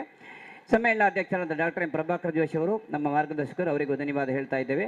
ಹಾಗೆ ಈ ಕಾರ್ಯಕ್ರಮಕ್ಕೆ ಅವಕಾಶ ಮಾಡಿಕೊಟ್ಟಂಥ ರವೀಂದ್ರ ಶೆಟ್ಟಿ ಉಳಿದೊಟ್ಟು ಅವರ ಶ್ರೀಮತಿಯವರು ಹಾಗೂ ಮನೆಯವರಿಗೆ ಹಾಗೂ ಆ ಸಂಸ್ಥೆಯ ಎಲ್ಲ ವಿದ್ಯಾರ್ಥಿಗಳು ಕೂಡ ನಾವು ಋಣಿಗಳಾಗಿದ್ದೇವೆ ಅಂತ ಹೇಳ್ತಾ, ಈ ವರ್ಷ ಈ ಶಾಲೆ ಅತ್ಯುತ್ತಮ ಫಲಿತಾಂಶದೊಂದಿಗೆ ಪ್ರಶಸ್ತಿಯನ್ನು ಪಡೆಯಲಿ ಎನ್ನುವಂಥ ಆಶಯದೊಂದಿಗೆ ನಮ್ಮ ತಂಡ ನಿರ್ಗಮಿಸ್ತಾ ಇದೆ. ಭಾಗವತರಾಗಿ ಲಕ್ಷ್ಮೀನಾರಾಯಣ ಹೊಳ್ಳ, ಚೆಂಡೆಯಲ್ಲಿ ಸ್ಕಂದ ಕೊನ್ನರ್, ಮದ್ದಲೆಯಲ್ಲಿ ಅನಂತಕೃಷ್ಣ ಹೊಳ್ಳ, ಚಕ್ರತಾಲಿ ಯುಷಾನಿಯಂ ಪೂಜಾರಿ, ಮುಂದೆ ಕಲಾವಿದರಾಗಿ ಕಟೀಲು ಮೇಳದ 2ನೇ ಪುಂಡು ವೇಷಧಾರಿ ಪ್ರೇಮರಾಜ್ ಕೊಯ್ಲಾ ಅವರು ಭಾಗವಹಿಸಿದರು. ಸ್ತ್ರೀ ವೇಷದಲ್ಲಿ ನಾನು ವರ್ಕಾಡಿ ರವಿಯಲ್ಲಿ ಉರಾಯ ಭಾಗವಹಿಸಿದ್ದೇನೆ. ಅವಕಾಶಕ್ಕಾಗಿ ಮತ್ತೊಮ್ಮೆ ಧನ್ಯವಾದ ಹೇಳ್ತಾ ಕಾರ್ಯಕ್ರಮದ ಮುಂದಿನ ಭಾಗಕ್ಕೆ ಹೋಗ್ತಾ ಇದ್ದೇವೆ. ಎಲ್ರಿಗೂ ಶುಭವಾಗಲಿ.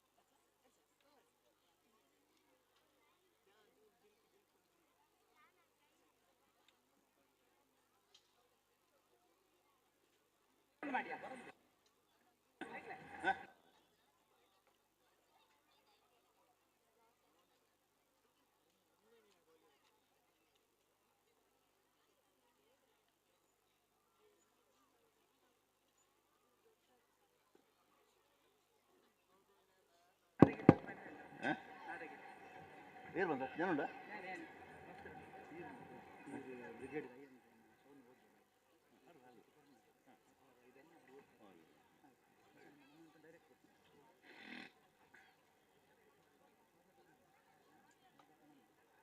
Okay okay.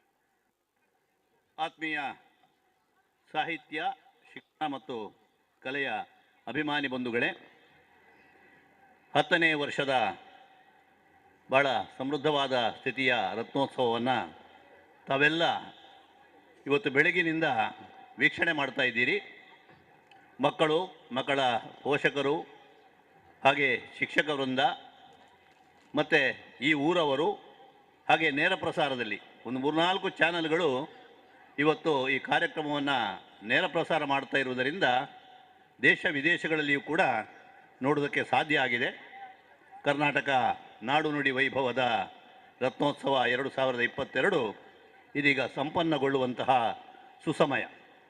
ಸಮಾರೋಪ ಸಮಾರಂಭಕ್ಕಾಗಿ ವೇದಿಕೆಗೆ ನಾನು ಗಣ್ಯ ಅತಿಥಿಗಳನ್ನು ಆಹ್ವಾನಿಸ್ತಾ ಇದ್ದೇನೆ. ನಮ್ಮ ಸಮ್ಮೇಳನದ ಸರ್ವಾಧ್ಯಕ್ಷರಾದಂತಹ ಡಾಕ್ಟರ್ ಎಂ ಪ್ರಭಾಕರ ಜೋಶಿಯವರು, ಹಾಗೆ ಇವತ್ತಿನ ಪ್ರಶಸ್ತಿ ಮಾನ್ಯರಾದಂತಹ ಬ್ರಿಗೇಡಿಯರ್ ಅಯ್ಯನ್ ರೈ ಅವರು ಬರ್ತಾ ಇದ್ದಾರೆ. ಹಾಗೆ ಅತಿಥಿಗಳಾಗಿ ನಮ್ಮ ಜೊತೆ ಈಗಾಗಲೇ ಬಂದಿರುವಂತಹ ಭಾರತೀಯ ಭೂಸೇನೆಯ ಕರ್ನಲ್ ಶರತ್ ಭಂಡಾರಿ ಅವರು, ಹಾಗೆ ರೊಟೇರಿಯನ್ ವಿಕ್ರಮದತ್ತ ಅವರು, ಪ್ರತಾಪ್ ಭೋಜೋಗಿ ಚಿತ್ರದುರ್ಗ, ಟಿ ಸೀತಾಲಕ್ಷ್ಮಿ ಕುತ್ತಾರು, ಹರೀಶ್ ಸುಲಾಯ ಒಡ್ಡಂಬೊಟ್ಟು, ಇವರೆಲ್ಲರನ್ನೂ ಕೂಡ ಸಂಸ್ಥೆಯ ಅಧ್ಯಕ್ಷರಾಗಿರ್ತಕ್ಕಂಥ ರವೀಂದ್ರ ಶೆಟ್ಟರು ವೇದಿಕೆ ಮೇಲೆ ಕರ್ಕೊಂಡು ಬರಬೇಕು ಅಂತ ವಿನಂತಿಸ್ತೇನೆ. ಜೊತೆಗೆ ಉಪಾಧ್ಯಕ್ಷರಾದಂಥ ಮೋಹನ್ ದಾಸ್ ಶೆಟ್ಟಿ ಉಳಿದೊಟ್ಟು, ಹಾಗೆ ಅಧ್ಯಕ್ಷರಾದ ರವೀಂದ್ರ ಶೆಟ್ಟಿ ಉಳಿದೊಟ್ಟು, ಹಾಗೆ ಸೌಮ್ಯ ಆರ್ ಶೆಟ್ಟಿಯವರು ಕಾರ್ಯದರ್ಶಿ, ಮುಖ್ಯೋಪಾಧ್ಯಾಯಿನಿ ನಯೀಂ ಸಮೀದ್ ಅವರು, ಶಾಲಾ ವಿದ್ಯಾರ್ಥಿ ನಾಯಕನಾದ ಅಸ್ಮಿಕ್ ರಿಷಬ್, ಹಾಗೆ ನಮ್ಮ ಸಲಹೆಗಾರರಾಗಿರತಕ್ಕಂಥ ತೋನ್ಸೆ ಪುಷ್ಕಳ್ ಕುಮಾರ್, ಇವರೆಲ್ಲರನ್ನು ಕೂಡ ವೇದಿಕೆಗೆ ನಾನು ಆಹ್ವಾನಿಸ್ತಾ ಇದ್ದೇನೆ.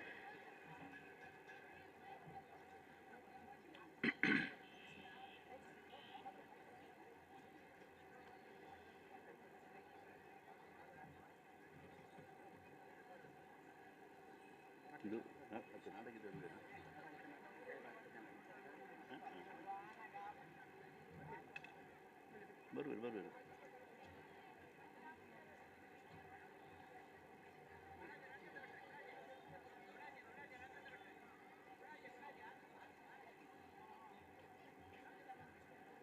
ಆತ್ಮೀಯ ಬಂಧುಗಳೇ, ಒಂದು ಗ್ರಾಮೀಣ ಪ್ರದೇಶದಲ್ಲಿ ಒಂದು ಶಿಕ್ಷಣ ಸಂಸ್ಥೆಯನ್ನು ಹುಟ್ಟುಹಾಕಿ ಆ ಮೂಲಕ ಜನಮಾನಸವನ್ನು ಸೆಳೆಯುವಂತಹ ರೀತಿಯಲ್ಲಿ ಗುಣಮಟ್ಟದ ಶಿಕ್ಷಣದ ಜೊತೆಗೆ ಸಮುದಾಯವನ್ನು ಕೂಡ ಜೊತೆ ಸೇರಿಸಿಕೊಂಡು ಬಹಳ ಉತ್ತಮ ರೀತಿಯಲ್ಲಿ ಒಂದು ಶಿಕ್ಷಣ ಸಂಸ್ಥೆ ಏನೆಲ್ಲ ಮಾಡಬಹುದೋ ಅದೆಲ್ಲವನ್ನು ಮಾಡುತ್ತಾ ಕಳೆದ ಒಂದು ದಶಕದಿಂದ ಈ ಒಂದು ಸಾಹಿತ್ಯ ಸಾಂಸ್ಕೃತಿಕ ಒಂದು ಸಮಾವೇಶದ ಮೂಲಕವಾಗಿ ಪ್ರಜ್ಞಾವಂತರ ಗಮನವನ್ನು ಸೆಳೆದಿರತಕ್ಕಂತಹ ಒಂದು ಸಂಸ್ಥೆ ಇದ್ದರೆ ಅದು ವಿದ್ಯಾರತ್ನ ಆಂಗ್ಲ ಮಾಧ್ಯಮ ಶಾಲೆ. ಅದರ ಸಂಸ್ಥಾಪಕರಾಗಿ ಅನ್ಯಾನ್ಯ ಕ್ಷೇತ್ರದಲ್ಲಿ ಕೆಲಸ ಮಾಡ್ತಾ ಇರತಕ್ಕಂತಹ ಶ್ರೀ ಕೆ ರವೀಂದ್ರ ಶೆಟ್ಟಿ ಉಳಿದೆಟ್ಟು ಮತ್ತು ಅವರ ಶ್ರೀಮತಿ ಸೌಮ್ಯ ಆರ್ ಶೆಟ್ಟಿ ತಮ್ಮ ಮಾತಾಪಿತರ ಜೊತೆಯಲ್ಲಿ ಇದ್ದುಕೊಂಡು ಈ ಕಾರ್ಯಕ್ರಮವನ್ನು ನಡೆಸ್ತಾ ಇರುವಂಥದ್ದು ನಮಗೆಲ್ಲ ಒಂದು ರೀತಿಯಲ್ಲಿ ಮಾದರಿ ಮತ್ತು ಆದರ್ಶ. ಈ ಬಗ್ಗೆ ಈಗಾಗಲೇ ಅತಿಥಿಗಳು ಸಾಕಷ್ಟು ಒಳ್ಳೆಯ ಮಾತುಗಳನ್ನು ಆಡಿದ್ದಾರೆ.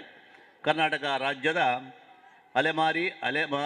ಅಲೆಮಾರಿ ಅಭಿವೃದ್ಧಿ ನಿಗಮದ ಒಬ್ಬರು ಅಧ್ಯಕ್ಷರಾಗಿ ರಾಜ್ಯ ಸಚಿವ ಸ್ಥಾನ ಪನ್ನತೆಯನ್ನು ಹೊಂದಿಕೊಂಡು ಆ ರೀತಿಯ ಒಂದು ಕೆಲಸವನ್ನು ಕಳೆದ 2 ವರ್ಷ ಮಾಡಿ ರಾಜ್ಯಾದ್ಯಂತ ಸಂಚಾರ ಮಾಡಿದಂತಹ ರವೀಂದ್ರ ಶೆಟ್ಟರು ಸಂಸ್ಥೆಯ ಎಲ್ಲ ಕಾರ್ಯಕಲಾಪಗಳನ್ನು ಕೂಡ ಹಾಗೆಯೇ ಮುಂದುವರಿಸಿಕೊಂಡು ಹೋಗಿದ್ದಾರೆ. ಕೊರೋನಾದ ಸಂದರ್ಭದಲ್ಲಿ ಮಾತ್ರ ಸ್ವಲ್ಪ ಕಷ್ಟ ಆಗಿದೆ, ಆದರೆ ಆ ಬಳಿಕ ಕೂಡ ಬೇರೆ ಬೇರೆ ರೀತಿಯ ಕಾರ್ಯಕ್ರಮಗಳ ಮೂಲಕ ಕನ್ನಡದ ಕೆಲಸ ಮಾತ್ರ ಅಲ್ಲ, ತುಳುಸಿರಿ ಅಂತ ಒಂದು ಸಂಸ್ಥೆಯನ್ನು ಕೂಡ ಅವರು ಕಟ್ಟಿಕೊಂಡಿದ್ದಾರೆ. ತುಳುವರ ಒಂದು ಸಂಘಟನೆಯನ್ನು ಮಾಡಿ ಅದರ ಆಶ್ರಯದಲ್ಲಿ ಕೂಡ ಕೆಲಸ ಕಾರ್ಯಗಳು ನಡೀತಾ ಇದ್ದಾವೆ. ವಿಜ್ಞಾನ ಸಂಘ, ಕನ್ನಡ ಸಂಘ ಅಂತ ಬೇರೆ ಬೇರೆ ಸಂಘಟನೆಗಳನ್ನು ಕೂಡ ಮಾಡಿಕೊಂಡಿದ್ದಾರೆ.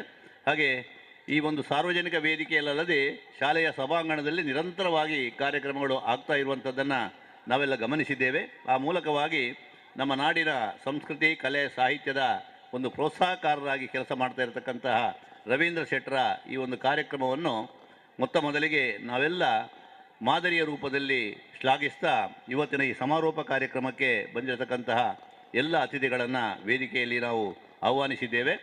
ಬಂದಿರುವ ನಿಮಗೂ ಕೂಡ ಪ್ರೀತಿಯ ಸ್ವಾಗತ. ಎಲ್ಲರೂ ಕೂಡ ಬಹಳ ಸೌಮ್ಯ ರೀತಿಯಲ್ಲಿ ಆಸೀನರಾಗಬೇಕು. ಮಕ್ಕಳ ಹೆತ್ತವರು ಈ ಕಾರ್ಯಕ್ರಮದ ಪೂರ್ತಿಯಾಗಿ ನಮ್ಮ ಜೊತೆಗಿರಬೇಕು. ನಾಳೆ ಶಾಲೆಯ ವಾರ್ಷಿಕೋತ್ಸವ ಕೂಡ ನಡೀತಾ ಇದೆ. ಹಾಗಾಗಿ 2 ದಿವಸಗಳ ಬಹಳ ಒಳ್ಳೆಯ ಕಾರ್ಯಕ್ರಮ ಈ ವೇದಿಕೆ ನಡೀತಾ ಇರುವಂಥದ್ದು. ಬಹಳ ಸುಸಜ್ಜಿತವಾದ ಶೃಂಗಾರಮಯವಾದಂಥ ವೇದಿಕೆ ಇದೆ. ಈಗಾಗಲೇ ಇದರ ನೇರ ಪ್ರಸಾರವನ್ನು ವೀಕ್ಷಣೆ ಮಾಡ್ತಾ ಇರತಕ್ಕಂಥ ಹಲವಾರು ಮಂದಿ ಕೂಡ ಮೆಚ್ಚುಗೆಯ ಮಾತುಗಳನ್ನು ಆಡಿದ್ದಾರೆ. ಈ ಸಮಾರೋಪ ಸಮಾರಂಭಕ್ಕೆ ಮೊತ್ತ ಮೊದಲಿಗೆ ನಾಡಗೀತೆಯ ಮೂಲಕ ಪ್ರಾರ್ಥನೆಯನ್ನು ಸಲ್ಲಿಸ್ತಾರೆ ನಮ್ಮ ಕಲಾವಿದ ಮಿತ್ರರಾಗಿರುವಂತಕ್ಕಂಥ ಸಲಹೆಗಾರರಲ್ಲಿ ಕೂಡ ಒಬ್ಬರಾಗಿರುವಂತಹ ತೋನ್ಸೆ ಪುಷ್ಕಳ ಕುಮಾರ್ ಅವರು. ತಾವೆಲ್ಲರೂ ಕೂಡ ಅದಕ್ಕೆ ಧ್ವನಿಯಾಗಬೇಕು ಅಂತ ವಿನಂತಿಸ್ತೇನೆ.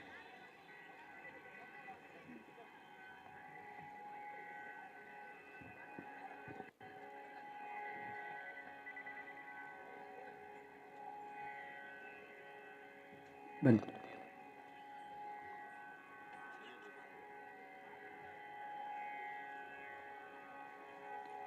ಅತಿಥಿಗಳು ಹಾಗೂ ಇವತ್ತಿನ ಪ್ರಶಸ್ತಿ ಮಾನ್ಯರನ್ನು ವೇದಿಕೆಗೆ ಆಹ್ವಾನಿಸ್ತಾ ಇದ್ದೇವೆ.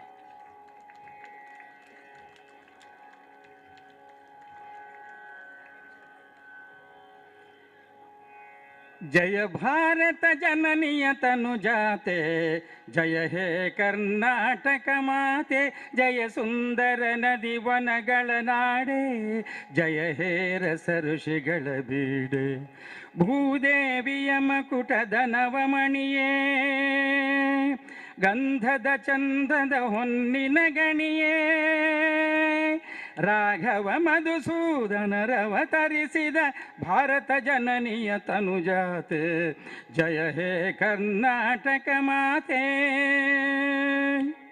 ಜನನಿಯ ಜೋಗುಳ ವೇದದ ಘೋಷ, ಜನನಿಗೆ ಜೀವವು ನಿನ್ನ ವೇಷ, ಹಸುರಿನ ಗಿರಿಗಳ ಸಾಲೆ, ನಿನ್ನಯ ಕೊರಳಿನ ಮಾಲೆ, ಕಪಿಲ ಪತಂಜಲ ಗೌತಮ ಜಿನನುತ ಭಾರತ ಜನನಿಯ ತನುಜಾತೆ, ಜಯ ಹೇ ಕರ್ನಾಟಕ ಮಾತೆ.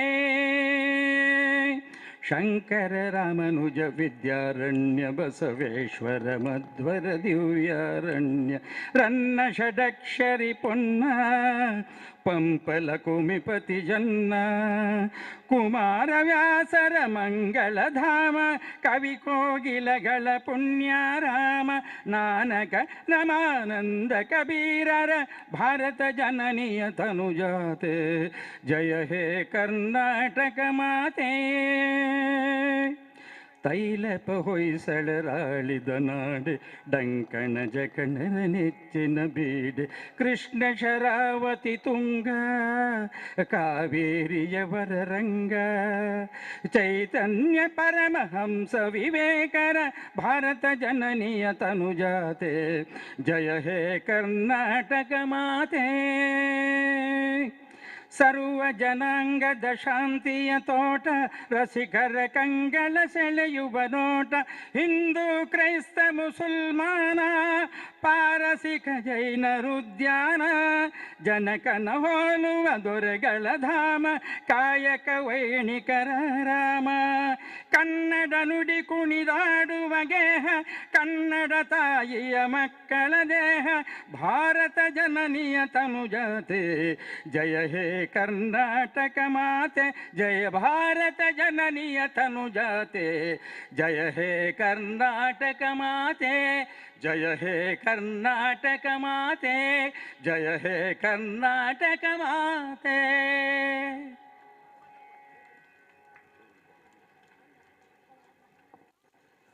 ವಂದನೆಗಳು ತೋನ್ಸೆ ಪುಷ್ಕಳ್ ಕುಮಾರ್ ಅವರಿಗೆ. ವಿದ್ಯಾನಾಮ ನರಸ್ಯ ರೂಪಮಧಿಕಂ ಪ್ರಚ್ಛನ್ನ ರೂಪಂ ಧನಂ ಅಂತ ಒಂದು ಶಾಸ್ತ್ರವಾಕ್ಯ ಇದೆ.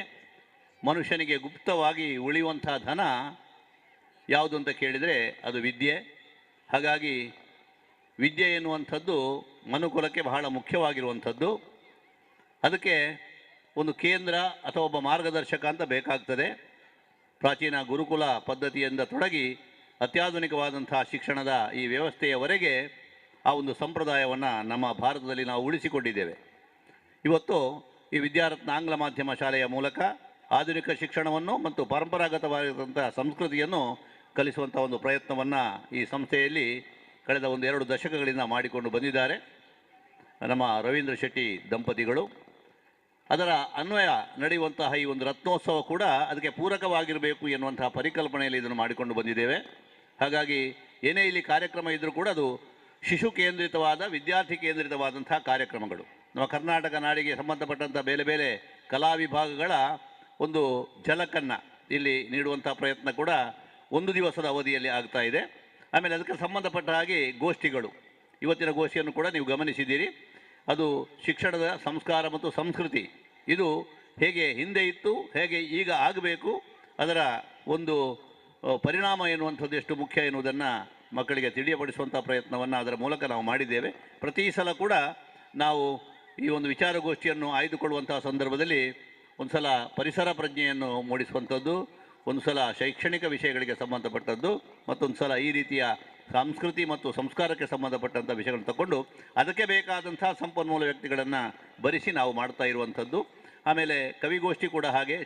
ನಮ್ಮ ಮಕ್ಕಳಲ್ಲಿ ತುಂಬ ಸೂಕ್ತವಾದ ಪ್ರತಿಭೆಗಳುಂಟು, ತುಂಬ ಮಂದಿ ಕವಿಗಳು ಇದ್ದಾರೆ, ಸಾಹಿತಿಗಳು ಇದ್ದಾರೆ.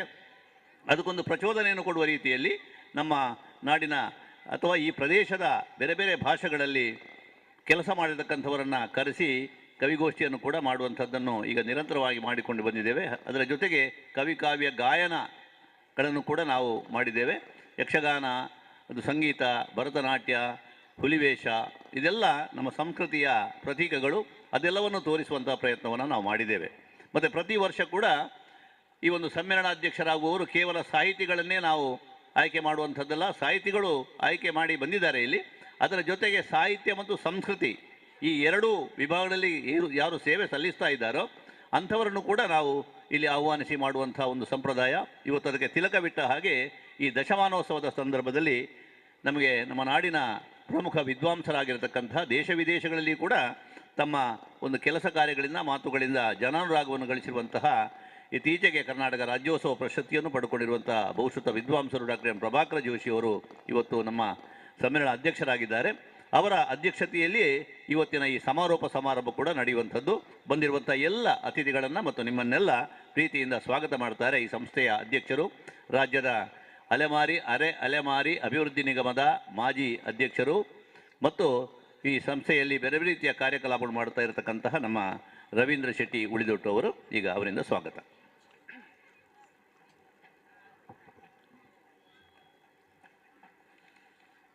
ನಾನು ನಂಬುವಂತಹ ಎಲ್ಲ ದೇವದೇವರನ್ನ ಮನಸ್ಸು ಸ್ಮರಿಸುತ್ತಾ, ನನ್ನ ಎಲ್ಲ ಗುರು ಹಿರಿಯರಿಗೆ ವಂದಿಸುತ್ತಾ, ನನ್ನ ತಂದೆ ತಾಯಿಯವರ ಆಶೀರ್ವಾದವನ್ನು ಬೇಡುತ್ತಾ,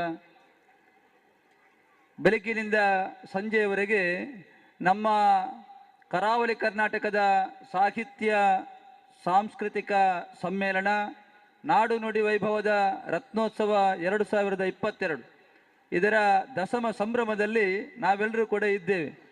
ನಮಗೆಲ್ಲರಿಗೂ ಕೂಡ ತಿಳಿದಿರುವಂತೆ ಬೆಳಿಗ್ಗೆ ಈ ಒಂದು ಸಮ್ಮೇಳನದ ನಮ್ಮ ಸರ್ವಾಧ್ಯಕ್ಷರು, ನಾವು ಯಾವತ್ತೂ ಕೂಡ ಈ ಒಂದು ಸಮ್ಮೇಳನ ಮಾಡುವಾಗ ನಾನು ಆಗ ಬೆಳಿಗ್ಗೆ ಉದ್ಘಾಟನಾ ಸಮಾರಂಭದಲ್ಲಿ ಹೇಳಿದ್ದೆ, ಏರಿಯಾ ಲಕ್ಷ್ಮೀನಾರಾಯಣರಿಂದ ಮೊದಲುಗೊಂಡು ಮೊನ್ನೆ ಕಳೆದ 2019ನೇ ಇಸವಿನಲ್ಲಿ ಭುವನೇಶ್ವರಿ ಹೆಗಡೆ ಸಮ್ಮೇಳನಾಧ್ಯಕ್ಷರಾಗಿ, ಆ ಬಳಿಕ ಇದು 10ನೇ ವರ್ಷದ ದಶಮ ಸಂಭ್ರಮದ ನಮ್ಮೆಲ್ಲರ ಹಿರಿಯರು, ಮಾರ್ಗದರ್ಶಕರು, ಹಿರಿಯ ಸಾಹಿತಿಗಳು, ವಿದ್ವಾಂಸರು, ಮೊನ್ನೆ ನಡೆದಂಥ ನಮ್ಮ ಕನ್ನಡ ರಾಜ್ಯೋತ್ಸವ ಪ್ರಶಸ್ತಿ ಪುರಸ್ಕೃತರಾದಂತಹ ಡಾಕ್ಟರ್ ಎಂ ಪ್ರಭಾಕರ್ ಜೋಶಿ ಅವರನ್ನು ನಾವು ಈ ಸಮ್ಮೇಳನದ ಅಧ್ಯಕ್ಷರನ್ನಾಗಿ ಬೆಳಿಗ್ಗೆ ಭವ್ಯ ಮೆರವಣಿಗೆ ತಂದದ್ದು ನಾವು ತಾವೆಲ್ಲ ನೋಡಿದ್ದೀರಿ.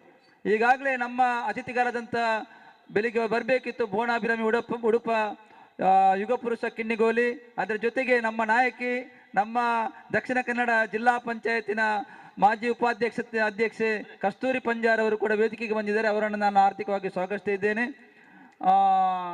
ಅದೇ ರೀತಿ ಈ ಒಂದು ವಿದ್ಯಾಸಂಸ್ಥೆ ನಮಗೆಲ್ಲರಿಗೂ ಕೂಡ ತಿಳಿದಂತೆ ನನ್ನ ತಾಯಿ ಹೆಸರಿನಲ್ಲಿ ನಡೆಯುವಂಥ ವಿದ್ಯಾಸಂಸ್ಥೆ 1998ರಲ್ಲಿ ದೇರಳಕಟ್ಟೆಯಲ್ಲಿ ನಮ್ಮ ಡಾಕ್ಟರ್ ಬಾಲಕೃಷ್ಣ ಮುದ್ಯಾರವರ, ಅದಕ್ಕಿಂತ ಹಿಂದೆ 1991ರಲ್ಲಿ ಅದೇ ಕಟ್ಟಡದಲ್ಲಿ ನಾನೊಂದು ರತ್ನ ತಾಯಿ ಹೆಸರಿನಲ್ಲಿ ಟ್ಯುಟೋರಿಯಲ್ ಕಾಲೇಜನ್ನು ಸ್ಟಾರ್ಟ್ ಮಾಡಿದ್ದು. ನನ್ನ ಶೈಕ್ಷಣಿಕ ಕ್ಷೇತ್ರದ ಕೆಲಸಕ್ಕೆ ಅದೊಂದು ನನಗೆ ಬುನಾದಿ.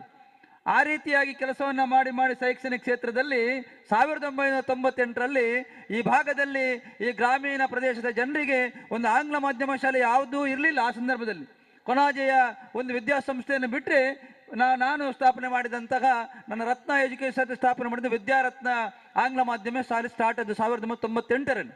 ಆ ಬಳಿಕ ಈಗ ಬೇಕಾದಷ್ಟು ಆಂಗ್ಲ ಮಾಧ್ಯಮ ಶಾಲೆಗಳು ಆಗಿದೆ, ಅದು ಒಳ್ಳೆಯ ಬೆಳವಣಿಗೆ ಕೂಡ. ಆ ಸಂದರ್ಭದಲ್ಲಿ ಈ ಊರಿನವರ ಒಂದು ಒತ್ತಾಸೆಯಿಂದ ಆ ವಿದ್ಯಾಸಂಸ್ಥೆಯನ್ನು ನಾನು ಪ್ರಾರಂಭಿಸಿದ್ದು. ಈಗ ದೇವರ ದಯದಿಂದ ಆವಾಗ ಬಾಡಿಗೆ ಕಟ್ಟಡದಲ್ಲಿ ಕೆಲಸವನ್ನು ನಿರ್ವಹಿಸಿ ಕಳೆದ ಒಂದು 22 ವರ್ಷಗಳಿಂದ ನಾವಿಲ್ಲಿ ಸ್ವಂತ ಕಟ್ಟಡದಲ್ಲಿ ವಿದ್ಯಾಭ್ಯಾಸ ಕೆಲಸ ಕಾರ್ಯಗಳನ್ನು ನಾವು ಮಾಡುವಂಥದ್ದನ್ನು ಈ ಭಾಗದೆಲ್ಲರೂ ಕೂಡ ಗಮನಿಸಿದ್ದೀರಿ. ಶಾಲಾ ವಾರ್ಷಿಕೋತ್ಸವವನ್ನು ನಾವು ಪ್ರತಿ ವರ್ಷ ಮಾಡ್ತೀವಿ. ಆದರೆ ಅದರ ಒಂದು ಸ್ವಲ್ಪ ವಿಶಿಷ್ಟ ರೀತಿಯಲ್ಲಿ ಈ ವಾರ್ಷಿಕೋತ್ಸವವನ್ನು ಆಚರಿಸಬೇಕು. ನಮ್ಮ ಮಕ್ಕಳಲ್ಲೂ ಕೂಡ ಸಾಹಿತ್ಯ, ಸಂಸ್ಕಾರ, ಸಂಸ್ಕೃತಿ, ಆಚಾರ ವಿಚಾರಗಳ ಸ್ವಲ್ಪ ಆದರೂ ಅಂಶಗಳಿಗೆ ಬರಬೇಕು ಎಂಬ ನೆಲೆಯಲ್ಲಿ ನಾವು ಈ ಒಂದು ಆಲೋಚನೆಯನ್ನು ಮಾಡಿದಾಗ ನಮ್ಮ ಭಾಸ್ಕರ್ ಕುಕ್ಕೊಲ್ಲಿ ಅವರು, ಕದ್ರಿ ನವನೀತ್ ಶೆಟ್ಟರವರು, ತೋನ್ಸೆ ಪುಷ್ಕಲ್ ಕುಮಾರ್ ಅವರು, ನಮ್ಮ ಲಕ್ಷ್ಮೀನಾರಾಯಣ ರೈರವರು, ನಮ್ಮ ಕರ್ಕೇರ್ರವರು ನಾವೆಲ್ಲ ಸೇರಿ ಕೂಡಿ ಮಾತನಾಡುವಾಗ ನಮ್ಮ ಗಮನಕ್ಕೆ ಬಂದದ್ದು ಈ ಒಂದು ಕರಾವಳಿ ಕರ್ನಾಟಕದ ಸಾಹಿತ್ಯ ಸಾಂಸ್ಕೃತಿಕ ಸಮ್ಮೇಳನ ಮಾಡುವ ಅಂತೇಳಿ. ಇವಾಗ 9 ವರ್ಷ ಕಳೆದು 10ನೇ ವರ್ಷ. ಆ ಮಧ್ಯದಲ್ಲಿ 2 ವರ್ಷ ನಮಗೆ ಗೊತ್ತಿದೆ, ನಮಗೆಲ್ಲರಿಗೂ ಕೂಡ ಆ ಕಾರ್ಯಕ್ರಮ ಮಾಡಲಿಕ್ಕೆ ಆಗಲಿಲ್ಲ. ಆದ್ದರಿಂದ ಈ ಬಾರಿ ನಮ್ಮ ಈ ಒಂದು ರತ್ನೋತ್ಸವ 10ನೇ ವರ್ಷದ ಸುಸಂದರ್ಭದಲ್ಲಿ ನಾವೆಲ್ಲರೂ ಕೂಡ ಇದ್ದೇವೆ. ಬಹಳಷ್ಟು ಆ ಒಂದು ಸಮ್ಮೇಳನದಲ್ಲಿ ನಮ್ಮ ವಿಚಾರಗೋಷ್ಠಿ ಆಗಿರ್ಬೋದು, ಕವಿಗೋಷ್ಠಿ ಆಗಿರ್ಬೋದು, ಬೇರೆ ಬೇರೆ ರೀತಿಯಾದ ನಮ್ಮ ಬಹುಭಾಷಾ ಕವಿಗೋಷ್ಠಿ ಆಗಿರ್ಬೋದು, ಬೇರೆ ಬೇರೆ ಸಾಂಸ್ಕೃತಿಕ ಕಾರ್ಯಕ್ರಮಗಳು ಎಲ್ಲವನ್ನು ಕೂಡ ನಾವು ಬೆಳಗ್ಗಿನಿಂದ ಈಗಿನವರೆಗೆ ಮಾಡ್ತಾ ಬಂದ್ವಿ. ಈಗ ನಾವು ಸಮಾರೋಪ ಸಮಾರಂಭದಲ್ಲಿ ಇದ್ದೇವೆ. ನಾವು ಯಾವತ್ತೂ ಕೂಡ ಈ ಒಂದು ಸಮಾರಂಭದ ಸಂದರ್ಭದಲ್ಲಿ ಯಾರಾದರೂ ಒಬ್ಬರು ನಮ್ಮ ಸಮಾಜದಲ್ಲಿ ಒಬ್ಬ ಗಣ್ಯರನ್ನ ಅಥವಾ ಶ್ರೇಷ್ಠ ಸಾಧಕರನ್ನ ನಮ್ಮ ಸಂಸ್ಥೆಯ ವತಿಯಿಂದ ವಿದ್ಯಾರತ್ನ ಪ್ರಶಸ್ತಿಯನ್ನು ನೀಡಿ ಗೌರವಿಸುವಂಥ ಕೆಲಸವನ್ನು ಮಾಡ್ತಾ ಬಂದಿದ್ದೀವಿ. ಆ ರೀತಿಯಾಗಿ ಈ ವರ್ಷ ಸ್ವಾತಂತ್ರ್ಯದ ಅಮೃತ ಮಹೋತ್ಸವದ ವರ್ಷ. ನಮ್ಮ ದೇಶದ ನಮಗೆಲ್ಲರಿಗೂ ಕೂಡ ಗೊತ್ತಿದೆ, ನಾನು ಯಾವತ್ತೂ ಹೇಳಲಿಕ್ಕಿದೆ, ನಮ್ಮ ದೇಶದ 2 ಕಣ್ಣುಗಳು ಯಾವುದು ಅಂತ ಹೇಳಿದ್ರೆ, ಒಂದು ಕಡೆಯಿಂದ ರೈತಾಪಿ ವರ್ಗ, ಇನ್ನೊಂದು ದೇಶವನ್ನು ಹಗಲು ರಾತ್ರಿ ಅಹೋರಾತ್ರಿ ದೇಶವನ್ನು ಕಾಯ್ದುಕೊಂಡು ಜನರ ಶಾಂತಿಗಾಗಿ ಆ ಒಂದು ಗಡಿ ಪ್ರದೇಶದಲ್ಲಿ ತಮ್ಮ ಕುಟುಂಬವನ್ನು, ತಮ್ಮ ಮನೆಯವರನ್ನು, ನಮ್ಮ ಎಲ್ಲವನ್ನ ತೊರೆದು ಅಲ್ಲಿ ನಮಗಾಗಿ ಕೆಲಸ ಮಾಡತಕ್ಕಂಥ ಭಾರತ ಮಾತೆಯ ಸೇವೆಯನ್ನು ಮಾಡುವಂತಹ ವೀರ ಯೋಧರು. ಆ ರೀತಿಯಾಗಿ ಆ ಒಂದು ಚಿಂತನೆಯನ್ನು ಗಮನದಲ್ಲಿಟ್ಟುಕೊಂಡು ನಾವು ಈ ಬಾರಿ ನಮ್ಮ ಬ್ರಿಗೇಡಿಯರ್ ಐ ಎನ್ ರೈ ಅವರ ಹೆಸರು ಕೇಳುವಾಗಲೇ ನನಗೆ ಬಹಳ ಒಂದು ರೋಮಾಂಚನ ಆಗ್ತಿದೆ. ಅಂಥ ಒಬ್ಬ ವಿಶಿಷ್ಟ ವ್ಯಕ್ತಿತ್ವ ಇರತಕ್ಕಂತಹ ಒಬ್ಬ ವೀರ ಯೋಧರನ್ನ ಈ ಒಂದು ವೇದಿಕೆಯಲ್ಲಿ ನಮ್ಮ ಕುಂಬಲೆ ಸುಂದರರಾಯರ ಸಭಾಂಗಣ ಏರಿಯಾ ಕಯ್ಯಾರ ಕಿಂಜನರಯ್ಯವರ ಈ ಒಂದು ವೇದಿಕೆಯಲ್ಲಿ ಅವರನ್ನ ಒಂದು ವಿದ್ಯಾರತ್ನ ಪ್ರಶಸ್ತಿಯನ್ನು ಕೊಟ್ಟು ನಾನು ಗೌರವಿಸಬೇಕು ಅಂತ ಅಂದುಕೊಂಡು ಅವರಿಗೆ ಕರೆ ಮಾಡಿ ಹೇಳಿದಾಗ ಆವುಶೆಟ್ರೆ ಈ ಪನ್ನಗೆ ಎಂಕ್ ದಾದ ಬರ್ಪೆ ಬಹಳ ಒತ್ತಡದಲ್ಲಿದ್ದಾರೆ. ಇವತ್ತು ಬೇರೆ ಬೇರೆ ಕೆಲಸ ಕಾರ್ಯಗಳು ಅವ್ರು ಹೋಗ್ಬೇಕು, ಅದಕ್ಕೆ ಬೇಕಾಗಿ ಸಮಯಕ್ಕೆ ಮಿಲಿಟರಿ ಅಂತ ಹೇಳಿದ್ರೆ ಈ ಎಕ್ಸರ್ವಿಸ್ಮೆನ್ಸ್ ಯಾವ ರೀತಿ ನಮ್ಮ ವಿಕ್ರಮ್ ಇದ್ದಾರೆ, JP ರೈ ಅವರಿದ್ದಾರೆ, ಅವರಿಗೆ ಆ ಟೈಮ್ ಅಂತ ಹೇಳಿದ್ರೆ ಟೈಮ್. ನಾವು ಕೂಡ ಸಮಯಕ್ಕೆ ತುಂಬ ಮಹತ್ವವನ್ನು ಕೊಡುವರು. ಆದ್ದರಿಂದ ಅದೇ ಅವರು ಹೇಳಿದಂಥ ಸಮಯಕ್ಕೆ ನಾವು ಕಾರ್ಯಕ್ರಮವನ್ನು ಸಭಾ ಕಾರ್ಯಕ್ರಮವನ್ನು ನನ್ನ ಮಕ್ಕಳಲ್ಲಿ ವೇಷ ಹಾಕಿ ಕೂತಿದ್ದಾರೆ. ಆವಾಗಲೇ ಅವರ ಬೇರೆ ಬೇರೆ ರೀತಿಯಾದ ಸಾಂಸ್ಕೃತಿಕ ಕಾರ್ಯಕ್ರಮ ಇದೆ. ಆದ್ದರಿಂದ ಸಮಯಕ್ಕೆ ಸ್ವಲ್ಪ ಮಹತ್ವವನ್ನು ಕೊಡಬೇಕು ಎಂಬ ನಿಟ್ಟಿನಲ್ಲಿ ಸಮಾರಂಭವನ್ನು ಪ್ರಾರಂಭ ಮಾಡ್ತಾ ಇದ್ದೀವಿ. ಈ ಸಂದರ್ಭದಲ್ಲಿ ಈ ಒಂದು ಸಭೆಯ ಘನ ಅಧ್ಯಕ್ಷತೆಯನ್ನು ವಹಿಸಿದವರು ಸರ್ವಾಧ್ಯಕ್ಷರು. ನಮ್ಮ ಸಮ್ಮೇಳನದ ಬೆಳಿಗ್ಗೆ ನಮ್ಮ ಬೆಲ್ಮಾದ ಪಂಚಾಯತಿ ಮತ್ತು ದೇವಸ್ಥಾನದ ಒಟ್ಟಾರದಿಂದ ಆ ಹೊರಟಂಥ ಮೆರವಣಿಗೆಯಿಂದ ಹಿಡಿದು ಈಗಿನವರೆಗೆ ಬಹಳ ಉಲ್ಲಾಸದಿಂದ ಇಳಿ ವಯಸ್ಸಿನಲ್ಲಿ ಅವರು ಯಾವತ್ತೂ ಕೂಡ ನಮಗೆಲ್ಲರೂ ಕೂಡ ಒಂದು ಆದರ್ಶರು. ಯಾಕೆ ಅಂತ ಹೇಳಿದ್ರೆ ಡಾಕ್ಟರ್ ಎಂ ಪ್ರಭಾಕರ್ ಜೋಶಿ ಅವರು ಬೆಜೆಂಟ್ ಕಾಲೇಜಿನಲ್ಲಿ ಉಪನ್ಯಾಸಕರಾಗಿ ಪ್ರೊಫೆಸರ್ ಆಗಿ ನಿವೃತ್ತಿಯನ್ನು ಹೊಂದಿದ್ರು ಕೂಡ ವೃತ್ತಿಯಲ್ಲಿ ನಿವೃತ್ತಿ ಹೊಂದಿದ್ದರು, ಪ್ರವೃತ್ತಿಯಲ್ಲಿ ಈಗಲೂ ಕೂಡ ಅವರು ಅತ್ಯಂತ ಕ್ರಿಯಾಶೀಲರಾಗಿ ತನ್ನ ಕೆಲಸವನ್ನು ಮಾಡುವಂಥವ್ರು. ಇವತ್ತು ಒಂದು ಯಕ್ಷಗಾನದ ಅರ್ಥಧಾರಿಗೆ ಕೂತ್ರೆ ಬಹಳಷ್ಟು ನಮ್ಗೆ ಕೇಳಲಿಕ್ಕೆ ಬಹಳ ಖುಷಿ ಅವರ ಅರ್ಥಗಾರಿಕೆ. ಅಂತ ಒಬ್ಬ ವಿದ್ವತ್ ಇರತಕ್ಕಂಥ ವಿದ್ವಾಂಸರು, ನಮ್ಮ ಪಾರ್ಥಿಶುಭ ಪ್ರಶಸ್ತಿಯನ್ನು ಪಡೆದವರು, ಮೊನ್ನೆ ನಮ್ಮ ರಾಜ್ಯದ ಪ್ರತಿಷ್ಠಿತ ರಾಜ್ಯೋತ್ಸವ ಕನ್ನಡ ರಾಜ್ಯೋತ್ಸವ ಪ್ರಶಸ್ತಿಯನ್ನು ಕೂಡ ಪಡೆದಂತಹ ಒಬ್ಬ ವ್ಯಕ್ತಿಯನ್ನು ನಾವು ಇವತ್ತು ಆ ಬೆಳಿಗ್ಗೆ ಬೇರೆ ಬೇರೆ ರೀತಿಯಾದ ಪ್ರಕಾರಗಳಿಂದ ಅವರನ್ನ ಮೆರವಣಿಗೆಯಿಂದ ತಂದಾಗ ಇಡೀ ದೇರಳಕಟ್ಟೆಯ ಜನ ಅಲ್ಲಿ ನಿಂತು ನೋಡ್ತಿದ್ರು. ಅವರಿಗೆ ಬಹಳ ಒಳ್ಳೆಯ ರೀತಿಯ ಸ್ವಾಗತವನ್ನು ಕೊಟ್ಟಿದ್ದಾರೆ. ಆ ರೀತಿಯಾಗಿ ಅವರು ಇವತ್ತು ನಮ್ಮ ಈ ಸಮ್ಮೇಳನದ ಉದ್ಘಾಟನೆಯಿಂದ ಹಿಡಿದು ಈಗಿನವರೆಗೆ ಇಡೀ ಸರ್ವಾಧ್ಯಕ್ಷರಾಗಿ ಈಗ ಈ ಸಮಾರೋಪ ಸಮಾರಂಭದ ಅಧ್ಯಕ್ಷತೆಯನ್ನು ವಹಿಸಿಕೊಂಡಿದ್ದಾರೆ. ಅವರನ್ನು ನಾನು ನಮ್ಮ ವಿದ್ಯಾಸಂಸ್ಥೆಯ ಪರವಾಗಿ, ಈ ಊರಿನ ಸರ್ವ ನಾಗರಿಕ ಬಂಧುಗಳ ಪರವಾಗಿ, ನನ್ನ ವೈಯಕ್ತಿಕ ನೆಲೆಯಲ್ಲೂ ಕೂಡ ಅವರನ್ನು ಬಹಳ ಪ್ರೀತಿಪೂರ್ವಕವಾಗಿ ಈ ಕಾರ್ಯಕ್ರಮವನ್ನು ಆರ್ಥಿಕವಾಗಿ ಸ್ವಾಗತಿಸ್ತಾ ಇದ್ದೇನೆ. ಅದೇ ರೀತಿ ನಾನು ಆಗಲೇ ಹೇಳಿದಂತೆ ವಿದ್ಯಾರತ್ನ ಪ್ರಶಸ್ತಿ, ನಮ್ಮ ಸಂಸ್ಥೆಯ ವಿದ್ಯಾರತ್ನ ಪ್ರಶಸ್ತಿಯನ್ನು ನಮ್ಮ ಭಾಸ್ಕರ ಕುಕ್ಕೋಲಿಗೆ ಪ್ರಥಮವಾಗಿ ನಾವು ನೀಡಿದ್ದು 2010ರಲ್ಲಿ ನಮ್ಮ ಶಾಲೆಯ ದಶಮಾನೋತ್ಸವ ಸಂದರ್ಭದಲ್ಲಿ. ಆ ಬಳಿಕ ರತ್ನೋತ್ಸವ 2011ರಲ್ಲಿ ಪ್ರಾರಂಭ ಆಯಿತು. ರತ್ನೋತ್ಸವದಲ್ಲಿ ಪ್ರಥಮವಾಗಿ ನಮ್ಮ ಖ್ಯಾತ ಸಂಗೀತ ನಿರ್ದೇಶಕ ಗುರು ಕಿರಣ್ ರವರಿಗೆ, ನಮ್ಮ ತಾಲ್ತಾಡಿ ವಸಂತಕುಮಾರ್ ಅವರಿಗೆ, ನಮ್ಮ ಡಾಕ್ಟರ್ BM ಹೆಗ್ಡೆ ಅವರಿಗೆ, ಅಮೃತ ಸೋಮೇಶ್ವರ್ ಅವರಿಗೆ, ಕಯ್ಯಾರ ಕಿಞ್ಞಣ್ಣ ರೈ ಅವರಿಗೆ, ನಮ್ಮ ಉದಯವಾಣಿಯ ಚೀಫ್ ಬ್ಯೂರೋ ಆಗಿದ್ದಂತಹ ಮನೋಹರ್ ಪ್ರಸಾದ್ ಅವರಿಗೆ, ನಮ್ಮ ಖ್ಯಾತ ಜಾದೂಗಾರ ಯಕ್ಷಣಿಗಾರ ಅಂತ ಇರ್ತಕ್ಕಂಥ ಕುದ್ರೋಳಿ ಗಣೇಶ್ ಅವರಿಗೆ, ಕದ್ರಿ ನವನೀಶ್ ಶೆಟ್ಟಿ ಅವರಿಗೆ, ಈ ನಮ್ಮ ವಾಮನ್ ನಂದವರವರಿಗೆ, ಈ ರೀತಿಯಾಗಿ ನಾವೆಲ್ಲ ವ್ಯಕ್ತಿಗಳನ್ನು ಆಯ್ಕೆ ಮಾಡಿ ಅವರಿಗೆ ವಿದ್ಯಾರ್ಥಿ ಪ್ರಶಸ್ತಿಯನ್ನು ಕೊಟ್ಟು ಈ ವರ್ಷ ಬಹಳ ವಿಶಿಷ್ಟವಾಗಿ ನಮ್ಮ ದೇಶದ ಅಮೃತ ಮಹೋತ್ಸವ ಸ್ವಾತಂತ್ರ್ಯವನ್ನು ಪಡೆದು ಇರುವಂಥ ಸಂದರ್ಭದಲ್ಲಿ ನಮ್ಮ ವೀರ ಯೋಧರಿಗೆ ಒಂದು ಗೌರವವನ್ನು ಕೊಡಬೇಕು, ಆ ಮೂಲಕ ನಮ್ಮ ಸಂಸ್ಥೆಗೂ ಕೂಡ ಒಂದು ಗೌರವ ಬರಬೇಕು ಎಂಬ ನಿಟ್ಟಿನಲ್ಲಿ ನಾವು ಬ್ರಿಗೇಡಿಯರ್ IN ರೈ ಅವರನ್ನು ಈ ಒಂದು ಪ್ರಶಸ್ತಿಗೆ ಆಯ್ಕೆ ಮಾಡಿದ್ದೇವೆ. ಆ ವೇದಿಕೆಯಲ್ಲಿ ವಿರಾಜಮಾನರಾಗಿದ್ದಾರೆ. ಅವರಿಗೆ ಎಲ್ಲರೂ ಕೂಡ ಎದ್ದು ನಿಂತು ಅವರಿಗೊಂದು ಚಪ್ಪಾಳೆಯನ್ನು ಕೊಡಬೇಕು. ಯಾಕೆ ಅಂತ ಹೇಳಿದ್ರೆ ನಮ್ಗೆ ಗೊತ್ತಿದೆ ವೀರ ಯೋಧರ ಆ ಒಂದು ಸೇವಾ ಕಾರ್ಯ ಯಾವುದು ಅಂತ. ಎಲ್ರಿಗೂ ಕೂಡ ಧನ್ಯವಾದಗಳನ್ನು ಹೇಳುತ್ತಾ ನಮ್ಮ ವೀರ ಯೋಧ ಬ್ರಿಗೇಡಿಯರ್ IN ರೈ ಅವರು ಅವರ ಸನ್ಮಾನ ಪತ್ರವನ್ನು ಮತ್ತೆ ನಾವು ಓದಲಿಕ್ಕಿದ್ದೇವೆ. ಆದ್ರೂ ಕೂಡ ಮೇಜರ್ ಆಗಿ, ಲೆಫ್ಟಿನೆಂಟ್ ಕರ್ನಲ್ ಆಗಿ ಅದರ ಜೊತೆಗೆ ಈಗ ಬ್ರಿಗೇಡಿಯರ್ ಆಗಿ 2003ರಲ್ಲಿ ಮೇನಲ್ಲಿ ಅವರು ತಮ್ಮ ಸೇವೆಯಿಂದ ನಿವೃತ್ತಿ ಹೊಂದಿ ಸುದೀರ್ಘ 33 ವರ್ಷಗಳ ಕಾಲ ಭಾರತ ಮಾತೆಯ ಸೇವೆಯನ್ನು ಮಾಡಿ ಅವರ ಬಗ್ಗೆ ಅವರು ಮತ್ತೆ ಮಾತನಾಡುವಾಗ ಹೇಳ್ಬೋದು ಯಾವ ರೀತಿಯ ಒಂದು ಕಷ್ಟದ ಪರಿಸ್ಥಿತಿ ಇದೆ ಅಂತೇಳಿ. ಅವರನ್ನು ಈ ವೇದಿಕೆಯಲ್ಲಿ ನಾವು ವಿದ್ಯಾರ್ಥಿ ಪ್ರಶಸ್ತಿಯನ್ನು ನೀಡಿ ಗೌರವಿಸಲಿಕ್ಕಿದ್ದೇವೆ. ಅವರನ್ನು ಮತ್ತೊಮ್ಮೆ ನಾನು ನಿಮ್ಮೆಲ್ಲರ ಪರವಾಗಿ ಹಾರ್ದಿಕವಾಗಿ ಗೌರವಪೂರ್ಣ ಸ್ವಾಗತ ಮಾಡ್ತಿದ್ದೇನೆ. ಅದರ ಜೊತೆಗೆ ನಮ್ಮ ಬೆಳಗಿನ ಕಾರ್ಯಕ್ರಮಕ್ಕೆ ಮುಖ್ಯ ಅತಿಥಿಗೆ ಬರಬೇಕಾದಂಥ ಭುವನಾಭಿರಾಮಿ ಉಡುಪರವರು ಈಗ ಬಂದಿದ್ದಾರೆ. ಅವರನ್ನೂ ಕೂಡ ಅವರು ಧಾರ್ಮಿಕವಾಗಿ, ಸಾಹಿತ್ಯಿಕವಾಗಿ, ನಮ್ಮ ಶೈಕ್ಷಣಿಕವಾಗಿ ಎಲ್ಲ ಸಾಮಾಜಿಕವಾಗಿ ಎಲ್ಲ ಕ್ಷೇತ್ರಗಳಲ್ಲಿ ಬಹಳಷ್ಟು ಕೆಲಸ ಕಾರ್ಯಗಳನ್ನು ಮಾಡಿದಂಥ ಮುಲ್ಕಿ ಕಿನ್ನಿಗೋಲಿ ಯುಗ ಪುರುಷ ಅಂತ ಹೇಳಿದ್ರೆ ಅದು ಭುವನಾಭಿರಾಮ ಉಡುಪರೆ. ಆದ್ದರಿಂದ ಅವರು ಬಂದಿದ್ದಾರೆ. ಅವರನ್ನು ಕೂಡ ನಾನು ಆತ್ಮೀಯವಾಗಿ ಗೌರವಪೂರ್ಣದಿಂದ ಸ್ವಾಗತವನ್ನು ಮಾಡ್ತೇನೆ. ಅದೇ ರೀತಿ ನಮ್ಮ ಜೊತೆ ಇರತಕ್ಕಂಥ ಮತ್ತೊಬ್ಬರು ನಮ್ಮ ಭಾರತ ಮಾತೆಯ ಸೇವೆಯನ್ನು ಮಾಡಿರ್ತಕ್ಕಂತಹ ನಮ್ಮ ಕರ್ನಲ್ ಶರತ್ ಭಂಡಾರಿ ಅವರು, ನಿಟ್ಟೆಗುತ್ತು ಶರತ್ ಭಂಡಾರಿ ಅವರು ನಮ್ಮ ವಿದ್ಯಾಸಂಸ್ಥೆಯ ಮೇಲೆ ಅಪಾರ ಪ್ರೀತಿ ಅವರಿಗೆ. ಒಂದು ಬಾರಿ ಕಾರ್ಯಕ್ರಮಕ್ಕೆ ಬಂದಿದ್ದಾರೆ. ಅವರನ್ನು ಕೂಡ ನಾನು ಈ ಸಂದರ್ಭದಲ್ಲಿ ಆತ್ಮೀಯವಾಗಿ ಗೌರವಪೂರ್ಣವಾಗಿ ಸ್ವಾಗತವನ್ನು ಮಾಡ್ತೇನೆ. ಅದರ ಜೊತೆ ನಮ್ಮ ಕರ್ನಾಟಕ ರಾಜ್ಯ ಅಲೆಮಾರಿ ಅಭಿವೃದ್ಧಿ ನಿಗಮದ ಅಧ್ಯಕ್ಷನಾಗಿದ್ದಾಗ ನಾನು ಬೆಳಿಗ್ಗೆ ಕೂಡ 2-3 ಜನ ನನ್ನ ಅಲೆಮಾರಿ ಬಂಧುಗಳು ಬಂದಿದ್ರು ವೇದಿಕೆಯಲ್ಲಿ. ಅವರು ಯಾವ ರೀತಿ ಅಂತ ಹೇಳಿದ್ರೆ ಇವತ್ತು ಅಲೆಮಾರಿ ಜನಾಂಗದ ಬದುಕು ಎಷ್ಟು ಚಿಂತಾಜನಕವಾಗಿದೆ, ಎಷ್ಟು ಶೋಚನೀಯವಾಗಿದೆ ಅಂತೇಳಿ ನಾನು ಕಣ್ಣಾರೆ ಕಂಡವ. 90% ಜನ ಇವತ್ತು ಅಲೆಮಾರಿ ಜನ ಅತ್ಯಂತ ಕಷ್ಟಕರ ಜೀವನವನ್ನು ಸಾಗಿಸುವಂಥವ್ರು. ಒಂದು 5% ಜನ ಪ್ರತಾಪ್ ಜೋಗಿ ಅಂತವರು ಇದ್ದಾರೆ. ಆದ್ರಿಂದ ಪ್ರತಾಪ್ ಜೋಗಿ ಅವರು ಕೂಡ ಬಹಳ ಕಷ್ಟದಿಂದ, ಅವರು ಕೂಡ ಅಲೆಮಾರಿಯ ಒಂದು ಜನಾಂಗಕ್ಕೆ ಸೇರಿದಂಥ ಜೋಗಿ ಸಮಾಜದವರು. ಇವತ್ತು ಶೈಕ್ಷಣಿಕದಲ್ಲಿ ಅತ್ಯಂತ ಕೆಲಸವನ್ನು ಮಾಡುತ್ತಾ ಎಲ್ಲರೂ ಕೂಡ ಮುಂದೆ ಬರುವಂಥ ಪ್ರಯತ್ನವನ್ನು ಮಾಡ್ತಾ ಇದ್ದಾರೆ. ಜೋಗಿಯವರು ಕೂಡ ಬಹಳ ಕಷ್ಟಪಟ್ಟು ಓದಿ ವಕೀಲರಾಗಿ ಚಿತ್ರದುರ್ಗದಲ್ಲಿ ಪ್ರತಾಪ್ ಜೋಗಿ ಅಂತ ಕರೆದು ಎಲ್ರಿಗೂ ಕೂಡ ಗೊತ್ತಿದೆ.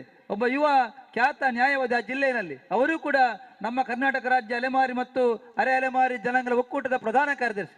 ಅವರನ್ನು ಕೂಡ ನಾನು ಆತ್ಮೀಯವಾಗಿ ಸ್ವಾಗತಿಸ್ತಾ ಇದ್ದೇನೆ. ಅದೇ ರೀತಿ ಮತ್ತೊಬ್ಬರು ಇದ್ದಾರೆ, ದೇಶವನ್ನು ಕಾಯ್ದು ನಮ್ಮ ವೀರ ಯೋಧರ ಸಾಲಿನಲ್ಲಿ ಇರತಕ್ಕಂಥ ನಮ್ಮ ರೊಟೇರಿಯನ್ ವಿಕ್ರಮ್ ದತ್ತ.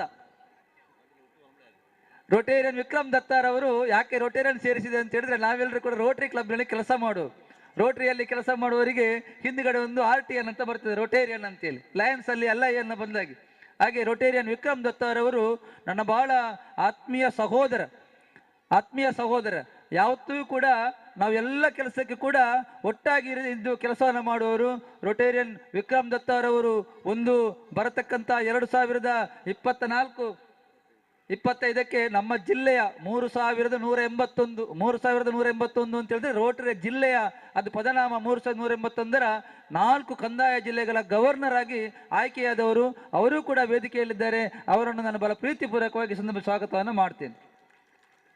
ಅದೇ ರೀತಿ ನಮ್ಮ ದಕ್ಷಿಣ ಕನ್ನಡ ಜಿಲ್ಲಾ ಪಂಚಾಯತಿನ ಮಾಜಿ ಉಪಾಧ್ಯಕ್ಷೆ, ನಮ್ಮ ನಾಯಕಿ, ಬಹಳ ಒಬ್ಬ ಮಹಿಳೆಗೆ ಒಂದು ಜವಾಬ್ದಾರಿ ಅಥವಾ ಅಧಿಕಾರ ಅಂತ ನಾನು ಯಾವತ್ತೂ ಆ ಪದವನ್ನು ಉಪಯೋಗ, ಜವಾಬ್ದಾರಿ ಸಿಕ್ಕಿದಾಗ ಆ ಜವಾಬ್ದಾರಿಯನ್ನ ಯಾವ ರೀತಿ ನಿಭಾಯಿಸಬಹುದು, ಅದರ ಜೊತೆಗೆ ಸಾಹಿತ್ಯಾತ್ಮಕ ಕೂಡ ಕೆಲಸವನ್ನ ಮಾಡುವಂತ ನಮ್ಮ ಕಸ್ತೂರಿ ಪಂಜ ಅಕ್ಕ ನಮ್ಮ ಜೊತೆ ಬಂದು ಸೇರಿಕೊಂಡಿದ್ದಾರೆ. ಅವರಿಗೂ ಕೂಡ ನಾನು ಈ ಸಂದರ್ಭದಲ್ಲಿ ಆತ್ಮೀಯವಾಗಿ ಸ್ವಾಗತವನ್ನು ಬಯಸ್ತೀನಿ.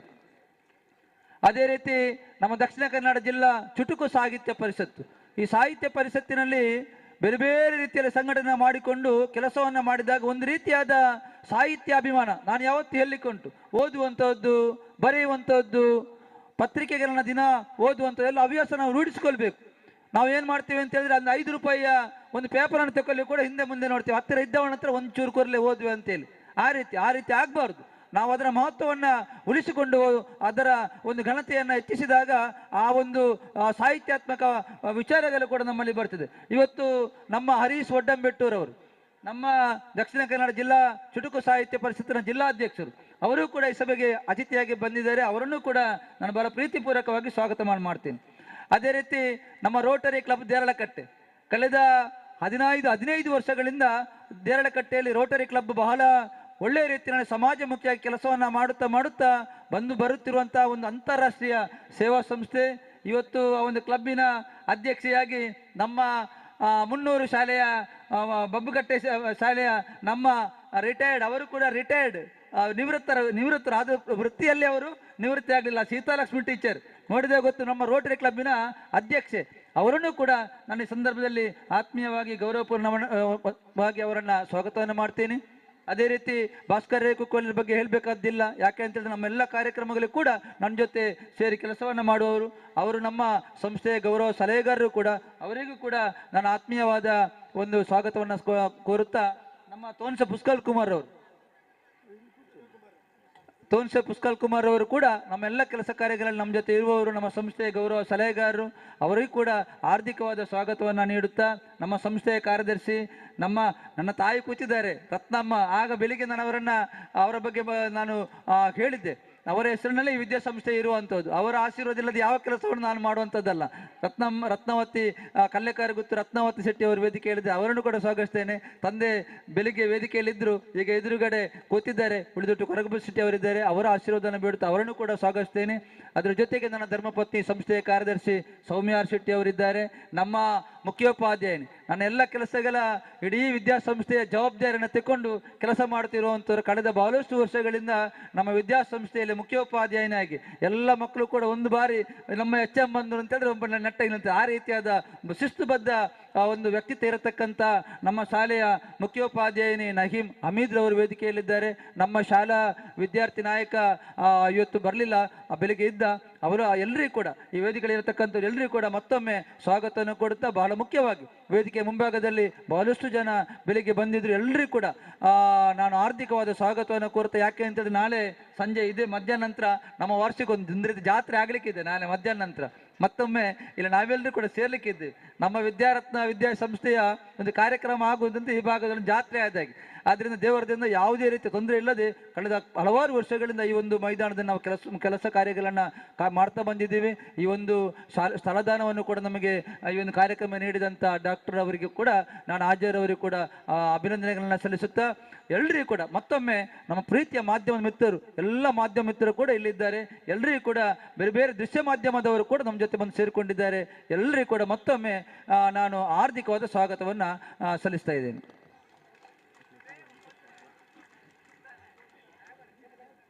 ವೇದಿಕೆಯ ಅತಿಥಿಗಳನ್ನು ಮತ್ತು ತಮ್ಮನ್ನೆಲ್ಲ ಬಹಳ ಪ್ರೀತಿಯಿಂದ ಗೌರವದಿಂದ ಸ್ವಾಗತ ಮಾಡಿದ್ದಾರೆ ಸಂಸ್ಥೆಯ ಅಧ್ಯಕ್ಷರಾದಂಥ ನಮ್ಮ ರವೀಂದ್ರ ಶೆಟ್ಟಿ ಅವರು. ಈಗ ವೇದಿಕೆಯವರನ್ನು ಶಾಲು ಸ್ಮರಣಿಕೆ ನೀಡಿ ಗೌರವಿಸುವಂಥ ಕಾರ್ಯಕ್ರಮವನ್ನು ಕೂಡ ಸೌಮ್ಯ ಮತ್ತು ರವೀಂದ್ರ ಶೆಟ್ಟಿ ಅವರು ನೆರವೇರಿಸ್ತಾರೆ.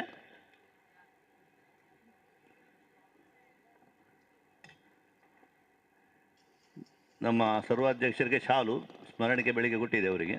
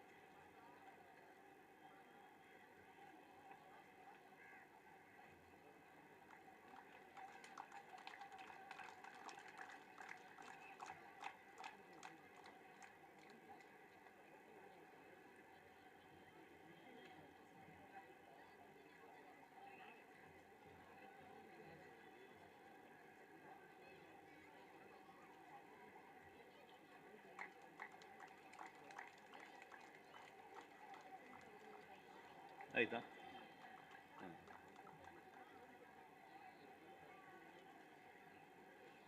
ಬಂಧುಗಳೇ, ಈಗ ಬಹಳ ಪ್ರಮುಖವಾದ ಘಟ್ಟಕ್ಕೆ ನಾವು ಬಂದಿದ್ದೇವೆ.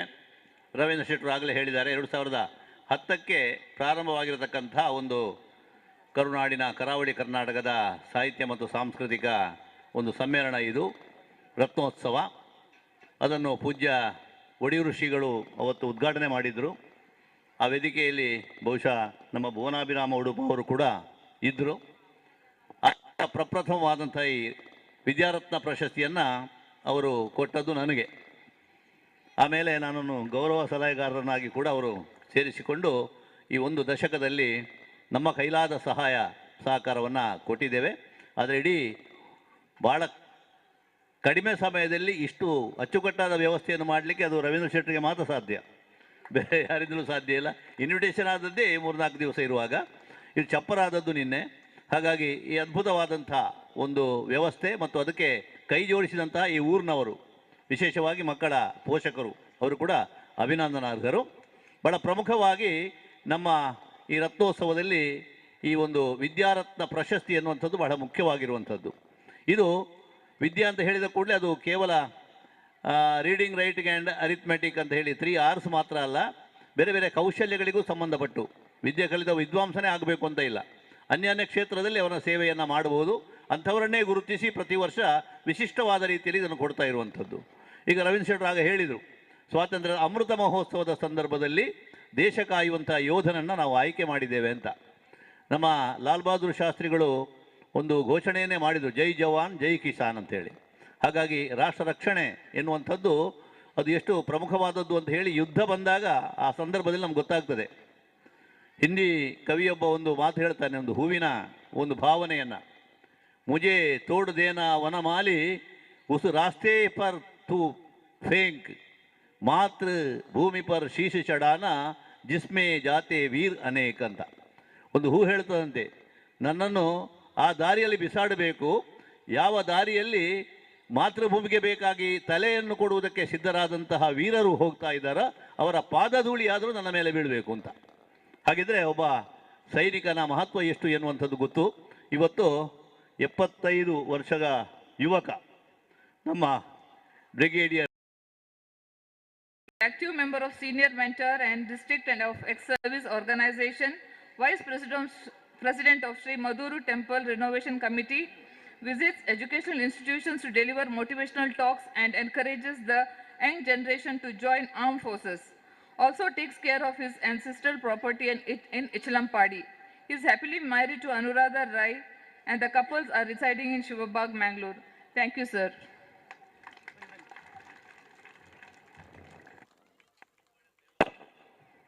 ಇಚ್ಚಲಂಪಾಡಿ ಅಂತ ಹೇಳುವಾಗ ನಮಗೆ ಇಚ್ಚಲಂಪಾಡಿ ಮೇಳ ನೆನಪಾಗ್ತದೆ. ಬಹಳ ಪ್ರಾಚೀನವಾದಂತಹ ಮೇಳ. ನಮ್ಮ ಅಳಿಕೆ ರಾಮರಿಯವರು ಅವರ ತಂದೆಯವರೆಲ್ಲ ಕೆಲಸ ಮಾಡಿದಂತಹ ಮೇಳ, ಅದು ಅವರ ಮನೆತನಕ್ಕೆ ಸೇರಿರುವಂಥದ್ದು. ಇಚ್ಚಲಂಪಾಡಿ ಕೋಟ್ಯಣ್ಣಾಳವರು ಬಹುಶಃ ಅವರ ಮುತ್ತಜ್ಜ ಇರಬೇಕು. ಆ ಕಾಲದಲ್ಲಿ ನಮ್ಮ ಸಂಸ್ಕೃತಿ ಇದಕ್ಕೆ ಒಂದು ಪ್ರಶಸ್ತಿಯನ್ನು ಕೊಟ್ಟರು. ಇವತ್ತು ದೇಶ ರಕ್ಷಣೆಯನ್ನು ಮಾಡಿದಂತಹ ಒಬ್ಬ ವೀರ ಯೋಧ ಅವರನ್ನು ಈ ಒಂದು ವಿದ್ಯಾರತ್ನ ಪ್ರಶಸ್ತಿಯ ಮೂಲಕ ಆ ಪ್ರಶಸ್ತಿಗೆ ಒಂದು ಗೌರವ ಕೊಡುವ ರೀತಿಯಲ್ಲಿ ನಾವು ಮಾಡ್ತಾ ಇದ್ದೇವೆ. ಅದನ್ನೀಗ ನಮ್ಮ ಸರ್ವಾಧ್ಯಕ್ಷರು ಮತ್ತು ವೇದಿಕೆಯಲ್ಲಿ ಇರುವಂಥ ಎಲ್ಲ ಗಣ್ಯರು ಕೂಡ ಆ ಕಾರ್ಯಕ್ರಮವನ್ನು ನಡೆಸಿಕೊಡಬೇಕು ಅಂತ ವಿನಂತಿಸ್ತೇನೆ.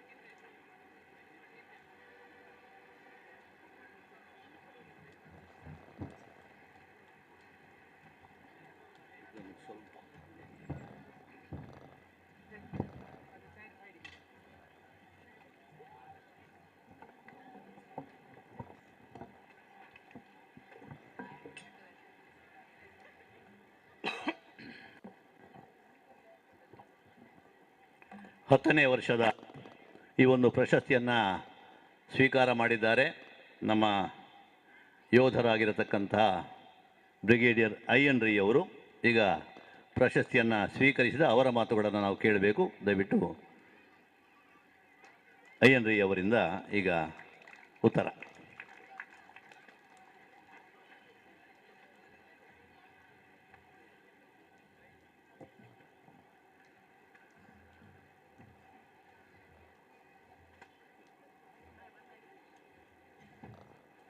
ವೇದಿಕೆಯಲ್ಲಿರುವ ಸಮ್ಮೇಳನಾಧ್ಯಕ್ಷರಾದ ಹಾಗೂ ನಮ್ಮ ಹಿರಿಯರಾದ ಡಾಕ್ಟರ್ ಎಂ ಪ್ರಭಾಕರ್ ಜೋಶಿ, ಹಿರಿಯ ಸಾಹಿತಿ ಮತ್ತು ಯಕ್ಷಗಾನ ವಿದ್ವಾಂಸರು, ವೇದಿಕೆಯಲ್ಲಿ ಉಪಸ್ಥಿತರಿರುವ ಎಲ್ಲ ಹಿರಿಯರು, ಎಸ್ಪೆಷಲಿ ನಮ್ಮ ಹಿರಿಯರಾದ ರತ್ನಮ್ಮನವರು, ಮತ್ತು ಬೇರೆ ಯಾರ್ದಾನ ಹೆಸರು ತೆಗಿಲಿಕ್ಕೆ ಇಚ್ಛೆ ಪಡೋದಿಲ್ಲ, ಅದು ದೊಡ್ಡ ಭಾಷಣ ದೊಡ್ಡದಾಗ್ತದೆ. ಮೊಟ್ಟ ಮೊದಲಾಗಿ ಈ ಕಾರ್ಯಕ್ರಮದ ರೂವಾರಿಗಳು ಶ್ರೀ ಕೆ ರವೀಂದ್ರ ಶೆಟ್ಟಿ ಉಲಿದೊಟ್ಟು ಅಧ್ಯಕ್ಷರು, ಅವರ ಶ್ರೀಮತಿಯವರು, ಅವರ ಸಂಸ್ಥೆಯ ಎಲ್ಲ ಅಧಿಕಾರಿಗಳು, ನಿಮಗೆ ನನ್ನೊಂದು ಹಾರ್ದಿಕ ಅಭಿನಂದನೆಗಳು. ಯಾಕೆಂದರೆ ಇಂಥ ಸಾಹಿತ್ಯ ಸಾಂಸ್ಕೃತಿಕ ಬೃಹತ್ ಕಾರ್ಯಕ್ರಮ ಆಯೋಜಿಸಿದ್ದೀರಿ. ಇದು ನೀವು ಹೇಳಿದಾಗೆ ಹಲವಾರು ವರ್ಷಗಳಿಂದ ನಡೀತಾ ಇದ್ದೇವೆ. ಇದನ್ನು ನಡೆಸಿಕೊಂಡು ಹೋಗೋದು, ಶುರು ಮಾಡೋದು ಮಾಡ್ಬೋದು, ಆದರೆ ಅದನ್ನು ನಡೆಸಿಕೊಂಡು ಹೋಗಲಿಕ್ಕೆ ಒಂದು ಸಂಘಟನೆ ಮತ್ತು ಮನೋಬಲ ಇರಬೇಕು. ಇಂಥ ಕಾರ್ಯಕ್ರಮದಲ್ಲಿ ನನ್ನನ್ನು ಆಹ್ವಾನಿಸಿದ್ದೀರಿ. ನಾನು ಆ ದಿವಸ ಹೇಳಿದೆ ಶೆಟ್ರಿಗೆ, ನೋಡಿ ಇದು ಸಾಂಸ್ಕೃತಿಕ ಕಾರ್ಯಕ್ರಮ, ಎಲ್ಲ ಸಾಹಿತಿಗಳು, ವಿದ್ವಾಂಸರು, ಕಲಾಕಾರರು, ಅವರಿಗೆಲ್ಲ ನೀವು ಪ್ರಶಸ್ತಿ ಕೊಟ್ಟಿದ್ದೀರಿ. ನನ್ನಂಥ ಸೈನಿಕನಿಗೆ ಬರೀ ಗುಂಡು ಹೊಡೆದ ಅಭ್ಯಾಸ, ನನಗೇನು ಇಂತಹ ಪ್ರಶಸ್ತಿ ಕೊಡಬೇಡಿ ಅಂತ ಹೇಳಿದೆ. ಆದರೆ ಅವರು ಹೇಳಿದರು, ಸರ್ ಇದು ನಮ್ಮ ಸ್ವಾತಂತ್ರ್ಯೋತ್ಸವದ 75ನೇ ವರ್ಷ, ನನಗೂ ಕೂಡ 75 ವರ್ಷ ಆಯಿತು. ಆದರೆ ಸೈನಿಕರನ್ನು ನೆನೆಸಿಕೊಳ್ಳುವುದು ನಮ್ಮ ಕರ್ತವ್ಯ ಅಂತ ಹೇಳಿದರು. ಅದಕ್ಕೋಸ್ಕರ ನಿಮಗೆ ನನ್ನ ಹಾರ್ದಿಕ ನಮಸ್ಕಾರಗಳು and a great thank you sir. ಎರಡನೇದಾಗಿ, ನಾನು 34 ವರ್ಷಗಳ ಕಾಲ ಮಂಗಳೂರು ಬಿಟ್ಟ ಮೇಲೆ ಸಿಖ್ ರೆಜಿಮೆಂಟಲ್ಲಿದ್ದೆ. ಅಲ್ಲಿ ಅವರೊಟ್ಟಿಗೆ ಮಾತಾಡುವುದು, ಊಟ ಮಾಡೋದು, ಅವರ ಗುರುದ್ವಾರಕ್ಕೆ ಹೋಗೋದು ಎಲ್ಲ ಪಂಜಾಬಿ ಭಾಷೆಯಲ್ಲಿ. ಹಾಗಾಗಿ ನನ್ನ ಕನ್ನಡ ಭಾಳ ಬಿಲೋ ಎವರೇಜ್ ಅಂತ ಹೇಳ್ಬೋದು. ನಮಗೆ ಅಲ್ಲಿ ಪಂಜಾಬಿಯಲ್ಲಿ ಮಾತಾಡುವಾಗ ಪ್ರತಿ 2ನೇ ಸೆಂಟೆನ್ಸಿಗೆ ಅವರನ್ನು ಬೈದೇ ಮಾತಾಡೋದು ಒಂದು ಅಭ್ಯಾಸ ಒಂದು. ನಿಮಗೆ ಗೊತ್ತಿರ್ಬೋದು ಪಂಜಾಬಿ ಭಾಷೆ. ಮೊನ್ನೆ ನೀವು ಟಿ ವಿಯಲ್ಲಿ ನೋಡಿದ್ದೀರಿ, ಆ ಚೈನೀಸ್ನವರಿಗೆ ಹೊಡೆಯುವಾಗ ಯಾವ ಭಾಷೆ ಯೂಸ್ ಮಾಡಿದ್ದಾರೆ ಅಂತ. ಅದು ನನ್ನದೇ ರೆಜಿಮೆಂಟ್, ದೊಡ್ಡ ಹೆಮ್ಮೆಯ ವಿಷಯ. ನನ್ನ ಬೆಟಾಲಿಯನ್, ಅದನ್ನು ನಾನು ಕಮಾಂಡ್ ಮಾಡಿದ್ದು 1990ರಲ್ಲಿ. ಮುಂದಕ್ಕೆ ಹೋಗುವಾಗ ನೀವು ಎಲ್ಲಿಗೂ ಹೋಗಿ ಕೇಳಿ, ಯಾರ ಹತ್ರ ಕೇಳಿ ಯಾವ ದಾನ ಶ್ರೇಷ್ಠ ಅಂತ. ಶಾಲೆಗೆ ಹೋದರೆ ಟೀಚರ್ಸ್ ಹೇಳ್ತಾರೆ ವಿದ್ಯಾದಾನ ಅತಿ ಶ್ರೇಷ್ಠ ಅಂತ ಹೇಳ್ತಾರೆ. ನೀವು ಹಾಸ್ಪಿಟ್ಲಿಗೆ ಹೋದರೆ ಡಾಕ್ಟರ್ಸ್ ಹೇಳ್ತಾರೆ ರಕ್ತದಾನ, ಅಂಗಾಂಗ ದಾನ, ನೇತ್ರದಾನ ಅತಿ ಶ್ರೇಷ್ಠ ಅಂತ ಹೇಳ್ತಾರೆ. ನೀವು ಸೈನಿಕರ ಹತ್ರ ಹೋಗಿ ನೀವು ಕೇಳಿ, ಅವನಿಗೆ ಯಾವ ದಾನ ಅಂತ ಅವನಿಗೆ ಹೇಳಿ ನಾವು ಸುಮ್ಮನೆ ನಕ್ಕು ಬಿಡ್ತಾನೆ. ಯಾಕೆಂದರೆ ಅವನ ಸರ್ವಸ್ವವನ್ನು ದೇಶಕ್ಕೋಸ್ಕರ ದಾನ ಮಾಡಿಟ್ಟಿದ್ದಾನೆ. ಹಾಗಾಗಿ ಅವನಿಗೆ ಯಾವ ದಾನ ಅಂತ ಇನ್ನು ಹೇಳಲಿಕ್ಕೆ ಆಗುವುದಿಲ್ಲ.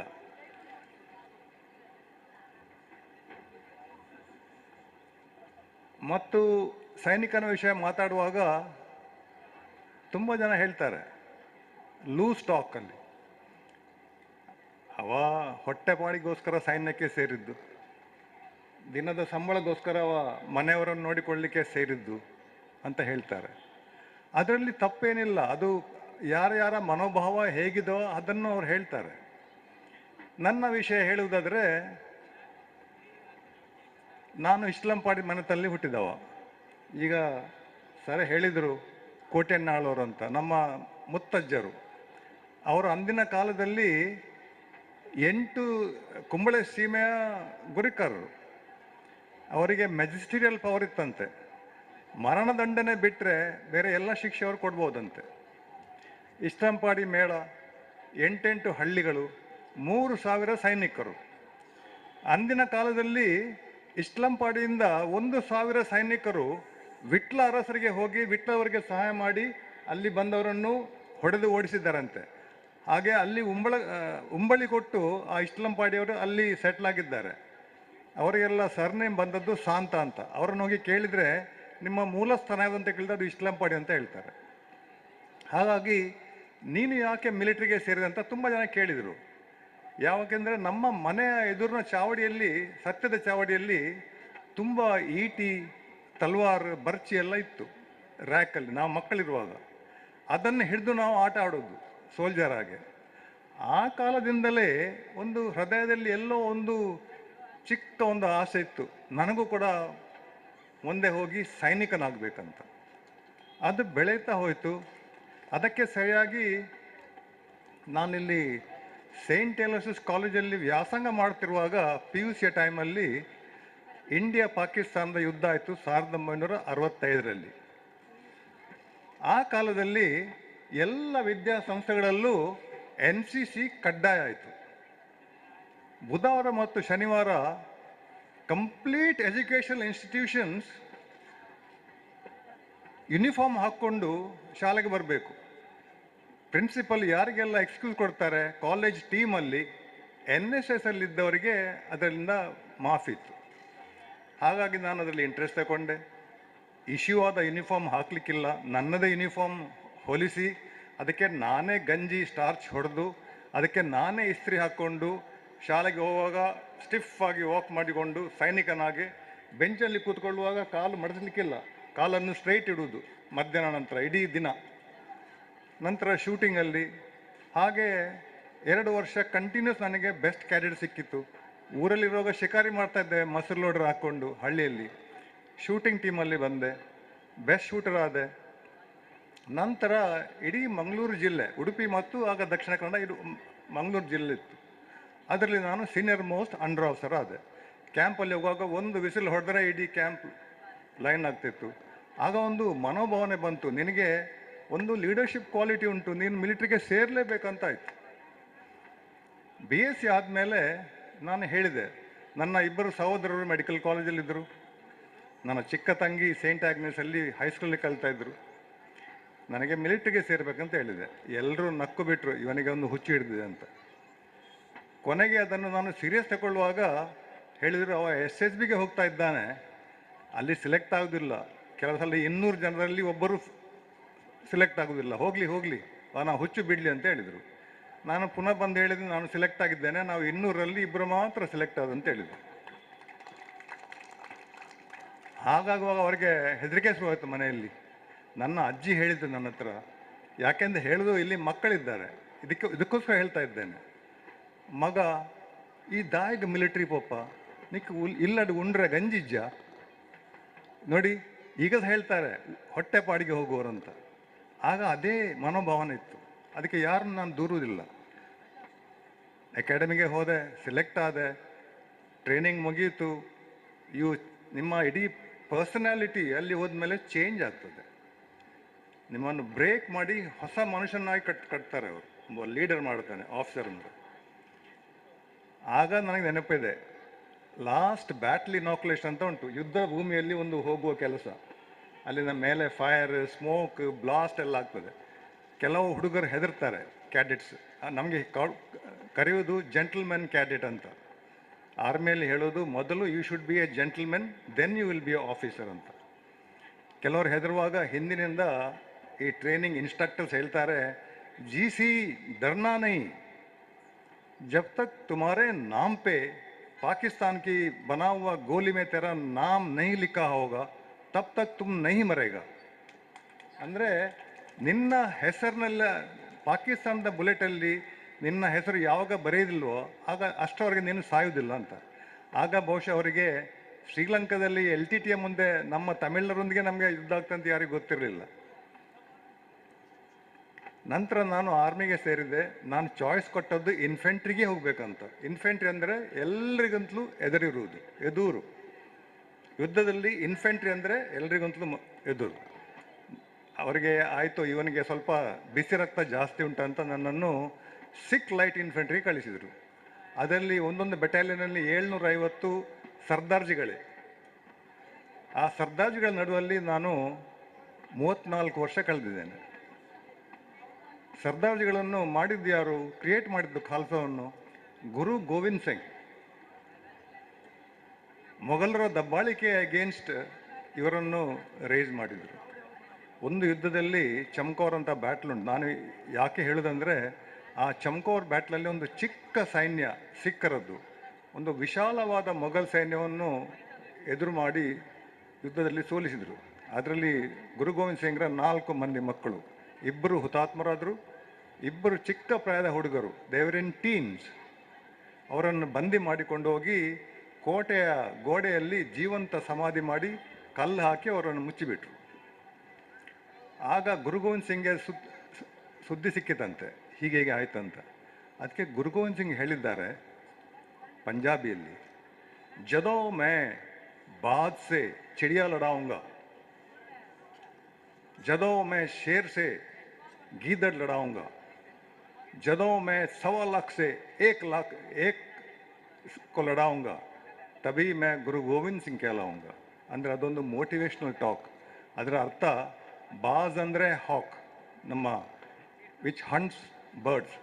ಅದರ ಇದರಲ್ಲಿ ಯಾವಾಗ ನಾನು ಗುಬ್ಬಚ್ಚಿಯನ್ನು ಕಳಿಸ್ತೇನೆ ಜಗಳ ಲಡಾಯಿ ಮಾಡಲಿಕ್ಕೆ, ಯಾವಾಗ ಸಿಂಹದ ಎದುರು ನರಿಯನ್ನು ಕಳಿಸ್ತೇನೋ, ಯಾವಾಗ 1.25 ಲಕ್ಷ ಸೋಲ್ಜರ್ನ ಎದುರನ್ನು ಒಬ್ಬ ಸರ್ದಾರನ್ನು ನಿಲ್ಲಿಸ್ತೇನೋ, ಆಗ ನನ್ನನ್ನು ಗುರು ಗೋವಿಂದ್ ಸಿಂಗ್ ಅಂತ ನೀವು ಕರಿಬೋದು ಅಂತ ಹೇಳಿದ್ರಂತೆ. ಅದನ್ನೇ ನಾವು ಈಗ ನಮ್ಮ ಸಿಖ್ ರೆಜಿಮೆಂಟಲ್ಲಿ ಅದನ್ನೇ ನಾವು ಫಾಲೋ ಮಾಡುವುದು. ಮೊನ್ನೆ ಚೈನಾದಲ್ಲಿ ಆಯಿತು, 50 ಮಂದಿ ಸೋಲ್ಜರ್ಸ್ ಸಾಧಾರಣ 700 ಜನ ಚೈನೀಸರನ್ನು ಹೊಡೆದು ಓಡಿಸಿದ್ದಾರೆ. ನಂತರ 71 ವಾರಲ್ಲಿ ನಾನು ಆಗ 1.5 ವರ್ಷ ಸರ್ವಿಸ್ ಆಗಿತ್ತು ಪಾಕಿಸ್ತಾನದೊಟ್ಟಿಗೆ. ಒಂದು ರಾತ್ರಿ ಯುದ್ಧದಲ್ಲಿ ನಾವು ಪಾಕಿಸ್ತಾನದೊಳಗೆ ಹೋಗಿ ಪಾಕಿಸ್ತಾನದವರನ್ನು ಸೋಲಿಸಿ ಆ ಇಡೀ ಏರಿಯಾವನ್ನು ನಾವು ಕ್ಯಾಪ್ಚರ್ ಮಾಡಿ, ಬೆಳಿಗ್ಗೆ ಸೂರ್ಯ ಉದಯ ಆಗುವಾಗ ನಾವು ಅದನ್ನು ಕ್ಯಾಪ್ಚರ್ ಮಾಡಿಬಿಟ್ಟೆವು. ಅದರಲ್ಲಿ ನನ್ನ 2 ಸಹಪಾಠಿಗಳು, ನನ್ನ ರೂಮ್ಮೇಟ್ಸ್, ಒಬ್ಬ ನನಗಿಂತ 6 ತಿಂಗಳು ಚಿಕ್ಕವ, ಇನ್ನೊಬ್ಬರು ನನಗಿಂತ 6 ತಿಂಗಳು ದೊಡ್ಡವರು, ಅವರು ಮೃತಪಟ್ಟರು. ಆ ಒಂದು ರಾತ್ರಿಯಲ್ಲಿ 44 ಜನ ಸೈನಿಕರು ಹುತಾತ್ಮರಾದರು, 102 ಜನ ಸೈನಿಕರು ತೀವ್ರವಾಗಿ ಗಾಯಗೊಂಡಿದ್ದರು. ಅಂಥ ಪರಿಸ್ಥಿತಿಯಲ್ಲಿ ನಾನು 41 ಜನ ಸೈನಿಕರನ್ನು ಮರುದಿವಸ ಬೆಳಿಗ್ಗೆ ಒಂದು ಹಳ್ಳಿಯಲ್ಲಿ ಅವರ ದಫನ ಮಾಡಿದ್ದೆ, ಅಂತ್ಯ ಸಂಸ್ಕಾರ. ಅದನ್ನು ಈಗ ಮೊನ್ನೆ ಹೋಗಿ 12ನೇ ತಾರೀಕಿಗೆ 51 ವರ್ಷದ ನಂತರ ಪಂಜಾಬ್ಗೆ ಮೊನ್ನೆ ಹೋಗಿ 12ನೇ ತಾರೀಕಿಗೆ ಅವರ ಮೆಮೋರಿಯಲ್ ಮಾಡಿ ಅದರಲ್ಲಿ ಅವರಿಗೆ ಸೆಲ್ಯೂಟ್ ಕೊಟ್ಟು ಬಂದಿದ್ದೇನೆ. ಅದೊಂದು ನನ್ನೊಂದು ಫ್ಯಾಮಿಲಿಯ ಒಂದು ರಿಯೂನಿಯನ್ ಆಗಿ, ಅವರು ನನ್ನ ಫ್ಯಾಮಿಲಿಗಿಂತ ಹತ್ತಿರ ಅವರು. ನಂತರ ನಾಗಾಲ್ಯಾಂಡ್ ಅವರು ಹೇಳಿದರು, ನಂತರ ಲೇ ಲದಾಖ್, ನಂತರ OTA ಮೆಡ್ರಾಸಲ್ಲಿ ಇನ್ಸ್ಟ್ರಕ್ಟರ್, ನಂತರ ಶ್ರೀಲಂಕಾಕ್ಕೆ ಹೋದೆ. ಅಲ್ಲಿ LTT ಯೊಂದಿಗೆ ಕದನ ಆಗುವಾಗ ನನ್ನ ಜೀಪನ್ನು ಗುರಿ ಮಾಡಿಸಿ ID ಹಾಕಿ ನನ್ನ ಜೀಪನ್ನು ಉಡಾಯಿಸಿ ಬಿಟ್ಟರು. ನನ್ನ ಜೀಪ್ ಆಕಾಶದಲ್ಲಿ ಹೋಗಿತ್ತು. ಅದು ಓಪನ್ ಜೀಪ್ ಆದರೆ ನಾನು ಬದುಕಿಂದು ಇವತ್ತು ಇಲ್ಲಿ ನಿಂತು ಭಾಷಣ ಕೊಡ್ತಾ ಇದ್ದೇನೆ. ನನ್ನ ಮುಖ ಎಲ್ಲ 4 ಜಾಗದಲ್ಲಿ ಪೊಡಿಯಾಗಿ ಅದನ್ನೆಲ್ಲ ವಯರ್ ಮಾಡಿ ಹಾಕಿ ಕಟ್ಟು ಕಿವಿಯಲ್ಲೂ ಹೊರಗೆ ಬಂದಿತ್ತು. 3 ತಿಂಗಳು ನಾನು ICUಯಲ್ಲಿದ್ದೆ. ಬರೀ ಫ್ಲೂಯಿಡ್ ಮಾತ್ರ ತಗೊಳ್ತಿದ್ದೆ. ಬಾಯೆಲ್ಲ ಬಂದು ವಯರ್ ಹಾಕಿ ಮುಚ್ಚಿದ್ರು. ಮುಖ ಎಲ್ಲ ಪ್ಯಾರಾಲಿಸಿಸ್ ಆಗಿತ್ತು. ಕಿವಿದ್ದು ರಂಧ್ರ ಎಲ್ಲ ಹೋಗಿತ್ತು, ಒಳಗಿಂದ ಪರ ಎಲ್ಲ ಹೋಗಿತ್ತು. ಆಗ ಹೇಳಿದರು, ನೀನು ಮೇಜರ್ ಆಗಿಯೇ ಮನೆಗೆ ಹೋಗ್ತೀಯ ಅಂತ ಹೇಳಿದರು. ಆದರೆ ದೇವರ ದಯೆ, ಹಿರಿಯರ ಆಶೀರ್ವಾದ ಅದನ್ನೆಲ್ಲ ನಂಬಿದರೆ ಮನುಷ್ಯ ಅಷ್ಟು ಸುಲಭವಾಗಿ ಸಾಯುವುದಿಲ್ಲ. ನಾನು ಮೇಜರಾಗಿ ಹೋಗೋ ನಂತರ ಲೆಫ್ಟಿನೆಂಟ್ ಕರ್ನಲ್ ಆದೆ. ನಂತರ ಕರ್ನಲ್ ಆಗಿ ಯಾವ ಬೆಟಾಲಿಯನ್ನೊಂದಿಗೆ ನಾನು ಯುದ್ಧ ಮಾಡಿದ್ದೇನೆ 71ನೇ ಇಸ್ವಿಯಲ್ಲಿ, ಅದೇ ಬೆಟಾಲಿಯನ್ನ ಮುಖ್ಯಸ್ಥನಾಗಿ ಕರ್ನಲ್ ಆಗಿ ನಿಯುಕ್ತಿಗೊಂಡೆ. ನಂತರ ಇದೇ ಬೆಟಾಲಿಯನ್ ತಗೊಂಡು ಹೋಗಿ 91ನೇ ಇಸವಿಯಲ್ಲಿ ಜಮ್ಮು ಆ್ಯಂಡ್ ಕಾಶ್ಮೀರದಲ್ಲಿ 16,000 ಅಡಿ ಎತ್ತರದಲ್ಲಿ ಪಾಕಿಸ್ತಾನದ ಬಾರ್ಡ್ರಲ್ಲಿ ನನ್ನನ್ನು ಡಿಪ್ಲಾಯ್ ಮಾಡಿದರು. ಆಗ ಆ ಕಾಲದಲ್ಲಿ VP ಸಿಂಗ್ ಟೈಮಲ್ಲಿ ಕಾಶ್ಮೀರ ನಮ್ಮ ಕೈಯಿಂದ ಹೋಗುವಂತಿತ್ತು. ಅಲ್ಲಿ 2 ವರ್ಷಗಳ ಕಾಲ ನಾನು ಸರ್ವಿಸ್ ಮಾಡಿದೆ. ತುಂಬ ಮಿಲಿಟೆಂಟನ್ನು, ಫಾರಿನ್ ಮರ್ಸನರಿಯನ್ನು ನಾವು ಎಲಿಮಿನೇಟ್ ಮಾಡಿದ್ದೇವೆ. ಅಲ್ಲಿಂದ ಕೆಳಗೆ ಬಂದ ಮೇಲೆ ಸ್ವಲ್ಪ ಪೀಸ್ ಟೈಮಲ್ಲಿ ಕೆಲಸ ಮಾಡಿ ನಂತರ ಪುನಃ ಸಿಕ್ಕಿಂಗೆ ಹೋಗಿ ಅಲ್ಲಿ ಪುನಃ 14 ಮತ್ತು 15,000 ಅಡಿ ಎತ್ತರದಲ್ಲಿ ನಮ್ಮ ಮತ್ತು ಚೈನಾದವರು ಐಬಾಲ್ ಟು ಐಬಾಲ್ ಡಿಪ್ಲಾಯ್ಮೆಂಟ್ ಅಂತ ಹೇಳ್ತಾರೆ. ಅಂದರೆ ನೀವು ಅವನ ಕಣ್ಣನ್ನು ನೋಡ್ಬೋದು, ಚೈನಾ ಸೋಲ್ಜರ್ನ, ಅವನಿಗೆ ಶೇಕ್ ಹ್ಯಾಂಡ್ ಕೊಡ್ಬೋದು. ಅಂಥ ಸ್ಥಳದಲ್ಲಿ 30 ತಿಂಗಳು ನಾನು ಮೌಂಟೇನ್ ಬ್ರಿಗೇಡ್ನ ಕಮಾಂಡರ್ ಆಗಿದ್ದೆ. ಮತ್ತು 6 ಡೆಲಿಗೇಷನ್ ತಗೊಂಡು ಚೈನಾದವರೊಂದಿಗೆ ಮಾತುಕತೆ ಮಾಡಿ ನಮ್ಮ ಸಿಕ್ಕಿಮಲ್ಲಿ ಯಾವುದೇ ಗಲಾಟೆ ಆಗದಂತೆ ನೋಡಿಕೊಂಡಿದ್ದೇನೆ. ನಂತರ ಇಂಡಿಯನ್ ಮಿಲಿಟರಿ ಅಕಾಡೆಮಿಗೆ ಹೋದೆ ಇನ್ಸ್ಟ್ರಕ್ಟರ್ ಆಗಿ. ನಂತರ ರೆಜಿಮೆಂಟಲ್ ಸೆಂಟ್ರಿಗೆ ಬಂದೆ. ರಿಟೈರ್ ಆದಮೇಲೆ ನಾರಾಯಣ ಹೃದಯಾಲಯ, ನೇತ್ರಾಲಯ ಅಲ್ಲ, ಹೃದಯಾಲಯದಲ್ಲಿ ಚೀಫ್ ಸೂಪರ್ಡೆಂಟ್ ಆಗಿ ಕೆಲಸ ಮಾಡಿದೆ 4.5 ವರ್ಷ. ಆದರೆ ನನ್ನ ಮಣ್ಣು ನನ್ನನ್ನು ಎಳೆದು ಊರಿಗೆ ಕರ್ಕೊಂಡು ಬಂತು. ನನಗೆ ಬ್ಯಾಂಗ್ಳೂರು ಬೇಡ ಅಂತ ಹೇಳಿ ಇಲ್ಲಿ ಊರಿಗೆ ಬಂದಿದ್ದೇನೆ. 1-2 ವಿಷಯ ಹೇಳಲಿಕ್ಕೆ ಇಚ್ಛೆ ಪಡ್ತೇನೆ. ನಾನು ಸಿಕ್ಕಿಮಲ್ಲಿ ಕಮಾಂಡ್ ಮಾಡುವಾಗ, ಬ್ರಿಗೇಡ್ ಕಮಾಂಡ್ ಆಗಿರುವಾಗ, ನಮ್ಮ ತಾಯಿ ಮತ್ತು ನನ್ನ ಅತ್ತೆ ಅಲ್ಲಿಗೆ ಬಂದಿದ್ದರು. ಅವರನ್ನು ಮೇಲೆ 14,500 ಅಡಿ ಎತ್ತರ ಕರ್ಕೊಂಡು ಹೋಗಿ ಚೈನಾದವರಿಗೆ ಸೆಕೆಂಡ್ ಕೊಡಿಸಿದೆ ಅವರನ್ನು. ಆಗ ಒಂದು ಲೈಟ್ ವೇಯ್ನಲ್ಲಿ ಒಂದು ಮಾತು ಹೇಳಿದ್ದು ತಾಯಿಗೆ, ಅಮ್ಮ ನಮ್ಮ ಹಿರಿಯಕ್ಕಳು 3,000 ಸೈನಿಕರನ್ನು ಕಟ್ಟದ ತೆರಿಗೆ ಇತ್ತೆ ಈರ್ನ ಮಗೆ 6,000 ಸೈನಿಕರನ್ನು ಕಟ್ಟೊಂದುಲ್ಲಿ ಇರೆಗೆಂಚ ಆಪುಂಡು ಅಂದ್ಕೊಂಡು ಅವರಿಗೆ ಕಣ್ಣಲ್ಲಿ ನೀರು ಬಂತು. ನಾನು ಮಕ್ಕಳಿಗೆ ಇಲ್ಲಿ ಯಾಕೆ ಹೇಳೋದಂದರೆ, ಯಾವಾಗ ನೀವು ಒಳ್ಳೆ ಕೆಲಸ ಮಾಡಿ ನಿಮ್ಮ ಒಳ್ಳೆ ಕೆಲಸವನ್ನು ನೋಡಿ ತಂದೆ ತಾಯಂದಿರಿಗೆ ಯಾವಾಗ ಕಣ್ಣಲ್ಲಿ ನೀರು ಬರ್ತದೋ ಆ ದಿವಸ ನಿಮ್ಮ ಬದುಕು ಸಾರ್ಥಕ ಆಯ್ತು ಅಂತ ಹೇಳ್ಬೋದು. ಬೇಡದ ಕೆಲಸ ಮಾಡಿ ತಂದೆ ತಾಯಿಯ ಕಣ್ಣಿಂದ ನೀರು ಬರಿಸಬಾರದು, ಒಳ್ಳೆ ಕೆಲಸ ಮಾಡಿ ಸಾರ್ಥಕ ಆಗಬೇಕು. ಇದರೊಟ್ಟಿಗೆ ಒಂದು ವಿಷಯ ನನಗೆ ನೆನಪಿಗೆ ಬರ್ತಾ ಇದೆ. ಅಬ್ರಹಾಂ ಲಿಂಕನ್ ಹೇಳಿದ್ದು, every man should be proud of the place in which he lives. ಇಲ್ಲಿಯವರೆಗೆ ಹೇಳುದು ನಾನು. And such a man should live so that his place can be proud of him. ಅಂದರೆ ನೀವು ಒಳ್ಳೆ ಕೆಲಸ ಮಾಡಿ ಊರಿನವರಿಗೆ ನಿಮ್ಮ ವಿಷಯ ಒಂದು ಹೆಮ್ಮೆ ಇರಲಿ, ಅಂಥವರು ಇನ್ನೂ ಬದುಕಬೇಕಂತ. ಉಳಿದೊಟ್ಟು ಶೆಟ್ರೆ, ನೀವು ಸಹ ಒಳ್ಳೆ ಕೆಲಸ ಮಾಡ್ತಾ ಇದ್ದೀರಿ, ಇಲ್ಲೇ ನಿಮ್ಮನ್ನು ನೆನೆಸ್ಕೊಳ್ಬೇಕು, ನಿಮ್ಮಂಥವರು ಇಲ್ಲಿ ಇನ್ನೂ ಬದುಕಬೇಕಂತ ಇದರ ಮೂಲ ಅರ್ಥ. ಹಾಗೆಯೇ ಎಲ್ಲ ತುಂಬ ಅವರವರ ಕ್ಷೇತ್ರದಲ್ಲಿ ಯಾರೆಲ್ಲ ಒಳ್ಳೆ ಕೆಲಸ ಮಾಡಿದ್ದಾರೆ ಅಂಥವರು ಇರಬೇಕು, ನಮಗೆ ಮಾರ್ಗದರ್ಶಿಗಳಾಗಿ ಇರಬೇಕು. ಕೊನೆಯದಾಗಿ ಇನ್ನು ಹೆಚ್ಚು ಭಾಷಣ ಕೊಡೋದಿಲ್ಲ, ಇದರ ವಿಷಯ ಹೇಳಿದರೆ ನಾಳೆ ಬೆಳಿಗ್ಗೆವರೆಗೆ ಮಾತಾಡ್ಬೋದು. ನಿಮಗೆ ಎಲ್ರಿಗೂ ನನ್ನ ಹೃದಯದಿಂದ ಆಭಾರಿಯಾಗಿದ್ದೇನೆ ನಾನು. Thank you very much for calling me and giving me this great honour. Thank you very much. God bless you. Thank you. Thank you. ತಮ್ಮ ಸಾಧನೆಯನ್ನೇ ಒಂದು ಸ್ಫೂರ್ತಿಯ ಸಂದೇಶವಾಗಿ ತಮ್ಮ ಮಾತುಗಳಲ್ಲಿ ಇವತ್ತು ಬಿಚ್ಚಿಟ್ಟಿದ್ದಾರೆ ಬ್ರಿಗೇಡಿಯರ್ ಅಯ್ಯನ್ರಿ ಅವರು. ಬಹುಶಃ ಈ ಒಂದು ವಿದ್ಯಾರತ್ನ ಪ್ರಶಸ್ತಿ ಅವರಿಗೆ ಒಂದು ಸಾರ್ಥಕವಾಗಿ ಸಂದಿದೆ ಅಂತ ನಮಗೆಲ್ಲ ಮನಸ್ಸಿಗೆ ಒಂದು ಸಮಾಧಾನ ಮತ್ತು ಧನ್ಯತೆ. ವಿದ್ಯಾರತ್ನದ ವೇದಿಕೆ ಅಂತ ಹೇಳಿದರೆ ಅದು ಸಾಹಿತ್ಯ ಸಾಂಸ್ಕೃತಿಕ ಕಲಾಪಗಳು ಮಾತ್ರ ಅಲ್ಲ, ಪ್ರತಿಭೆಗಳನ್ನು ಗುರುತಿಸುವಂತಹ ಒಂದು ಕಾರ್ಯಕ್ರಮವನ್ನು ಕೂಡ ಮಾಡ್ತಾ ಇರುವಂಥದ್ದು. ಇವತ್ತು ನಮ್ಮ ಸಭೆಗೆ ಒಬ್ಬ ಯುವ ನಿರ್ದೇಶಕ ಬಂದಿದ್ದಾನೆ, ನಮ್ಮ ಅಣ್ಣನ ಮಗ ನಿತಿನ್ ರೈ ಕುಕ್ಕವಳ್ಳಿ ಅಂತ. ಅವ ಬಂದಿದ್ದಾನೆ ಅಂತ ನಾನು ರವೀಂದ್ರ ಶೆಟ್ಟರು ಹೇಳುವಾಗ ಅವ್ರನ್ನ ಕರೀರಿ, ಗೌರವಿಸಬೇಕು ಅಂತ ಹೇಳಿದ್ದಾರೆ. ದಯವಿಟ್ಟು ನಿತಿನ್ ವೇದಿಕೆ ಬರಬೇಕು.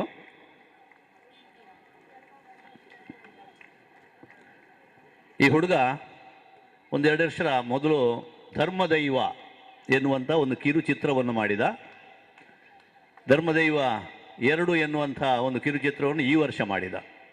ಬಹುಶಃ ಕಾಂತಾರ ಫಿಲ್ಮ್ ಬರುವುದಕ್ಕೆ ಮೊದಲೇ ದೈವವನ್ನು ತೋರಿಸದೇ ದೈವದ ಕಾರಣಿಕವನ್ನು ಮೆರೆಸುವಂಥ ಒಂದು ಚಿತ್ರ. ಅದು ಸುಮಾರು 5-6 ಲಕ್ಷ ವ್ಯೂಸನ್ನು ಹೊಂದಿರತಕ್ಕಂಥ ಯೂಟ್ಯೂಬಿನಲ್ಲಿ ಅದು ಹೋಯಿತು. ತುಂಬ ಶ್ಲಾಘನೆಗಳು ಕೂಡ ಬಂತು. ಒಂದು 10-15 ವರ್ಷವ ಸೌದಿ ಅರೇಬಿಯಾದಲ್ಲಿದ್ದ. ಆಮೇಲೆ ಊರಿಗೆ ಬಂದು ಇಂಥ ಕೆಲಸಗಳನ್ನು ಸ್ವಂತ ವ್ಯವಹಾರದ ಜೊತೆಗೆ ಮಾಡ್ತಾ ಇದ್ದಾನೆ. ಸುಮಾರು 4-5 ವರ್ಷ TN ಸೀತಾರಾಮ್ ಜೊತೆ ಬೆಂಗಳೂರಿನಲ್ಲಿ ಇದ್ದುಕೊಂಡು ಕಿರು ಧಾರಾವಾಹಿಗಳಲ್ಲಿ ಕೂಡ ತುಂಬ ಕೆಲಸವನ್ನು ಮಾಡಿದಂಥ ಅನುಭವ ಇದೆ. ಈಗ ದೊಡ್ಡ ಒಂದು ಸಿನಿಮಾದ ಒಂದು ನಿರ್ಮಾಣಕ್ಕೂ ಕೂಡ ಕೈ ಹಾಕಿದ್ದಾನೆ. ಮೊನ್ನೆ ಡಿಸೆಂಬರ್ 10ನೇ ತಾರೀಕಿಗೆ ಹುಬ್ಬಳ್ಳಿಯಲ್ಲಿ ನಡೆದಂಥ ಅಂತಾರಾಷ್ಟ್ರೀಯ ಚಿತ್ರ ಪ್ರಶಸ್ತಿ ಒಂದು ಸಮಾರಂಭದಲ್ಲಿ ಸುಮಾರು 200 ಚಿತ್ರ ನಿರ್ದೇಶಕರು ನಿರ್ಮಾಪಕರು ಭಾಗವಹಿಸಿದ್ದರು. ಅದರಲ್ಲಿ ಯುವ ನಿರ್ದೇಶಕ ಅಥವಾ ಚಿತ್ರ ನಿರ್ದೇಶಕನಾಗಿ ಪ್ರಥಮ ಪ್ರಶಸ್ತಿಯನ್ನು ಪಡೆದವನು ನಿತಿನ್ ರೈ ಕುಕ್ಕವಳ್ಳಿ. ಧರ್ಮದೈವ 2 ಇದರ ನಿರ್ದೇಶನಕ್ಕಾಗಿ ಪ್ರಥಮ ಪ್ರಶಸ್ತಿ ಬಂದಿದೆ. ಅದರ ಜೊತೆಗೆ ಆಕೆ ಮೋಹಿನಿ ಎನ್ನುವ ಕನ್ನಡ ಕಿರುಚಿತ್ರವನ್ನು ಮಾಡಿದ್ದ ಒಂದು ಹಾರರ್ ಸಿನಿಮಾ, ಅದು ಬೆಸ್ಟ್ ಹಾರರ್ ಸಿನಿಮಾ ಎನ್ನುವಂಥ ಪ್ರಶಸ್ತಿಯನ್ನು ಕೂಡ ಪಡೆದಿದೆ. ಹೀಗೆ ಅವಳಿ ಪ್ರಶಸ್ತಿಗಳನ್ನು ಪಡೆದಂತಹ ನಿತಿನ್ ರೈ ಕುಕ್ಕವಳ್ಳಿಯನ್ನು ಈ ಒಂದು ರಾಜ್ಯ ಮಟ್ಟದ ಸಮ್ಮೇಳನದಲ್ಲಿ ಗೌರವಿಸುವುದಕ್ಕೆ ನಮಗೆಲ್ಲ ಸಂತೋಷ ಆಗ್ತಾ ಇದೆ. ನಮ್ಮ ರವೀಂದ್ರ ಶೆಟ್ಟರು ಮತ್ತು ವೇದಿಕೆ ಎಲ್ಲ ಗಣ್ಯರು ಕೂಡ ಸೇರಿ ಅವರನ್ನು ಗೌರವಿಸಬೇಕು ಅಂತ ನಾನು ವಿನಂತಿಸ್ತೇನೆ.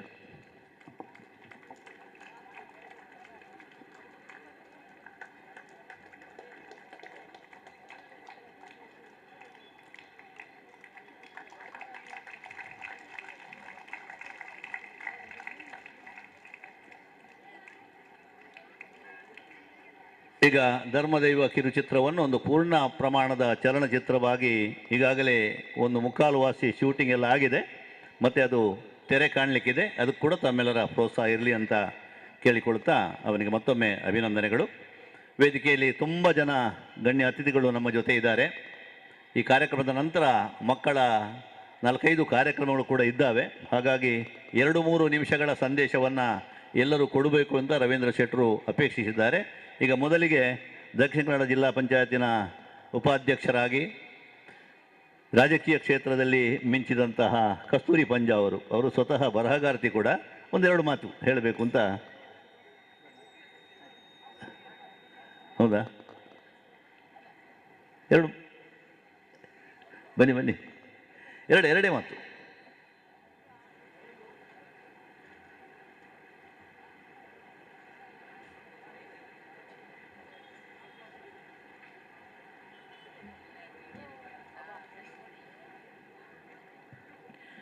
ವಿದ್ಯಾರತ್ನ ಆಂಗ್ಲ ಮಾಧ್ಯಮ ಶಾಲೆ ದೇರಳಕಟ್ಟೆ ನಾಡು ನುಡಿ ವೈಭವದ ರತ್ನೋತ್ಸವ ಕಾರ್ಯಕ್ರಮದ ವೇದಿಕೆಯಲ್ಲಿ ಸಭಾಧ್ಯಕ್ಷತೆಯನ್ನು ವಹಿಸಿರ್ತಕ್ಕಂತಹ ಆದರಣೀಯರು ಗೌರವಾನ್ವಿತರಾಗಿರುವಂಥ ಡಾಕ್ಟರ್ ಎಂ ಪ್ರಭಾಕರ್ ಜೋಶಿ ಅವರೇ, ವೇದಿಕೆಯಲ್ಲಿರುವ ಆದರಣೀಯ ಎಲ್ಲ ಗಣ್ಯ ಬಂಧುಗಳೇ, ಸಭಾಂಗಣದಲ್ಲಿ ಸಂಪನ್ನಗೊಂಡಿರುವಂತಹ ಆತ್ಮೀಯ ನಲ್ಮೆಯ ಬಂಧುಗಳೇ, ಈ ಕಾರ್ಯಕ್ರಮಕ್ಕೆ ಪ್ರಥಮವಾಗಿ ನನ್ನನ್ನು ಕರೆದು ವೇದಿಕೆಯಲ್ಲಿ ಇಷ್ಟೆಲ್ಲ ಗೌರವಾನ್ವಿತರ ಮಧ್ಯೆ ಕೂತ್ಕೊಳ್ಳುವಂಥ ಅವಕಾಶ ಮಾಡಿಕೊಟ್ಟ ರವೀಂದ್ರ ಶೆಟ್ಟಿ ಉಳಿದೊಟ್ಟು ಮತ್ತು ಅವರ ತಂಡಕ್ಕೆ ನಾನು ಅಭಿನಂದನೆಗಳು ಹಾಗೂ ಕೃತಜ್ಞತೆಯನ್ನು ಅರ್ಪಿಸ್ತಾ ಇದ್ದೀನಿ. ವಿದ್ಯಾರತ್ನ ಅಂತ ಹೇಳಿದ ತಕ್ಷಣವೇ ರವೀಂದ್ರಣ್ಣ ಸಹೋದರರ ಒಂದು ಮನಸ್ಸಿಗೆ ಖುಷಿ ಕೊಡುವಂಥ ಸಂಗತಿ ಅಂದರೆ ತನ್ನ ಅಮ್ಮನ ಹೆಸರನ್ನು ಅದರ ಜೊತೆಗೆ ಸೇರಿಸಿ ವಿದ್ಯಾರತ್ನ ಅಂತ ಇಟ್ಟಿದ್ದಾರೆ. ಸಾಹಿತ್ಯ ಕ್ಷೇತ್ರದ ಕೆಲಸನೂ ಕೂಡ ಈ ವೇದಿಕೆಯಲ್ಲಿ ಇವತ್ತು ಬೆಳಗಿನಿಂದ ಇಷ್ಟರ ತನಕ ನಡೀತಾ ಇದೆ. ನಾಳೆ ಶಾಲೆಯ ವಾರ್ಷಿಕೋತ್ಸವ. ರಾಜಕೀಯ ಕ್ಷೇತ್ರದಲ್ಲಿ ಇದ್ರೂ ಕೂಡ ನಾನು ಸಾಹಿತ್ಯಿಕವಾಗಿ ಒಂದು ಚೂರು ಕೆಲಸ ಕಾರ್ಯಗಳನ್ನು ಹಿಂದೆ ಮಾಡಿದಂಥ ಒಂದು ನೆನಪು ಮತ್ತೊಮ್ಮೆ ಈ ವೇದಿಕೆಯಲ್ಲಿ ನನಗೆ ಬಂತು. ಹಿರಿಯರ ಮಧ್ಯೆ ಮಾತಾಡುವಂಥ ಅವಕಾಶ ಸಿಕ್ಕಿದ್ದಕ್ಕೆ ಮತ್ತೊಮ್ಮೆ ನಾನು ಕೃತಜ್ಞನಾಗಿದ್ದೇನೆ ಅಂತ ಹೇಳ್ಬೋದು. ಸಾಹಿತ್ಯ ಕ್ಷೇತ್ರ ಅಂದ ತಕ್ಷಣ ನೆನಪಾಗುವಂಥದ್ದು ಸಮಾಜವನ್ನು ಮತ್ತಷ್ಟು ತಿದ್ದಿ ತೀಡಲಿಕ್ಕೆ, ತಮ್ಮಲ್ಲಿರ್ತಕ್ಕಂತಹ ಒಂದಷ್ಟು ಬರವಣಿಗೆಗಳು ಹೊರ ಬರಲಿಕ್ಕೆ, ಅದರ ಜೊತೆಗೆ ಶಾಲಾ ಮಕ್ಕಳಿಗೆ ಹಿರಿಯರ ಪ್ರೋತ್ಸಾಹದಾಯಕ ಮಾತು, ಆ ಸಾಹಿತ್ಯ ಕ್ಷೇತ್ರದಲ್ಲಿ ತಾವು ದುಡಿದಿರ್ತಕ್ಕಂಥ ವಿಷಯಗಳನ್ನು ಹೇಳಿದಾಗ ಈ ಮಕ್ಕಳಿಗೆ ಮತ್ತಷ್ಟು ಕಲಿಕೆ ಜೊತೆಗೆ ಅದನ್ನು ಮತ್ತಷ್ಟು ಶಿಕ್ಷಣವನ್ನು ಪಡ್ಕೊಳ್ಳಿಕ್ಕೆ ಸಾಧ್ಯತೆ ಆಗುತ್ತೆ. ಮುಂದಿನ ದಿನಗಳಲ್ಲಿ ಈ ಶಾಲೆಯಲ್ಲಿರ್ತಕ್ಕಂಥ ಎಲ್ಲ ವಿದ್ಯಾರತ್ನಗಳು ಮುಂದೊಂದು ದಿನ ಯಾವ ಕ್ಷೇತ್ರಕ್ಕೆ ಹೋದ್ರೂ ಕೂಡ ಸಾಹಿತ್ಯ ಕ್ಷೇತ್ರದಲ್ಲೂ ಕೂಡ ತಮ್ಮ ಸೇವೆಯನ್ನು ಮಾಡುವಂಥ ಸೌಭಾಗ್ಯವನ್ನು ನಾವು ನಂಬಿರ್ತಕ್ಕಂಥ ತುಳುನಾಡಿನ ಎಲ್ಲ ದೈವ ದೇವರುಗಳು ಅನುಗ್ರಹಿಸಲಿ. ಅದರ ಜೊತೆಗೆ ಈ ಆಂಗ್ಲ ಮಾಧ್ಯಮ ಶಾಲೆಯಲ್ಲಿ ಕಲಿಯುವಂಥ ಎಲ್ಲ ವಿದ್ಯಾರ್ಥಿಗಳು ಕೂಡ ರಾಷ್ಟ್ರ ಪ್ರೇಮವನ್ನು ಬೆಳೆಸಿಕೊಂಡು ಉಳಿಸಿಕೊಂಡು ನಮ್ಮ ದೇಶವನ್ನು ಪ್ರೀತಿಸುವಂಥದ್ದಾಗಲಿ ಅಂತ ಈ ಸಂದರ್ಭದಲ್ಲಿ ಹೇಳುತ್ತಾ ಮಾತಿಗೆ ಅವಕಾಶವನ್ನು ಮಾಡಿಕೊಟ್ಟಂತಹ ಅಣ್ಣ ತಮಗಿದು ಮತ್ತೊಮ್ಮೆ ಕೃತಜ್ಞತೆಯನ್ನು ಅರ್ಪಿಸುತ್ತಾ ಮಾತಿಗೆ ವಿರಾಮವನ್ನು ನೀಡಿದಿರಿ. ಜೈ ಹಿಂದ್, ಜೈ ಕರ್ನಾಟಕ.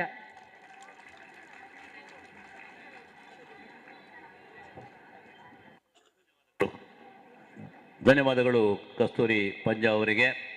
ಮಹಿಳೆಯರ ಧ್ವನಿಯಾಗಿ ವೇದಿಕೆಯಿಂದ ಅವರು ಮಾತಾಡಿದ್ದಾರೆ.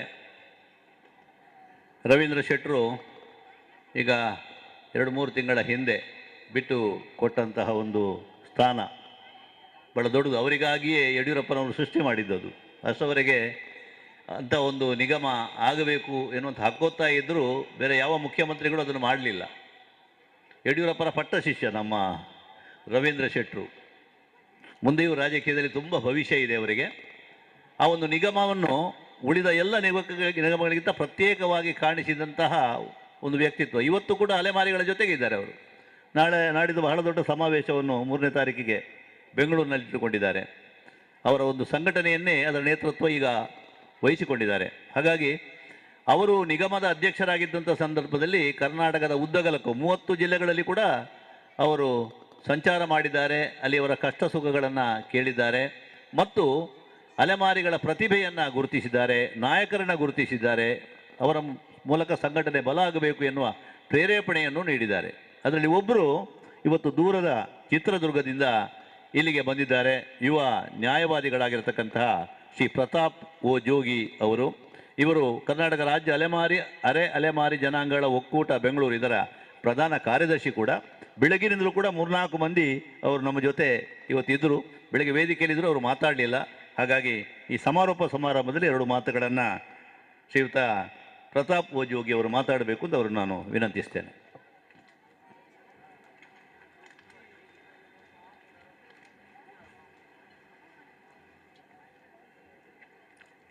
ಈ ಕಾರ್ಯಕ್ರಮದ ದಿವ್ಯ ಸಾನ್ನಿಧ್ಯವನ್ನು ವಹಿಸಿರುವ ಮತ್ತು ಅಧ್ಯಕ್ಷತೆಯನ್ನು ವಹಿಸಿರುವಂತಹ doctor M Prabhakar Joshi sir ಅವರೇ, ಹಾಗೂ ಈಗ ತಾನೇ ವಿದ್ಯಾಶ್ರೀ ಪ್ರಶಸ್ತಿಯನ್ನು ಪಡೆದಿರತಕ್ಕಂಥ ನಮ್ಮ ದೇಶವನ್ನು ಕಾಯುವಂಥ ರಕ್ಷಕರಾಗಿರ್ತಕ್ಕಂಥ ಬ್ರಿಗೇಡಿಯರ್ ಐಎನ್ಆರ್ ರೈರ್ ಸರ್ ಅವರೇ,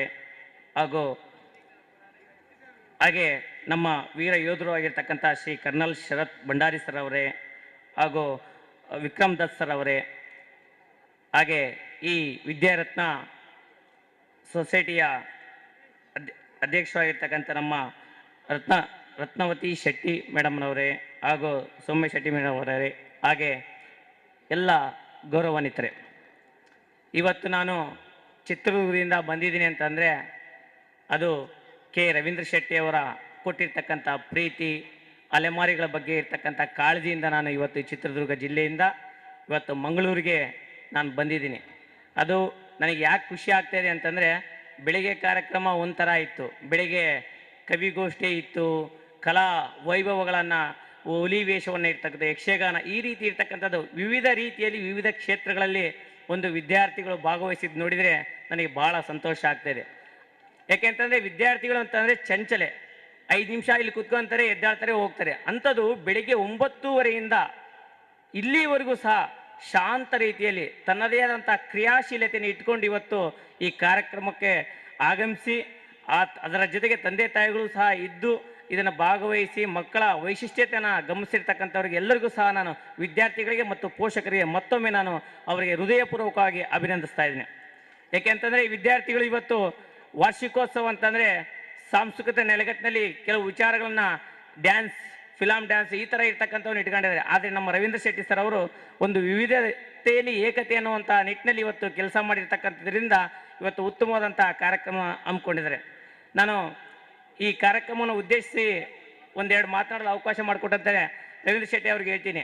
ಯಾಕೆಂದರೆ ರವೀಂದ್ರ ಶೆಟ್ಟಿ ಸರ್ ಅವರು ನಮ್ಗೆ ಯಾರು ಅಂತ ಗೊತ್ತಿರಲಿಲ್ಲ. ಅವರೇನು ನಾವು ಅಲೆಮಾರಿ ಸಮುದಾಯದವರು, ಅಂದರೆ ಒಂದು ಊರಿನಿಂದ ಒಂದು ಊರಿಗೆ ಹೋಗ್ಬಿಟ್ಟು ಭಿಕ್ಷಾಟನೆ ಮಾಡ್ತಕ್ಕಂಥದ್ದು, ಬೇರೆ ಇರ್ತಕ್ಕಂಥ ಸಮುದಾಯ ಹೊಂದಿರ್ತಕ್ಕಂಥವ್ರು 46 ಜಾತಿಗಳನ್ನು ಒಳಗೊಂಡಿರ್ತಕ್ಕಂಥದ್ರಲ್ಲಿ ನಾನು ಒಬ್ಬ. ಅಂಥವ್ರನ್ನ ಇವತ್ತು ಸುಮಾರು ನಮ್ಮ ರಾಜ್ಯದಲ್ಲಿ 30 ಜಿಲ್ಲೆಗಳನ್ನು ಸಂಚರಿಸಿ, ಹಲವಾರು ತಾಲೂಕುಗಳನ್ನು ಸಂಚರಿಸಿ, ಅಲ್ಲಿರ್ತಕ್ಕಂಥ ಕಷ್ಟ ಸುಖಗಳನ್ನು, ಕಾರ್ಪಣ್ಯಗಳನ್ನು ಎಲ್ಲವನ್ನೂ ಸಹ ಸಂಘಟನೆ ಮಾಡಿಬಿಟ್ಟು ಅಲ್ಲಿ ಯಾರಿಗೆ ನೊಂದಿರ್ತಾರೋ ಅಂಥವರಿಗೆ ಪರಿಹಾರವನ್ನು ಕೊಡಿಸುವುದರ ನಿಟ್ಟಿನಲ್ಲಿ ಅವರು ಯಶಸ್ವಿಯಾಗಿದ್ದಾರೆ. ಒಂದು ಉದಾಹರಣೆ ಹೇಳ್ತಾ ಇದ್ದೀನಿ, ಯಾಕೆಂದರೆ ವಿದ್ಯಾರ್ಥಿಗಳ ಬಗ್ಗೆ ನಾನು ಹೇಳ್ಬೇಕಂತಂದರೆ SSLCಯಲ್ಲಿ ಅಲೆಮಾರಿ ಸಮುದಾಯದ ವಿದ್ಯಾರ್ಥಿನಿ 621 ಅಂಕಗಳನ್ನು ಪಡೆದಿದ್ದರು. ಆದರೆ ಅವರಿಗೆ ಓದಿಸೋಕ್ಕೆ ಶಕ್ತಿ ಇರಲಿಲ್ಲ, ಆಮೇಲೆ ಅವರಿಗೆ ಯಾವುದೇ ರೀತಿಯಾದಂತಹ ಮಾರ್ಗದರ್ಶಕರಿರಲಿಲ್ಲ. ಅಂತಹ ಅಲೆಮಾರಿ ವಿದ್ಯಾರ್ಥಿನಿಗೆ ನಮ್ಮ ರವೀಂದ್ರ ಶೆಟ್ಟಿ ಸರ್ ಅವರು ಅವರ ವಿದ್ಯಾಭ್ಯಾಸದ ಎಲ್ಲ ಖರ್ಚು ವೆಚ್ಚಗಳನ್ನು, ವಸತಿಯ ವಿಚಾರಗಳು, ಶಿಕ್ಷಣದ ವಿಚಾರಗಳು ಎಲ್ಲದರಲ್ಲೂ ಸಹ ಪ್ರೋತ್ಸಾಹಿಸಿದರೆ ಅವರಿಗೆ ನಮ್ಮ ಕರ್ನಾಟಕ ಅಲೆಮಾರಿ ಒಕ್ಕೂಟದ ವತಿಯಿಂದ ನಾನು ತುಂಬಿದ ಅಭಿನಂದನೆಗಳ ಸಲ್ಲಿಸ್ತಾ ಇದ್ದೀನಿ. ಹಿಂದೆ ನಮ್ಮ ಅಲೆಮಾರಿಗಳು ಹೇಳ್ತಾ ಇದ್ರು ನಮ್ಮ ರವೀಂದ್ರ ಶೆಟ್ಟಿ ಸರ್ ಅವರಿಗೆ ಕೆಲವೊಂದು ಕಡೆ ಓದೋದಲ್ಲೆಲ್ಲ ಹೇಳ್ತಾ ಇದ್ದಾರೆ ಏನಂತಂದರೆ ಅವರು ಮಾನವೀಯ ಮೌಲ್ಯಗಳನ್ನು ಹೊಂದಿರತಕ್ಕಂಥವ್ರು ಅಂತಾರೆ. ಆಮೇಲೆ ಅಲೆಮಾರಿಗಳಿಗೆ ಒಂದು ಸಂಘಟನೆ ಚತುರರು ಅಂತ ಇದ್ರು. ಆಮೇಲೆ ಅಪರೂಪದ ಚಿಂತಕರು, ಹೀಗೆ ವಿವಿಧ ರೀತಿಯಲ್ಲಿ ತನ್ನದೇ ಆದಂತಹ ಬಣ್ಣನೆಯನ್ನು ಮಾಡ್ಕೊಂಡು ಬರ್ತಾ ಇದ್ರು. ಇಂತಹ ನಿಟ್ಟಿನಲ್ಲಿ ಇವತ್ತು ಏನು 10ನೇ ವರ್ಷದ ಕಾರ್ಯಕ್ರಮಕ್ಕೆ ನನಗೆ ಭಾಗವಹಿಸಲು ಅನುಮತಿ ಮಾಡಿಕೊಟ್ಟಿದ್ರು. ತದನಂತರ ಏನಂತಂದರೆ ಇವತ್ತು ನನಗೆ ವೀರ ಯೋಧರು ಅಂದರೆ ನನಗೆ ಭಾರಿ ಇಷ್ಟ. ಚಿತ್ರದುರ್ಗದಲ್ಲಿ ವರ್ಷಕ್ಕೊಂದು ಕಾರ್ಯಕ್ರಮ ಚೈತನ್ಯ ಯೋಧರು ಅಂತ ಮಾಡ್ತಾ ಇರ್ತಾರೆ, ಅಂಥ ಕಾರ್ಯಕ್ರಮದಲ್ಲಿ ನಾನು ಭಾಗವಹಿಸಿದ್ದೆ. ಆದರೆ ಇವತ್ತು 3 ಜನ ಯೋಧರು, ಅದರಲ್ಲೂ ಸಹ ಪಾಕಿಸ್ತಾನ ಇಂಡಿಯಾ ಅವರ ವಿರುದ್ಧ ಹೋರಾಟ ಮಾಡಿರ್ತಕ್ಕಂಥ ಯೋಧರ ಸನ್ನಿಧಾನದಲ್ಲಿ ಅವರ ವೇದಿಕೆಯಲ್ಲಿ ನಾನು ಕುತ್ಕೊಂಡಿದ್ದೀನಿ ಅಂದರೆ ನಾನು ಇವತ್ತು ಪುಣ್ಯ ಮಾಡಿದ್ದೀನಿ. ಅದು ರವೀಂದ್ರ ಶೆಟ್ಟಿ ಅವರಿಗೆ ನಾನು ಅವರಿಗೆ ಮತ್ತೊಮ್ಮೆ ಪರಮ ಪೂಜ್ಯರು ಅಂತ ಹೇಳ್ಬಿಟ್ಟು ಭಾವಿಸಿ ನಿಮ್ಮ ಆಶೀರ್ವಾದವನ್ನು ಪಡ್ಕೊಂಡು ನಾವು ಸಹ ಮುಂದಿನ ದಿನಗಳಲ್ಲಿ ನಮ್ಮ ಮಕ್ಕಳು, ನಮ್ಮ ಪೀಳಿಗೆ ಇರ್ತಕ್ಕಂಥವ್ರು, ಇಲ್ಲಿರ್ತಕ್ಕಂಥವ್ರು ಯಾರೇ ಆಗಿರಲಿ ಮಕ್ಕಳು KS IAS ಮತ್ತು ಏನು ಅಡ್ಮಿನಿಸ್ಟ್ರೇಟಿವ್ ಹುದ್ದೆಗಳನ್ನು ಯಾವ ರೀತಿ ಪಡಿತಾರೋ ಅದೇ ರೀತಿ ನಮ್ಮ ಸರ್ ಹೇಳಿದಾಗೆ ಯೋಧರು ಆಗ್ರಿ, ದೇಶವನ್ನು ಕಾಯಿರಿ, ಸಮಾಜವನ್ನು ರಕ್ಷಣೆ ಮಾಡಿರಿ. ನಿಮ್ಮ ಊರಲ್ಲಿ, ನಿಮ್ಮ ಗ್ರಾಮದಲ್ಲಿ, ನಿಮ್ಮ ಜಿಲ್ಲೆಯಲ್ಲಿ ಯಾರಾದರೂ ಒಬ್ಬರು KS IAS ಅಥವಾ ಅಡ್ಮಿನಿಸ್ಟ್ರೇಟಿವ್ ಆದರೆ ಆ ಸಮಾಜ ಅಭಿವೃದ್ಧಿ ಆಗುತ್ತೆ. ಸಮಾಜದ ಅಭಿವೃದ್ಧಿಯ ಜೊತೆಗೆ ನಿಮ್ಮ ಕುಟುಂಬ, ನಿಮ್ಮ ಸಂಬಂಧಿಕರು ಎಲ್ಲರೂ ಸಹ ಉತ್ತಮ ರೀತಿಯಲ್ಲಿ ಒಂದು ಬಾಂಧವ್ಯವನ್ನು ಬೆಳೆಸ್ಕೊಂತ ಹೇಳ್ತಾ ಇದ್ದೀನಿ. ತದನಂತರ ನಾನು ಇನ್ನೊಂದು ಹೇಳೋದು ಅಂತಂದರೆ, ಈ ಸಂಸ್ಥೆಯ ಒಳಭಾಗದಲ್ಲಿ ಹೋದಂಥ ಸಂದರ್ಭದಲ್ಲಿ ಎಲ್ಲರೂ ಸಹ ಜಾತ್ಯತೀತ ಮನೋಭಾವನೆಯನ್ನು ಹೊಂದಿರತಕ್ಕಂಥ ಸಂಸ್ಥೆಯಾಗಿದೆ. ಅದರಿಂದ ಮತ್ತೊಮ್ಮೆ ನಾನು ಅವರಿಗೆ ತುಂಬ ಹೃದಯದ ಅಭಿನಂದನೆಗಳನ್ನು ಸಲ್ಲಿಸಿ ನನಗೆ ಎರಡು ಮಾತನಾಡಲು ಅವಕಾಶ ಮಾಡಿಕೊಡಂಥ ಎಲ್ಲ ಗೌರವಾನ್ವಿತ ಗಣ್ಯರಿಗೂ ಮತ್ತು ಮತ್ತೊಮ್ಮೆ ವಿದ್ಯಾರ್ಥಿಗಳಿಗೆ ಒಂದೇ ಒಂದು ಸಜೆಷನ್ ಕೊಡ್ತೀನಿ. ನೀವು ಯಾರೂ ಸಹ ಕೇವಲ ಓದು ಅನ್ನುವಂಥ ತಂದೆ ತಾಯಿಗಳು ಓದು ಅನ್ನುವಂಥ ನಿಟ್ಟಿನಲ್ಲಿ ಯಾವುದೇ ಥರದ ಮಕ್ಕಳ ಬಗ್ಗೆ ಒತ್ತಡ ಹಾಕಬೇಡಿ. ಅವರಿಗೆ ಎಲ್ಲ ರಂಗದಲ್ಲೂ ಬೆಳೆದಂಥ ಸಂದರ್ಭದಲ್ಲಿ ಅವರಿಗೆ ಒಂದು ಮುಂದಿನ ಭವಿಷ್ಯವನ್ನು ರೂಪಿಸ್ಕೊಳ್ಳೋಕೆ ಅವಕಾಶ ಆಗುತ್ತೆ. ಓದು ಒಂದೇ ಮಾನದಂಡ ಅಲ್ಲ, ಎಲ್ಲ ರಂಗದಲ್ಲೂ ಅವರಿಗೆ ಅವಕಾಶ ಮಾಡಿಕೊಡ್ಬೇಕಂತ ಹೇಳ್ತಾ ನನಗೆ ಎರಡು ಮಾತನಾಡಲು ಅವಕಾಶ ಮಾಡಿಕೊಡುವಂಥ ಎಲ್ಲ ಗೌರವಾನ್ವಿತ ಗಣ್ಯರಿಗೂ ನಾನು ಹೊಂದಿಸ್ತಾ ನಾನು ಎರಡು ಮಾತುಗಳು ಜೈ ಹಿಂದ್, ಜೈ ಕರ್ನಾಟಕ.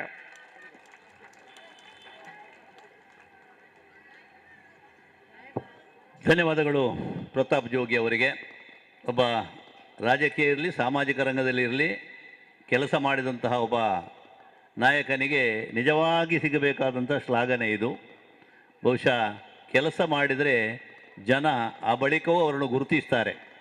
ರವೀಂದ್ರ ಶೆಟ್ಟರು ಇದ್ದದ್ದು 1.5-2 ವರ್ಷ ಅವಧಿ, ಆದರೆ ಅವರು ಗಳಿಸಿದಂಥ ಜನಾನುರಾಗ ಬಹುಶಃ ಮುಂದಿನ ಅವರ ರಾಜಕೀಯ ಜೀವನಕ್ಕೆ ಬಹಳ ದೊಡ್ಡ ಶಕ್ತಿಯಾಗಿ ಬರಲಿ ಅಂತ ನಾವೆಲ್ಲ ಆಶಿಸೋಣ.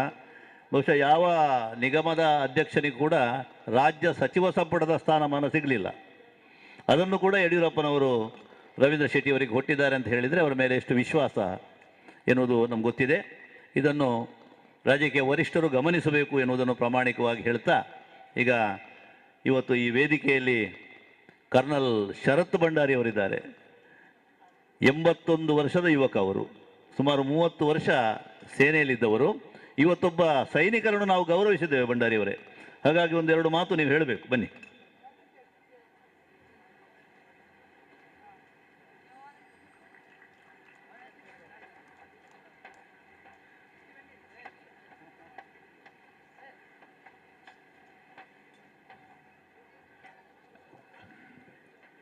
ವೇದಿಕೆಯಲ್ಲಿರುವ ಡಾಕ್ಟರ್ ಪ್ರಭಾಕರ್ ಜೋಶಿ ಅವರೇ, ಬ್ರಿಗೇಡಿಯರ್ IN ರೈ ಅವರೇ, ಶ್ರೀಮತಿ ಕಸ್ತೂರಿ ಪಂಜನವರೇ, ರೊಟೇರಿಯನ್ ವಿಕ್ರಮ್ ದತ್ತನವರೇ, ನಮ್ಮ ಇಲ್ಲಿಯ ಇವತ್ತಿನ ರೂವಾರಿ ರವೀಂದ್ರ ಶೆಟ್ಟಿ ಉಳಿದೊಟ್ಟಿನವರೇ, ಅವರ ಶ್ರೀಮತಿ ಸೌಮ್ಯ ಆರ್ ಶೆಟ್ಟಿಯವರೇ, ರವೀಂದ್ರವರ ತಾಯಿ ರತ್ನಮ್ಮನವರೇ ಮತ್ತು ವೇದಿಕೆಯಲ್ಲಿರುವ ಇತರ ಗಣ್ಯರೇ, ಸಭೆಯಲ್ಲಿ ಹಾಜರಿರುವ ಎಲ್ಲ ವಿದ್ಯಾರ್ಥಿನಿಯರೇ, ಅಧ್ಯಾಪಕರು ವೃಂದದವರೇ ಮತ್ತು ಇತರ ಸಭಿಕರೇ,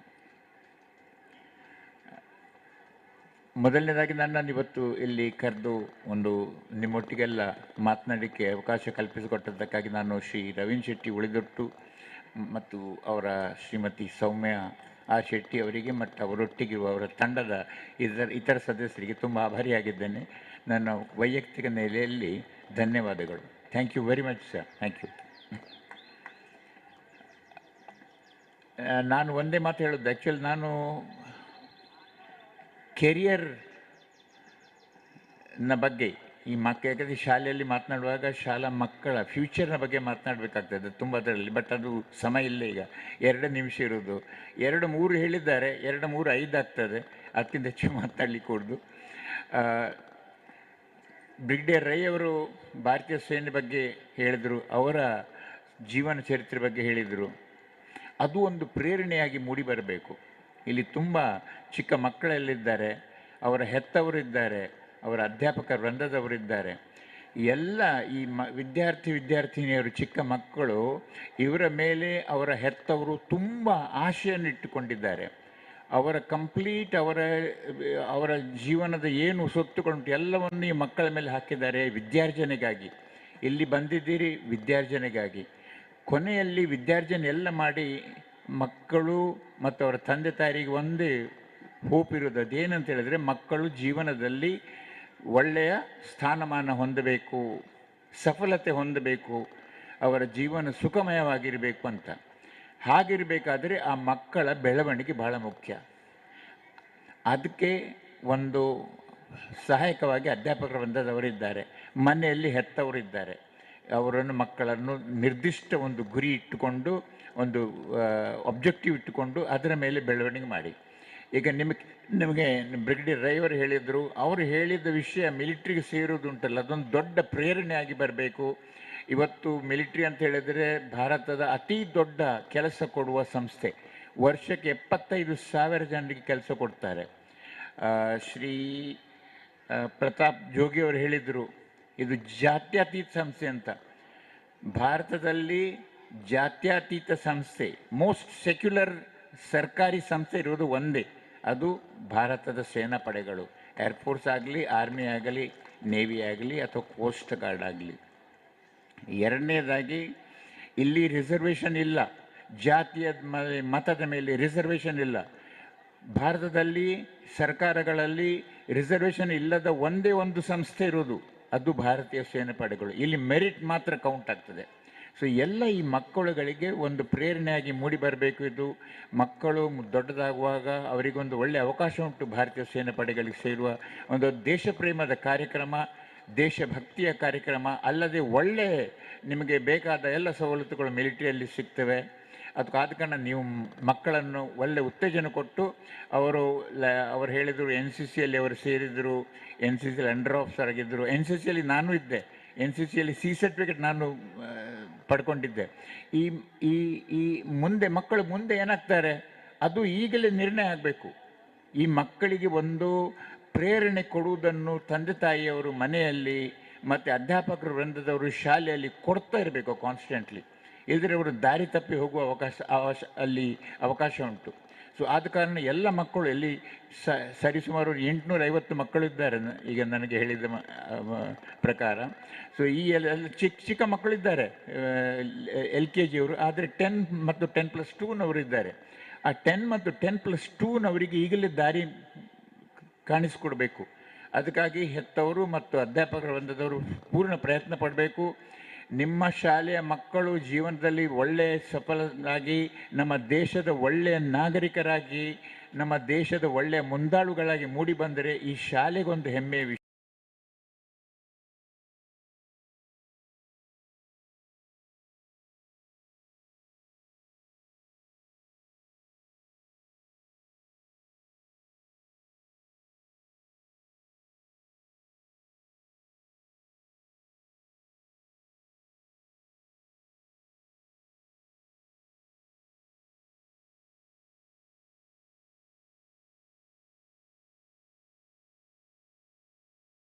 ಬನ್ನಿ, ಮನುಷ್ಯನಾಗಿರುವುದು ಉತ್ತಮ. ಮಹಾತ್ಮ ಗಾಂಧಿ ಹೇಳಿದ್ದಾರೆ, whatever you be but be a good human being ಅಂತ. ಅಂದರೆ ಜೀವನದಲ್ಲಿ ನೀವು ಏನೂ ಆಗ್ಬೋದು, ಡಾಕ್ಟರ್ ಆಗ್ಬೋದು, ಇಂಜಿನಿಯರ್ ಆಗ್ಬೋದು, IAS IPS ಆಗ್ಬೋದು, ಆದರೆ ಒಬ್ಬ ಒಳ್ಳೆಯ ಮನುಷ್ಯನಾಗುವಂಥ. ಸೊ ಅಂಥ ಒಂದು ಒಳ್ಳೆಯ ಮನುಷ್ಯನಾಗಿ ನಮ್ಮ ದೇಶಕ್ಕೆ ಒಂದು ಹೆಮ್ಮೆ ತನ್ನಿ.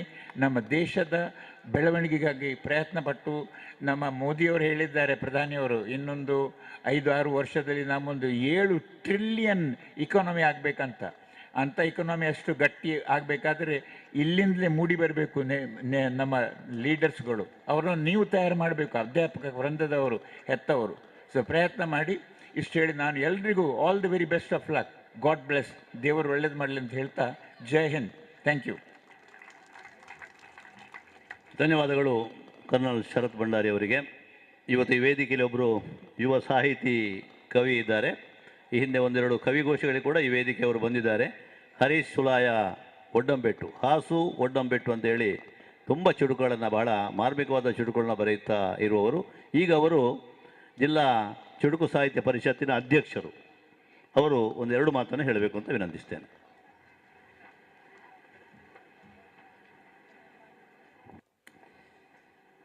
ವಿದ್ಯಾರತ್ನ ಆಂಗ್ಲ ಮಾಧ್ಯಮ ಶಾಲೆ ರಳಕಟೆ ಇದರ ದಶಮ ಸಂಭ್ರಮದಲ್ಲಿ ನಾವಿದ್ದೇವೆ. ಸಮಾರೋಪ ಸಮಾರಂಭ, ಸಮ್ಮೇಳನಾಧ್ಯಕ್ಷತೆ ವಹಿಸಿರುವಂತಹ ಡಾಕ್ಟರ್ ಎಂ ಪ್ರಭಾಕರ್ ಜೋಶಿ ಅವರೇ, ಹಾಗೆ ವೇದಿಕೆಯಲ್ಲಿ ಉಪಸ್ಥಿತಿಯಲ್ಲಿರುವಂತಹ ಎಲ್ಲ ಮಹನೀಯರೇ, ಪ್ರಶಸ್ತಿಯನ್ನು ಪಡೆದಂತಹ ಬ್ರಿಗೇಡಿಯರ್ ಐಎನ್ ರೈ ಅವರೇ ಹಾಗೂ ಸಭಿಕರೇ, ಎಲ್ಲರಿಗೂ ಕೂಡ ನಮಸ್ಕಾರಗಳನ್ನು ಹೇಳುತ್ತಾ, ಈ ಹೊತ್ತು ಮಾತನಾಡುವಂತಹ ಸಮಯ ಅಲ್ಲ. ಖಂಡಿತವಾಗಿಯೂ ಸಮಾರೋಪ ಸಮಾರಂಭದಲ್ಲಿ ನಾವೆಲ್ಲರೂ ಕೂಡ ಸಮ್ಮೇಳನಾಧ್ಯಕ್ಷರ ಭಾಷಣಕ್ಕಾಗಿ ಕಾಯ್ತಾ ಇದ್ದೇವೆ.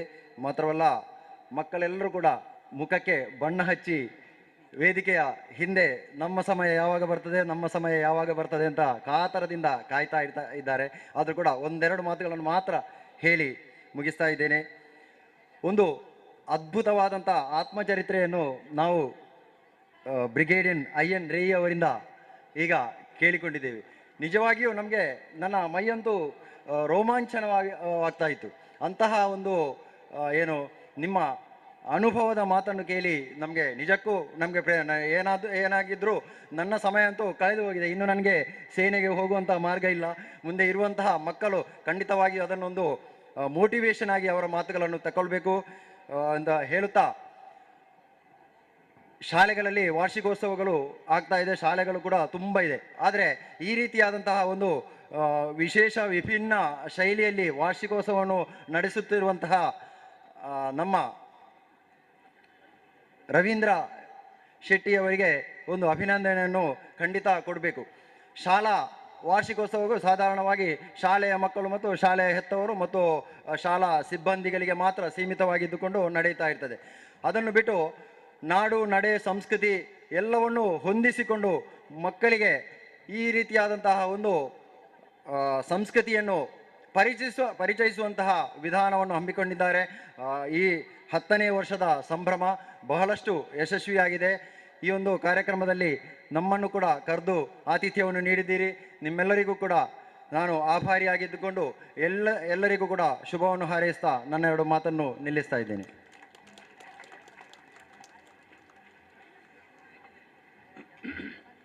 ಧನ್ಯವಾದಗಳು ಒಡ್ಡಂಬೆಟ್ಟು ಅವರಿಗೆ. ಮಂಗಳೂರಿನ ಕಿನ್ನುಗೋಳಿಯ ಯುಗಪುರುಷ ಅಂತ ಹೇಳಿದರೆ ಅದು ನಮ್ಮ ಜಿಲ್ಲೆಯ ಪ್ರಮುಖ ಸಾಂಸ್ಕೃತಿಕ ಕೇಂದ್ರ. ಭುವನಾಭಿರಾಮ ಉಡುಪರು ಅವರ ತಂದೆಯವರ ಕಾಲದಿಂದಲೂ ಕೂಡ ದಿವಂಗತ ಕೋವಾ ಉಡುಪರು, ಕೊಡೆತ್ತೂರು ಅನಂತ ಪದ್ಮನಾಭ ಉಡುಪರು ಅದನ್ನು ಸ್ಥಾಪನೆ ಮಾಡಿದವರು. ಪತ್ರಕರ್ತರ ಯುಗಪುರುಷ ಎನ್ನುವ ಪತ್ರಿಕೆಯನ್ನು ಈಗಲೂ ಕೂಡ ಭುವನಾಭಿರಾಮ ಉಡುಪರವರು ನಡೆಸ್ತಾ ಇದ್ದಾರೆ. ನಮ್ಮ ಈ ಒಂದು ರತ್ನೋತ್ಸವ ಕಾರ್ಯಕ್ರಮಕ್ಕೆ ಬಹುಶಃ ವೇದಿಕೆಯಲ್ಲಿರುವ ಎಲ್ಲರಿಗಿಂತ ಹೆಚ್ಚು ಸಲ ಭಾಗವಹಿಸಿದ್ದವರು ಅಂತ ಹೇಳಿದರೆ ಪುನರೂರು ಮತ್ತು ನಮ್ಮ ಭುವನಾಭಿರಾಮ ಉಡುಪ ಅವರು.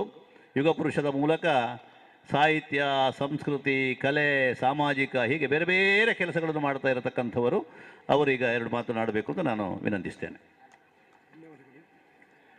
ಸಮ್ಮೇಳನ ಅಧ್ಯಕ್ಷರಾಗಿರುವಂತಹ ಹಿರಿಯರಾದ ಪ್ರಭಾಕರ ಜೋಶಿ ಅವರೇ, ಕಾರ್ಯಕ್ರಮದ ರೂವಾರಿಯಾಗಿರುವಂತಹ ರವೀಂದ್ರ ಶೆಟ್ಟಿ ಅವರೇ, ಎಲ್ಲ ಸಭಿಕರೇ, ಮಾತಾಡೋ ಹೊತ್ತು ಖಂಡಿತವಾಗಿ ಇದಲ್ಲ.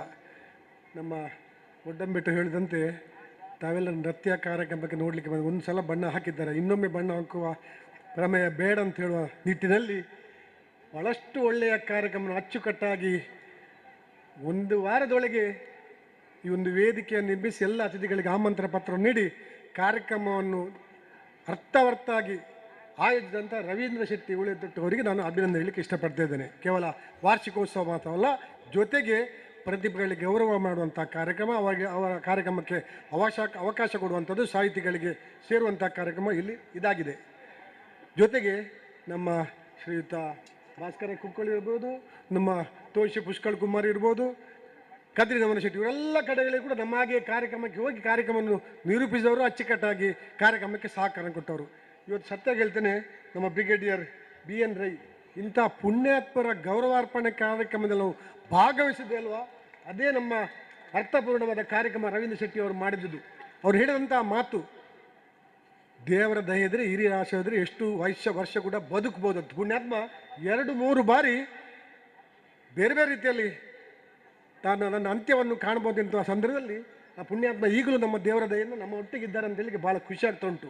ಇಂತಹ ಪುಣ್ಯಾತ್ಮರ ದಯೆಯಿಂದ ನಮ್ಮ ದೇಶ ಒಳ್ಳೆಯ ರೀತಿಯಲ್ಲಿ ಉಳಿದೆ ಅಂತ ಹೇಳಿಕ್ಕೆ ನಾನು ಸಂತೋಷ ಮಾಡುತ್ತಾ, ಎಲ್ಲ ವಿದ್ಯಾರ್ಥಿಗಳು ಏನಾಗಲಿಕ್ಕೆ ಬಯಸ್ತಿ, ಡಾಕ್ಟರ್ ಆಗ್ತಾನೆ, ಇನ್ನು ಮತ್ತೊಬ್ಬರು ಎಂತ ಆಗ್ತಾರೆ, ಇಂಜಿನಿಯರ್ ಆಗ್ತಾರೆ, ಸೈನ್ಸಿಸ್ಟ್ ಏನಾಗಬೇಕಂತ ಹೇಳ್ತಾರೆ. ಆದರೆ ಯಾರು ನಾನೊಬ್ಬ ಸೈನಿಕ ಆಗಬೇಕು ಅಂತ ಹೇಳುವಂಥ ವಿದ್ಯಾರ್ಥಿಗಳು ಭಾಳ ಕಡಿಮೆ.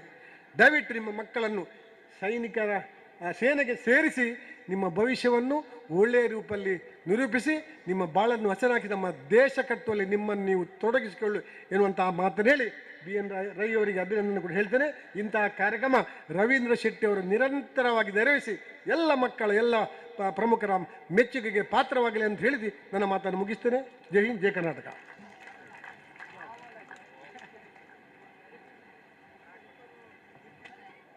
ಅಭಿರಾಮ ಅಂದರೆ ಸಂತೋಷ ಕೊಡುವ ಅಂತ, ಇವರು ಭುವನಾಭಿರಾಮ. ಬಹಳ ಒಳ್ಳೆಯ ಮಾತುಗಳನ್ನು ಆಡಿದ್ದಾರೆ, ಅವರಿಗೆ ಧನ್ಯವಾದಗಳು.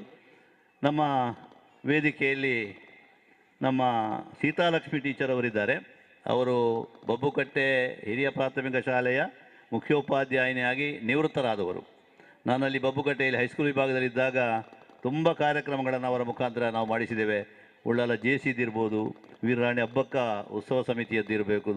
ನಿವೃತ್ತರಾದ ಮೇಲೆ ನಮ್ಮ ಜೊತೆಗೆ ಅವರಿದ್ದಾರೆ. ಈಗ ರೋಟರಿ ದೇರ್ಲಕಟ್ಟೆಯ ಅಧ್ಯಕ್ಷರಾಗಿ ಕೂಡ ಅವರು ಕೆಲಸ ಮಾಡ್ತಾ ಇರುವಂಥ ಒಂದು ಬಹಳ ಚಟುವಟಿಕೆಯ ಒಬ್ಬ ಮಹಿಳೆ. ಅವರೀಗ 2 ಮಾತುಗಳನ್ನು ಆಡಬೇಕು ವೇದಿಕೆಯಿಂದ.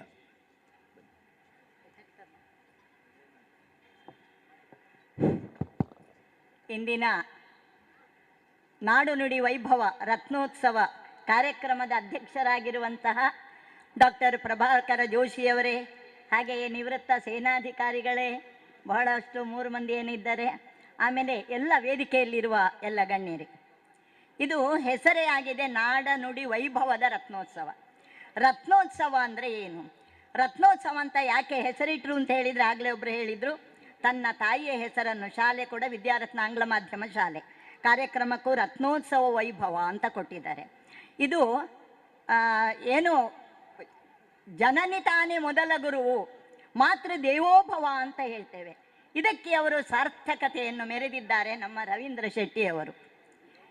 ನಮ್ಮ ನಾಡು ಕನ್ನಡ, ನುಡಿ ಕನ್ನಡ, ನಾಡು ಕನ್ನಡ ನಮ್ಮದು.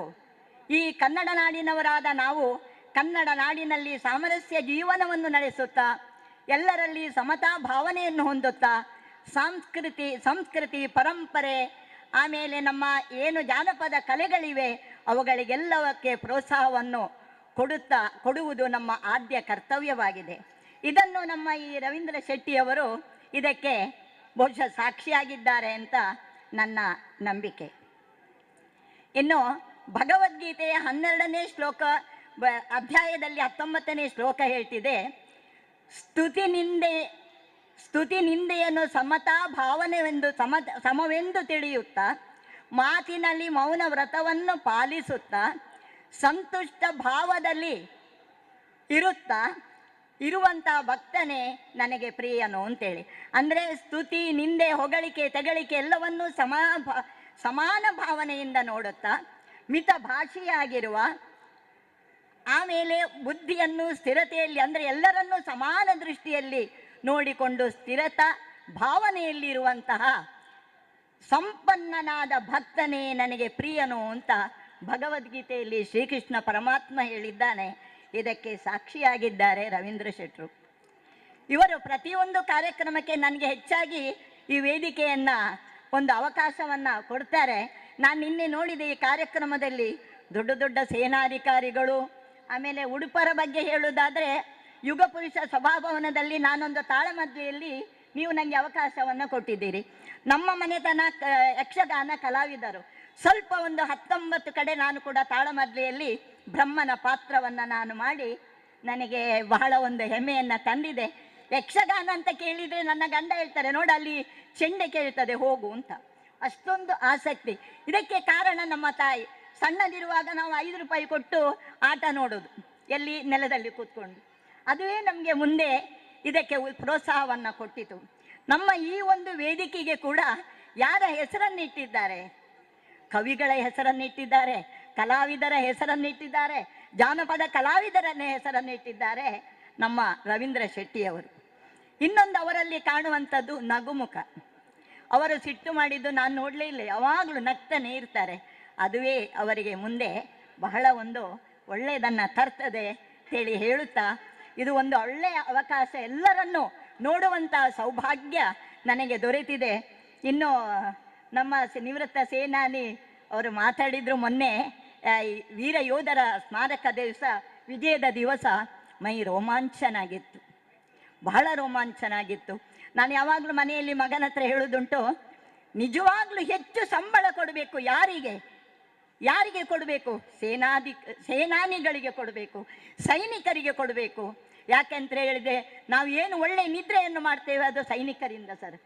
ಅದನ್ನು ನಾವು ನೆನಪಿಟ್ಟುಕೊಂಡು ಮುಂದಿನ ಪೀಳಿಗೆಯವರು ಮಕ್ಕಳು ಕೂಡ ಅದಕ್ಕೆ ಒಂದು ಆಗಲೇ ಹೇಳಿದ್ದಾರೆ, ಎಲ್ಲರೂ ಕೂಡ ತಾವು ಕೂಡ ಈ ದೇಶದ ಒಂದು ಸೇವೆಗೆ ನಿಮ್ಮ ಮನಸ್ಸನ್ನು ಕೊಟ್ಟು ಮುಂದಿನ ನಿಮ್ಮ ಬಾಳು ಒಳ್ಳೆಯದಾಗಲಿ.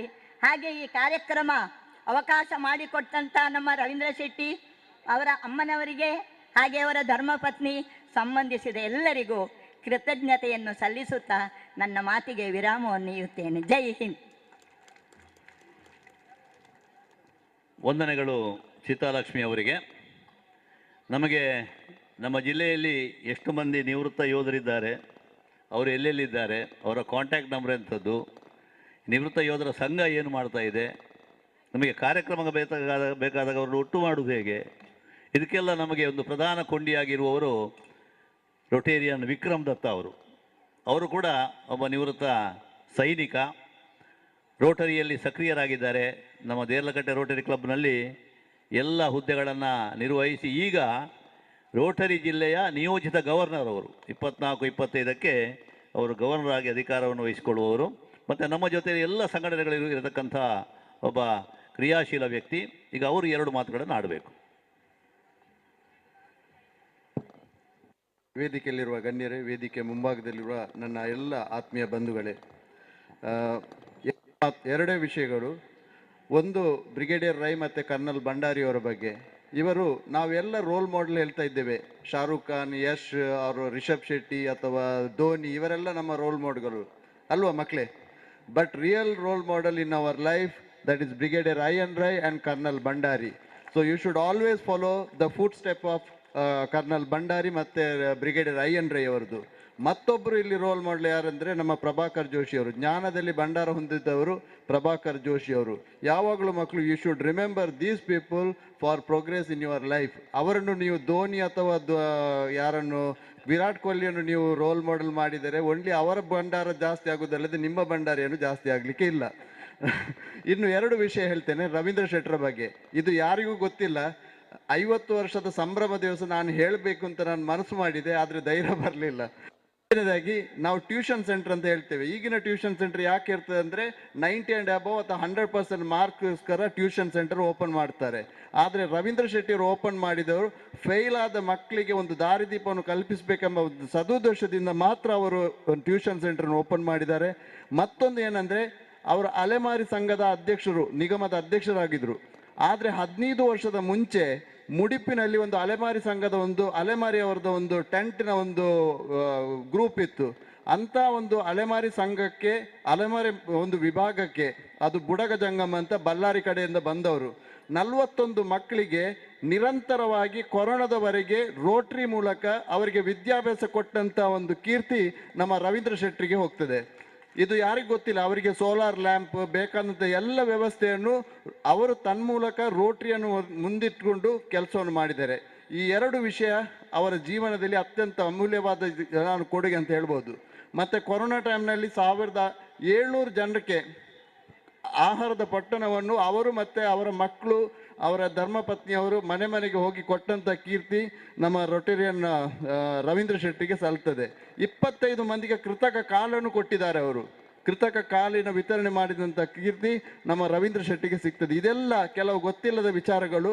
ಈ ಮೂಲಕ ನಾನು ಇವತ್ತು ಈ ರತ್ನೋತ್ಸವ ಮಾಡಿದ್ದಾರೆ, 10 ವರ್ಷದಿಂದ ಮಾಡಿದ್ದಾರೆ. ನನಗೆ ಗೊತ್ತು ಅವರು 1 ಪೈಸೆ ಮಕ್ಕಳಿಂದಾಗಲಿ ಅಥವಾ ಪೋಷಕರಿಂದಾಗಲಿ ಅಥವಾ ಸಮಾಜದ ಯಾವ ಒಂದು ಸಂಸ್ಥೆಯಿಂದ ತೆಗೆದುಕೊಳ್ಳದೆ ಸ್ವಂತ ಖರ್ಚಿನಿಂದ ಮಾಡಿದಂಥ ಒಂದು ಸಾಹಸಿ ವ್ಯಕ್ತಿ ಅಂದರೆ ರವೀಂದ್ರ ಶೆಟ್ಟಿ ಅವರು ಅಂತ ಹೇಳುತ್ತಾ, ಇವತ್ತು ನಾನು ನನ್ನಲ್ಲಿ ಹೇಳಿದ್ರು ನೀವು ಗೆಸ್ಟ್ ಆಗಿ ಬರಬೇಕಂತ. ನಾವು ಯಾವಾಗಲೂ 10-15 ವರ್ಷದಿಂದ ಒಟ್ಟಿಗೆ ಇದ್ದೇವೆ.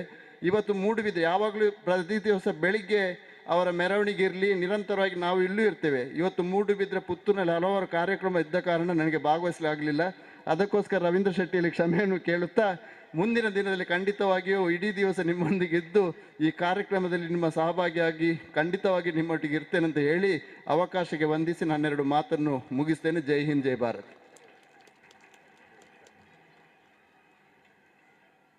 ಬಹಳ ಮುಖ್ಯವಾದ ವಿಷಯಗಳನ್ನು ಪ್ರಸ್ತಾಪ ಮಾಡಿದ್ದಾರೆ ರೊಟೇರಿಯನ್ ವಿಕ್ರಮ್ ದತ್ತ ಅವರು. ಅವರಿಗೆ ಧನ್ಯವಾದಗಳು. ಅವರು ಹೇಳಿದ ಒಂದು ಮಾತು ನಾವು ಗಮನಿಸಬೇಕು.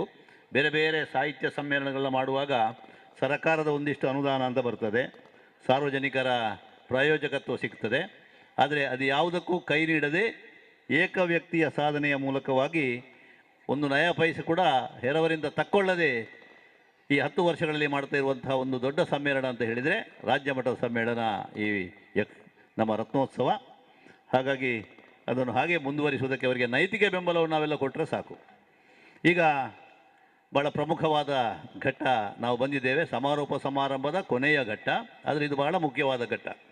ಸಮ್ಮೇಳನಾಧ್ಯಕ್ಷರನ್ನು ಇವತ್ತು ಬೆಳಿಗ್ಗೆ 9:30 ಗಂಟೆಗೆ ನಾವು ಬೆಳ್ಮ ಪಂಚಾಯತಿನಿಂದ ಇಲ್ಲಿಯವರೆಗೆ ಅವರನ್ನು ನಾವು ಮೆರವಣಿಗೆಯಲ್ಲಿ ತಗೊಂಡು ಬಂದಿದ್ದೇವೆ. ಅವರಿಗೆ ಅದು ಇಷ್ಟ ಇರಲಿಲ್ಲ, ಆದರೆ ನಮ್ಮೆಲ್ಲರ ಪ್ರೀತಿಯನ್ನು ಸ್ವೀಕಾರ ಮಾಡಿಕೊಂಡು ಬೆಳಗಿನಿಂದ ಇಲ್ಲಿಯವರೆಗೆ ಸನ್ಮಾನ್ಯ ಡಾಕ್ಟರ್ ಎಂ ಪ್ರಭಾಕರ ಜೋಶಿಯವರು ನಮ್ಮ ಜೊತೆ ಇದ್ದಾರೆ ಅಂತ ಹೇಳುವುದು ನಮಗೆಲ್ಲ ತುಂಬ ಗೌರವದ ಸಂಗತಿ. ನಮ್ಮ ಈ ಕಾರ್ಯಕ್ರಮಕ್ಕೆ ಬೇಕಾಗಿ ಒಂದೆರಡು ತಾಳಮದಲೆಯನ್ನು ಕೂಡ ಅವರು ಬಿಟ್ಟಿದ್ದಾರೆ ಇವತ್ತು. ಹಾಗಾಗಿ ಈಗ ಜೋಶಿಯವರು ಸನ್ಮಾನ ಪೀಠಕ್ಕೆ ಬರಬೇಕು ಅಂತ ವಿನಂತಿಸ್ತೇನೆ. ಸಾಂಪ್ರದಾಯಿಕವಾಗಿ ವಿದ್ಯುಕ್ತವಾಗಿ ಸಮ್ಮೇಳನಾಧ್ಯಕ್ಷರನ್ನು ಗೌರವಿಸುವಂಥದ್ದು ಸಂಘಟಕರ ಒಂದು ಕರ್ತವ್ಯ. ಆ ನೆಲೆಯಲ್ಲಿ ಆ ಗೌರವವನ್ನು ಅವರು ಸ್ವೀಕರಿಸಬೇಕು ಅಂತ ಹೇಳಿ ನಮಗೆಲ್ಲ ಹಿರಿಯರಾಗಿ, ಮಾರ್ಗದರ್ಶಕರಾಗಿ, ವಿದ್ವಾಂಸರಾಗಿ, ಬೇರೆ ಬೇರೆ ರೀತಿಯಲ್ಲಿ ನಮ್ಮ ಜೊತೆ ನಮ್ಮವರಾಗಿರತಕ್ಕಂಥ ಒಬ್ಬ ಹಿರಿಯ ವ್ಯಕ್ತಿ ಅಂತ ಹೇಳಿದರೆ ಅದು ಡಾಕ್ಟರ್ ಎಂ ಪ್ರಭಾಕರ ಜೋಶಿ ಅವರು. ಹಾಗಾಗಿ ಈ ಒಂದು ದಶಮದ ಸಂಭ್ರಮದ ಈ ಒಂದು ಸಂದರ್ಭದಲ್ಲಿ ಸಮ್ಮೇಳನಾಧ್ಯಕ್ಷರಿಗೆ ಗೌರವದ ಜೊತೆಗೆ ರಾಜ್ಯೋತ್ಸವ ಪ್ರಶಸ್ತಿಗೆ ಒಂದು ಅಭಿನಂದನೆಯನ್ನು ಕೂಡ ನಾವು ಈ ಸಂದರ್ಭದಲ್ಲಿ ಕೊಡುವ. ಹಾಗಾಗಿ ಅದೊಂದು ಕರ್ನಾಟಕ ರಾಜ್ಯೋತ್ಸವ ಪ್ರಶಸ್ತಿಗೆ ಒಂದು ಅಭಿನಂದನೆ ಆಯಿತು, ಸಮ್ಮೇಳನದ ಗೌರವವೂ ಆಯಿತು. ಅದನ್ನು ಅವರು ಸ್ವೀಕರಿಸಬೇಕು ಅಂತ ನಾನು ವಿನಂತಿಸ್ತೇನೆ.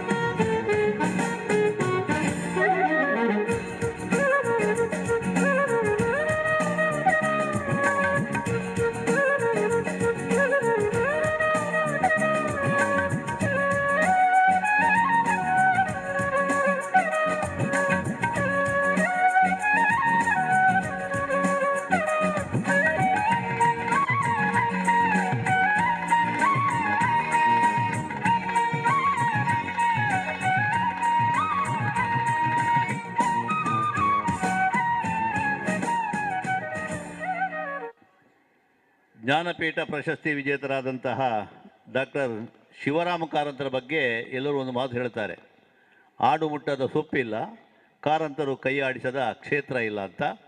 ಅದು ಸಂಪೂರ್ಣವಾಗಿ ಅನ್ವಯ ಆಗುವುದು ನಮ್ಮ ಡಾಕ್ಟರ್ ಎಂ ಪ್ರಭಾಕರ ಜೋಶಿ ಅವರಿಗೆ.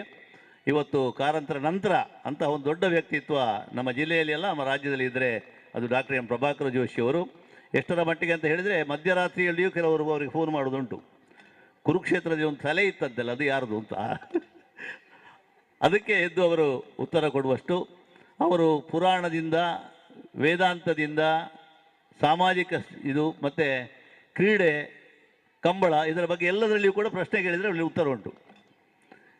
ಅಮೇರಿಕದ ಯೂನಿವರ್ಸಿಟಿಯಲ್ಲಿ ಹೋಗಿ ಇಂಗ್ಲೀಷಿನಲ್ಲಿ ಭಾಷಣ ಮಾಡಿದವರು, ಗೀತೆಯ ಬಗ್ಗೆ ವ್ಯಾಖ್ಯಾನ ಕೊಟ್ಟವರು, ತಾಳಮದ್ದಲೆಯ ಪ್ರಾತ್ಯಕ್ಷಿಕೆ ಮಾಡಿದವರು, ಗ್ರಂಥಕರ್ತರು, ಬೇರೆ ಬೇರೆ ಕಾರ್ಯಕ್ರಮಗಳಿಗೆ ಒಬ್ಬ ಸಂಪನ್ಮೂಲ ವ್ಯಕ್ತಿ ಮತ್ತು ಉಚಿತವಾಗಿ ಮಾಡುವ ಸಲಹೆ. ಆ ಸಲಹೆ ಎಷ್ಟು ಪ್ರಮುಖವಾದದ್ದು ಅಂತ ನಮಗೆಲ್ಲ ಗೊತ್ತಿದೆ. ಅಂತಹ ಒಬ್ಬ ವಿದ್ವಾಂಸರು 10ನೇ ವರ್ಷದ ಈ ಒಂದು ಸಮ್ಮೇಳನಕ್ಕೆ ನಮಗೆ ಅಧ್ಯಕ್ಷರಾಗಿ ದೊರಕಿದ್ದಾರೆ. ನಮ್ಮ ಪ್ರೀತಿಯನ್ನು ಗೌರವಿಸಿ ಅವರು ಇಲ್ಲಿಗೆ ಬೆಳಗಿನಿಂದ ಬಂದಿದ್ದಾರೆ. ಈಗ ಅವರ ಅಧ್ಯಕ್ಷೀಯ ಭಾಷಣವನ್ನು ಮಾಡಬೇಕು ಅಂತ ನಾನು ವಿನಂತಿಸ್ತೇನೆ. ಸಮಯದ ಮಿತಿ ಅವರಿಗೆ ಕೊಡುವುದಿಲ್ಲ, ಅಂದರೆ ಅವರ ಭಾಷಣ ಬೇಡ ಅಂತ ಆಗುವುದಿಲ್ಲ, ಆದರೆ ಪರಿಸ್ಥಿತಿಯನ್ನು ಗಮನಿಸಿ ಅವರು ಮಾತಾಡ್ತಾರೆ.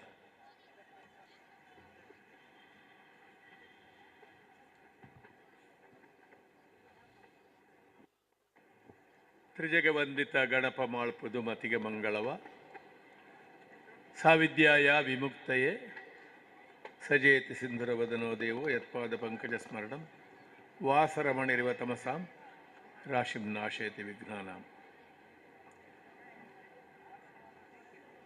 ಸಮಾರೋಪ ಭಾಷಣದ ಮತ್ತು ಸನ್ಮಾನ ಸ್ವೀಕಾರದ ಭಾಷಣ ಸೇರಿಸಿ ನಾನು ಬೆಳಗ್ಗಿಂದ ನಡೆದ ಎಲ್ಲ ಗೋಷ್ಠಿಗಳನ್ನು ಹಿಡ್ಕೊಂಡು ತುಂಬ ಮಾತಾಡಬೇಕು. ಹಾಗೆಲ್ಲ ಮಾತಾಡೋದಿಲ್ಲ. ಮುಂದಿನ ರಂಜನಾ ಕಾರ್ಯಕ್ರಮಗಳು ಕೂಡ ಇದೆ. ಆದರಣೀಯರಾದ ರತ್ನಮ್ಮನವರೇ ಮತ್ತು ಇಡೀ ಕಾರ್ಯಕ್ರಮಕ್ಕೆ ದೊಡ್ಡ ಗೌರವವನ್ನು ತಂದು ನಮಗೆ ಹೆಮ್ಮೆಯನ್ನು ತಂದುಕೊಟ್ಟಂತಹ ಬ್ರಿಗೇಡಿಯರ್ ವಿಶ್ಲಂಪಾಡಿ ರೈಗಳು, ಅವರು ನಿಜವಾದ ಬಂಟ, ಅವರು ವೀರಬಂಟ ನಿಜವಾದ ಒಂದು ಅರ್ಥದಲ್ಲಿ. 3 ಸೇನಾಧಿಕಾರಿಗಳನ್ನು ನಾವು ಇಲ್ಲಿ ಇಟ್ಟುಕೊಂಡಿದ್ದೇವೆ. ಇವತ್ತು ವಿಕ್ರಮ್ ದತ್ತ ಅವರು ಮತ್ತು ಬ್ರಿಗೇಡಿಯರ್ ಕರ್ನಲ್ ಭಂಡಾರಿ ಅವರು ನಮ್ಮ ಊರಿಗೆ ಹತ್ತಿರದವರು, ಮಾಳಕ್ಕೆ ಹತ್ತಿರ ನಿಟ್ಟೆಯವರು. ಹಾಗೆ ಬೇರೆ ಬೇರೆ ಕ್ಷೇತ್ರಗಳ ಸಾಹಿತಿಗಳು, ಚುಟುಕು ಪರಿಷತ್ತಿನವರಿದ್ದಾರೆ, ಒಡ್ಡಂಬೆಟ್ಟು.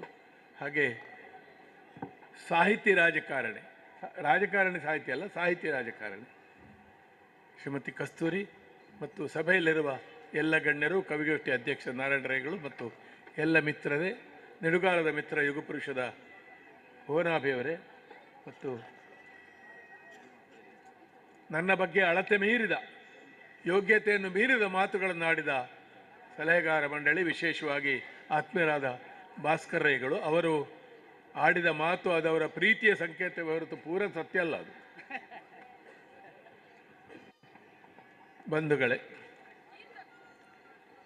ಬೆಳಗ್ಗಿಂದ ಸಂಜೆವರೆಗೆ ತೋರಿಸಿದ ಪ್ರೀತಿ, ಮೆರವಣಿಗೆ, ಸನ್ಮಾನ, ಆಗಾಗ ಅತಿಥಿಗಳಿಂದ ಹಿಡಿದು ಎಲ್ಲರೂ ನನ್ನ ಬಗ್ಗೆ ಹೇಳಿದ ಮಾತುಗಳಿಂದ ನಾನು ಕುಗ್ಗಿ ಹೋಗಿದ್ದೇನೆ. ನನಗಂದರೆ ಹಾಗೆ ತುಂಬ ಹೊಗಳಿಸಿಕೊಳ್ಳುವುದು ಇಷ್ಟ ಇಲ್ಲ. ನಿಜವಾಗಿ ನಾವೆಲ್ಲ ಮಾಡಿದ ಕೆಲಸಕ್ಕಿಂತ 10 ವರ್ಷದಲ್ಲಿ ಉಳಿದೊಟ್ಟು ರವೀಂದ್ರ ಶೆಟ್ಟಿ ಮಾಡಿದ ಕೆಲಸ ಬಹಳ ದೊಡ್ಡ. ಅವರು ಚೇರ್ಮನ್ ಮತ್ತು ಡೈರೆಕ್ಟರ್, ಅವರಿಗೆ ಒಬ್ಬಳು ಚೇರ್ಮನ್ ಇದ್ದಾರೆ,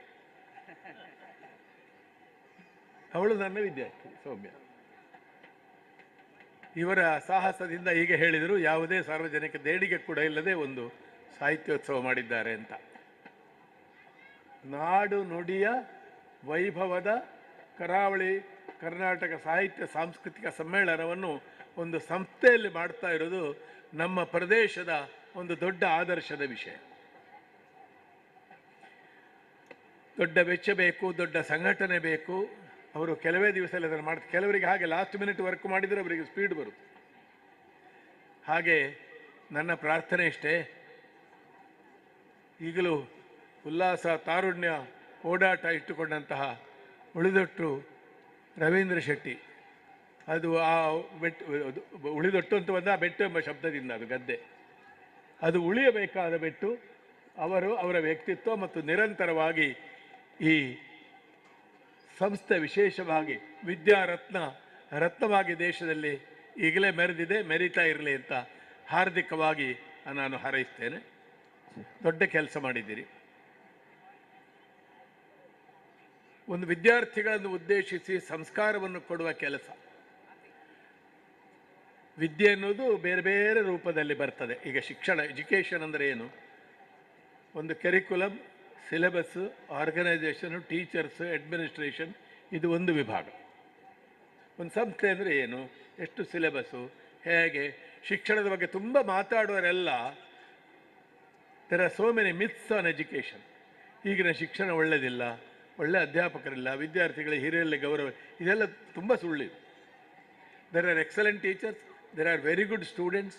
ಮತ್ತು ನಾನು ಬೆಳಿಗ್ಗೆ ಹೇಳಿದಾಗೆ ಕಡಿಮೆ ಮಾರ್ಕು ಪಡೆದ ಸ್ಟೂಡೆಂಟ್ಗಳಿಗೂ ನಾನು ಅವರ ಪರ. ಸಮಾಜ ನಡೆಯುವುದು ಮಧ್ಯವರ್ಗದಿಂದ. 90% ಇಂಜಿನಿಯರ್ಸ್ ಅಲ್ಲ, ಬೆಳಿಗ್ಗೆ ಹೇಳಿದ್ದೇನೆ ಕಾಣ್ತದೆ.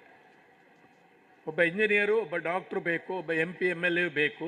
ಆದರೆ ನಮಗೆ ಇಲ್ಲಿ ಹಣ್ಣು ಮಾರುವ ಅಜ್ಜಿ, ಬೀಡಬಿಡಿ ಅಂಗಡಿಯವ, ನಮಗೆ 6 ಗಂಟೆಗೆ ಇಡ್ಲಿ ಸಾಂಬಾರು ಕೊಡಬೇಕಾದ್ರೆ 4:15 ಗಂಟೆಗೆ ಹೇಳುವ ಹೋಟೆಲ್ ಓನರು, ಅವರು ಇಂಪಾರ್ಟೆಂಟ್. ರವೀಂದ್ರ ಶೆಟ್ಟಿ ಮನಸ್ಸು ಮಾಡಿದರೆ ದೇಶದ ಯಾವುದೇ ದೊಡ್ಡ ಸ್ಥಾನಕ್ಕೆ ಹೋಗ್ಬೋದಾಗಿತ್ತು. ಆದರೆ ಸಂಸ್ಥೆ ನಡೆಸಿ ಇದೇ ಊರಿಗೆ ಅಂಟಿಕೊಂಡು ಮಾಡಿ ಇವತ್ತು ಅಲೆಮಾರಿ ಜನಾಂಗದವರಲ್ಲದೇ ಇದ್ದು ದಾಖಲೆ ನಿರ್ಮಾಣ ಮಾಡಿದೆ. ಅವರನ್ನು ಅಧ್ಯಕ್ಷ ಮಾಡುವಾಗ ಟೀಕಿಸಿದ್ದಾರೆ. ಆ ಕ್ಷೇತ್ರದಲ್ಲೇ ಕೆಲಸ ಮಾಡಿದವರು ಇದ್ದಾರೆ ಅಂತ. ಇಲ್ಲಿ ಪ್ರತಾಪ್ ಜೋಗಿಯವರೇ ಬಂದು ಅವರನ್ನು ಸರ್ಟಿಫೈ ಮಾಡಿದರು. ಅದು ಪೂರ್ಣ ಸರ್ಟಿಫಿಕೇಟ್. ಅಂದರೆ ಆ ಜನಾಂಗದಲ್ಲಿ ವರ್ಕ್ ಮಾಡಿದವರಿಗೆ ಸಿಕ್ಕಬೇಕನ್ನೋದು ಹೌದು. ಆದರೆ ಮಚ್ ಅಗೇನ್ಸ್ಟ್ ಎಕ್ಸ್ಪೆಕ್ಟೇಷನ್, ನಿರೀಕ್ಷೆಗಳಿಗೆ ವಿರುದ್ಧವಾಗಿ ಒಬ್ಬ ಏನು ಕೆಲಸ ಮಾಡ್ಬೋದು ಎಂಬುದಕ್ಕೆ ಅವರು ಸಾಕ್ಷಿ. ಕ್ಯಾಬಿನೆಟ್ ರ್ಯಾಂಕ್ ಇರ್ಬೋದು, ಸ್ಥಾನ ಇರ್ಬೋದು, ಸಮಾಜ ಕಲ್ಯಾಣ, ಸಂಸ್ಕೃತಿ, ಶಿಕ್ಷಣ ಇದಕ್ಕೆಲ್ಲ ಆಗುವಾಗ ರೆವೆನ್ಯೂ ಕಡಿಮೆ, ಅಲಾಟ್ಮೆಂಟ್ ಮತ್ತೂ ಕಡಿಮೆ. ಅದು ಅವರಿಗೆ ಗೊತ್ತು. ಒಂದು ಇಡೀ ಸಮಾಜದಲ್ಲಿ ತನಗಿರುವ ಶಕ್ತಿಯನ್ನು ಬಳಸಿಕೊಂಡು ಆ ಯಶಸ್ಸನ್ನು ಸಾಧಿಸಿದ ಅವರಿಗೆ ಸಾಮಾಜಿಕ ರಾಜಕೀಯ ರಂಗಗಳಲ್ಲಿ ಅಂಥವರಿದ್ದರೆ ಆ ರಾಜಕೀಯ ಅಥವಾ ಸಾಮಾಜಿಕ ಯಾವುದೇ ರಂಗ ಶುದ್ಧಗೊಳ್ಳುತ್ತದೆ ಎಂಬ ಅರ್ಥದಲ್ಲಿ ಅವರಿಗೆ ಸ್ಥಾನ ಸಿಕ್ಕಬೇಕು ಅಂತಲ್ಲ. ನಮ್ಮ ಸಮಾಜ ಅವರ ಮೂಲಕ ಒಳಿತು ಮಾಡುವ ಯೋಗ್ಯತೆ ಇದ್ದವರು, ಸಾಮರ್ಥ್ಯ ಇದ್ದವರಿಗೆ ಕೆಲಸ ಕೊಡಬೇಕು.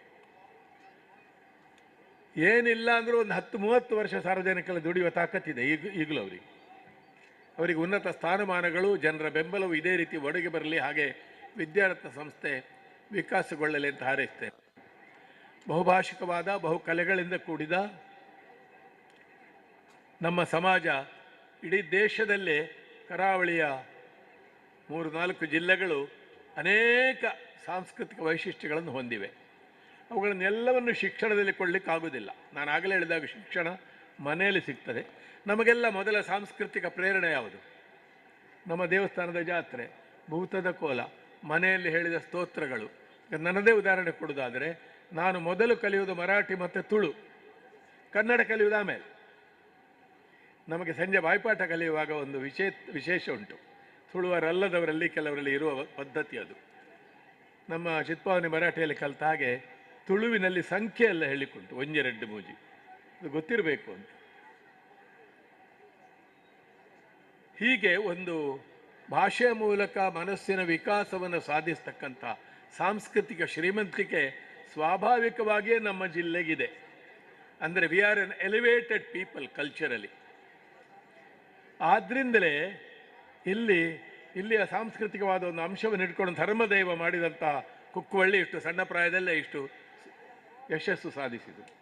ರಿಷಬ್ ಶೆಟ್ಟಿ ಕಾಂತಾರದ ಮೂಲಕ ಈ ಸ್ವೆಪ್ಟ್ ದಿ ಫಿಲ್ಮ್ ವರ್ಲ್ಡ್. ಅದರ ಹಿಂದೆ ಅವರ ಸಾಮರ್ಥ್ಯ, ಅವರ ಟ್ಯಾಲೆಂಟ್ ಇದ್ದ ಹಾಗೆಯೇ ಇಡೀ ಒಂದು ಜನಾಂಗ ಅವರಲ್ಲಿ ತುಂಬಿಸಿದ ಶಕ್ತಿ ಅವರ ಮೂಲಕ ಹೊರಗೆ ಬರ್ತಾ ಇದೆ. ಬಹುಶಃ ಕಾಂತಾರದ ಸಿನಿಮಾದ ವಸ್ತು ಮತ್ತು ಆ ಪ್ರೆಸೆಂಟೇಷನು ಒಂದು 50 ವರ್ಷದಿಂದ ಕಾಯ್ತಾ ಇರ್ಬೋದು ಹೊರಗೆ ಬರೋದಕ್ಕೆ. ಅದು ರಿಷಬ್ ಶೆಟ್ಟಿಯ ಮೂಲಕ ಹೊರಗೆ ಬಂತು.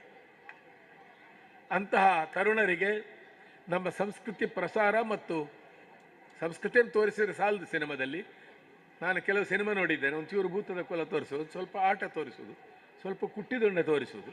ಅದು ಕತೆಗೆ ಸೇರುವುದಿಲ್ಲ, ಆಗಲ್ಲ. ಒಂದು ಕಲಾಕೃತಿಯಾಗಿ ಮಾನವ ಜೀವನವಾಗಿ ಅದರ ಒಳಗೆ ಸಂಸ್ಕೃತಿಯನ್ನು ತೋರಿಸುವುದು ಸುಲಭದ ಕೆಲಸ ಅಲ್ಲ. ಫಿಲ್ಮ್ ಮೇಕಿಂಗ್ನಲ್ಲಿ ಅಷ್ಟು ದೊಡ್ಡ ಯೋಗ್ಯತೆ ಬೇಕು. ಅಂತಹ ಯುವಕರು ನಿಮ್ಮ ಮಧ್ಯದಲ್ಲಿ ಕೆಲವರು ಇರ್ಬೋದು. ಬ್ರಿಗೇಡಿಯರ್ ರೈಗಳ ಭಾಷಣ ಇಡೀ ಸಭೆಗೆ, ನಾಡಿಗೆ ಸ್ಫೂರ್ತಿದಾಯಕವಾದ ಒಂದು ಅದ್ಭುತವಾದ ಭಾಷಣ. ಅವ್ರು ಹೇಳಿದರು, ನನ್ನ ಕನ್ನಡ ಸರಿ, ಪಂಜಾಬಿ ಮಾತಾಡ್ತಾ ಇದ್ದು 30 ವರ್ಷ, ಚೊಕ್ಕ ಕನ್ನಡದಲ್ಲಿ ಮಾತಾಡಿದ್ದೀರಿ. ಸಂತೋಷ. ಮಾತೃಭಾಷೆಯನ್ನು, ಭೂಮಿಯ ಸಂಸ್ಕಾರವನ್ನು ಅವರು ಮರೀಲಿಲ್ಲ ಎಂಬುದಕ್ಕೆ ಅವರ ಭಾಷಣವೂ ಒಂದು ಸಾಕ್ಷಿ. ಈ ವರ್ಷ 10ನೇ ವರ್ಷ ನಮ್ಮ ಸ್ವಾತಂತ್ರ್ಯದ ಅಮೃತ ಮಹೋತ್ಸವ 75. ಈ ವರ್ಷ ಈ ವಿದ್ಯಾರತ್ನ ಪ್ರಶಸ್ತಿಯನ್ನು ಒಬ್ಬ ಸೇನಾ ಯೋಧನಿಗೆ, ಹಿರಿಯ ಅಧಿಕಾರಿಗೆ ಕೊಟ್ಟದ್ದು ಅತ್ಯಂತ ಸೂಕ್ತವಾದ ಆಯ್ಕೆ. ಅದು ಒಳ್ಳೆ ಚಾಯ್ಸ್. ಕೆಲವರಿಗೆ ಒಂದೊಂದು ಯಾವಾಗ ತಲೆಗೆ ಹೋಗ್ತದೆ ಅಂತ ಗೊತ್ತಿಲ್ಲ. ರವೀಂದ್ರ ಶೆಟ್ಟರಿಗೆ ಕೂತಲ್ಲೇ ಅದು ಹಿಂದಿನಿಂದ ಭಾಸ್ಕರಗಳೆಲ್ಲ ಇದ್ದಾರೆ ಅದರಲ್ಲಿ. ನನ್ನನ್ನು ಅಧ್ಯಕ್ಷ ಮಾಡುವಲ್ಲಿ ಕೂಡ ಭಾಸ್ಕರಗಳ ಒಳಸಂಚು ಇರ್ಬೋದು, ಹೇಳಲಿಕ್ಕೆ ಸಾಧ್ಯ ಇಲ್ಲ. ಬೇರೆ ಬೇರೆ ಕ್ಷೇತ್ರಗಳ ಬೇರೆ ಬೇರೆ ಸಾಧಕರಂತ ತೋರಿಸುವುದು ಅದು ನಮಗೆ ಮರ್ಯಾದೆ ಕೊಡಲಿಕ್ಕೆ ಮಾತ್ರ ಅಲ್ಲ, ಬೆಳೀತಾ ಇರುವ ಮನಸ್ಸುಗಳಿಗೆ ಒಂದು ಸಂಸ್ಕಾರವನ್ನು ಕೊಡುವಂಥದ್ದು. ಎಲ್ಲವನ್ನು ಶಿಕ್ಷಣದಲ್ಲಿ ಕೊಡಲಿಕ್ಕಾಗೋದಿಲ್ಲ. Formal education, informal education, social education. ನಾವು ಬಸ್ಸಿನಲ್ಲಿ ಎಷ್ಟು ವಿಷಯ ಕಲಿತೇವೆ. ನಾವು ಭಾರಿ ದೊಡ್ಡ ಬುದ್ಧಿವಂತರು, MA MCOM ಆದವರೆಲ್ಲ ಒಂದು ಕುಕ್ಕರ್ ಸರಿ ಮಾಡಬೇಕಾದ್ರೆ ಫಿಟ್ಟರ್ನ ಹತ್ರವೇ ಕೇಳು. ಅದು ವಿದ್ಯೆ. ಅದು ಬಸ್ ಕಂಡಕ್ಟರ್ನಿಗೆ ಹೇಳ್ತಾರಲ್ಲ, ಬಸ್ಸು ಅಲುಗಾಡದಿದ್ರೆ ಅವನಿಗೆ ಬರಲಿಕ್ಕಾಗೋದಿಲ್ಲ ಅಂತ. ಇನ್ ಆರ್ಟ್ಸ್ ಒಂದು ವಿರುದ್ಧವಾದ ಪರಿಸ್ಥಿತಿಯಲ್ಲಿ ಅವರಿದ್ದಾರೆ. ನಮ್ಮ ಯಕ್ಷಗಾನ ಕಲಾವಿದರು 71 ವರ್ಷ ತಿರುಗಾಟ ಬಿಡದೆ ಮಾಡಿದ್ರಂತ ಗೋವಿಂದ ಭಟ್ರ ನೆನೆಸುವಾಗ ಹೌದಾ ಅಲ್ವಾ ಅಂತ ನಾಳೆ ಮಕ್ಕಳು ನಂಬಲಿಕ್ಕಿಲ್ಲ. ಇದನ್ನು ಸುಖ ಹೆಚ್ಚಾಗ್ತಾ ಇದೆ, ನಮ್ಮ ಸಮಾಜ ಹಾಳಾಗಲಿಲ್ಲ, ಒಳ್ಳೆಯದಾಗ್ತಾ ಇದೆ. ತುಂಬ ಫೆಸಿಲಿಟೀಸ್ ಈ ಕಾಲದಲ್ಲಿ ಬದುಕಿದ್ರು ನಮ್ಮಿಂದ ಅದೃಷ್ಟವಂತರು. ಇಂಥ ಹಿನ್ನೆಲೆಯಲ್ಲಿ ಅನೇಕ ತ್ಯಾಗಿಗಳು ನಮ್ಮಲ್ಲಿದ್ದಾರೆ ಎಲ್ಲ ಕ್ಷೇತ್ರಗಳಲ್ಲಿಯೂ. ಆದ್ದರಿಂದ ಒಂದು ರಂಗವನ್ನು ನೋಡುವುದಲ್ಲ, ಅದರ ಹಿಂದೆ ಇರುವ ಸಂಸ್ಕಾರ ಹೇಗೆ ಬೆಳೆಯಿತು, ಆ ಕಲಾವಿದ ಹೇಗೆ ಕೆಲಸ ಮಾಡಿದ, ಸಾಹಿತ್ಯ ಹೇಗೆ ಕೆಲಸ ಮಾಡಿದ ಅಂತ ಕೂಡ ನಾವು ನೋಡಬೇಕು ಅಂತ ಹೇಳುವುದಕ್ಕೆ. ಒಂದು ಫೇಮ್, ಪ್ರಸಿದ್ಧಿ, ರಿಕಾಗ್ನಿಷನ್, ಅದರ ಹಿಂದೆ ಸ್ಟ್ರಗಲ್ ಇದೆ, ಕಷ್ಟ ಇದೆ, ಸಾಹಸ ಇದೆ, ತಪಸ್ಸಿದೆ, ಹಿರಿಯರಿಂದ ದತ್ತವಾದಂತಹ ದೊಡ್ಡ ಕೊಡುಗೆ ಇದೆ. ನನಗೆ ರಾಜ್ಯೋತ್ಸವ ಪ್ರಶಸ್ತಿ ಬಂದರೆ ನನಗೊಬ್ಬನಿಗಲ್ಲ, ಹಿರಿಯರು ಅನೇಕರು, ಒಂದು ಕಲಾ ಸಮುದಾಯ, ತಾಳಮದ್ದಲೆ ವಿಮರ್ಶಾ ಸಮುದಾಯದ ಪರವಾಗಿ ನಾನು ವಿನಮ್ರನಾಗಿ ಅದನ್ನು ಸ್ವೀಕರಿಸಿದ್ದೇನೆ. ಶೇಣಿಯವರ ಸಾಮುಗರು ನಮ್ಮಿಂದ ಮೊದಲು ಈ ಕ್ಷೇತ್ರದಲ್ಲಿ ಇಲ್ಲದಿರ್ತಿದ್ರೆ ನಾನು ಹೀಗೊಬ್ಬ ಅರ್ಥಧಾರಿ ಆಗ್ತಿರಲಿಲ್ಲ. ಸೀತಾರಾಮಯ್ಯನವರು ಅರ್ಥ ಹೇಳಲಿಕ್ಕೆ ಹೊರಡುವಾಗ ದೇರಜಿಯವರು ಯಾರು ಹೇಳಿದಂತೆ, ಅವಂಗೆ ಮರಳು ಅರ್ಥ ಹೇಳ್ತಾ ಅವನಿಗೆ ಹುಚ್ಚು ಅಂತ, ಬಿಡುವಾಗಲೂ ಹೇಳಿದಂತೆ ಹುಚ್ಚ ಬೇಗ ಇಷ್ಟು ಬೇಗ ಬಿಟ್ಟ ಅಂತ. ಬಿಡಬಾರ್ದಿತ್ತು, 2 ಸಲವೂ ನಾನು ಹುಚ್ಚನೆ ಅಂತ ತನ್ನನ್ನೇ ತಮಾಷೆ ಮಾಡಿಕೊಳ್ತಿದ್ದೆ. ನಾವು ಯಾವ ಕ್ಷೇತ್ರವನ್ನು ಪ್ರವೇಶಿಸ್ತೇವೋ it should be a passion. ನಾನು ಬಹಳಷ್ಟು ಬೇಕು ಅಂತ ಆಯ್ಕೆ ಮಾಡಿದ ಕ್ಷೇತ್ರ ಅಲ್ಲ ಕಾಮರ್ಸ್, ಎಕನಾಮಿಕ್ಸ್. ಆದ್ದರಿಂದ ನಾನು ಅದನ್ನು ಪ್ರವೇಶ ಮಾಡಿದ ಮೇಲೆ ಅದಕ್ಕೆ ನ್ಯಾಯ ಒದಗಿಸುವ ಅಕೌಂಟೆನ್ಸಿ, ಕಾಮರ್ಸ್ ಟೀಚಿಂಗ್ನಲ್ಲಿ ಕೂಡ ಪ್ರಯೋಗಗಳ ಮೂಲಕ ಹೊಸ ರೀತಿಯಲ್ಲಿ ಮಾಡೋ ಪ್ರಯತ್ನ ನಾನು ಮಾಡಿದ್ದೇನೆ.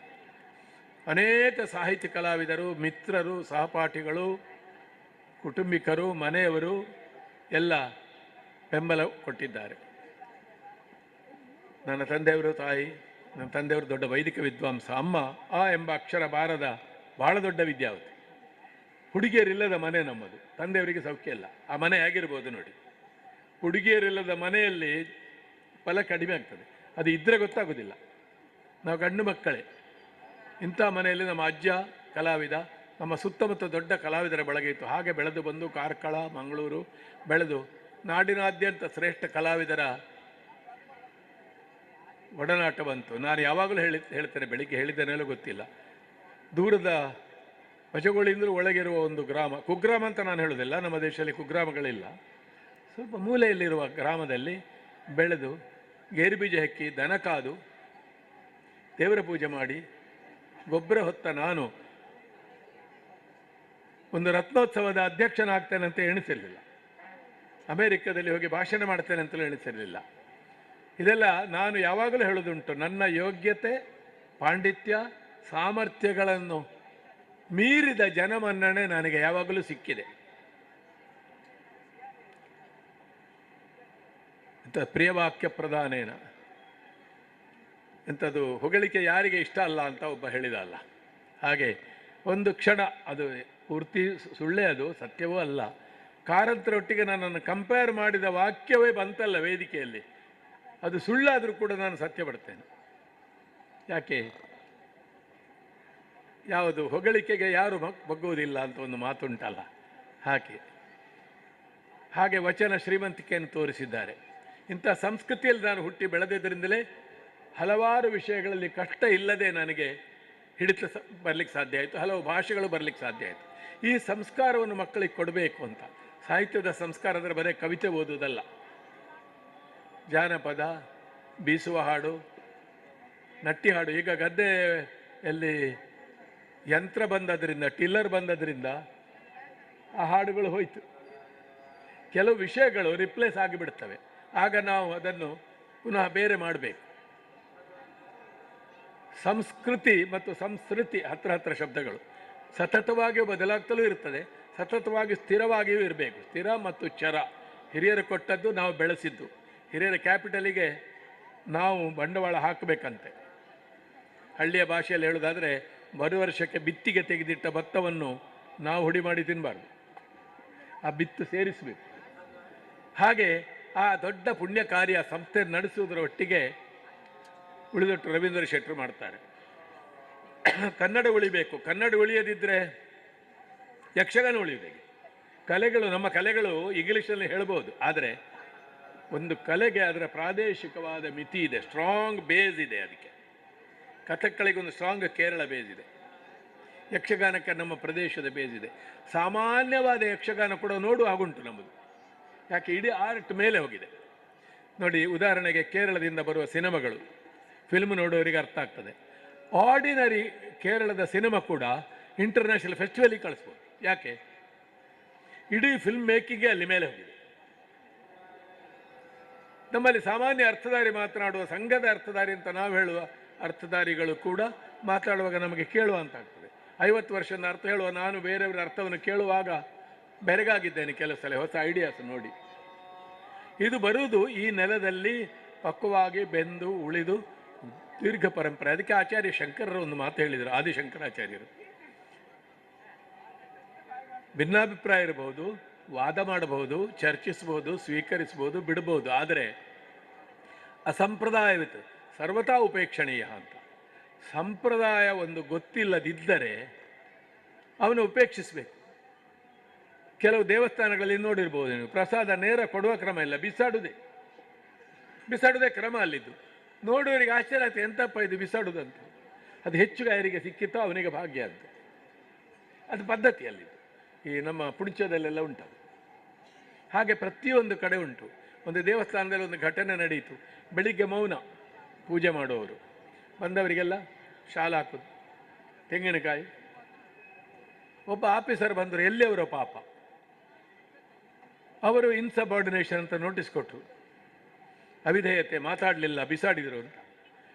ಕಡೆ ಊರಿನವರು ಸೇರಿ ನಮ್ಮ ಮಿತ್ರರು ನಮ್ಮನ್ನು ಬಹಳ ಸಲ ಅವಮಾನಿಸಿ ಕಳೆದ ಸಲದ ಸಾಹಿತ್ಯ ಸಮ್ಮೇಳನದ ಅಧ್ಯಕ್ಷತೆ ಕೂಡ ಕೊಟ್ಟ ಕಲ್ಕೂರು ಮಧ್ಯೆ ಇಂಟರ್ಫಿಯರ್ ಆಗಿ ಪಂಚಾಯತಿಗೆ ಮಾಡಿದರು. ಅದು ಹಾಗಲ್ಲ ಸ್ವಾಮಿ, ಅದು ಇಲ್ಲಿಯ ಕ್ರಮ ಅಂತ.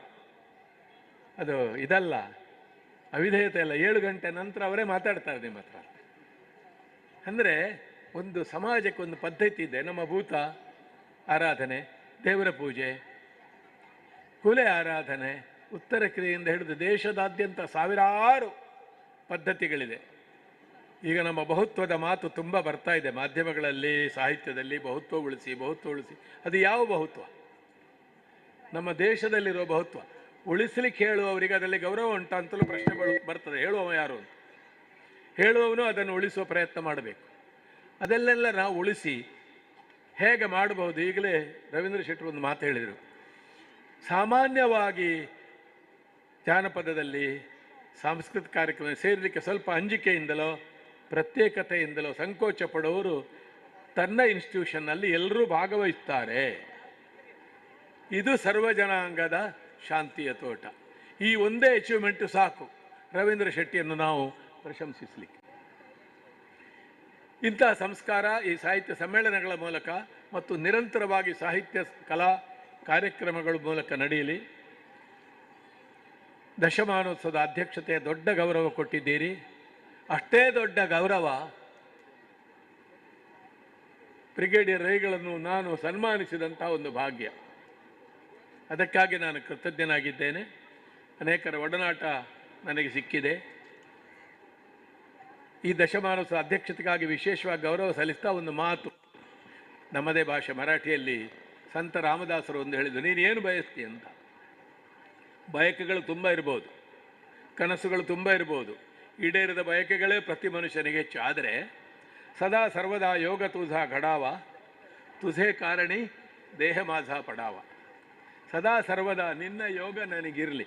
ಯಾರನ್ನು ನಾವು ಪ್ರೀತಿಸ್ತೇವೋ, ಯಾವ ರಂಗದಲ್ಲಿ ಇರ್ತೇವೋ, ಪುನರಪಿ ಅಲ್ಲಿ ಒಡನಾಟ ಸಿಕ್ಕಬೇಕು.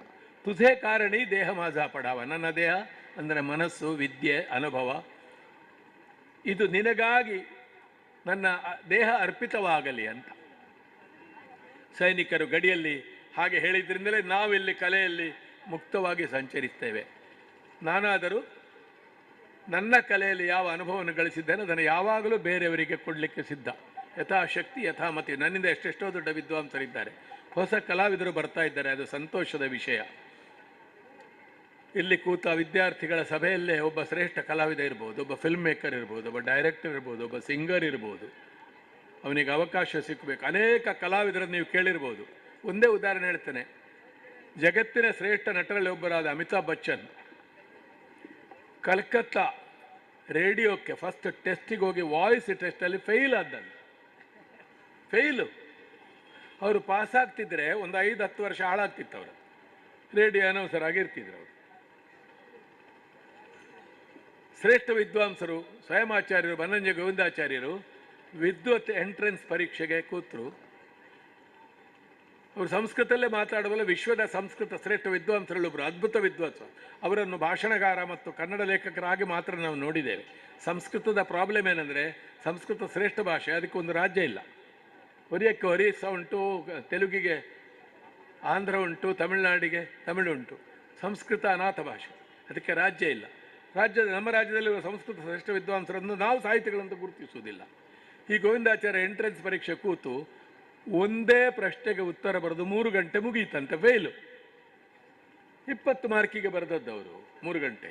18 ಸಿಕ್ಕಿದ್ರೆ ಪ್ರಯೋಜನ ಏನು? 18 ಮಾರ್ಕ್ ಸಿಕ್ಕಿದೆ ಅವರಿಗೆ 20ರಲ್ಲಿ. ಆದರೆ ಯಾವ ಎತ್ತರಕ್ಕೆ ಬೆಳೆದ್ರು ನೋಡಿ. ಕ್ವಾಲಿಫಿಕೇಷನ್ ಒಂದೇ ಅಲ್ಲ, ಫೈಲಾದವನಿಗೂ ಸ್ಥಾನ ಇದೆ, ದಾರಿ ತಪ್ಪಿದವನಿಗೂ ಸ್ಥಾನ ಇದೆ. ಯೇಸು ಕ್ರಿಸ್ತರು ಹೇಳಿದ ಹಾಗೆ, ಎತ್ತಿ ಬೀಸಾಡಿದ ಗಿಡವನ್ನು ಪುನಃ ನೆಟ್ಟು ನೋಡು ಅಂತ. ಪುನರುಜ್ಜೀವನದ ಸಾಧ್ಯತೆ ಅಲ್ಲಿ ಇದೆ ಅಂತ. ಇಂಥ ಅನೇಕ ಸಂತರ ಹಿರಿಯರ ಮಾತು ಸಾಹಿತ್ಯದ ಮೂಲಕ ನಮಗೆ ಸಂಸ್ಕಾರ ಬರಬೇಕು. ಹಿತೋಪದೇಶವೋ ಸುಭಾಷಿತವೋ ಶೇಕ್ಸ್ಪಿಯರ ಬಾಯ್ಪಾಠ ಮಾಡಿದರೆ ಅದು ಬರುವುದಿಲ್ಲ.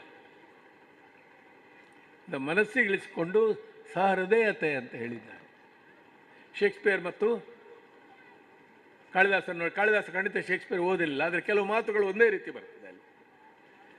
ಹಾಗಾಗಿ ಸಾಹಿತ್ಯದ ಪ್ರಯೋಜನ ನೇರ ಅಲ್ಲ. ಇವತ್ತು ಮಾಡಿದ ಈ ರತ್ನೋತ್ಸವ 5, 10, 25 ವರ್ಷಗಳಲ್ಲಿ ಪರಿಣಾಮ ಕೊಡ್ಬೋದು. ಅದಕ್ಕೆ ಪರ್ಕ್ಯುಲೇಟಿಂಗ್ ಅಂತ ಹೇಳಿದ್ರು, ಟ್ರಿಕ್ಲಿಂಗ್ ಡೌನ್ ಇಫೆಕ್ಟ್. ಅದು ಹನಿಗೂಡಿ ಹನಿ ಇಳಿದು ಸ್ಪ್ರೇ ಆಗಿ ಒಳಗೆ ಹೋಗಬೇಕು. ಅಂತಹ ಸಾಧನೆ ಮಾಡಿದಂತಹ ರತ್ನೋತ್ಸವದ ಎಲ್ಲ ಸಂಘಟಕರಿಗೆ, ರವೀಂದ್ರ ಶೆಟ್ಟರ ಬಳಗಕ್ಕೆ ಸೇರಿದ ನಿಮಗೆಲ್ಲ ವಂದಿಸಿ, ಈಗಾಗಲೇ ದೀರ್ಘವಾಗಿರುವ ಭಾಷಣವನ್ನು ಆದಷ್ಟು ಬೇಗ ಮುಗಿಸಬೇಕಿತ್ತು. ಇಷ್ಟರ ಒಳಗೆ ಭಾಸ್ಕರಗಳು ಹೇಳಿದ್ದಾರೆ, ಸಮಯ ಮಿತಿ ಕೊಡದಿದ್ದರೂ ಅವರಿಗೆ ಸಮಯ ಮಿತಿ ಗೊತ್ತುಂಟು ಅಂತ. ಅರ್ಥ ಆಯ್ತಾ ನಿಮಗೆ? ಸಮಯ ಮಿತಿ ಕೊಡದಿರೂ ಗೊತ್ತುಂಟು ಅಂದರೆ ನಿಲ್ಲಿಸ್ತಾರೆ ಅಂತ ಅರ್ಥ. ಬಹಳ ಪ್ರೀತಿಯಿಂದ ಮುಂದೆ ಕೂಡ ನಿಮ್ಮ ಕಾರ್ಯಕ್ರಮಗಳಲ್ಲಿ ಭಾಗವಹಿಸ್ತೇನೆ ಅನ್ನೋದರೊಂದಿಗೆ ವಿರಮಿಸ್ತೇನೆ. ಓಂ ಸ್ವಸ್ತಿ.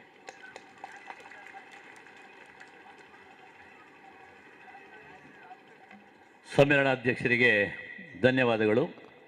ಅವರು ಹೇಳಿದಾಗೆ ಇದರಲ್ಲಿ ನನ್ನ ಒಳಸಂಚು ಇಲ್ಲ, ನಮಗೆ ಅಷ್ಟು ಮುದ್ರೆ ಮಾತ್ರ. ರವೀಂದ್ರ ಶೆಟ್ಟಿ ಹೇಳಿದರು, ಈ ಸಲ ಜೋಶಿಯವರನ್ನು ಮಾಡಿದರೆ ಹೇಗೆ ಅಂತ. ಅದಕ್ಕೆ ಬದಲು ಯೋಚನೆ ಮಾಡಬೇಡಿ, ಅವರೇ ಆದೀತು ಅಷ್ಟು ಮುದ್ರೆ ಕೊಟ್ಟದ್ದು ನಾನು. ಯೋಚನೆ ಅವರದ್ದೇ. ನಾವು ಸುಮ್ಮನೆ ಜೋಶಿಯವರನ್ನು ಬಹುಶ್ರುತ ವಿದ್ವಾಂಸರು ಅಂತ ಹೇಳುವುದಿಲ್ಲ. ಅವರು ಕಲಿಸಿದ್ದು ವಾಣಿಜ್ಯ ಶಾಸ್ತ್ರ, ಆದರೆ ಡಾಕ್ಟರೇಟ್ ಮಾಡಿದ್ದು ಕನ್ನಡದಲ್ಲಿ ಥೀಸಿಸ್ ಬರೋದು, ಕೃಷ್ಣ ಸಂಧಾನ ಪ್ರಸಂಗ ಪ್ರಯೋಗ. ಮನೆ ಮಾತು ಮರಾಠಿ, ವ್ಯವಹಾರ ಎಲ್ಲ ಕನ್ನಡ ತುಳುವಿನಲ್ಲಿ,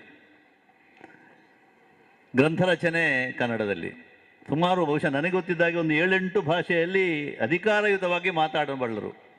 ಸಂಸ್ಕೃತ, ಕನ್ನಡ, ಹಿಂದಿ, ಮರಾಠಿ, ತುಳು, ಹೀಗೆ ಬೇರೆ ಬೇರೆ ಭಾಷೆಗಳಲ್ಲಿ ಓತಪ್ರೋತವಾಗಿ ಮಾತಾಡಬಲ್ಲವರು. ಹಾಗಾಗಿ ಅಂಥ ಒಬ್ಬರು ವಿದ್ವಾಂಸರು ಈ ಸಭೆಯನ್ನು ಸುಮ್ಮಿಸಿಕೊಟ್ಟಿದ್ದಾರೆ. ಅವರಿಗೆ ಹೃತ್ಪೂರ್ವಕವಾದಂಥ ಧನ್ಯವಾದಗಳು. ಈಗ ನಾನು ಆಗ ಪ್ರಸ್ತಾಪ ಮಾಡಿದೆ, ಬೆಂಗಳೂರಿನಲ್ಲಿ ಜನವರಿ ಪ್ರಥಮ ವಾರದಲ್ಲಿ ಬಹುಶಃ 3ನೇ ತಾರೀಕು ಇರಬೇಕು, ಭಾಳ ದೊಡ್ಡ ಮಟ್ಟದ ಅರೆ ಅಲೆಮಾರಿ ಒಕ್ಕೂಟದ ಒಂದು ದೊಡ್ಡ ಸಮಾವೇಶ ನಡೀಲಿಕ್ಕಿದೆ, ಸಮ್ಮೇಳನ. ಅದು ಕೂಡ ಸಾಹಿತ್ಯ, ಸಾಂಸ್ಕೃತಿಕ ಕಲಾಪಗಳು ಎಲ್ಲ ಇದೆ. ಅದರ ಪ್ರಧಾನ ಕಾರ್ಯದರ್ಶಿಯಾಗಿ ಒಕ್ಕೂಟದ ಕಾರ್ಯದರ್ಶಿಯಾಗಿರುವವರು ನಮ್ಮ ಪ್ರತಾಪ್ ಜೋಗಿ ಅವರು. ಈ ಅಲೆಮಾರಿಗಳ ಎಲ್ಲರ ಪರವಾಗಿ ಮತ್ತು ಒಕ್ಕೂಟದ ಪರವಾಗಿ ಅವರು ನಮ್ಮ ರವೀಂದ್ರ ಶೆಟ್ಟರನ್ನು ಒಂದು ಗೌರವಿಸುವುದಕ್ಕೆ ಬಯಸಿದ್ದಾರೆ. ಅವರ ವೇದಿಕೆಯಲ್ಲಿ ಅವರಿಗೆ ಸನ್ಮಾನ ಮಾಡುವುದು ನಮಗೆಲ್ಲ ಅಷ್ಟು ಇಲ್ಲ, ಆದರೆ ದೂರದಿಂದ ಅವರು ಬಂದಿದ್ದಾರೆ ಎನ್ನುವ ಕಾರಣಕ್ಕೆ ಅವರು ಅದನ್ನು ಸ್ವೀಕರಿಸ್ತಾರೆ. ಈಗ ಪ್ರತಾಪ್ ಜೋಗಿಯವರು ಆ ಗೌರವಾರ್ಪಣೆಯನ್ನು ಮಾಡ್ತಾರೆ. ಇದು ನಮ್ಮ ಕರ್ನಾಟಕ ರಾಜ್ಯದ ಎಲ್ಲ ಅರೆ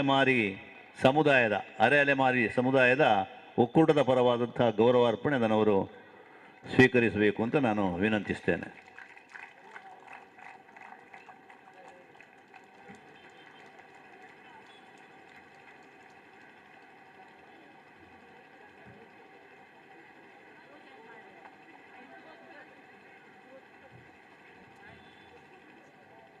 ದೊಡ್ಡ ಸಮಯ ಏನೂ ಆಗಲಿಲ್ಲ. ಈಗ ನಾವೆಲ್ಲ ನಮ್ಮದು ಶಾಲೆ ಸ್ಕೂಲ್ ಡೇ ಪ್ರಾರಂಭ ಆಗುವುದೇ 7 ಗಂಟೆಯ ನಂತರ. ಈಗ ಹೌದು, ಆಗಿನ ಕಾಲ ಸಾಂಪ್ರದಾಯಿಕ ಶಿಕ್ಷಣದ ಬಗ್ಗೆ ಹೇಳಿದ್ದು ನಾನು. ಈಗ ಸ್ವಲ್ಪ ಬೇಗ ಆಗಬೇಕಾದದ್ದು ವಿದ್ಯಾರ್ಥಿಗಳ ಸೌಲಭ್ಯ ಮತ್ತು ಪೋಷಕರ ಒಂದು ಕಳಕಳಿಗೆ ಬಹಳ ಮುಖ್ಯ. ಹಾಗಾಗಿ ಕಾರ್ಯಕ್ರಮದ ಕೊನೆಯಲ್ಲಿ, ಅಂದರೆ ಸಭಾ ಕಾರ್ಯಕ್ರಮದ ಕೊನೆಯಲ್ಲಿ ಇದೀಗ ಧನ್ಯವಾದ ಸಮರ್ಪಣೆಯನ್ನು ಸಂಸ್ಥೆಯ ಕಾರ್ಯದರ್ಶಿಗಳು ಸೌಮ್ಯ ಆರ್ ಶೆಟ್ಟಿ ಅವರು ಮಾಡಬೇಕು ಅಂತ ವಿನಂತಿಸ್ತೇನೆ. ನಾಡು ನುಡಿ ವೈಭವದ ರತ್ನೋತ್ಸವ 2022 ದಶಮ ಸಂಭ್ರಮದ ಈ ಸಭೆಯ ಅಧ್ಯಕ್ಷತೆಯನ್ನು ವಹಿಸಿದಂಥ ನನ್ನ ಗುರುಗಳು ಆದಂತಹ ಡಾಕ್ಟರ್ ಎಂ ಪ್ರಭಾಕರ್ ಜೋಶಿ ಅವರಿಗೆ ನಮ್ಮ ಸಂಸ್ಥೆ ಪರವಾಗಿ ಹಾರ್ದಿಕ ಧನ್ಯವಾದಗಳು. ಹಾಗೆ ಇಂದಿನ ವಿದ್ಯಾರತ್ನ ಪ್ರಶಸ್ತಿಯನ್ನು ಪಡೆದಂತಹ ಬ್ರಿಗೇಡಿಯರ್ IN ರೈ, ಭಾರತೀಯ ಭೂಸೇನೆ ಇವರಿಗೂ ನಮ್ಮ ಸಂಸ್ಥೆ ಪರವಾಗಿ ಹಾರ್ದಿಕ ಧನ್ಯವಾದಗಳು. ಹಾಗೆ ಅತಿಥಿಗಳಾದಂತಹ ಶ್ರೀ ಕರ್ನಲ್ ಶರತ್ ಭಂಡಾರಿ, ಭಾರತೀಯ ಭೂಸೇನೆ ಇವರಿಗೂ ನಮ್ಮ ಸಂಸ್ಥೆ ಪರವಾಗಿ ಹಾರ್ದಿಕ ಧನ್ಯವಾದಗಳು. ಹಾಗೂ ಅತಿಥಿಯಾದಂತಹ ಶ್ರೀಮತಿ ಕಸ್ತೂರಿ ಪಂಜಾ ಇವರಿಗೂ ನಮ್ಮ ಸಂಸ್ಥೆ ಪರವಾಗಿ ಹಾರ್ದಿಕ ಧನ್ಯವಾದಗಳು. ಶ್ರೀ ಭುವನಾಭಿರಾಮ ಉಡುಪ ಇವರಿಗೂ ನಮ್ಮ ಸಂಸ್ಥೆ ಪರವಾಗಿ ಹಾರ್ದಿಕ ಧನ್ಯವಾದ. ಹಾಗೆ ರೊಟೇರಿಯನ್ ಶ್ರೀ ವಿಕ್ರಮ್ ದತ್ತ ಇವರಿಗೂ ನಮ್ಮ ಸಂಸ್ಥೆ ಪರವಾಗಿ ಹಾರ್ದಿಕ ಧನ್ಯವಾದ. ಶ್ರೀ ಪ್ರತಾಪ್ ಜೋಗಿ ಚಿತ್ರದುರ್ಗ ಇವರಿಗೂ ನಮ್ಮ ಸಂಸ್ಥೆಯ ಪರವಾಗಿ ಹಾರ್ದಿಕ ಧನ್ಯವಾದ. ಶ್ರೀಮತಿ ಸೀತಾಲಕ್ಷ್ಮಿ ಕುತ್ತಾರ್, ನಿವೃತ್ತ ಮುಖ್ಯೋಪಾಧ್ಯಾಯರು ಹಾಗೂ ನಮ್ಮ ರೋಟರಿ ಸಂಸ್ಥೆಯ ಅಧ್ಯಕ್ಷರು ಆದಂಥ ಸೀತಾಲಕ್ಷ್ಮಿಯವರಿಗೂ ನಮ್ಮ ಸಂಸ್ಥೆ ಪರವಾಗಿ ಹಾರ್ದಿಕ ಧನ್ಯವಾದಗಳು. ಶ್ರೀ ಹರೀಶ್ ಸುಲಾಯ ಒಡ್ಡಂಬೆಟ್ಟು ಇವರಿಗೂ ನಮ್ಮ ಸಂಸ್ಥೆ ಪರವಾಗಿ ಹಾರ್ದಿಕ ಧನ್ಯವಾದ. ಹಾಗೆ ನಮ್ಮ ಶಾಲೆಯ ಅಧ್ಯಕ್ಷರಾದ ಶ್ರೀ ಕೆ ರವೀಂದ್ರ ಶೆಟ್ಟಿ ಉಳಿದೊಟ್ಟು ಅವರಿಗೂ ನಮ್ಮ ಸಂಸ್ಥೆಯ ಪರವಾಗಿ ಹಾರ್ದಿಕ ಧನ್ಯವಾದ. ಹಾಗೂ ನನ್ನ ಮಾತೃಶ್ರೀ ಸಮಾನರಾದ ಶ್ರೀಮತಿ ರತ್ನಾವತಿ ಶೆಟ್ಟಿ ಅವರಿಗೂ ಸಂಸ್ಥೆಯವರಾಗಿ ಹಾರ್ದಿಕ ಧನ್ಯವಾದ. ನನ್ನ ಮಾವನವರಾದ ಕೊರಗಪ್ಪ ಶೆಟ್ಟಿ ಅವರಿಗೂ ನಮ್ಮ ಸಂಸ್ಥೆ ಪರವಾಗಿ ಹಾರ್ದಿಕ ಧನ್ಯವಾದ. ಹಾಗೂ ನಮ್ಮ ಮುಖ್ಯೋಪಾಧ್ಯಾಯ ಶ್ರೀಮತಿ ನಯೀಂ ಹಮೀದ್ ಅವರಿಗೂ ನಮ್ಮ ಸಂಸ್ಥೆ ಪರವಾಗಿ ಹಾರ್ದಿಕ ಧನ್ಯವಾದ. ಹಾಗೂ ನಮ್ಮ ಸಂಸ್ಥೆಯ ಈ ರತ್ನ ಎಜುಕೇಷನ್ ಟ್ರಸ್ಟಿನಲ್ಲಿ ಈ ರತ್ನೋತ್ಸವ ನಡೆಯಲು ಕಾರಣಕರ್ತರಾದ ನಮ್ಮ ಭಾಸ್ಕರ ಕುಕ್ವಳ್ಳಿ ಹಾಗೂ ಪುಷ್ಕಲ್ ಕುಮಾರ್ ತೋನ್ಸೆ ಹಾಗೂ ಬಂದಂಥ ಎಲ್ಲ ನಮ್ಮ ಹಿತೈಷಿಗಳು, ನಮ್ಮ ಈ ಸಂಸ್ಥೆಯ ಎಲ್ಲ ಶಿಕ್ಷಕರು, ಶಿಕ್ಷಕೇತರ ಸಿಬ್ಬಂದಿಗಳು, ನಮ್ಮ ಪೋಷಕರು, ನಮ್ಮ ವಿದ್ಯಾರ್ಥಿಗಳು ಹಾಗೂ ಮಾಧ್ಯಮದ ಮಿತ್ರ ಬಾಂಧವರವರು ಹಾಗೂ ಎಲ್ಲ ಬಂದಂಥ ನಮ್ಮ ಹಿತೈಷಿಗಳು, ದೂರದಿಂದ ಪ್ರಕಾಶ್ ಅವರು ಹಾಗೂ ಅವರ ಸ್ನೇಹಿತರು ಎಲ್ಲ ನಮ್ಮ ವೆಲ್ ವಿಶರ್ಸ್ ಇವರಿಗೂ ನಮ್ಮ ಸಂಸ್ಥೆಯ ಪರವಾಗಿ ಹಾರ್ದಿಕ ಧನ್ಯವಾದಗಳು.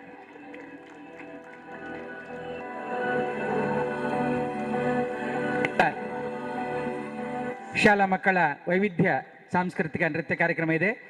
ಎಲ್ಲರೂ ಸಭಾಸದರು, ಅದರ ಜೊತೆಗೆ ಉಳಿದ ಎಲ್ಲ ವಿದ್ಯಾರ್ಥಿಗಳು ಹಾಗೂ ವಿದ್ಯಾರ್ಥಿಗಳ ಹೆತ್ತವರು ಆಸೀನರಿದ್ದು ಒಂದು ಅರ್ಧ ಗಂಟೆ ಅವಧಿಯ ಮಕ್ಕಳ ವೈವಿಧ್ಯ ಕಾರ್ಯಕ್ರಮ ಇರಬಹುದು. ಅಷ್ಟೇ, ಅದನ್ನು ಆಸ್ವಾದಿಸಿ ಅವರನ್ನು ಪ್ರೋತ್ಸಾಹಿಸಬೇಕು ಚಪ್ಪಾಳೆಯೊಂದಿಗೆ ಅಂತ ನಾವು ತಮ್ಮಲ್ಲಿ ವಿನಂತಿ ಮಾಡಿಕೊಳ್ತಾ ಇದ್ದೇವೆ. ದಯವಿಟ್ಟು ಎಲ್ಲರೂ ಕೂಡ ನಿಂತು ಆ ಮಕ್ಕಳನ್ನು ಪ್ರೋತ್ಸಾಹಿಸಬೇಕಾಗಿ ಮತ್ತೊಮ್ಮೆ ವಿದ್ಯಾಸಂಸ್ಥೆಯ ಪರವಾಗಿ ವಿನಂತಿಸ್ತಾ ಸಭಾ ಕಲಾಪ ಇಲ್ಲಿಗೆ ಮುಕ್ತಾಯಗೊಂಡಿದೆ. ಇಷ್ಟರವರೆಗೆ ಈ ಸಮಾರೋಪ ಸಭಾ ಕಲಾಪವನ್ನು ಗೌರವಿಸಿದಂಥ ನಿಮಗೆಲ್ಲರಿಗೂ ಕೂಡ ಹೃತ್ಪೂರ್ವಕ ಅಭಿವಂದನೆಗಳು.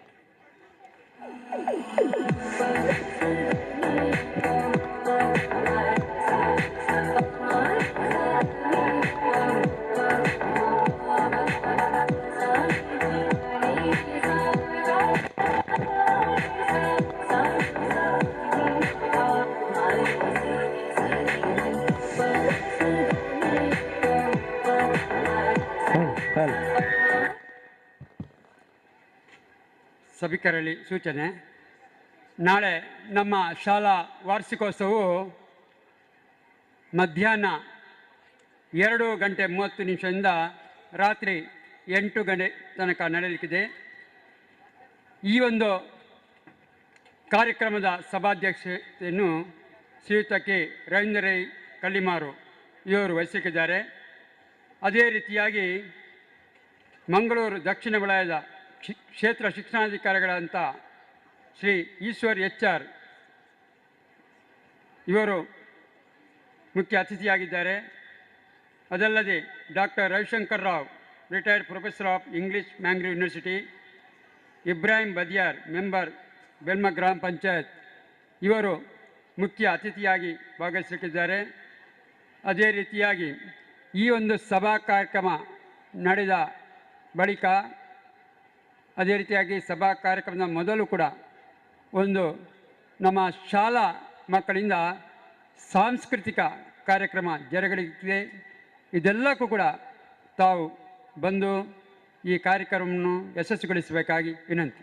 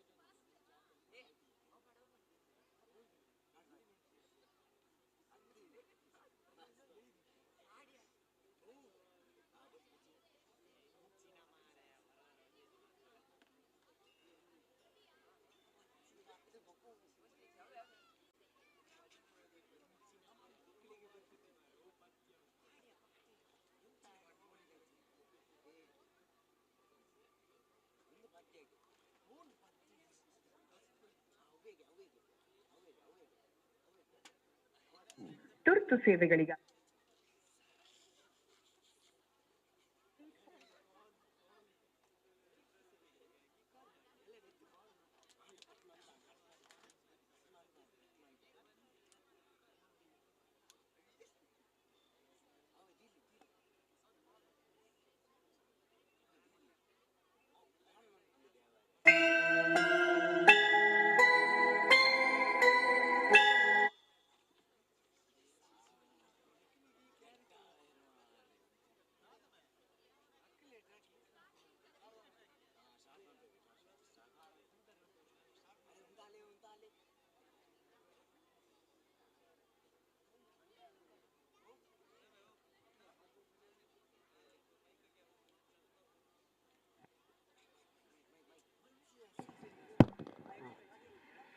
ಕನ್ನಡ ನಾಡಿನ ನೆಲ, ನಮ್ಮ ಜಲ, ಇದರ ಒಂದು ರಕ್ಷಣೆ ನಮ್ಮೆಲ್ಲರ ಹೊಣೆ.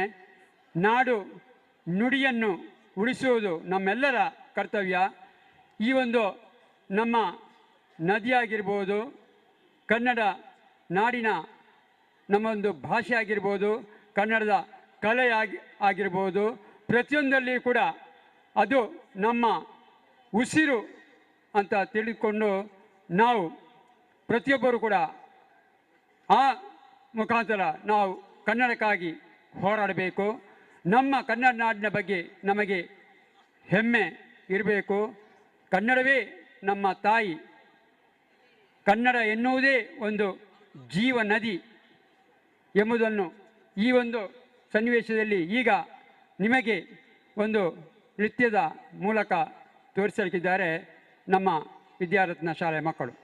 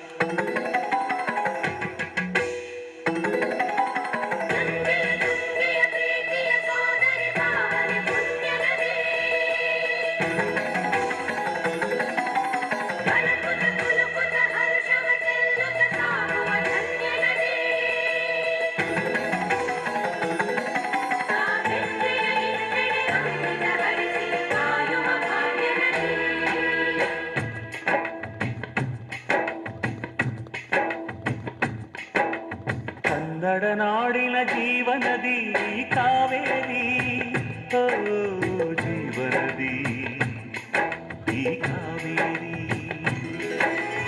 ಅನ್ನವ ನೀಡುವ ದೇವನದಿ ಈ ವೈಯಾರಿ, ಓ ದೇವನದಿ ಈ ವೈಯಾರಿ. ಈ ತಾಯಿಯೂ ನಕ್ಕರೆ ಸಂತೋಷದ ಸಕ್ಕರೆ,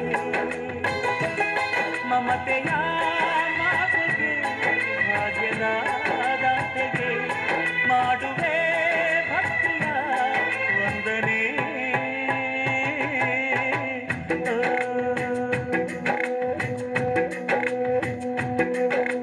ಕನ್ನಡ ನಾಡಿನ ಜೀವನದಿ ಕಾವೇರಿ, ಓ ಜೀವನದಿ ಈ ಕಾವೇರಿ.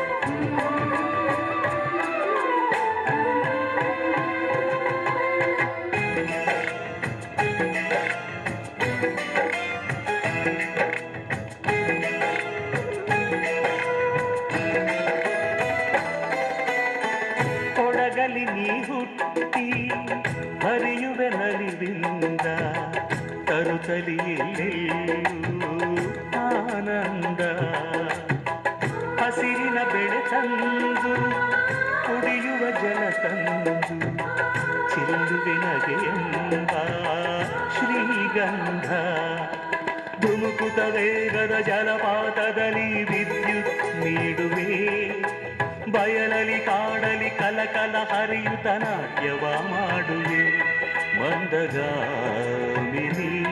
ಶಾಂತಿವಾಹಿನಿ ಚಿರನೂತನ ಚೇತನದಾತೆಯು ನೀನೇ ದಕ್ಷಿಣ ಮಂದಾಕಿನಿ ಕನ್ನಡ ನಾಡಿನ ಜೀವನದಿ ಕಾವೇರಿ ಓ ಜೀವನದಿ ಈ ಕಾವೇರಿ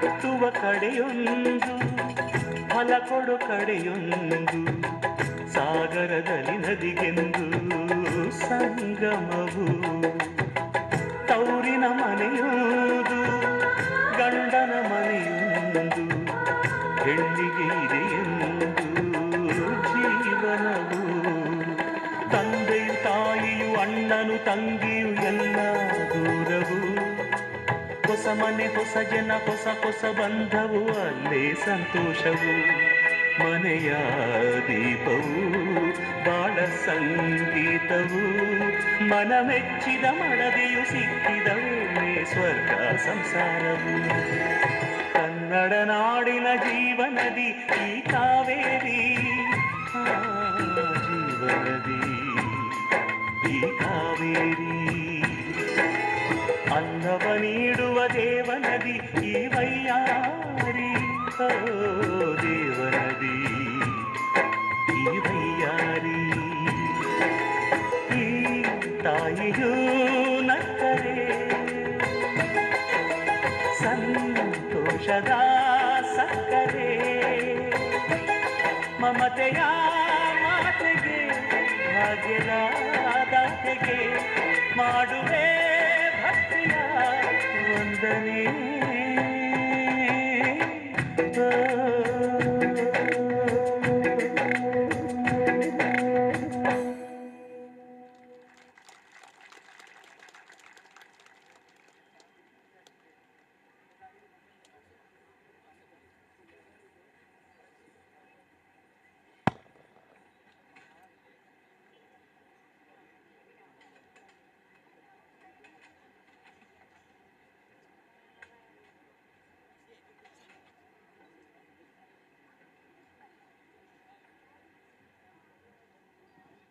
ಒಂದು ಸುಂದರವಾದ ನೃತ್ಯದ ಮೂಲಕ ನಿಮ್ಮನ್ನು ರಂಜಿಸಿದ್ದಾರೆ ನಮ್ಮ ವಿದ್ಯಾರ್ಥಿಗಳು. ಇದೀಗ ನಮ್ಮ ಮಕ್ಕಳಿಂದ ಕವಾಲಿ.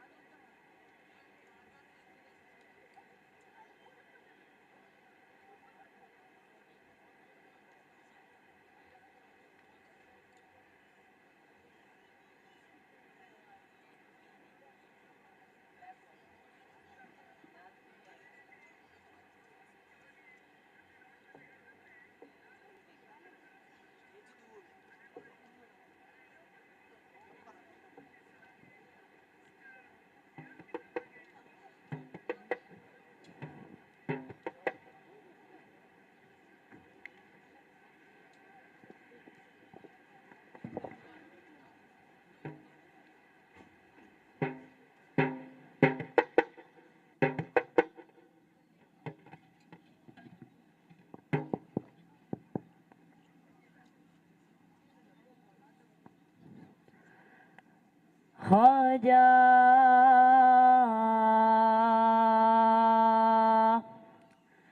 या ख्वाजा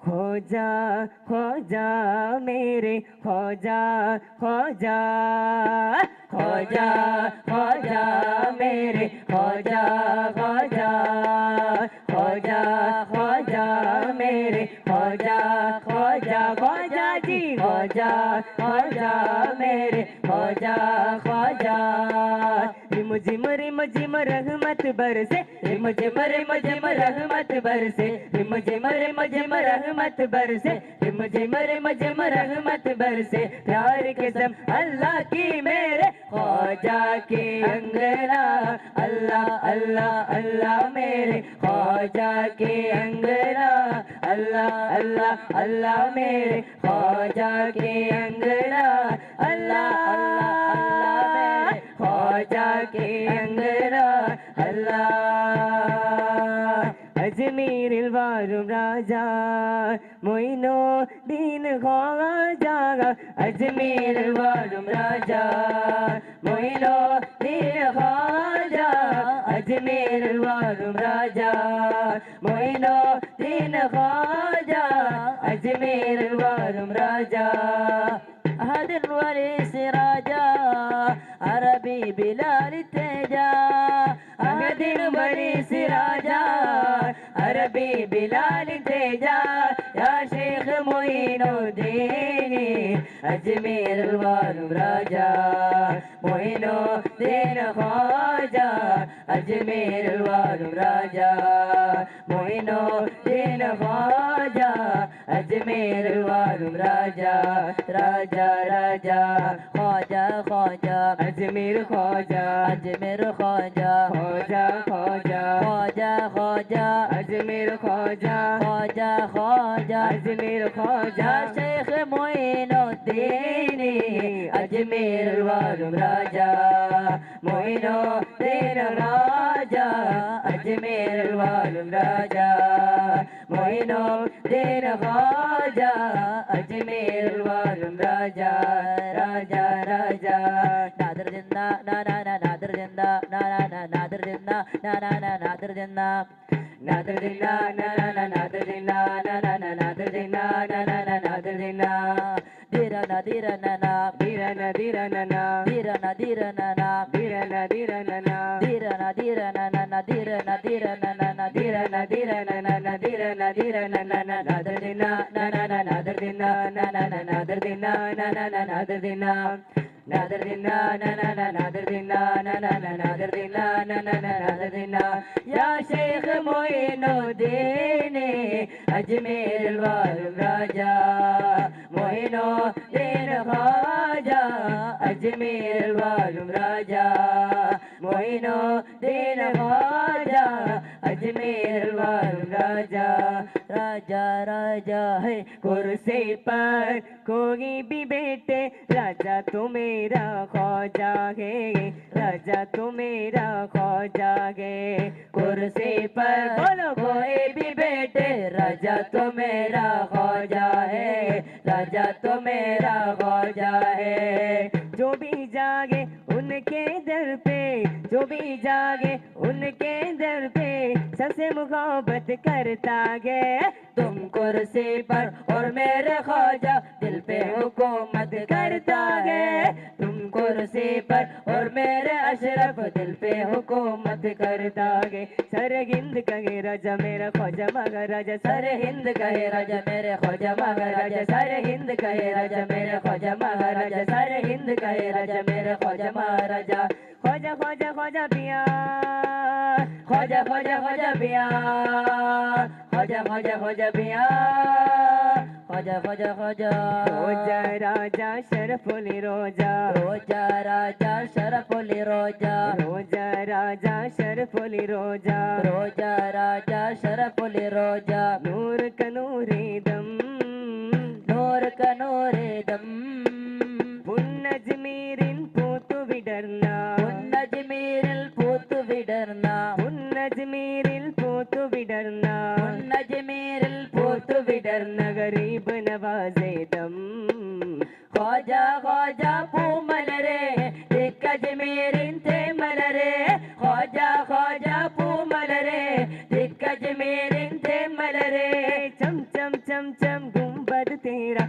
चमका दे अब नसीब मेरा, चम चम चम चम गुंबद तेरा, चमका दे अब नसीब मेरा। ख्वाजा जी हिंद के सुल्ताना हमारा ख्वाजा जी, हिंद के सुल्ताना हमारा ख्वाजा जी, हिंद के सुल्ताना हमारा ख्वाजा जी, हिंद के सुल्ताना हमारा ख्वाजा जी। बाजी को औलाद ना दी एक करामत आपकी ख्वाजा, एक करामत आपकी ख्वाजा, एक करामत आपकी। दूजी में तालब समाधि एक करामत आपकी ख्वाजा, एक करामत आपकी ख्वाजा, एक करामत आपकी। चम चम चम चम गुंबद तेरा, चमका दे अब नसीब मेरा, चम चम चम चम गुंबद तेरा, चमका दे अब नसीब मेरा। ख्वाजा जी हिंद के सुल्ताना हमारा ख्वाजा जी, हिंद के सुल्ताना हमारा ख्वाजा जी। चलेंगे सब रेडी भंडारी अपुन चला है जम के, अपुन चला है जम के। रेलगाड़ी के घर डिब्बे में धुएं उड़ेंगी चिलम के, धुएं उड़ेंगी चिलम के, धुएं उड़ेंगे चलम के। ओ बिगड़ बिगड़ की कागा टेंशन, टीटी अपना जुट गए, टीटी अपना जुट गए, टीटी अपना जुट गए। अब गचड़ी में अपना तो लंबर बिल्कुल बिड़ गए। ख्वाजा का मेला आरेला अपुन अजमेर जा रेला, ख्वाजा का मेला आरेला अपुन अजमेर जा रेला, ख्वाजा का मेला आरेला अपुन अजमेर जा रेला। चलेंगे सब रेडी भंडारे अपुन चला है जम के, अपुन चला है जम के।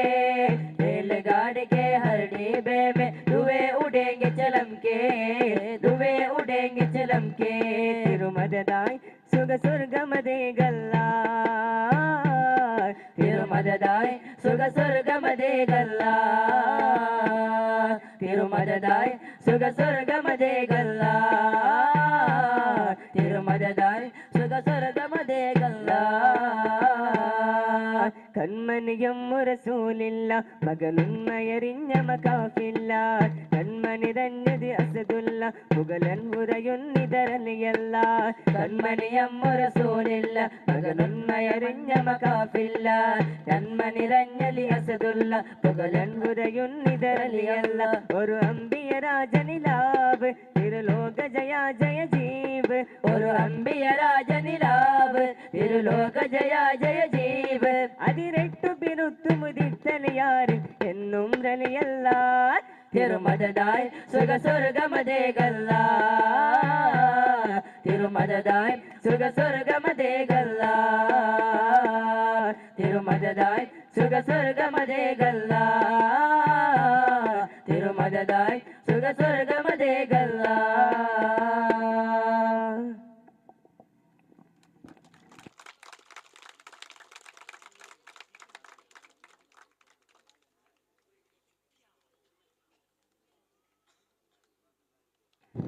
ಬಹಳ ಸುಶ್ರಾವ್ಯವಾಗಿ ಹಾಡಿ ಮನರಂಜಿಸಿದ ನಮ್ಮ ಈ ವಿದ್ಯಾರ್ಥಿಗಳಿಗೆ, ಕವಾಲಿ ಹಾಡಿದಂಥ ವಿದ್ಯಾರ್ಥಿಗಳಿಗೆ ಧನ್ಯವಾದಗಳು. ಇದರೊಂದಿಗೆ ನಮ್ಮ ಈ ಇಂದಿನ ಕಾರ್ಯಕ್ರಮವು ಕೂಡ ಮುಕ್ತಾಯವಾಗಿದೆ. ಅದೇ ರೀತಿಯಾಗಿ ಇಂದಿನ ಈ ಒಂದು ಕಾರ್ಯಕ್ರಮಕ್ಕೆ ಪ್ರತ್ಯಕ್ಷವಾಗಿ ಪರೋಕ್ಷವಾಗಿ ಸಹಕರಿಸಿದ ಎಲ್ಲರಿಗೂ ಕೂಡ ಧನ್ಯವಾದವನ್ನು ಅರ್ಪಿಸ್ತಾ, ನಾಳಿನ ನಮ್ಮ ಶಾಲಾ ವಾರ್ಷಿಕೋತ್ಸವಕ್ಕೆ 2:30 ಗಂಟೆ ನಂತರ ತಾವು ಆಗಮಿಸಬೇಕಾಗಿ ವಿನಂತಿಸ್ತಾ ಇಂದಿನ ಈ ಕಾರ್ಯಕ್ರಮವನ್ನು ಕೊನೆಗೊಳಿಸ್ತಾ ಇದ್ದೇವೆ.